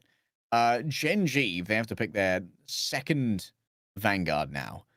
Thing might not be ideal. I know you talked about it earlier against Psylocke, very much struggling against Groot in particular. Groot just gets one over on things so often. Maybe a Doctor Strange, but we've seen Chopper just get manhandled by an Emma Groot previously on the Doctor Strange. I don't think there's a great option here for Gen.G when it comes to the other strategist pick. Do you think it ends up being Strange just for the shields, just to like keep Hela alive to put pressure on Human Torch? Yeah, kind of like, just pocket exy angle. Yeah, well, I mean, mostly just like Human Torch is going to be raining on you. You need something to mitigate it a little bit. I mean, you got Emma, but like, I don't know. You guys are the experts. I'm just thinking like they have really gone in on XC shoot stuff, and they've looked good when it succeeds, but when the other team like kind of figures it out and dives. I mean, I have to assume that Psylocke is going to be going after them pretty hard in the back line. But yeah, that's why I could see a Strange maybe working out here. I mean, Fearless format, man. It's interesting when you're only left with very few choices. It's kind of you get down to this situation. It's like, what is the least bad choice? Like, there's not good choices anymore. Yeah, I think you guys are right. I think like they pointed out, the Strange is probably going to come through. I mean, the Thing probably doesn't really do that well. It just stings a lot because you picked your two duelists earlier in Psylocke and Hela, meaning you're not going to play Human Torch, who is unbelievably strong right now. The only counter is obviously the Hela, but a lot of people know how to play around that, and also the Hela is going to be constantly pressured by a Groot who was picked and then banned from Sentinels. So yeah, I think that Sentinels, this might be the strongest draft we've seen so far in the tournament, at least over on our stream. Gen.G already in a hole, and we haven't even started the map. Yeah, they are down in like the Bane oubliette where he put Batman. Yeah. I mean, so maybe if we're looking to modify formats a little bit later, I mean, so some of the very minor complaints I've seen, and look, we're trying out something new, and not everyone's going to be happy with everything. And also, it's the internet, and also it's planet Earth. No one's ever going to be happy with everything. Some people are saying, like, it just seems like if you can't swap heroes, that the game is decided in the draft. My answer to stuff like this is always just like, get good, draft better. I don't know. What do you want me to tell you? Like, drafting is part of the game. I don't know why people always feel like they need to separate, like the draft is different than the game. It's part of the overall strategy of the game. It's like, oh yeah, man, we would have totally won if we didn't have to play defense in football. It's like, well, there's 3 phases of the game. Come on. All right, final does come in. It is the Doctor Strange is going to be the final Vanguard pick for Gen.G. I feel like I know the answers, but so let's just do it quickly. Guys, who won the draft? Leg day, go first. It's a heist, man. Like, Heist. The Ocean's 11 could not pull off a better heist than this. Sentinels have absolutely done one on Gen.G. Ocean 6, the Gamers remake, because why not? Hollywood's full of grand ideas. Dogman, do you agree? 100%. Yeah, I don't think there's much more to add on to it besides Sentinels dominated the draft. If Gen.G were to win, that would be amazing. Listen, hats off to Gen.G. That would be just winning this map upcoming would be the greatest accomplishment in Gen.G Marvel Rivals history. That's not saying much because they've just been around for this tournament, but still would be impressive regardless. Yeah, but it's technically correct, and that's the best kind of correct. That it would be the greatest achievement in history thus far. Gen.G has struggled a little bit. They're down here in the lower bracket. By the way, this is elimination time for these teams. While we wait to get in a map, we'll see. I know we might be shuffling some stuff around, so everyone stay tuned. We try to pride ourselves as being agile on stream here. We may end up doing more matches. I know they're still struggling up top with FlyQuest versus Envy. Might shift some stuff down here because, well, we would like to get this tournament done before the sun comes up. That is our primary goal. I mean, I'm being blinded by my own lights. I don't know why. I can't figure out my camera. Like this. Yeah, leg days in. Yeah. Leg is in Europe, so he's like, was it like 5 a.m. for you or something? It's right now? currently 10 to 4 in the morning. Okay, well, gamer hours, I guess. It's almost here's the antithesis of that. It's almost 8 p.m., which is usually by the time I'm wrapping up and going to bed. But I mean, I'm on old man hours. Retired gamer. Thank goodness. Yeah, thank goodness. Here comes the map. Krakoa went the way of Sentinels in short fashion. Back to domination. Gen.G has taken us yet again. Do or die for the squad from Korea. Leg day. Dogman. One more map. Take it away. Right, burn the Chong leg day. We've been here before, and I think you figured out how to pronounce the map. Obviously, it's been around for a while too. It's not like this is a new map or anything. I think it's just. I like hearing you say things like that. Is that fair? Is that fair for me? I like the way you say words, funny British man. Exactly. It's the caveman NA in me. I'm just like, British man, speak to me. So that's probably why all of the Hollywood actors are British. Sounds the best. We even do American accents better than you, I suppose. Damn. Actually, true. Yeah, I didn't even know Christian Bale was British. Did you know that? No. Yeah. I did not know that. I thought he was American. He's an American Psycho. I thought that way he was American. You can't be the main actor. Even your best psychos are British. No, they're outdoing us. Okay, let's see. Let's go watch this series though between. Oh, you're right. Yeah, Nectar is in the series. Also, Aramori's back in. So is Logan. And guess who's out? Karova. So they are really testing a lot of stuff right now. Sentinels are. All right, throwing it at the wall, seeing what sticks. Chopper's already used that portal, of course. Used it to block off the potential approach to high ground that Sentinels could have used, and that's essentially a monopoly here for Exy to poke away. It does mean, however, there's going to be a little bit of an island that Funfun has to step onto. Here is the Emma. Yeah, Exy just kind of spamming over the top side of the map, and I don't know how I feel about teams that constantly shift out their roster. As you know, we've seen former teams, former professional teams kind of do this sort of thing, and it doesn't pan out necessarily unless you have a steady six who can make those flexible hero swaps, but early pickoff goes for Sentinel's favor, but it's traded by Exy. Nice shot to Nectar, caught out of position. Good trade. However, resources have been expended here for a generation domain from the Loki. Used to try and rescue, I believe, a Doctor Strange, who was taken out of position by one of those Emma grabs. Speaking of Emmas, Techie wins out in the duel against their counterpart of Funfun using that psionic beam. Chopper just does their best to move around this cover to try and keep this contested for a moment. Brownie pops out the duplicate, and that means that this backline is in danger. Logan's next up. Quick double from Brownie. Absolute domination in the back. All of those strategists. Oh, you didn't have a strategy for this one, did you? Brownie might be Himothy. My goodness. 3 eliminations by himself. Brownie. Again, this comp is interesting as well because you have to play so different on Psylocke, right? You're not playing with the Captain America that we saw earlier who can finish off, some of your left for dead kills, right? In this case, you're all by yourself. You have to wait for your team to regroup, slow it down a little bit. And we can see Brownie took full advantage of his team sort of playing slow, and Sentinels couldn't react. All right, Amazing does have a supernova ready to go. Good control of the point will be available. Of course, Dotori will be able to deal with that with the Eternal Bond. It's a proactive play, though, from Aramori. She decides to open it on up by using her own Eternal Bond to grab a bunch of space. There was a strangling prison over towards the back. I assume that it was indeed the Loki who was caught within that. Snake punished for a moment, and now the Dancer of Butterflies has to be answered. It's Logan who's responsible for that one. Coming in with a supernova now. This has to be the coup de grace from Sentinels. They're almost towards the end of the bank that they bought into this one. And with Brownie falling down, that might well be the case. It's going to be a last gasp, though, from Eggsy. Already in midair, having to go up against that Emma shield. Can't break through it before their own goddess of death is broken. Chopper overwhelmed. And Sentinels will be able to flip this cat back. Yeah, that Emma Frost shield could be absolutely so annoying, like you said, like they just in his face, barely, by the way, just like kind of just leaning over it. Yeah, and it still blocks all of your shots. Like, that's so upsetting. And Sentinels on their defense now. sitting pretty, right? 60% of the board. Gen.G used a lot of ultimates. I don't really like how Brownie used his ult as soon as Logan committed the Luminosity dance floor. I think he maybe could have waited a little bit longer, but right now Gen.G having to walk back into an ultimate from Nectar.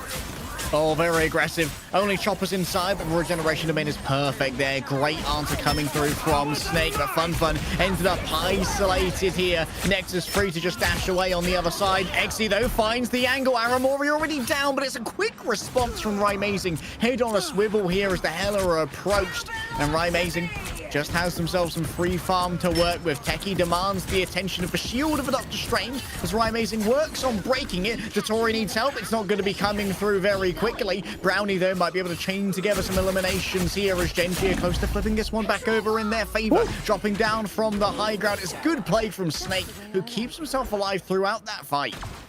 Brownie is disgusting, and oddly enough, in that previous fight, Nectar maybe needed to wait a little bit longer again for those crystals to dissipate. So right now, both Psylocks sort of playing a little bit too fast. If they slowed it down even slightly, I think they could really help the team out. But right now, Gen.G sitting on a huge ultimate bank. We'll see if they can take advantage. Us against the world.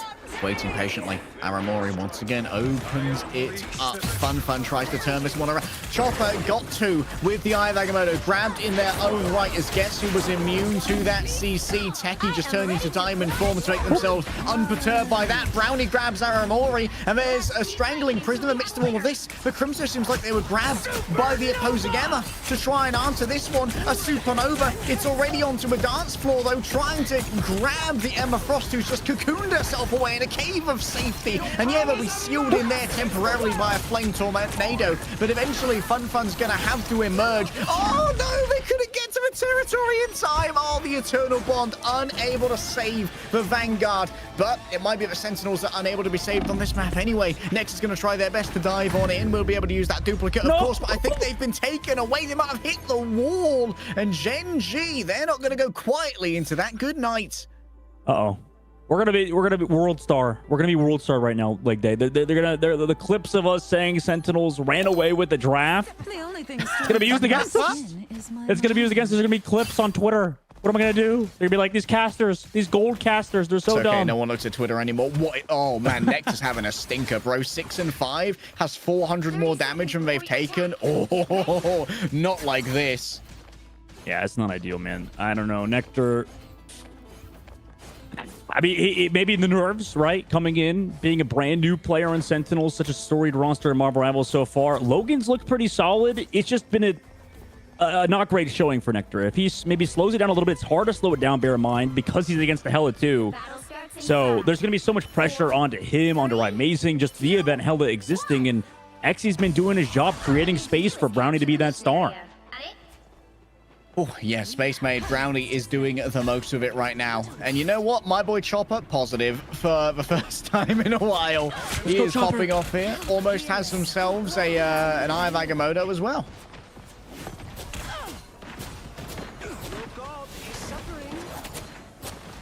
Aaron actually just kind of waiting on the outside of this map, right? Sitting with the ultimate ready to go. Also, Eye of Agamotto ready, and no Shroud has ultimates to counter it, whereas Exy just walks up with the rest of their team, right? Forcing out that diamond form out of both. Emma Frost really getting a lot of pressure in these tanks. Super low is Techie, and he goes down. Oh, nice focus there from Exy. And that diamond form is going to be one of the main cooldowns you're looking for here if you're Chopper. It's one of the best ways to shut down the Eye of Agamotto, and that's a pause initiated by Nectar. Okay.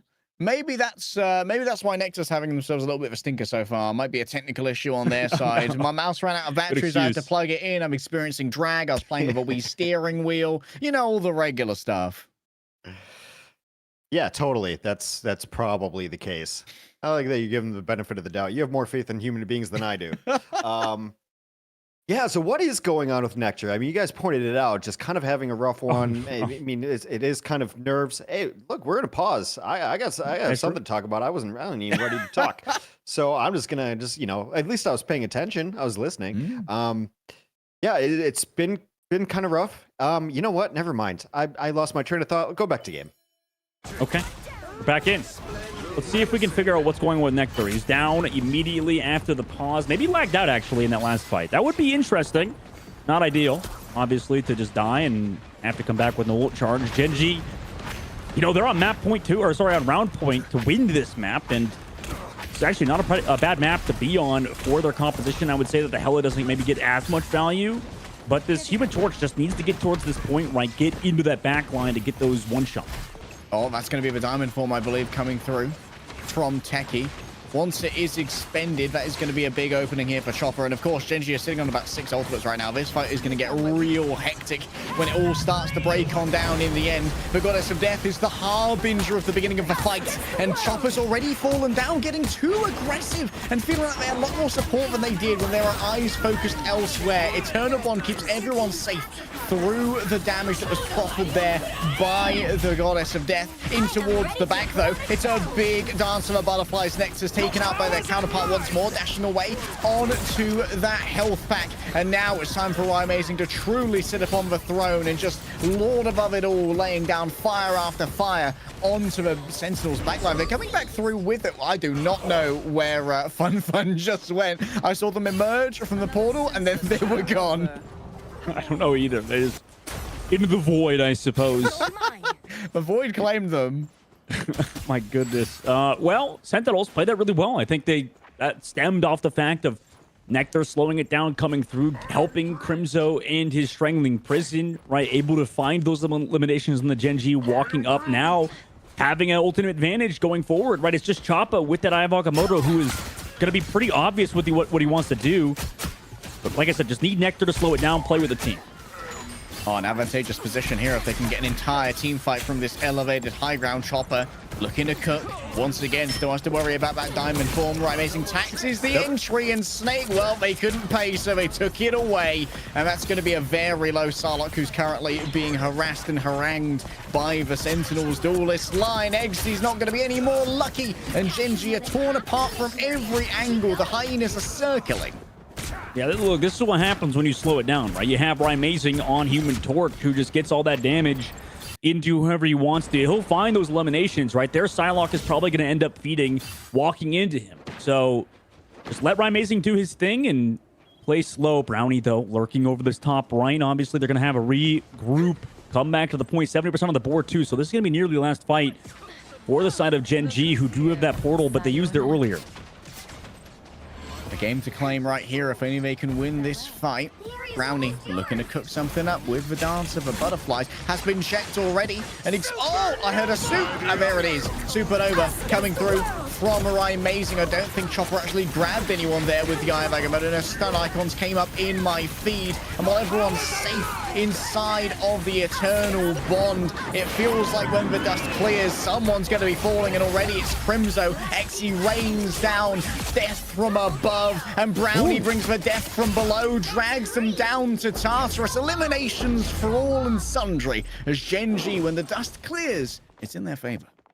And then get it done here and now, too. That was well-timed from Brownie and Fun, combining those two ultimates into no Strategist ultimates from Sentinels. They are coming up with that dance floor. Fate of the World's available for Sentinels. Last fight, though, having the ultimates, having pretty much all of the ultimates in the game right now. Closest for Gen.G is Choppa with his Eye of Agamotto. I would be terrified as a Gen.G fan right now.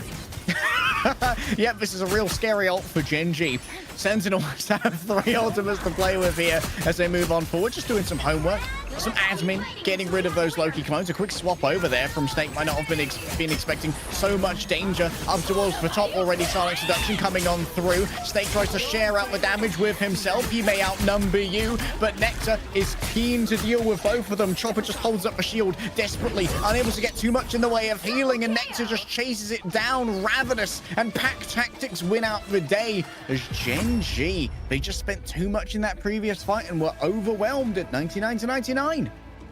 Yeah, it may be miscommunication or whatever it may be on Warrior Falls, right? Committing both that Psionic Seduction on top of the Dance of the Butterflies. It's just not... You need to use only one of those ultimates there, and they just happen to use both. Now, though, coming onto this upcoming map, this is a better map for that Hela. Like we talked about how there's always those weird maps. I think Hex, you and I were talking about that leg day where, you know, some of these maps just don't really suit certain compositions. That last one, Warrior Falls, not a good Hela map. Now this one on Mission Spaceport is a lot better.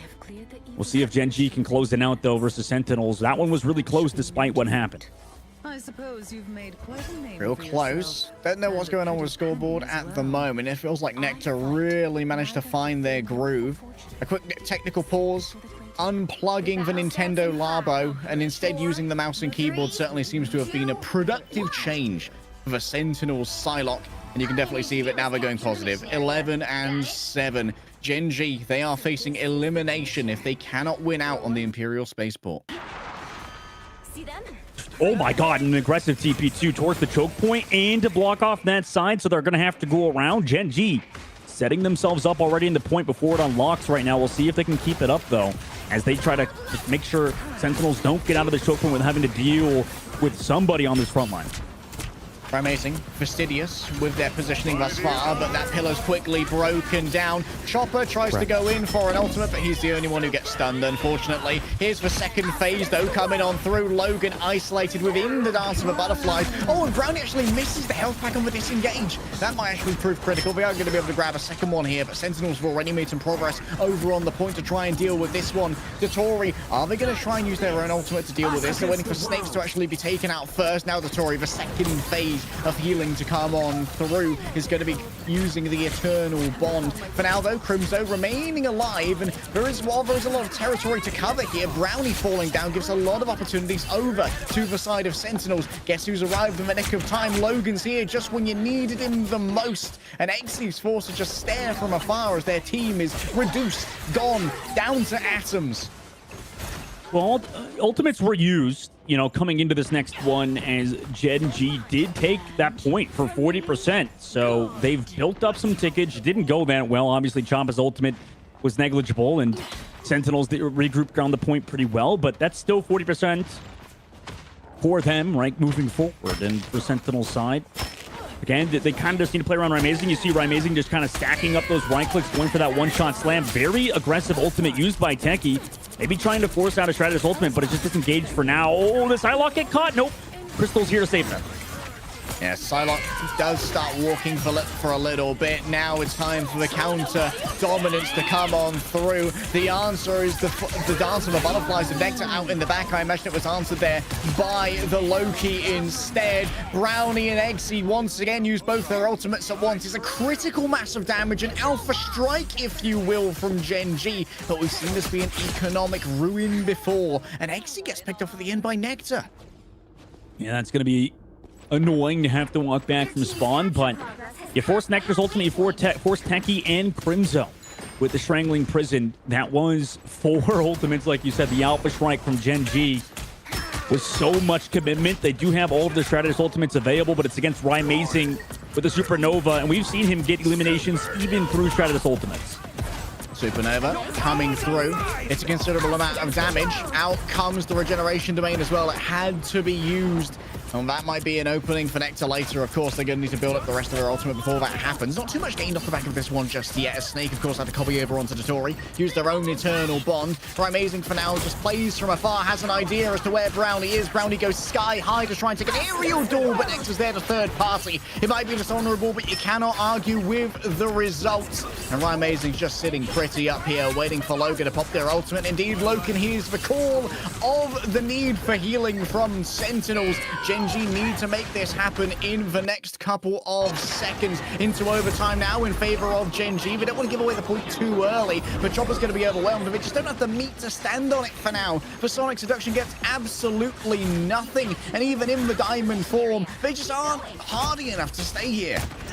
Yeah, that's a regroup and a half coming through for Gen.G now. 60% for Sentinels as we enter basically last fight territory here, leg day. Ultimate's coming up for Gen.G finally, as they did commit a lot in the last fight. Also, Fun did use the Sonic Seduction, so without that ultimate in this upcoming fight, we'll see if that changes the dynamic, but Sentinels have ultimates ready as well for that engage. Maybe this will be the good Eye of Agamotto. It's certainly a valuable usage of the Strangling Prison, an early pick onto Fun, and Gen.G now have to make a decision. Do we do it without Armor Frost? Do we just disengage right here? Brownie intends to make the decision for them, popping the Dance of the Butterflies, but both the Vanguards just pile on in.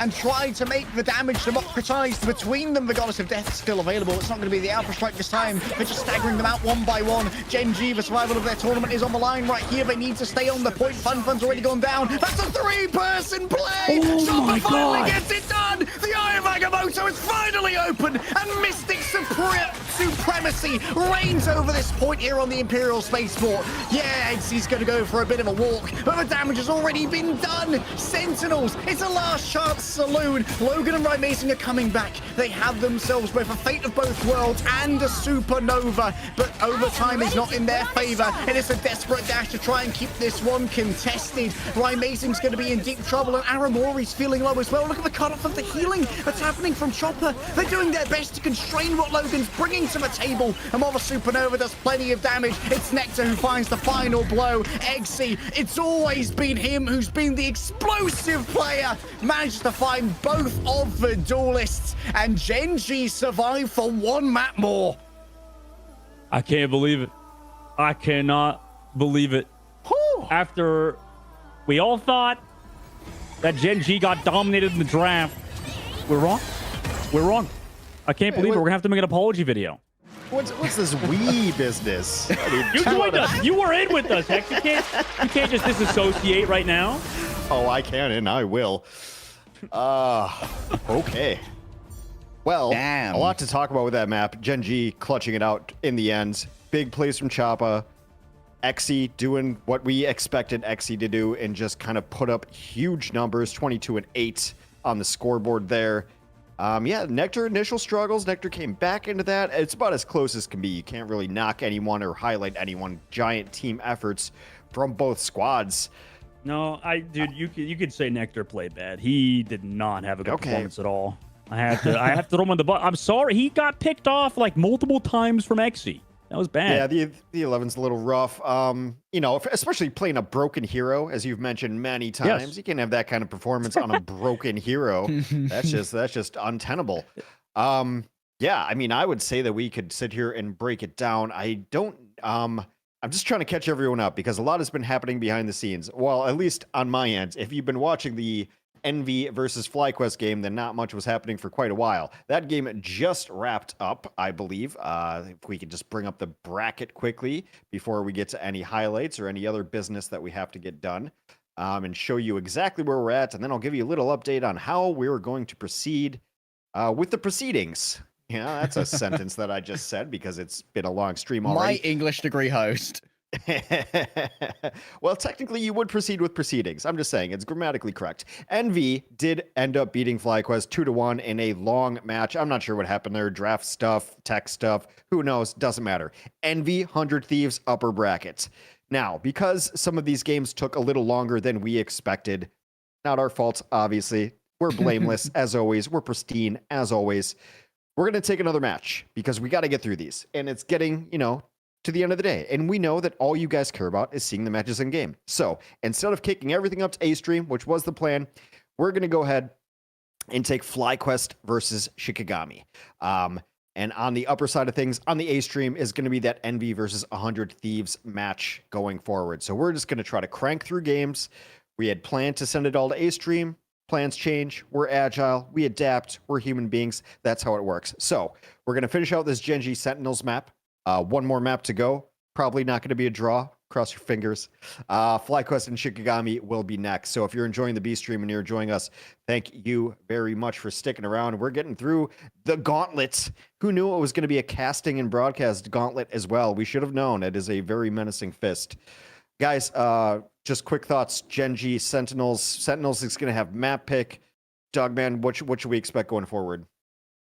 Ooh, I mean, Sentinels, they have the pick of the litter with the maps. I think they could really go to any of the convoy maps. I wouldn't be surprised to see them try to go to like Agents of Path or something along those lines. Maybe just get out of the realm of domination. Wouldn't be totally against that. But for the Sentinels roster, I thought that was their map, honestly. It really was. I don't know. They're trying to figure something out. Obviously, they don't have Kurova in. That's kind of crazy to me. As good as Logan is, I'm sure is. You guys talked about Kurova earlier being this fantastic player on Adam Warlock and stuff. He's just one of the best players, regardless of role in the game right now. So to me, it's always a bit interesting to see that sub come through. Maybe they're using the Gauntlet as like a way to sort of test out certain players and stuff, but man, Nectar did not have a good performance. Not with a 25K first place. You're not testing out players at this point. They I could can't be. imagine. All right. I mean, there's a 1-map lead, and then there's a 1-map lead in a 25K tournament, where it's, so yeah, Sentinels has done very well for themselves already, and it's a wealthy org, but results are results. Like, you test people out in scrims. I can't believe that would be the case. Leg day. I think the impetus going forward is with Sentinels picking a map. You'd have to assume that they're just going to try to pick a map that Hell is not good on. Yeah, I think that it depends on where they want to invest their resurrects as well, right? Because maybe they want to invest a Groot resurrect here and go to something like Midtown. But honestly, as much as I love Crimzo and Rymazing, Nectar having an absolute stinker of a round one was kind of an aggro drop for both of those. Like, we've got two of the strongest characters in the game in Johnny and Groot unmirrored, and they just could not find as much value as I would like to see. Even though obviously it was a fantastic rounding in some cases for Rymazing, I think that on paper, Rymazing and Crimzo should have been able to absolutely dominate both the front and midline combat. Like, there was nothing to really deal with Crimzo that much. As you see the highlights here, we are just waiting for the next map to come in. We're just flying through it all. Rymazing is so fun to watch on the Torch. I think Torch as a hero is fun to watch because, like, all of his animations is like he's really giving it his all. There is no low effort built into the Human Torch animations right there. Going nuts. He's been a problem in the sky, and so I think, like, if you can find a way to make XC less impactful, it's double-edged because you can make Rymazing more impactful.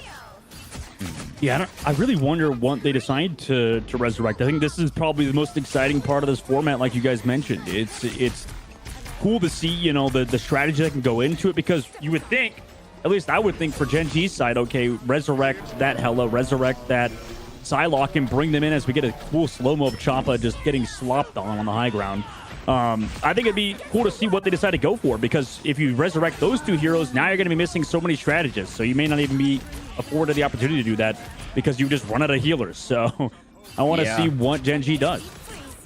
Yeah, yet the other wrinkle that we're going to have to, iron out when we get to it is, of course, map 3, resurrecting heroes.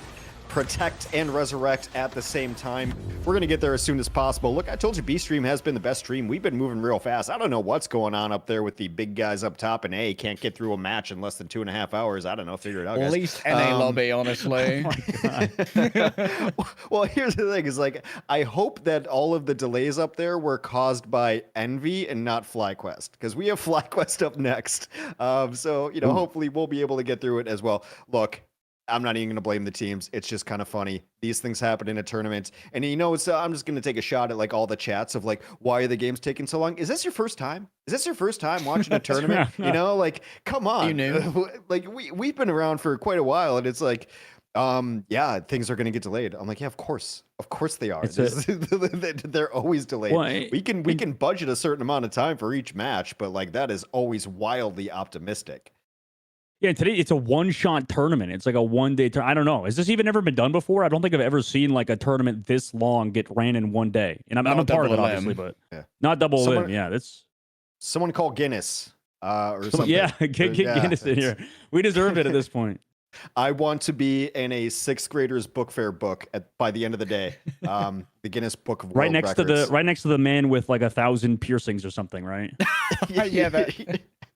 And then X next You're right to him. there. Yeah, just have X right there. Yeah, that's with the flashbang lighting. Yeah. What I love about Guinness is that some of them are, like, amazing talents of, like, fastest mile ever ran. It's like 3 minutes and 12 seconds, and, like, the next one next to it was like most cups stacked on my head on a July day in August. Or, it's just like the dumbest stuff ever. Right next to actual feats of incredible Most trampolines things. Purchased at a single Home Depot. Right. Yeah. Well, I had that one for a while. I don't really want to talk about how I lost it. Yeah, okay. I mean, it's a real tragedy. Okay, let's while we wait to get into the draft, let's take it down a little notch, and let's bring up, like, what these teams are playing for. Because I know why we're here. I'm here to watch games, but the teams are here to win some cashola. 7th and 8th already out of the tournament. Took them a little chunk of change. Paid for your time. Thank you very much. 6th and 7th, or 5th and 6th, rather.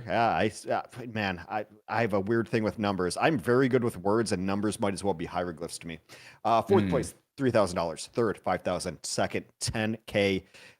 And here's what I always love about tournaments and tournament prizing is the gulf between 1st and 2nd is like so big, and it has to be that way because now the grand finals is essentially a $15,000 match. Like that's insane. First prize $25,000. That is a lot of change, especially at this young stage in a competitive game, right? Orgs right now, to be honest with you, in esports, like they don't know if they're going to continue to invest. You bring home a $25,000 check for one night of work, yeah, you're going to be able to play for a while. You're going to be able to support your squad for a while. So really important things going on in this tournament. That is the prizing. Amazing from Shroud to be putting on this tournament. If you're tired of hearing me yap, I'd say go to the A stream, but it looks like they're in break right now too. So hang out with Shroud and talk amongst yourselves in that channel. Always fun to do just that. I think we're going to take a quick break as we reset, look for the brackets. Everything's going to wind down here. We're coming back with the finale map of this set, and then we got one more because you know you're liking this stream better anyway. It's not a competition, but if it were, we'd be winning. A stream, B stream. We're going to take a break. We'll see you in a second.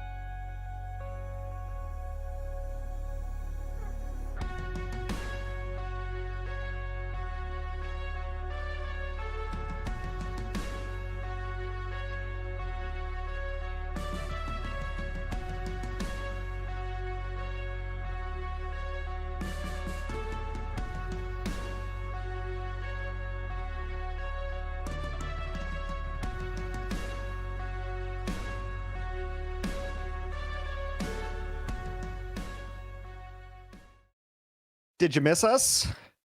Yeah, probably. Maybe not. I don't know. I don't really care what your opinion is. We are going right into draft here. It is map 3, Gen.G versus Sentinels. It looked like it was going to be all Sentinels early on. Gen.G took us to another domination map. They pulled that one off there in the end. So we're going to a decisive map 3. We're in the lower bracket. One of these teams going home. The Protects is part of the resurrection phase of the Fearless format. Because there's not a ton of supports, because there's not a ton of Vanguards, you know, we give the teams a chance to bring back some heroes. When they bring them back, they also protect them. They cannot be banned. Both teams doing really, really interesting stuff. That was facetious, by the way, of bringing back both Luna Snow and Emma Frost into the mix. It is the Winter Twins yet again. First picks on both sides are Invisible Woman. Ban from Gen.G. They banned Hela. That makes sense because they're not going to be able to bring it back, so they don't really want Xe to be going into a unrivaled matchup here. I think Gen.G might actually be a little bit better going into map number 3's draft compared to Sentinels because Sentinels kind of dropped the ball on the heist.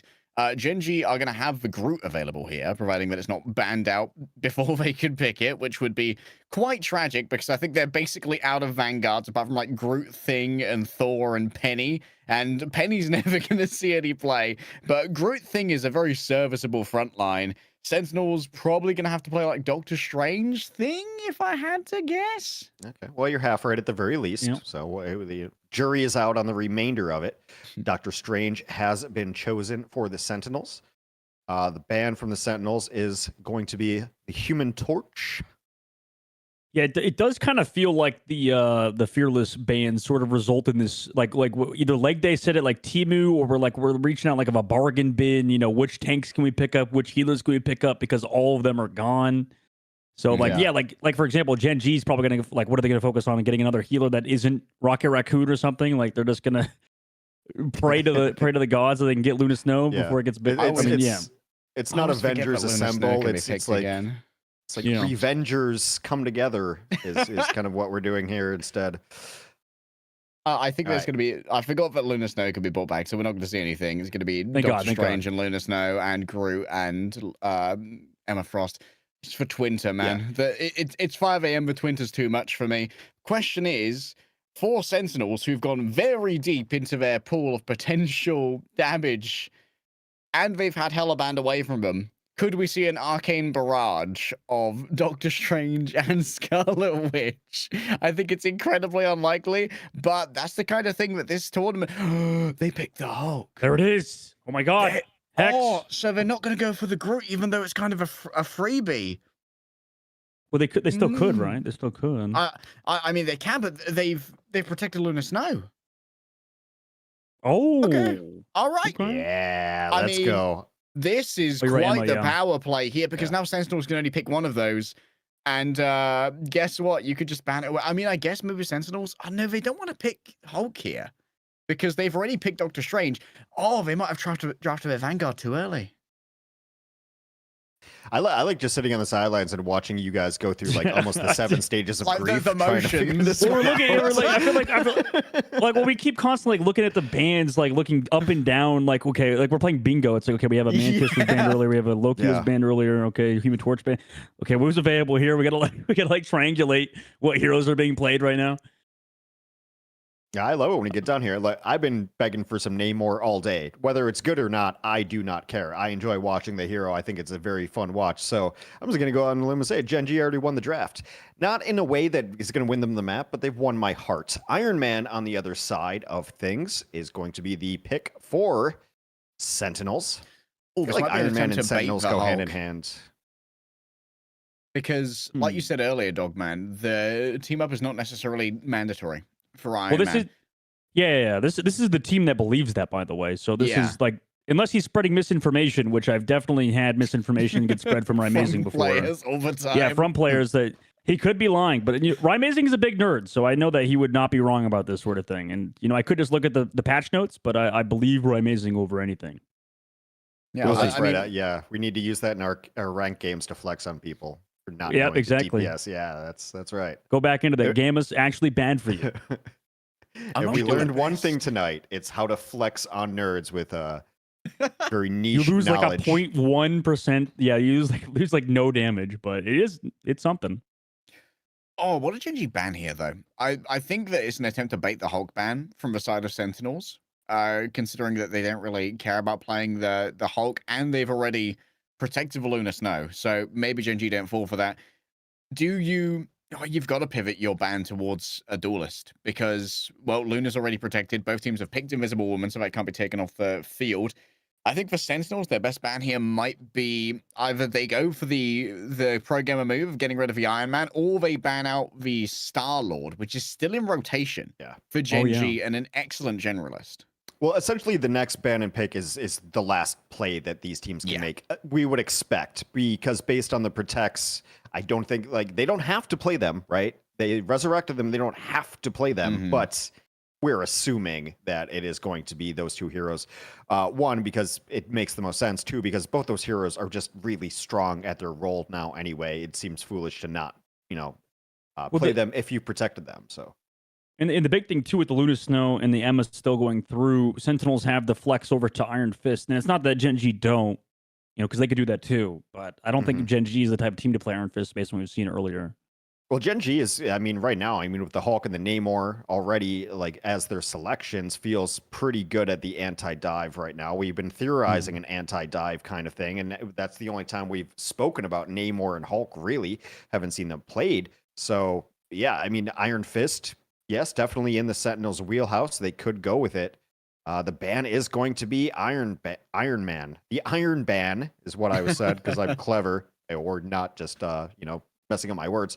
So yeah, they do the pick ban strategy that we've seen before right out the gate, getting rid of Iron Man after the pick. Interesting. Yep, I think Gen.G is just going to go for a Star-Lord now. Gen.G, like they've taken a sip of his undisclosed energy drink. Yeah. I'm facing a label towards you, Just so we didn't see the branding. And they used to do that in that league, dude. In the league where we had to like cover our water bottles and stuff. That was undisclosed drinks that we all need to stay alive through the draft. What were we saying before I interrupted you? Sorry, my bad. I was just wondering if Gen.G, I don't know if the Iron Fist is going to be a great idea here. If Gen.G play the Hulk Namor, they're likely going to have the Emma as well here to grab you. Lunar Snow is going to be a big target for the Iron Fist, but admittedly, the Iron Fist will get the team up with the Lunar Snow, so she'll get a little bit more slow ability and a knockback, which could be incredibly important against something like a Hulk harass.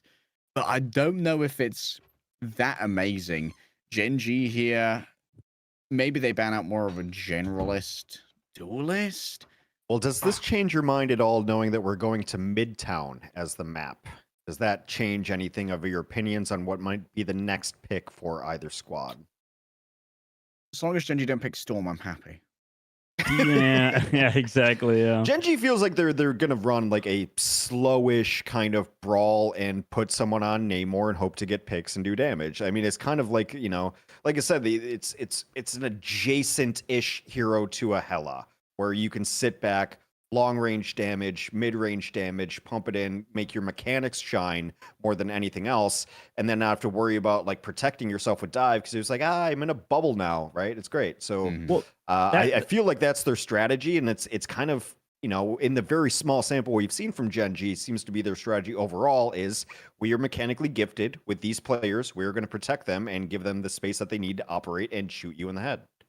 Yeah, that's a great point. I think that and it's weird because honestly, the Namor Hulk is probably the best comp they've ran all tournament for that strategy specifically. Lunar Snow on the other side picked as well for Sentinels, as there's no more bans going to come through. Iron Fist ban comes through. I actually like that, considering Sentinels have Super Gomez.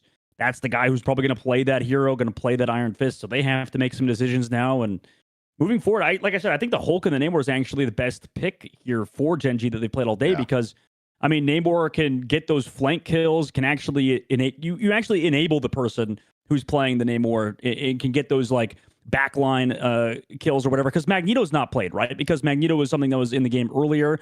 Maybe you play Hulk, sure, but you have nothing to save your backline. For example, when Namor's on the flank, right-click spears you, throws down his squids. How do you save an Invisible Woman or Lunar Snow in that case? You just don't. It's actually a really interesting point you bring up, Dog Man. I didn't mean that like it's the first point you brought up that's interesting. No, it is. It's fine. Salient point from Dogman. It's at least your third. But Super Goma shines best when they're playing Star-Lord and when they're playing Iron Fist, very mobile flanker heroes. There's not a ton left that I see like Super Gomez shining on, because you have to think Rye Mazing probably going to be on the Iron Man, the adjacent damage to the Human Torch.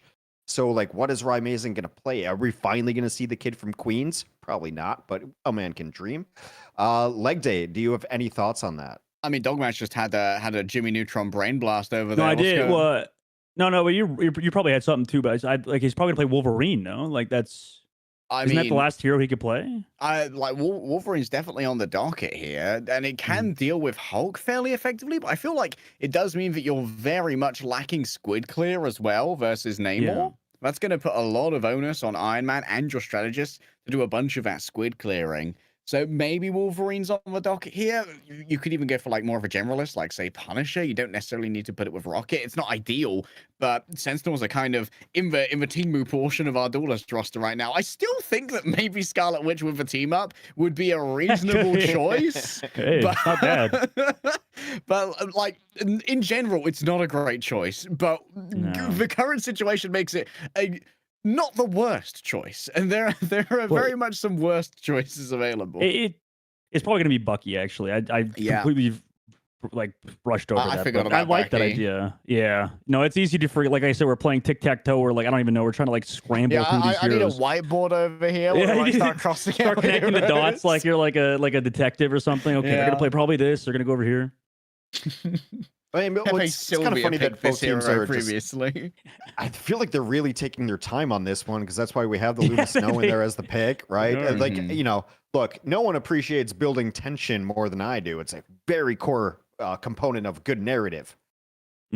Not the time for it, guys. We're trying to get through games. We're trying to get through maps. You know, pick your spots. It's important for narrative, but not when you're a part of the narrative, right? So that's the problem here. Yeah, I'm much more prefer to be a spectator to narrative than part of the narrative. All right, so here's where we're at. Luna Snow, last pick for both sides. We're assuming both teams are going to still run with the Emma Frost, as well as that is the other protect. So supports locked in, it seems, unless we end up seeing weird triple supports. So we're just kind of figuring out who are the last pieces of damage. We've already theorized that the Sentinels might run a Winter Soldier, aka Bucky, perhaps a Wolverine. Doesn't seem like that great. I think your point on the squid clear is really well thought. I mean, Iron Man's not the worst, right? Okay, well, new Dog Rain Man has Blast. something interesting. What? Okay, Jesus Christ, guys, come on, man! I can't believe you guys. We're grasping at straws here, man. What have you got? Well, I'm just thinking like they're just hide. It's interesting that you guys brought. I wasn't even thinking about this earlier about the protects, right? I mean, you could just hide your strategy, your last hero, right? Because the onus is on the last team, or sorry, the team that picks first, right? Because you could easily do Emma Frost and then your last pick or whatever. Never mind. They're not even gonna do that. They're just gonna go Star-Lord. Okay, yeah. I was going to say, I don't care what they do. I just wish they do it faster, right? It really does not matter to me the order in which they come out. But The Sentinels get 2 picks now? Okay. There might Yes. be a world where if Sentinels don't pick Wolverine, Gen.G can pivot into Groot. Like, I know that Emma's very strong, but they still have Groot in the pool. And Chopper's fairly adept Groot as far as I'm aware. They're probably just going to go for the Emma Frost. But, of course, Sentinels, they really want to play the Emma Frost, having protected it. Both of these teams brought it back. And like Dogman said, you can kind of obfuscate your strategy right up to the last to try and give away the potential for it to be countered. Winter Soldier coming through. Also a bit of a problem for the group, so we're likely going to see the Emma Frost on the other side. Okay, well, you guys predicted the Winter Soldier. Well played there. So very interesting compositions here. Look, for as many little hurdles as the format of the draft has presented, and even though as we've gotten used to it, and apparently teams are still really sussing it out, it's some teams more than others, it's cool to see these comps against each other. Like, at the end of the day, the result is actually really cool. That, like, no one in no other tournaments in the world would you see this right now. So the effect that it has been well worth the squeeze. Is the juice worth the squeeze? I would say yes, because we're seeing Hulk, Namor, Star-Lord in a composition, and I'm just wild for it. I think it's going to be fantastic. Wait, We Hex, will weren't you... Or sorry for interrupting you. Earlier, No, go weren't you ahead. the one mentioning that you said turrets don't belong in hero shooters too? And you're literally the number one Oh, no, Namor fan? yes, obviously turrets don't belong in hero shooters. And Namor is only turrets. Okay. What is first-person shooter, not turret shooter, whatever. I really have PvE always content. despised that idea. Yes. And yet save love Namor. save it for your tower defense game or balloons or whatever you guys are playing, right? I don't believe that turrets really belong in first-person shooters. But you love Namor. That's what I'm trying to... You're conflicting I opinions. I know. Look. Very hypocritical of you. We are nothing if not consistent on this channel in our hypocrisy that we dislike that Psylocke is broken, but of course I'm going to play Psylocke, right? I don't necessarily love turrets, but I You take advantage of them, yeah. Yeah, I mean, I didn't say I played Namor. I like Namor as a hero. I think it's a kind of an interesting design. The turrets probably, it's a general principle, not a specific principle. But thanks for completely calling me out, and it was absolutely well deserved. It was either that or calling out the teams for taking 10 minutes to draft exactly what we predicted 10 minutes ago. Or the chat probably calling us out for being the Shroud Gauntlet podcast, because that's what we become during these drafts, honestly, which is great. 3 white guys start a gaming podcast. This is unprecedented. You know what I was thinking, though, is that the world does need to hear from more white guys about gaming. If there's anything the world is lacking, it is our opinions. Why not? Okay, so just reset the stakes here as we try to reset. We will get into map the moment that we can. Trust me, if I had the button, I would be hitting it. Casters, please start the game. They beckon in chat. There is a game going on in the A stream right now, so you don't have to sit here. Just put us, mute us, picture us. We're going to get into the game here momentarily. Elimination on the line. As we get into the map, we're going to Midtown. One of these teams out. Next team moves on, and they will be fighting. I don't know yet. I'll double check with you. We have to I wait guess for something else to happen. loser of. I guess no, they'd have to go against the winner of their next match we're casting, right? Yeah. So we're gonna be here for a while, guys. I'd rather be here with you than anyone else. It is fantastic. So just to keep I will be the sending chat Mr. update. X clips of this stream. Yeah, I'm sure Matt cares. He'll tell you he watched it. He will not. I've known Matt Morello for quite a while, and I can tell you the only person who can match my apathy is Morello. It's pretty funny. Okay. So apparently one player's communication software, aka Discord, has gone boom. It's been described to us. Has gone boom. Well, let me check my channels. Rest in peace.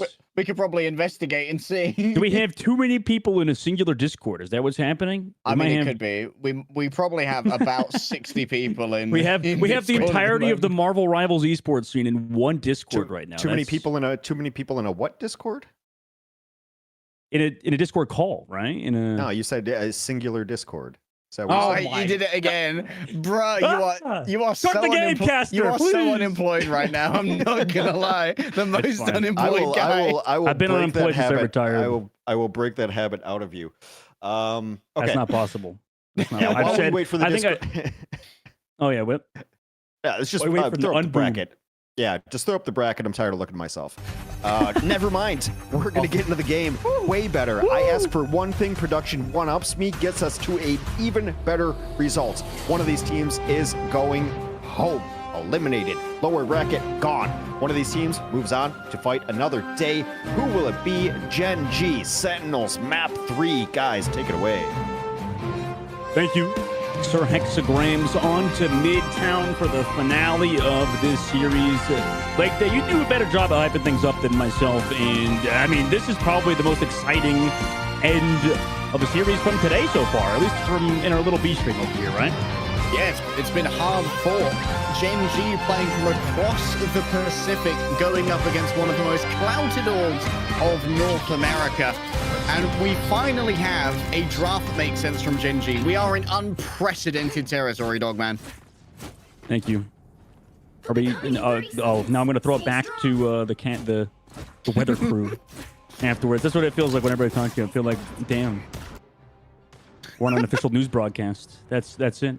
Gen.G though, you know, we do get to play that Namor like we saw earlier, or like rather what Hex was talking about earlier. And for Sentinels, I don't know. Who do we even say won in this draft? Do you think it's Sentinels or do you think it's Gen.G like that? I think it depends. Like, if I knew more about Brownie's hero pool, I'd probably say Gen.G. If I knew Brownie to be a top-tier Namor player, I think that Gen.G probably have a slight advantage here. Just because thus far in the day, it's felt like Doctor Strange has been uninspiring. Even with the buff to his ultimate, both of Gen.G's Vanguards have significant means of dealing with that ultimate. Of course, Brownie does have a Blessing of a Deep as well to make himself essentially invulnerable in the face of it compared to what FunFun can bring to the table. Right, Amazingly was absolutely farming though, firing repulsive blasts into that room. Already almost has an ultimate. We are 30 seconds into the game. 30 seconds to do it, and it's the swap of Axie to Star-Lord and Brownie to that Namor that is pretty interesting to me, at least, to have those two heroes on their respective players, because yeah, you would think Axie would be on that Namor, and this cart's already pushed all the way up, so Sentinels gave up so much space. Also, Nectar being in the game is interesting instead of having Super Gomez on that Bucky. Right now, holding this corner pretty well behind this ambulance side. About a minute left already for Gen.G's offense. That's a lot of faith in Nectar, considering they're facing elimination here for Sentinels. That's a big investment to make in your newbie here. However, holding at the corner seems to be working well thus far for Sentinels. Crimson got picked early, but used their own portal to come on back in the nick of time. A quick disengagement coming through. Maximum pulse straight up into two. How do they get that much value already? And of course, that cancelled Snake's ultimate as well. Gen.G, it's a ruinous display early on. That is so unfortunate. I think, yeah, no, that invisible woman shield right there to save that last member of Gen.G. But man, that was the grab by Choppa was right there. Like, that was a second away from Amazing's ult getting canceled. Unfortunately, Choppa just like millisecond too late, and Amazing kills the whole team. So pretty brutal to see for Gen.G's side, but at least that ultimate's out of the question now leading into this next fight.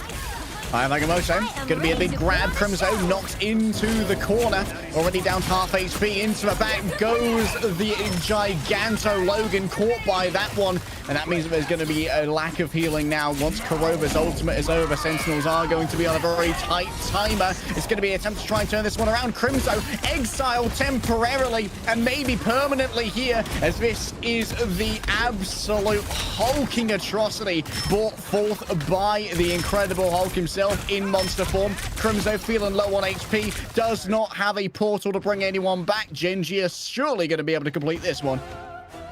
Hey, fun with ultimate is quite fun. You know, he's kind of insane on the whole, just juggling away the back line, finding the elimination on the Sentinels onto one of their strategist players. Beautiful to witness.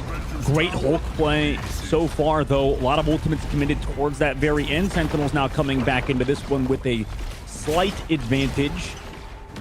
And we've seen a lot of teams like this so far today kind of struggle in these defensive holds in the streets phase, and against the Namor coming back into it as well, you have to clear out so many squid angles. I think this zone might not be ideal for the Iron Man coming in. Very easy to try and grab him with the access you have as the Hulk here. FunFun definitely going to be looking for one of those grabs here. Hopper has to dive into the invisible boundary, but Amazing's already been caught here by Eggsy, and too far away was the dance floor that was proffered over by Logan. Crimson still looking for an opportunity to get some value out of this. Yeah, it's onto the Hulk, taken down to a Bruce Banner form, and immediately eviscerated, decimated. The squid clear's got to be here. Next is going to try and make that one work, but Eggsy's there to try and punish it. The Generalist has arrived, and the aimbot's still strong. No, the squid! Oh, get that squid by any means necessary, baby. An entire 100 bomb versus one coughing cephalopod. Oh, that was Mike. I can't believe it. We're gonna have the Deep come in and talk about how he knew his entire family. They're very Nectar, upset. Yeah, he's crying over that one squid's demise. Now Sentinels coming back in. Nectar, it's just Freelo at this point, kind of collapsing upon Gen.G, who honestly in the last fight looked pretty good. It was due to Brownie's positioning that allowed Xe to find those eliminations, because everybody was focused on, okay, where's that Namor at? Where's that squid at? And now Gen.G sent back to the A little spawn. help, please. Nah, don't worry about the squid, homie. I got you. Watch the Jarvis clip this. Techie ready to go with Jarvis the called psionics. Jarvis upset every marine biologist. Techie ready to go with the Sorry, psionic already upset seduction here. Jobless, like us. Eggs already been taken down. What precision from Nectar. That already puts a halt to this push. Yeah, I mean, XE a little bit too far forward. Now Ryan Amazing just able to blast down both Stratus players of Gen.G who have to go back. I mean, this is the problem with these choke points and the fact that these angles are so long for this defense, right? It's just so much pressure coming in, so much span coming in from both the Iron Man and the Bucky. That's so much pressure just trying to even get to your normal positions. And Brownie obviously has to set up with these squids, right? He wants to get close, throw them in a spot where he can actually find damage onto somebody instead of shooting shields. And oh, that's too far forward, Nectar. Unreal crit there, and the berserk off the squids. Very important. Brownie now continuing to gain all this territory and make it very difficult for Sentinels to exist where they want to. Amazing can still try and play around the off angle here and get something off the invincible pulse cannon. Use their armor overload. Gamma squid on the off angle that needs to be given attention to, and of course, Amazing very quick to try and deal with that one. Emma has to be careful here to try and keep their Lunar Snow protected from incoming damage. Amazing wants to get rid of this Lunar ult. Oh, grabbed out of the air. Unreal play right there. Great response coming through from the side of Chopper, but gets punished for their audacity. 30 seconds remain right now for Gen.G. You can see how well practiced Sentinels are versus this Namor composition. They saw the damage boost available from the Lunar Snow to give that whale a ton of damage. But they just used the Crimzo shield in the way, blocked off that, blocked off Logan to make sure Logan lived. And then they just kind of came back through, used Amazing as a bit of a distraction. Nobody can even touch. The Hulk goes down before the card is even contested. All right, the Eye of Agamotto gets nothing, as is for standard. Techie doing their best to seduce all who want to come and touch the cart. But now Brownie coming in almost has yet another Gamma Squid to try and work with. But Nectar is the final note when the fight starts to break down. It's when the Nectar really has that value, finding unprotected strategist and tears open the creamy innards of Gen.G. Things up, including You know what? If this format is great for anything, Leg Day, it feels like it's great for the fact that we don't have to see Doctor Strange stalls anymore. Like, Yeah. we always see people switch Doctor Strange just to stall the card. Obviously, Crimson can do it on his side, but you know, Gen.G's like, okay, we lost the fight. It's well, we can't throw in Doctor Strange to just go touch the payload. But that was well played by Sentinels, man. I mean, the disengagers were so smart. They just knew exactly what Gen.G wanted to do. And even though they didn't get Amazing's ult off, they still found the value, you know, even from the pressure of his ult. Oh, 0 final blows on an Emma Frost. That is rough, homie. I hate to see that. Probably the strongest character in the game. We are doing air, bro. Listen. He's got more damage than Techie, right? Let's go. We're beaming things. He's beaming. It's honestly, well, it's tough because this Hulk is kind of, for as good as it was in the first point, just not working out. Right after you lose on that first point, the difference between Hulk and the rest of the Vanguards in the game is that, like, Crimzo can throw his shield up, you know, give himself some leeway that way. Techie can throw up his shield as well. Hulk just uses the shift button, gets a bubble for a second, and then once that's gone, you're kind of screwed, right? You have to just kind of jump in and take damage. But unfortunately, Fun just keeps taking too much damage. Too much damage taken. Fun. Pulled off of a high ground for the moment, just forced to disengage. Of course, hyper-mobile on the Hulk, able to continuously leap around with very little cooldown. Brownie looking for a little bit of what I would call a squid bomb off on the other side. Can maybe hit those right clicks. And, well, Amazing yet to be grabbed yet by Fun, who has to already use their Gamma barrier. Yeah. Oh my goodness, bro is just taking unfathomable amounts of damage. Yeah, it's just like, well, unfortunately, Hulk is just not that good, right? He's there to kind of just enable Namor, and that's about it, right? Hulk, Yep. sorry to say. He played well in the ultimate, but that's the problem, is that Hulk becomes a real hero when he uses the ultimate. Now Techie takes down Choppa again, not adding on to the final hits for his own Emma Frost. It's Techie who's racking up those kills. Just hold M1 and dream. That's the Hulk wave for now. Big disengage, waiting for that last player to come up. A double hook. Unreal. Crimzo's there to follow on up. Eggsy had no chance, could not stellar shift away. And while Nectar maybe a little bit afraid of getting close to that Emma, it's been a remarkably fast take here from Sentinel. Still, it was second point where we often see the cart stalled out. When you move to that underground, that's when things get dangerous. Yeah, Nectar reminds me of like a coin flippy kind of guy. Like he just kind of goes aggressive. He gets in there, finds you picks, or sometimes gets picked, right? It's both sides of the coin on this man. And right now, in this map, he is just putting the team on his back as this cart already near the end, right? We're nearing this last part of the game, and Gen.G could get eliminated if it finally closes out. Oh, nice protection coming through as well there from Techie. Catch that friendly shield from the Emma Frost. Instant grab coming through from the side of Chopper. Don't think I managed to get anything off the back of that one. Next, just waiting inside this ultimate for the coast to clear. Oh, nasty little headshot. Brownie consigned to a briny grave by the Winter Soldier as Eggsy floats above, happily plinking away with the Galactic Legend. But guess what? Logan's got a dance and a song in their heart and not a care in the world. Eggsy has learned the hard way, but Nectar's not here to play it short and sweet. It's just a stabbing to the head from Rotterdam itself. A dodge away. Nice play by the Invisible Woman's shield as well to avoid that incoming stun, even if it did get caught on the periphery of the AoE. Coming in towards the finish now. This could be Gen.G's curtain call. The end of their song as they come towards the end of their tournament. Sentinels are eyeing up a deeper run into the bracket. Yeah, you better believe it's nothing off that Eye of Agamotto. But in the end, it's just a celebratory green firework as Sentinels grab themselves a victory. Jesus, that was absolute dominance. Bodes well for them moving forward as well. And maybe this is why we don't see a lot of Hulk these days like that. It just seems to be that that character doesn't do anything. I'm pretty sure Fun did not build a single ultimate on that defense. And, yeah, not a deal. Let's have a look at how much damage he did in the end. I'm looking to see if the Emma Frost managed to get a final blow. The odds are no. I think it might have actually been maybe 1 or 2 deaths on the approach there for Sentinels for their entire attacking round. Oh, that's so rough. That is it's not his fault, man. Unfathomably rough. It's not his fault. He's playing with a Hulk that did less than 5,000 damage. That's like, true. My Hulk's doing no damage. GG no heals. It was pretty bad. I don't know, man. Smurf your peak. Yep. Listen, don't give Chop a break. That's all I'm saying. Well, I'm going to give him a long break because unfortunately he's exiting the tournament. He's a break until ignition. Yeah.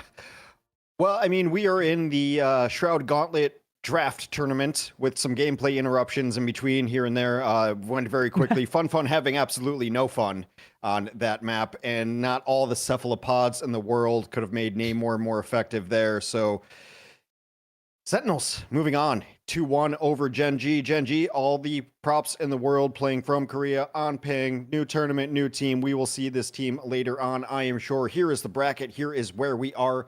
I think they had to do a quick break in that 100 Thieves Envy game up top. Only one map done there, but it's fine. We will have more matches for you here.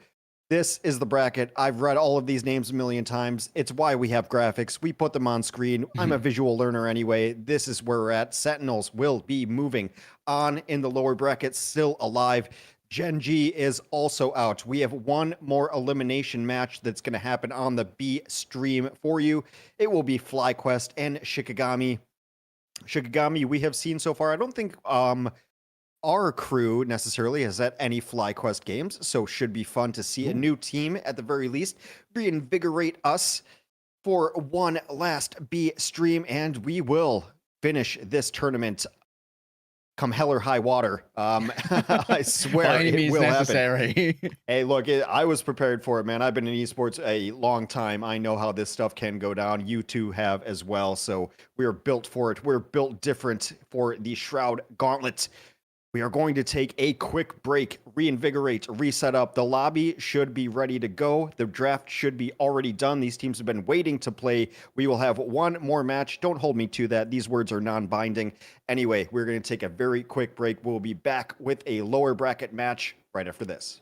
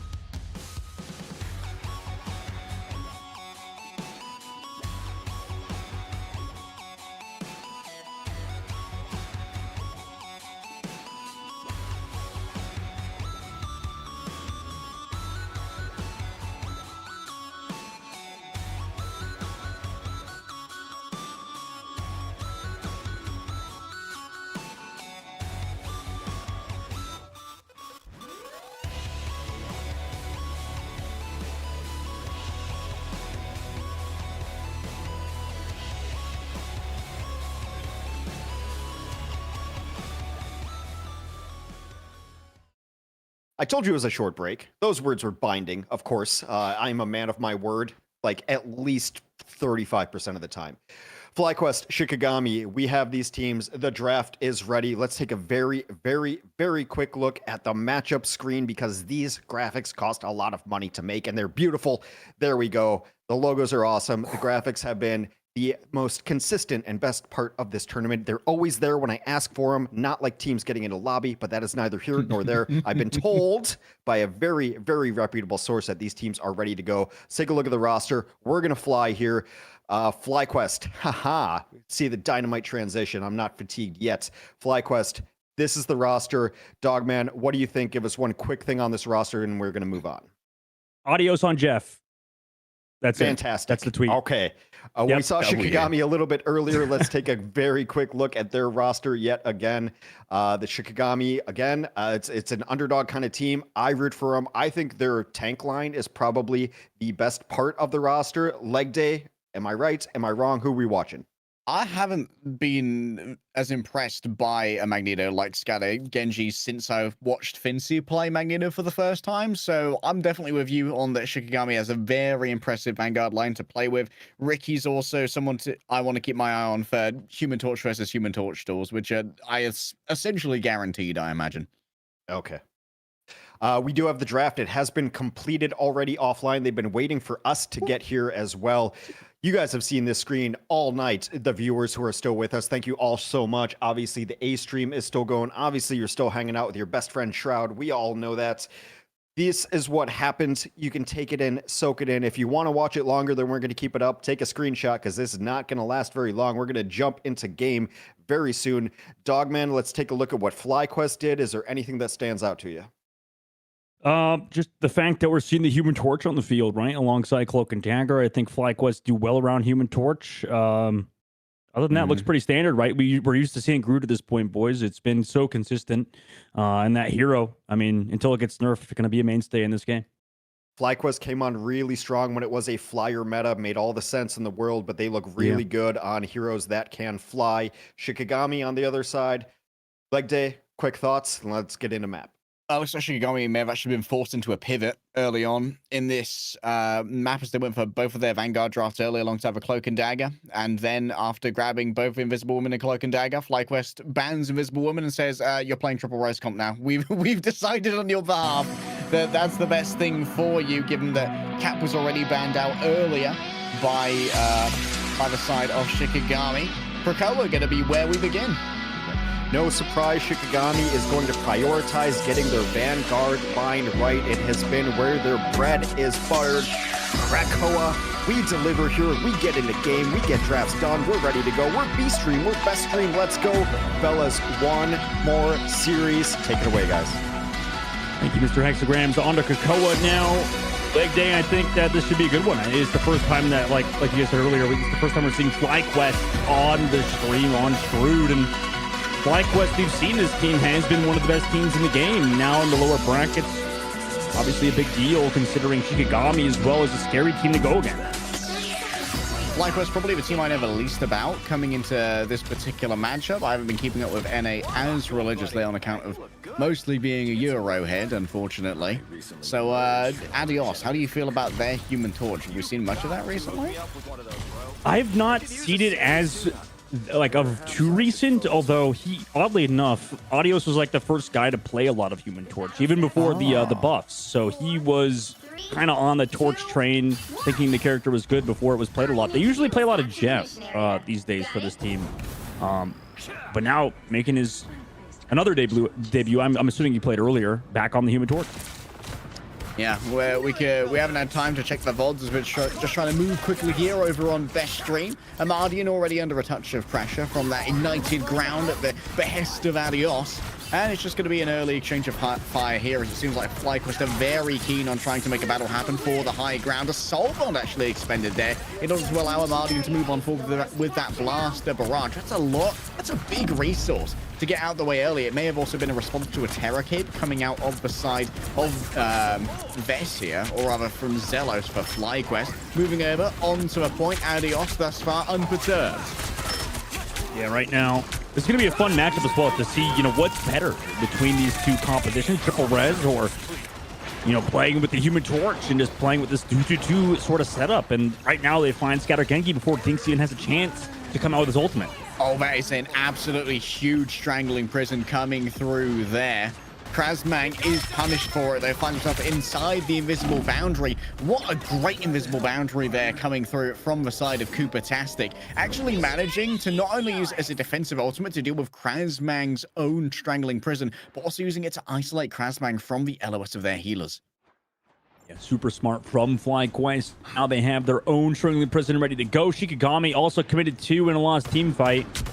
Although you're against no Shroud-X ultimates, maybe you could take advantage of Ricky and using his own soul bond ready to go. Shiki still have to walk in though as FlyQuest kind of just consistently picking up on the board to see what Shikigami what they exactly want to do here, as FlyQuest are spacing this quite well, just kind of negating all of that pressure, constantly disengaging, maybe forcing out early ultimates from Shiki.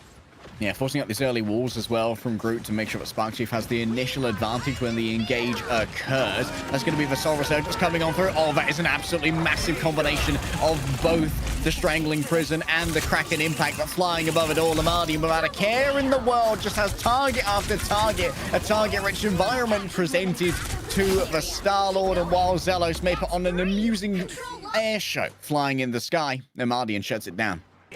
I think you can get those eliminations with Audio's energy and Spark Chief combining those ultimates to try to break through all of those Mantis overshields, but unfortunately, the timing just didn't work out. Audio's either got picked off or something happened where the damage in the follow-up just wasn't there. Now FlyQuest have to re-engage in the Shikigami, sitting with some ultimates, and also FlyQuest committing 3 in that last team fight is not ideal.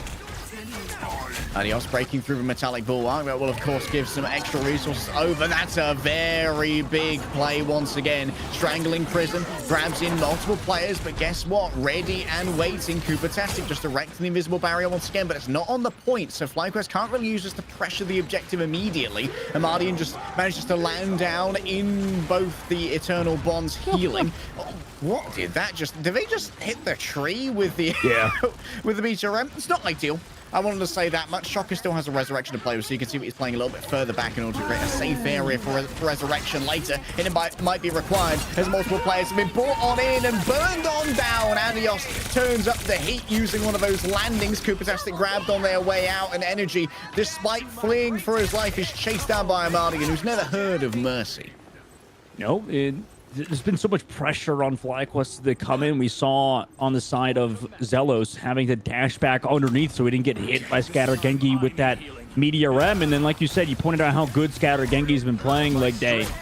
Just looks for the only target that was available, and it was, Spark Chief sitting there with his wall. So right now, Shikigami, last second touch now for FlyQuest, going to have to come through. We're already 10% away from them losing this first round. Oh, boy, am I glad to have Shikigami in red here, by the way. Fly Adios up above, lays down the Supernova. That's so much energy. The second that they pumped, the ultimate is shut down. What a play from Shikigami to shut FlyQuest down when they felt the most comfortable. They were going to be putting out so much damage, but Shikigami cares little for your plans. Everyone's got a plan until they're punched in the face. FlyQuest, oh no. That's brutal. Rough.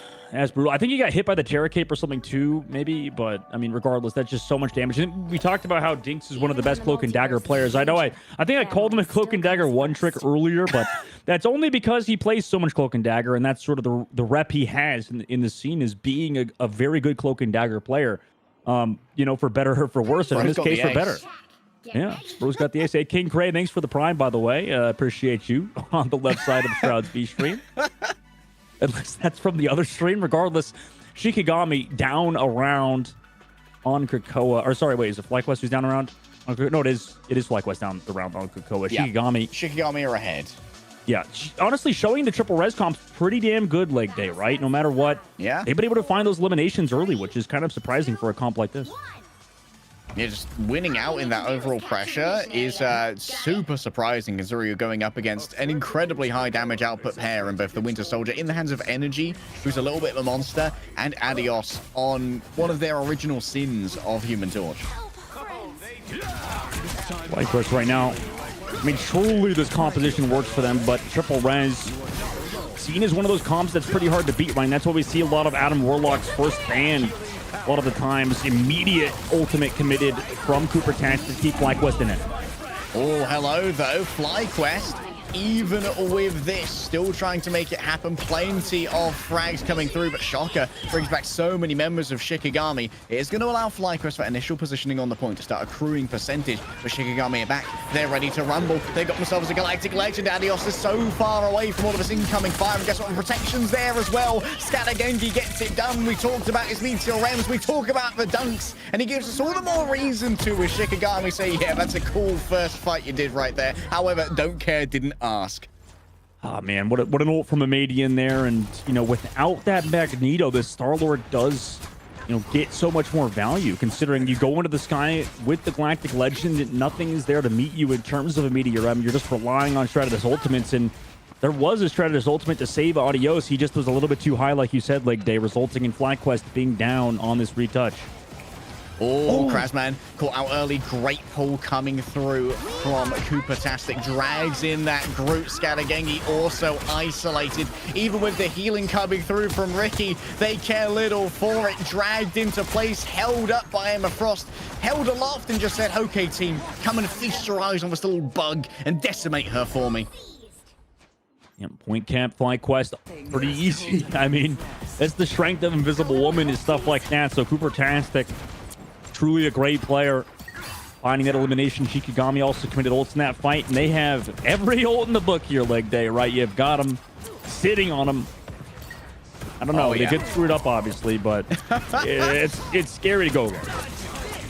Ideally, you just want to be economical with this one. Oh, Krasman's already caught themselves a Cape of Terror. That's a lot of damage taken. Sonic Seduction grabs in multiple players, answered by the Strangling Prison. A desperate attempt to try and move away from this one as Energy hovers above with the Kraken Impact, an attempt to try and shut him down. Great play onto Ricky, but of course, they are a primary target here. Scattergengi wants Vest, finds Vest, isn't able to shut down what was brought to the table by the Cloak and Dagger, but in the end, the remainder of the team has fallen apart. Zello stands alone, and the weight of Shikigami is too much for their narrow shoulders.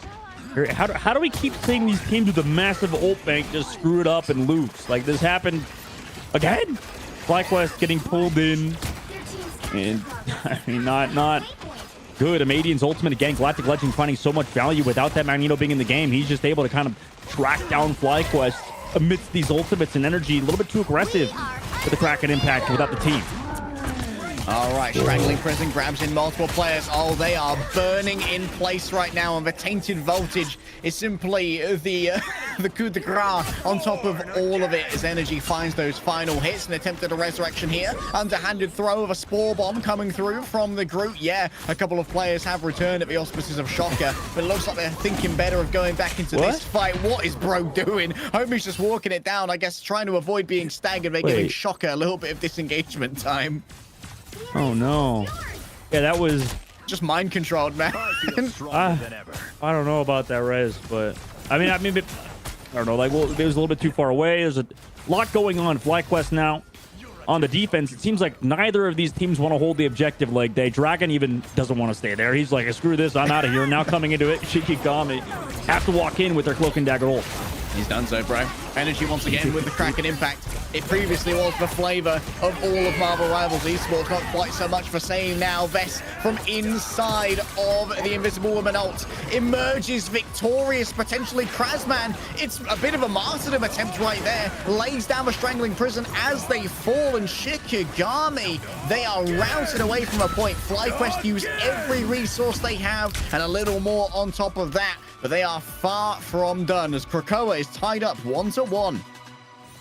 1-1 indeed. And I don't want to, you know, obviously that was an odd res situation for Shikigami. I don't want to call him out too much too, because I know literally after the match we watched earlier, Leg Day, on Twitter, he's out here depresso tweeting. So I don't want to get on Shocker too much, considering, you know, triple res composition. It's always tough to get those res timings down with the ultimate, right? But yeah, he was definitely depresso tweeting after that the 2 ultimate misuse on Aegisopath. That happens. You know, it happens to the best of us, and even to pro players who, you know, are really good, they can get caught out sometimes. Well, at least there's some content still on Twitter. Yeah. Even if it's just someone having a real bad time. Yeah. Well, this is the modern Marvel Rivals esports player. Just Depresso tweets, Energy does it too. You know, it's the young generation. They're too hard on themselves. I don't know what it is about it, but I see it from Energy too sometimes. You guys pros, you need to like relax a little bit, you know, sometimes, even though I get it. It's a stressful game, Marvel Rivals. At the highest level. For casuals, it's very fun. For me, it's very fun. Yep.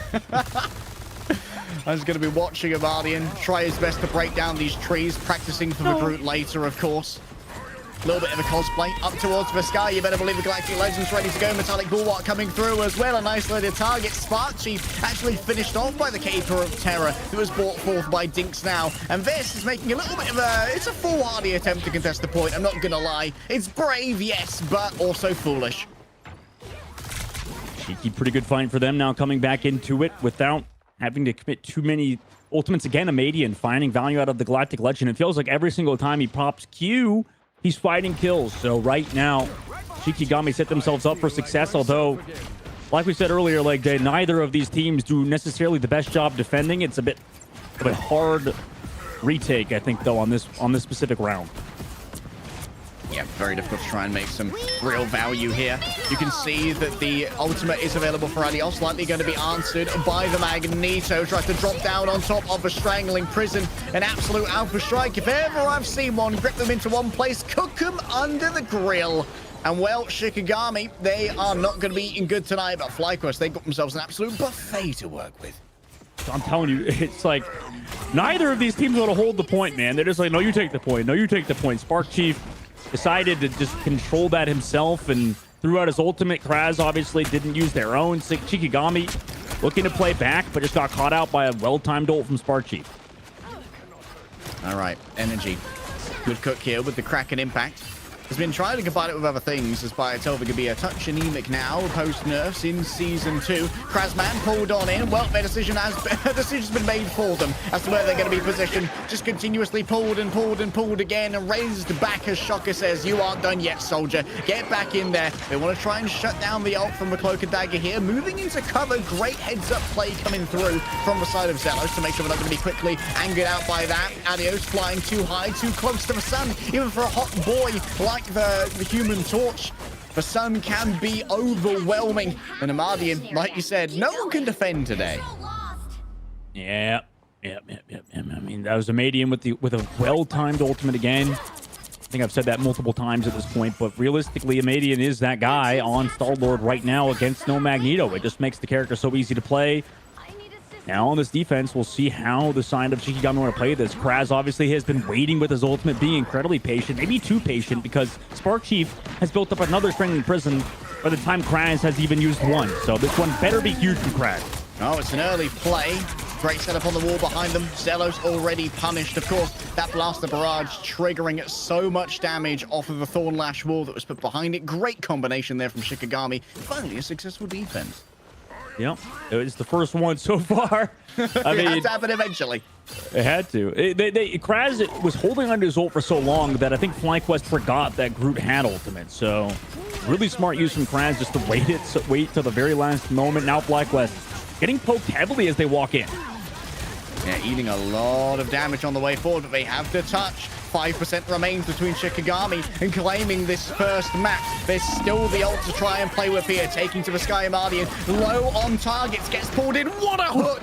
Unreal value from Energy here, who's still holding on to this Kraken impact. Now it's going to be Eternal Bomb, keeping multiple members of Shikigami well healed up in the midst of all of this. A well-placed Terror Cape. Make sure that this crew is in major danger. Adios looking for any of these targets. And while it is an almost point-blank dunk from a Magneto, the damage is not enough to get Energy down low. Amardian getting stuck in the midst of all of this. The Strangling Prison grips in multiple members of FlyQuest. But guess what? In the end, raw damage might well win out. Shocker says that the Mortal Coil is mine today to play with. And he writes quite the song upon it. A haiku of death and of life as well is going to be meeting up in the sky as Adios, his final hit by Krasman, softened up in the midst of all of that by Amardian. Spark Chief going to be trying to stand alone here. Energy at his back, yes, and a little bit of heals to work with. But Shikigami, they are an unyielding tide. And the tide has finally come in for the red team. And Mardian almost has himself yet another ultimate, the second in this fight, of course. It's an absolute farm here for the Star-Lord. He takes to the sky, and he manages to land down so much damage. Adios barely even got to get back to the fight.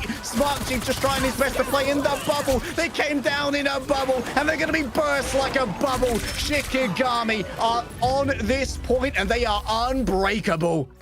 Holy crap, man. I mean, unfortunate for FlyQuest, just yeeting the ultimate out from Spark Chief, just not connecting onto anybody. Shikigami win map number 1 with a triple res composition, beats out the Human Torch. So really back and forth, but at the end of the day, Pink's MVP, Shiki get it done.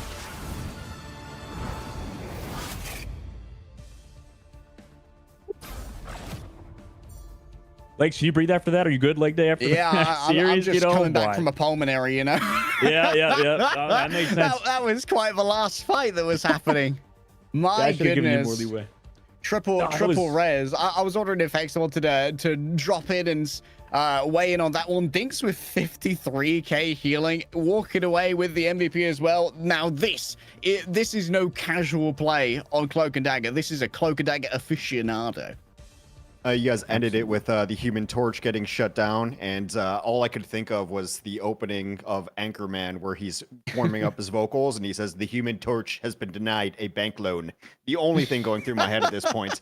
Other than that, it's just a hamster on a wheel, but like he's running, and then he stopped, and now he's spinning around the wheel, just kind of as a corpse.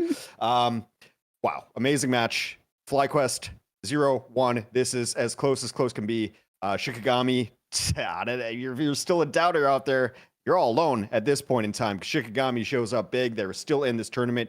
Bracket is going. I do have some news, which is not really news. We're gonna end it over on the B stream because there's nothing going up on the A stream, and we're gonna give Shroud's VOD channel their bandwidth back. We've used up all of the bits on the internet. We cannot use them anymore.